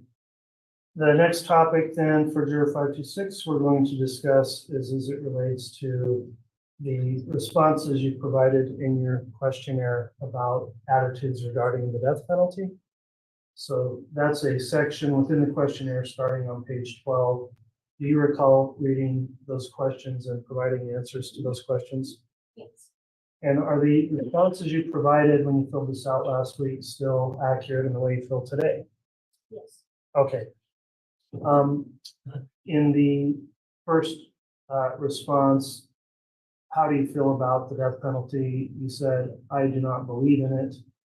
Later on the second page, 13, there were some choices there. And you said what most accurately represents the way you feel would be choice B, quote, I am generally opposed to the death penalty, but I believe I can put aside my feelings against the death penalty and impose it if it is called for by the facts, law, and instructions in the case. So I'd like to ask if that is still the way you feel about that topic as you sit here today. Yes, it is. Okay. And understand here in this case, we're not just dealing with hypothetical questions now. I would advise you in this case that it may well be necessary for you to make a determination in this case if you serve on the jury in regard to the imposition of the death penalty or some other penalty. And remember, any penalty you consider should be done as if it is absolute and will be carried out in the case. So with response to that, you did state that although you may feel opposed to it, you would still follow the facts, law, and instructions in the case, and if required, would be willing to follow those instructions on the death penalty. Is that the way you feel as you sit here today, knowing you may serve as a juror in this case? Yes. Kind of like what you were saying earlier, the recipe that you're given. Does that make sense? It does. It was the. So although it's something you may not be in favor of or like or agree with, if that's the law and the court tells you that is the law, you would be willing to follow an instruction in this case to follow that law. Yes. All right, that would conclude the court's voir dire as to this particular juror. Counsel for the state, if you'd like to follow up, I'll allow that as well as the defense. I don't have any questions, Your Honor. Thank you. All right, from the defense. All right. That'll conclude our individual voir dire for juror 426. Thank you for coming back and your answers. The bailiff will tell you what happens next, and we'll have juror 536 brought in.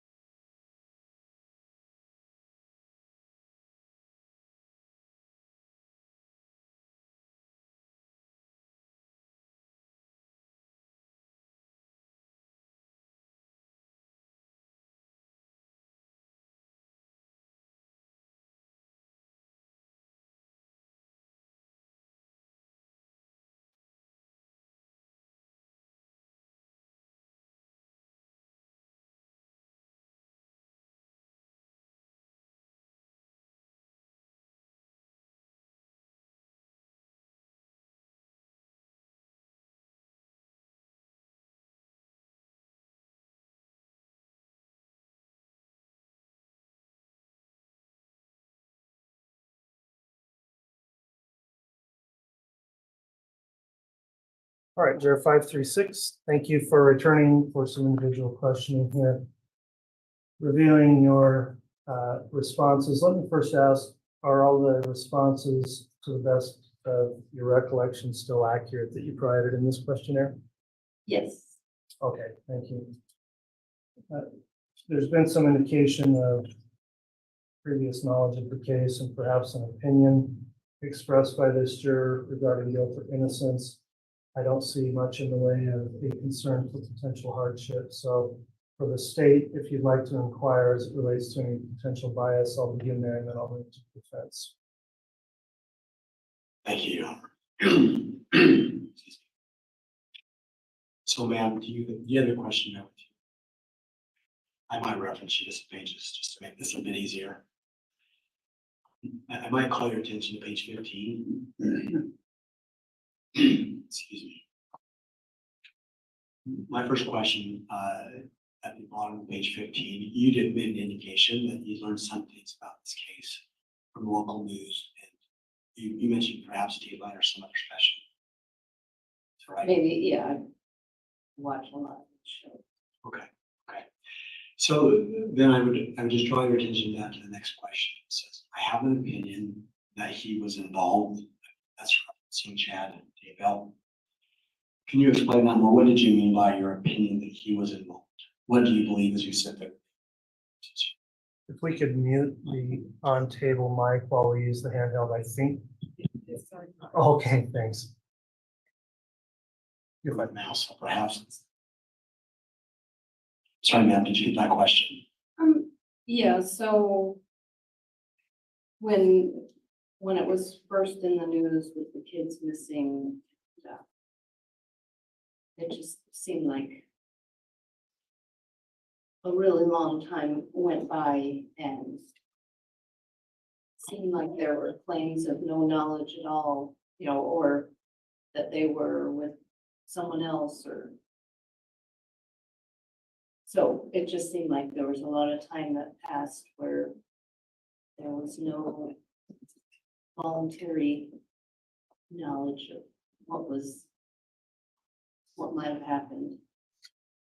So without wanting to put words in your mouth, I don't. Is it accurate then to say that you're not sure exactly what you believe she's involved with, just that there was involvement? Is that a safe way to say it? Yeah.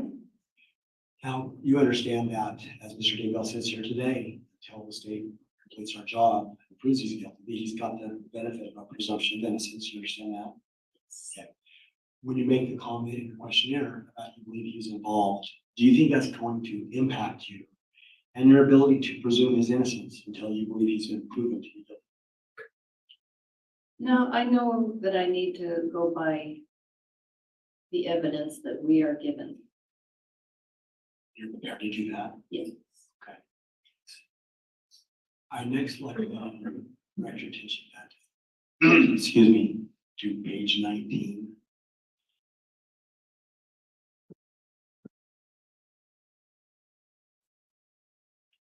On page 19, the very last handwritten response that you made, it says, I can't think of any specific involvement or specific actions. And that was in response to a question about an opinion. Did you have any other opinion about Mr. Daybell or this case besides that you believe he was involved in some way? No.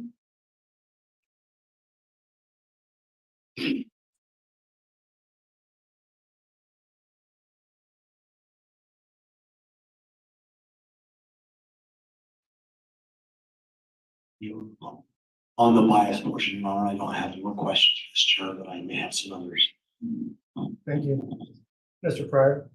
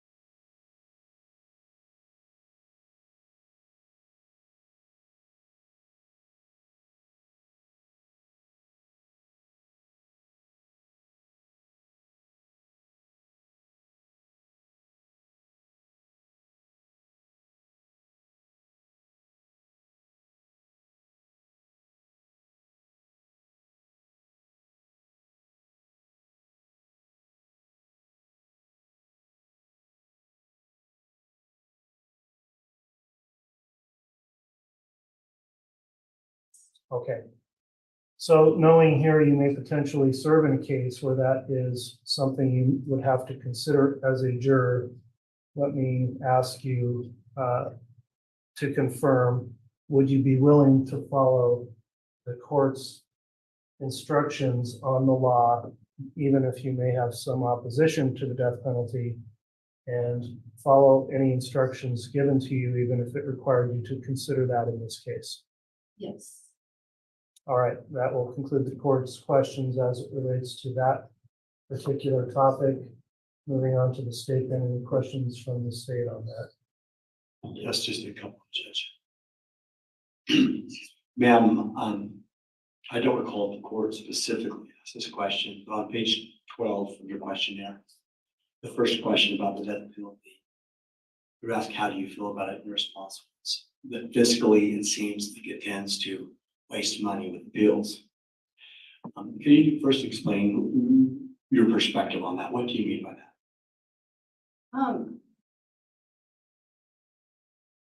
It just seems like there's a lot of money wasted, and with the appeals and everything, it just goes on and on. So, you know, life in prison is a lot of times what they usually end up serving anyway. So there's just a lot of money spent there. So is it accurate to say that with that statement, do you feel like a death penalty imposition wastes money because of the appellate process? Is that what you were trying to say or not? I don't want to put words in your mouth. Yeah, that's what I mean. So then, if that's a feeling that you have, and again, we are just asking you to be really honest, would that feeling have any influence on you when you are listening to the facts of the case and after the verdict you're asked to consider the death penalty? Will that feeling that imposition of the death penalty? You want to all know how boring this is? Okay? You want to know? You guys didn't see. We're sitting here and a good 10 minutes. We were sitting here back and forth talking and chatting in the chat. Nobody noticed that the video paused. Nobody. I looked up and I seen Pryor holding his hand up and not moving. It's like, are they done for the day? So I pressed the play button. It had been on pause and nobody said anything. That's how boring this is. Oh, God. John Pryor had his hand up. And it's like, what the hell's going on here? Like, the judge wasn't moving. Like, usually you see one of them moving their head or something. No, they're all looking exactly like they are right now, except for John Pryor had his hand up. And it's like, what's going on? So I clicked on it. In what way have you? And it started playing right away. And it's like, whoops. That's how boring this is, you guys. We didn't even notice First of all, I want to this say was that off. I don't necessarily believe Okay, I'm everything anyone says. So, yeah, to have the amount of time, like I said before, that it was in the news, you know, where the kids and I'm assuming that there was some untruthfulness going on during that time. But yeah, I don't know for a fact. Okay. Well, thank you. I'll just leave it with the last question. And so that feeling that or assumption that he was in some way untruthful, is that something that you can set aside and still give you the presumption of innocence until we can prove that he's guilty? Yeah, but I won't necessarily believe every statement that he makes just because he says the words. So is it fair to say that you maybe have a bias as to his I am howling credibility? because If juror were 11 to keeps stand saying, and we were testify, waiting is for that the what you're new saying? juror. And I'll remind you, the judge will likely instruct you that you don't have to believe all of anybody's testimony or none of anybody's testimony. It's entirely up to each juror to decide what portion of any witness's testimony they choose to believe. So with that understanding, do you feel like this assumption that he's been truthful is going to cause you to be unwilling, unable to presume that he's innocent? No, I will look at the evidence that would support either way. Innocence or. Thank you. I don't have any more questions now. All right, thank you. Mr. Pryor, either on any follow-up to that bias topic, I'll permit, as well as any questions you have regarding court's questions on the death. Okay. And ma'am, part of your job, you understand, is to not just look at Mr. Daybell as anything he may have said, but you're also going to be looking at every single witness. You're going to be looking at police officers. You're going to be looking at witnesses. You're going to be looking at experts. Part of the process is to determine who you believe and what you believe. You agree with that, right? Yeah. And part of that is statements made by Mr. Daybell or anybody else. Part of your job is to evaluate and say, listen, I believe this, I don't believe this. And if you're doing the job of a juror, as you seem to be suggesting you will, that analysis will go on throughout the trial and you making a determination who, what, where, when you believe. That be fair? Yes. Then lastly, your comment about death penalty, and this is at the bottom of number 12. And this is going to, I promise this is going to be my last question. Okay. I promise. Yeah. You said, do you feel the death penalty is used and you check too often?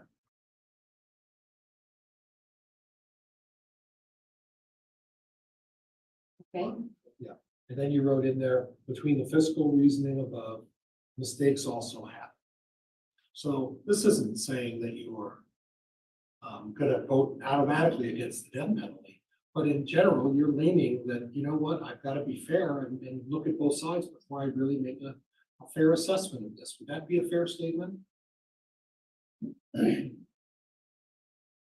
Yes. Okay. All right. And thank you very much for your time. I really appreciate it. Nothing else, James. Thank you. All right, thanks, counsel. That will conclude the individual voir dire for juror number 536. Thank you for answering those questions. We'll have you return with the bailiff to the jury room to await some further instructions before you're released today. And thank you for your patience. Juror number 617, we'll talk to next.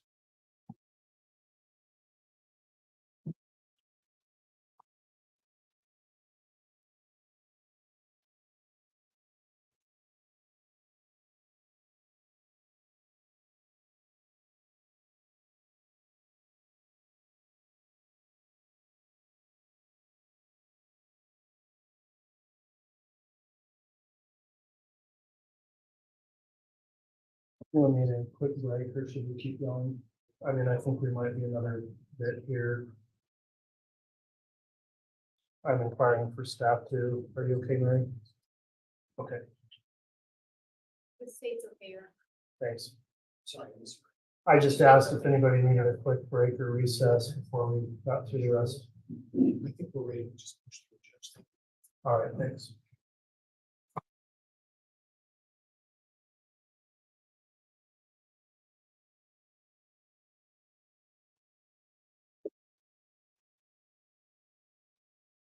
Welcome back, chair number 617. This is the time we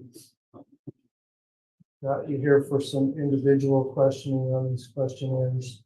I'll note there's been a minimal discussion, but some knowledge of the case and not much in the way of hardship. So if the state would like to make any inquiry as to any potential bias, we'll start there and then I'll allow the defense to follow. Thank you, Your Honor. The only thing I saw on potential bias, so I just wanted to follow up with you. It looked like you had maybe limited media exposure or limited knowledge of the case.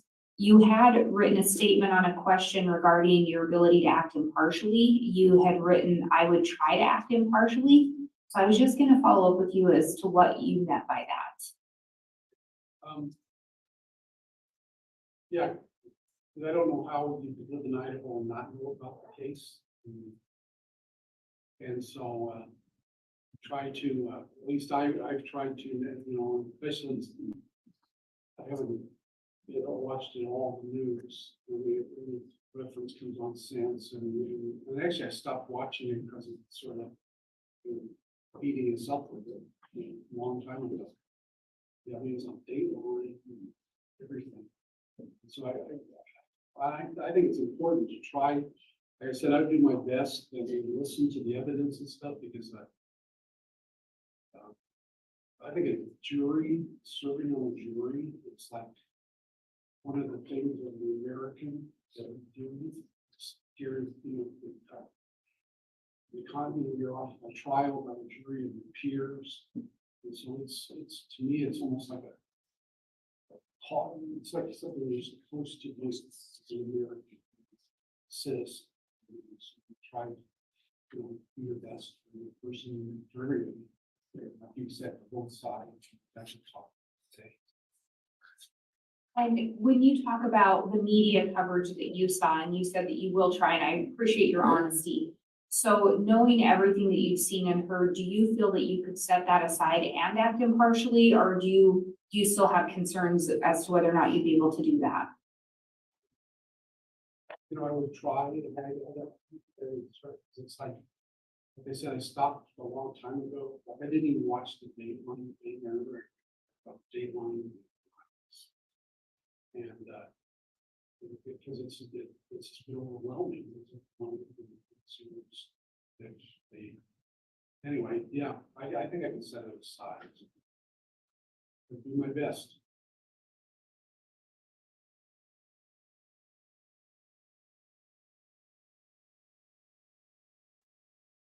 I don't have any further questions. Thank you for that. All right, thank you, Mr. Pryor. All right, next topic then, juror number 617. There is a section of the questionnaire that you filled out, and it's entitled Attitudes Regarding the Death Penalty. Do you recall reading through those questions and answering those? Yes. And are your responses contained in your questionnaire still accurate as to the way you feel as you sit here today? It is.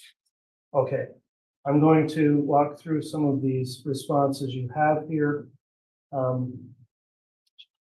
The first, you made a comment in opposition, and also it says, do you support or oppose the death penalty? You indicated you oppose it. Is that accurate? Yes. All right. Now, just so you know, that what I'll try to resolve here are your responses on that part C and D with the response you have on the next page. And again, we're just getting information. So I'm on page 12.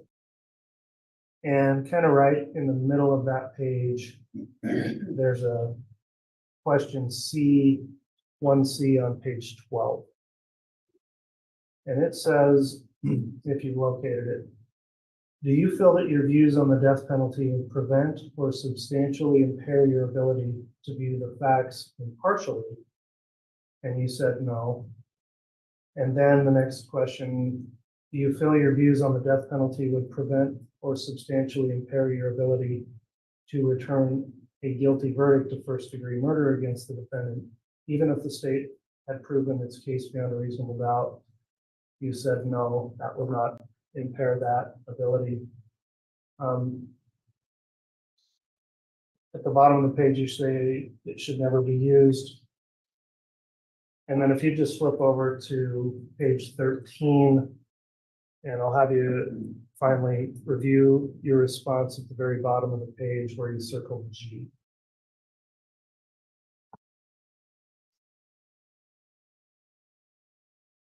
Yeah, okay, so the questions I'm going to have following up. If in this case, the court were to give you instructions indicating that you had to consider the death penalty, and let me go back before I finish that comment and say to you, as we've said, in this case, it may be necessary for you to make a determination.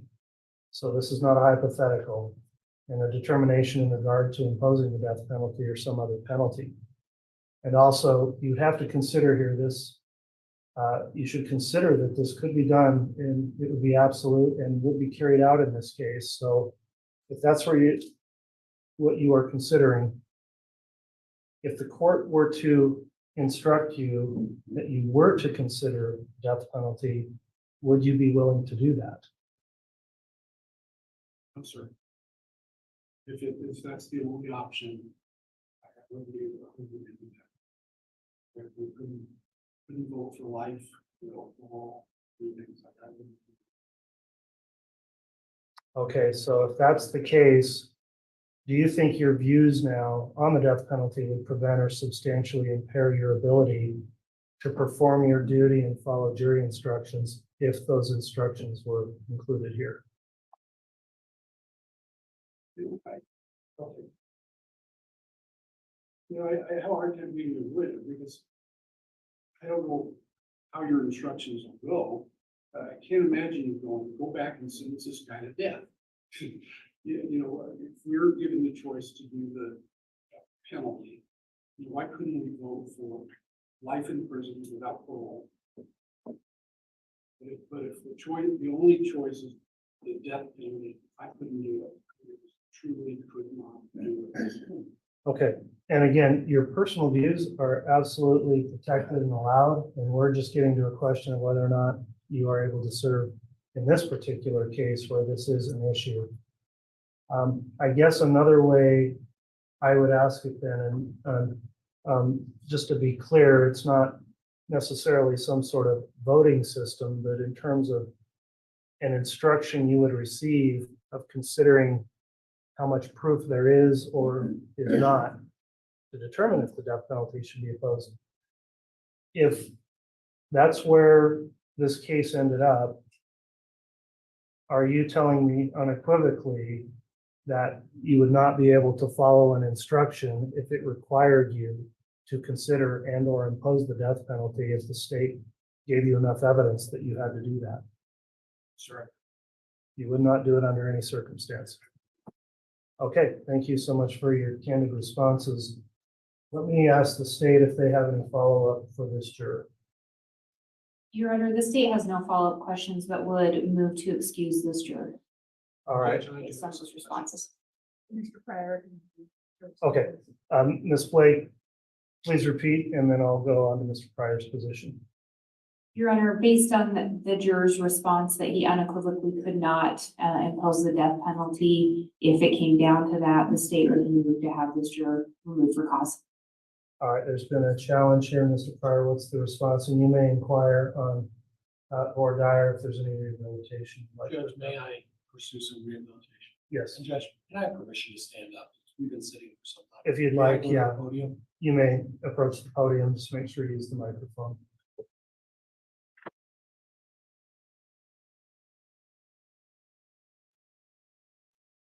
And juror number 617, I want to clarify something. If you were chosen as a juror in this case, and the judge gave you an instruction that said you were to consider either life imprisonment as an option or the death penalty as an option, would you follow the court's decision and agree to consider both of those? Okay, and let me finish that if I could, sir. Would it be fair to say there are circumstances that you would consider the death penalty? Okay. Could I give you an example? Would you mind talking about this a little bit with me? Sure. Okay. It sounds like when you made mention that you think that it's a high honor to serve on a jury and it's our obligation as citizens. Would you agree with me in that regard? Okay. And as a high honor, it's also part of our laws of our country to protect our country. Our president's job is to protect our country. So there are very brave military and our police officers and all of the folks that are involved in any aspect of law enforcement. If we were attacked in a foreign country and they started engaging in genocide, do you understand what genocide is? Yes. And they started killing people needlessly. And at some point there was some sort of trial. And it's an egregious act. Children, young people murdered on the streets, horrendous acts of violence against people that are citizens in this country. And at that point, we have to make a decision, and the options are to consider the death penalty. And if it means we have to take actions in order in the future to protect our country, is that a situation where you would consider, voting to impose the death penalty on a situation like that? I didn't come by this like it. It's who I am. And I believed it for years. I believed it from my teens. And once I joined the Catholic Church, my Pope said it just reinforced it.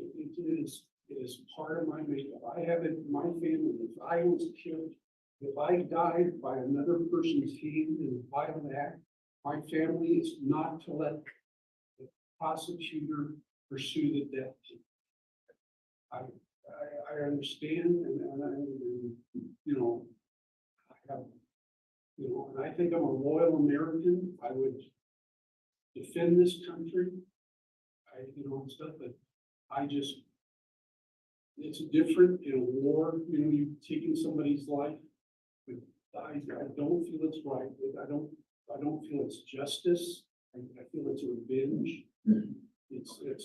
I'm sorry. I will not. I cannot vote for the death. And so there's no apology needed, because you know what? I think I spoke with all of you folks earlier and said, there's no right or wrong answer here. It's what each of us individually believe in our hearts. So there's no need to apologize, because what you believe, what we're trying to establish is, and my questioning is not to get you to change your mind. That's not what my intent is here, sir. What I'm trying to do is find out whether there is a very narrow exception that says, yes, there are exceptions where I would consider the death penalty. They would be very narrow, but I'm not absolute. I've got some situations where I would consider that. But I think you've answered my question. And I appreciate your candor, and I appreciate everything. And I'm not trying to disparage you or in any way. As I stated to all the other jurors, there is no right or wrong answer. It's what each of us honestly believe and to tell the court what we believe in. And I want to thank you for your honesty. Thank you, sir. All right, the court has considered the motion to strike as to this particular juror number 617. The juror stating unequivocally they would be unable, because of personal views and beliefs, to follow or unwilling to follow an instruction if it involved imposition of the death penalty. The court finds there is cause to strike juror 617. Thank you so much for your candor and expressing your opinions on that issue. You can be excused with the sincere thanks of the court for your service today and for last week filling out the questionnaire. And we will go ahead and discuss this with another juror, and you can be excused. Please drop your questionnaire off with the bailiff.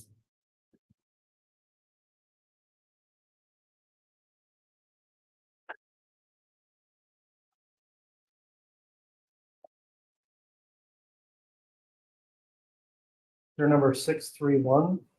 Thank you, Badge Monkey Videos. Thank you so much. I appreciate you. Much love. And have a good night if you're leaving.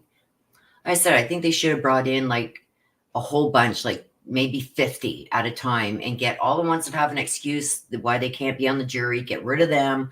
Get rid of the ones that are biased. Get rid of the ones that are opposed to death penalty or whatever. Get rid of all of those and then start doing the individual. I think it would have gone a lot faster instead of having to repeat the same instructions over and over to each 15 that they brought in. It's crazy. Love you too, my Bad Monkey Videos.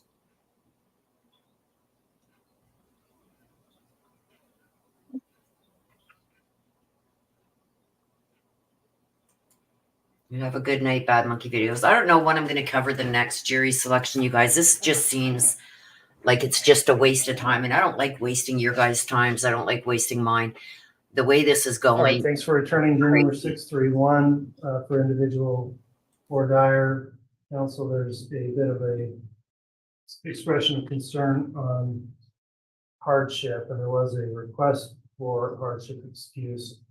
Let me just start off by asking for a little more detail. You stated maintenance of medical equipment at a hospital. Can you explain how that issue would be addressed by you if it's still a concern? I was the only technician trained at our hospital. Oh man, he's driving me up the wall too. Like, this is crazy. This is taking way too long because he has to keep repeating over and over and over and over the same 15, 20 minute Okay, spiel so you no longer each have a group when he could have concern brought in about all like possible 50 of hardship them with all your at once serving these and groups. then narrowed it down. Okay, It's thank you crazy. for clarifying that. Council, I don't see any other grounds of inquiry in terms of bias or hardship, so I would propose we move on to the next topic. Does the state agree? Your Honor, if I could just ask one question. Go ahead, Mr. Wood. Juror 631, would this pose any type of financial hardship? No. Okay, My company pays for it. that's it. Your Honor. All right, any questions? Judge. All right, so the next topic the court wants to discuss with you then, Juror 631, is in relation to your attitudes regarding the death penalty. You filled out a section in your questionnaire starting on page 12 there and advised us of your views on the subject. Are the responses you made there still accurate in the way you feel as you sit here today? Yes, I think so. Okay.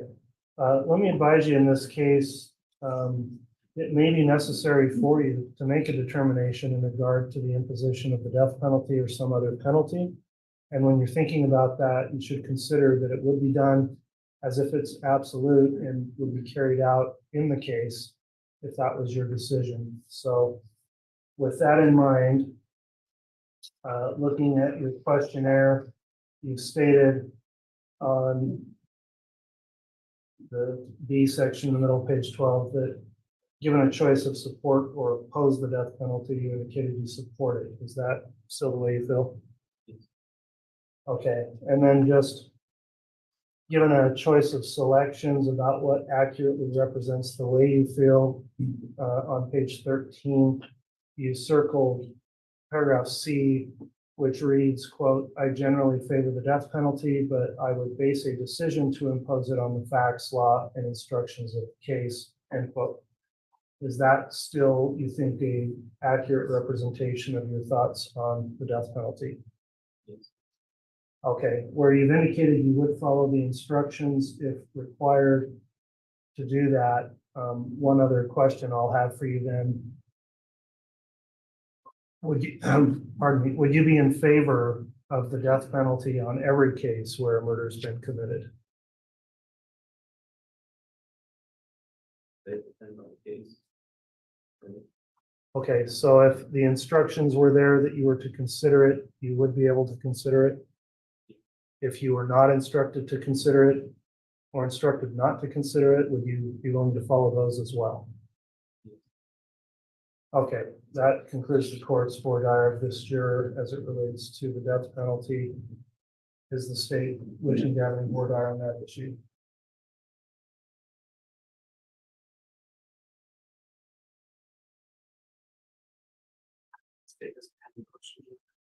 All right, from the defense, any questions? Just a few. Sir, I'm looking at your questionnaire and it's on top of page 14. Could you refer to that for me?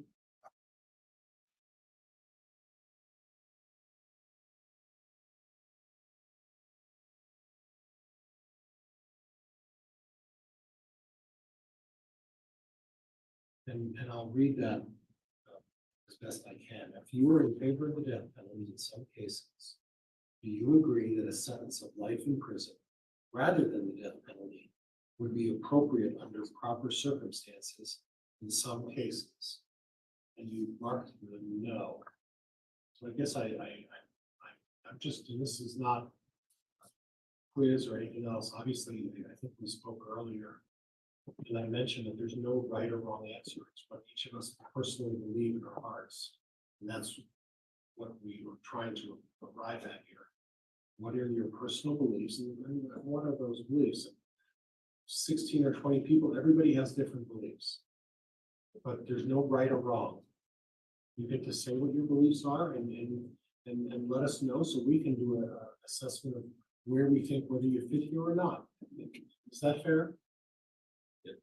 Okay, so when it says that you would not consider life in prison as an option, if for some reason, and this isn't applied to Mr. Daybell's going to be found guilty, but if we are in front of and the jury makes a decision that it's a guilty verdict, and the court gives you a life sentence as an option, and the death penalty as an option, and you have to decide which of those two you're going to choose.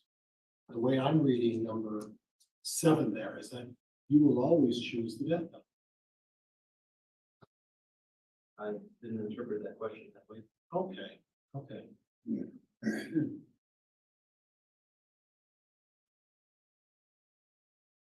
Okay. So is it fair to say then that under certain circumstances, you would not impose? Yes, it would depend on the circumstances, yes. Okay. When you're looking at those items, A, B, C, D, E, and F, and G, that would be on page 13. Did you go to 13 for me? Do you mind? Let me know what you mean. You marked number C. And then right below it is number D. And the only difference between C and D is C says I'm generally in favor of the death penalty, and D says I'm generally opposed. But both of those say I'm going to consider other options. Would you agree with that? With that both of they're relatively close with the exceptions. One says generally opposed, one says generally agree. Am I confusing you? A little bit. Yeah, I'm sorry. In looking at those, you mark number C, and then right below that is number D. Did you see number D? Yeah. And it's basically the same writing in D, except the first part says generally opposed. You see how that's written? Okay. Would it be fair to say that you're between the generally opposed and generally agreeable, and that you're more neutral on this, and you're going to take time to look at the facts of the case and make a determination how you're going to vote based on the facts of each individual case? I suppose so, but not opposed to the death penalty. And I'm not saying that, but I'm not necessarily saying you're not opposed to it. But when given that opportunity, if that should happen, you're going to weigh both of those equally, aren't you? Yeah. And you're not going to rule one way or the other until you have all of the facts and make an informed decision of which way you're going to go. Would that be fair? Would that be fair? Okay, is that how you would feel in this situation? And you would be neutral and weigh the facts one way or the other before you make that final decision? Well, I don't want to put words in your mouth. Is that how you feel? Or do you feel that you really just agree with the death penalty, and that's where I tend to be wanting to lean? I guess that's what I'm trying to establish here. I would say I'm not opposed to the death penalty. It's on the table, and if I feel it's needed, then that's the way I'm going to. Okay, so you're going to look at both circumstances then? Yes. Okay, and Judge, I have nothing else. Thank you very much. All right. Juror number 631, then that will conclude the individual for Dyer. Have you returned to the jury, and thank you for your patience. I know it's been a long day for you today. We'll have you instructed further as soon as we can. We've got a few more to get through, and then we'll call you back into the courtroom shortly.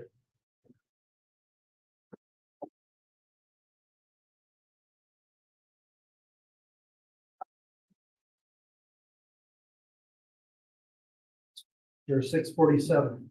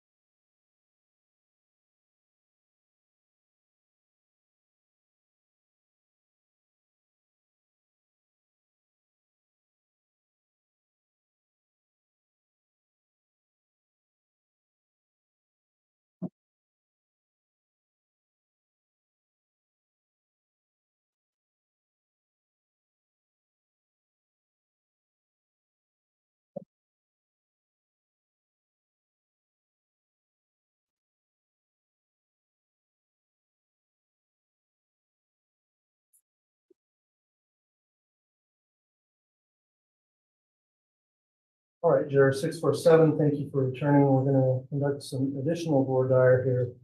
The court wanted to first address issues of potential bias. I don't believe there were any concerns regarding hardship. Counsel, the court did offer a special instruction, and I would note that this juror has some specific knowledge of the companion case, and so perhaps those are appropriate lines of questions here too. I am going to let the state first inquire as to whether or not there would be a bias to be considered, and then I'll let the defense proceed after that. So who's conducting voir dire here for the state? All right, Ms. Beatty, go ahead. Hi there. Just a few quick questions. I saw that you had seen a little bit about this case on the news. And I want to specifically talk about on page 15, you indicated that you had seen on the news that Lori Vallow was recently found guilty and sentenced in her case. Knowing that, would you be able to take Mr. Daybell, the defendant, and give him a clean slate and a presumption of innocence going into this case? Yes. Fair and impartial. Okay. And there's nothing else that you saw about this case that would influence your decision-making process in any way? And just you understand that what you've seen on the news. Does anyone have a problem with cutting out of this? It's like, it's the same thing over and over and over and over and over. And it's like, they're just selecting the ones for the next, that go on to the next series of interviews and everything. They've got to get to that 52 mark. There's no sense in just continuing to watch us, you guys. Like, there's really nothing exciting that's really happening. It's the same thing over and over. And I just don't see the point. I think everybody's got the point of how this goes, this jury selection. And this is what it's like every day of jury selection. And the way they're doing it, it wouldn't be so bad if he had brought in, say, a bunch of people, 50 to 75 people, go over all the instructions and everything. So all 75 hear about it at once.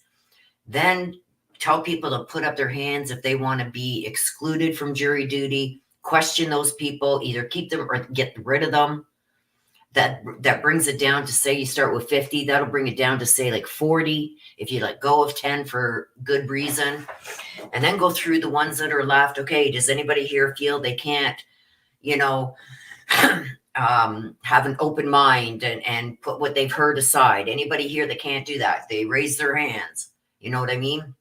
And go over it that way. And then the ones that are left, then do individual. You know what I mean? But they're bringing in like 10, 15, maybe 20 people at a time. And he has to keep repeating those instructions over and over. And that's why we're here 9 hours later and we're on our third group or second or third group of people that he brought in. It just doesn't make sense to me. It just doesn't. Like, when you got, like, say, at the 50 or 75 people that you told to come in today, if you can get rid of 30 of them like that, because they have a good excuse not to be there, then you're working with a smaller group. You know what I mean? And you can get through the questions and everything. Put your hand up if you have a problem with this. If you feel you can't be open and objective, put your hand up. If you're totally against the death penalty, you're totally for it, put your hand up. Give them, and don't question them all at the same time. You know what I mean? The way they're doing it here, I liked it better the way they did it in the Letitia Stout case. Because that way you're not wasting 45 minutes re-saying the same things that you just said to the last bunch of jurors before you can even start questioning them. I'm beyond rings. My honey got my ring. Good. I'm glad he got your ring. Yeah. Oh, this is only the second group. So it's like, what? They've gone through 30 people when they could have already got rid of 30 if they would have brought in, like, say, 75 all at once. You know what I mean? But because the court wants to use their own systems and everything else, they can only bring in enough that'll fit in that jury box. So they can show the court, you know what I mean, and show the judge They don't know how to do it. Like Court TV would have, like in the Letitia Stout case, all the jurors they brought in, I think 75 to 100 at a time. And they had to give the instructions once. And they went through those jurors. They eliminated some. As they went through the questioning, they could eliminate more until they got down to whatever was left. And those people came back for the next stage of questioning days later when they're trying to get their jury pool. And I think they wanted a jury pool of, what was it, 100 to take the 12 jurors, to pick the 12 jurors out of that 100 that were left, or 50 or whatever it was. I don't know. It was so long ago. The way they're doing it here, it's just very, I don't think they're using good use of time here. And when the Court TV covered the Letitia Stout, all you could see was the judge, and the way they had the camera set up, you didn't see who was in the gallery. You know what I mean? And it went quickly. Like one day they went through 100 people. Here they've gone through what, 30? It just doesn't make sense. Terrible time management, sister. Yes, I agree. So we're going to wrap it up, you guys. We're going to leave it here. Nothing spectacular is going to happen. If they get a couple more jurors out of this, we're going to be lucky. I'll put a post up tomorrow to say how many jurors were kept. We're looking for that magic number of 52. They want 52 jurors selected to go on to the next round. The next round consists of the prosecution can get rid of 16 of them without question, without any excuse. They can just say, I don't want that one, and they're gone. And the defense can do the same thing. So that's 32 gone, which leaves like 20. And out of that 20, they got to pick 18 for the jury, 12 for jurors, and 6 alternates. And you don't know if you're an alternate or not until the end of the trial. When they go to send the jury to deliberations, they will pick out 6 names that are extras. You know what I mean? And they just, you know, they still can't talk about the case or anything in case they are needed at some point in time. But the way they're doing it here is this is going to stretch out jury selection a lot longer than what it should be. And that's all because I feel because they can't have them all in the courtroom because of the camera setup, but they want to use their own equipment. I guess I shouldn't bitch because at least we're getting with this trial with Chad Daybell, we're at least getting to see it and hear it. With the Lori Vallow trial, we weren't able to do that. We only got to hear it later on once it was all done for the day. But I just feel like it's monotonous. This is what's going to happen day in, day out until they get their jury. So once they've got down to, say, the 50 and they each get rid of their 16 that they can get rid of and they pick the jury, then opening statements are going to be starting. We are going to cover it every day, day in, day out. I don't care if they go to 10 o'clock at night. We will be here covering it from the start of the day to the end of the day, from the start of the trial with opening statements right to the verdict. If he's found guilty, we will continue on for the next phase, which is the penalty phase, which is like a mini trial within the trial because the prosecution is seeking the death penalty. So it's like a mini trial within the trial. That's going to be the penalty phase. So with that being said, you guys, I don't know if I'm going to cover another day of this. I just don't want to waste my time or yours. I think we had like 17 people in here, sometimes up to 30, but people aren't interested in just stuff like this, especially when it's so repetitive. So my son gave it to me when the personal was turned down.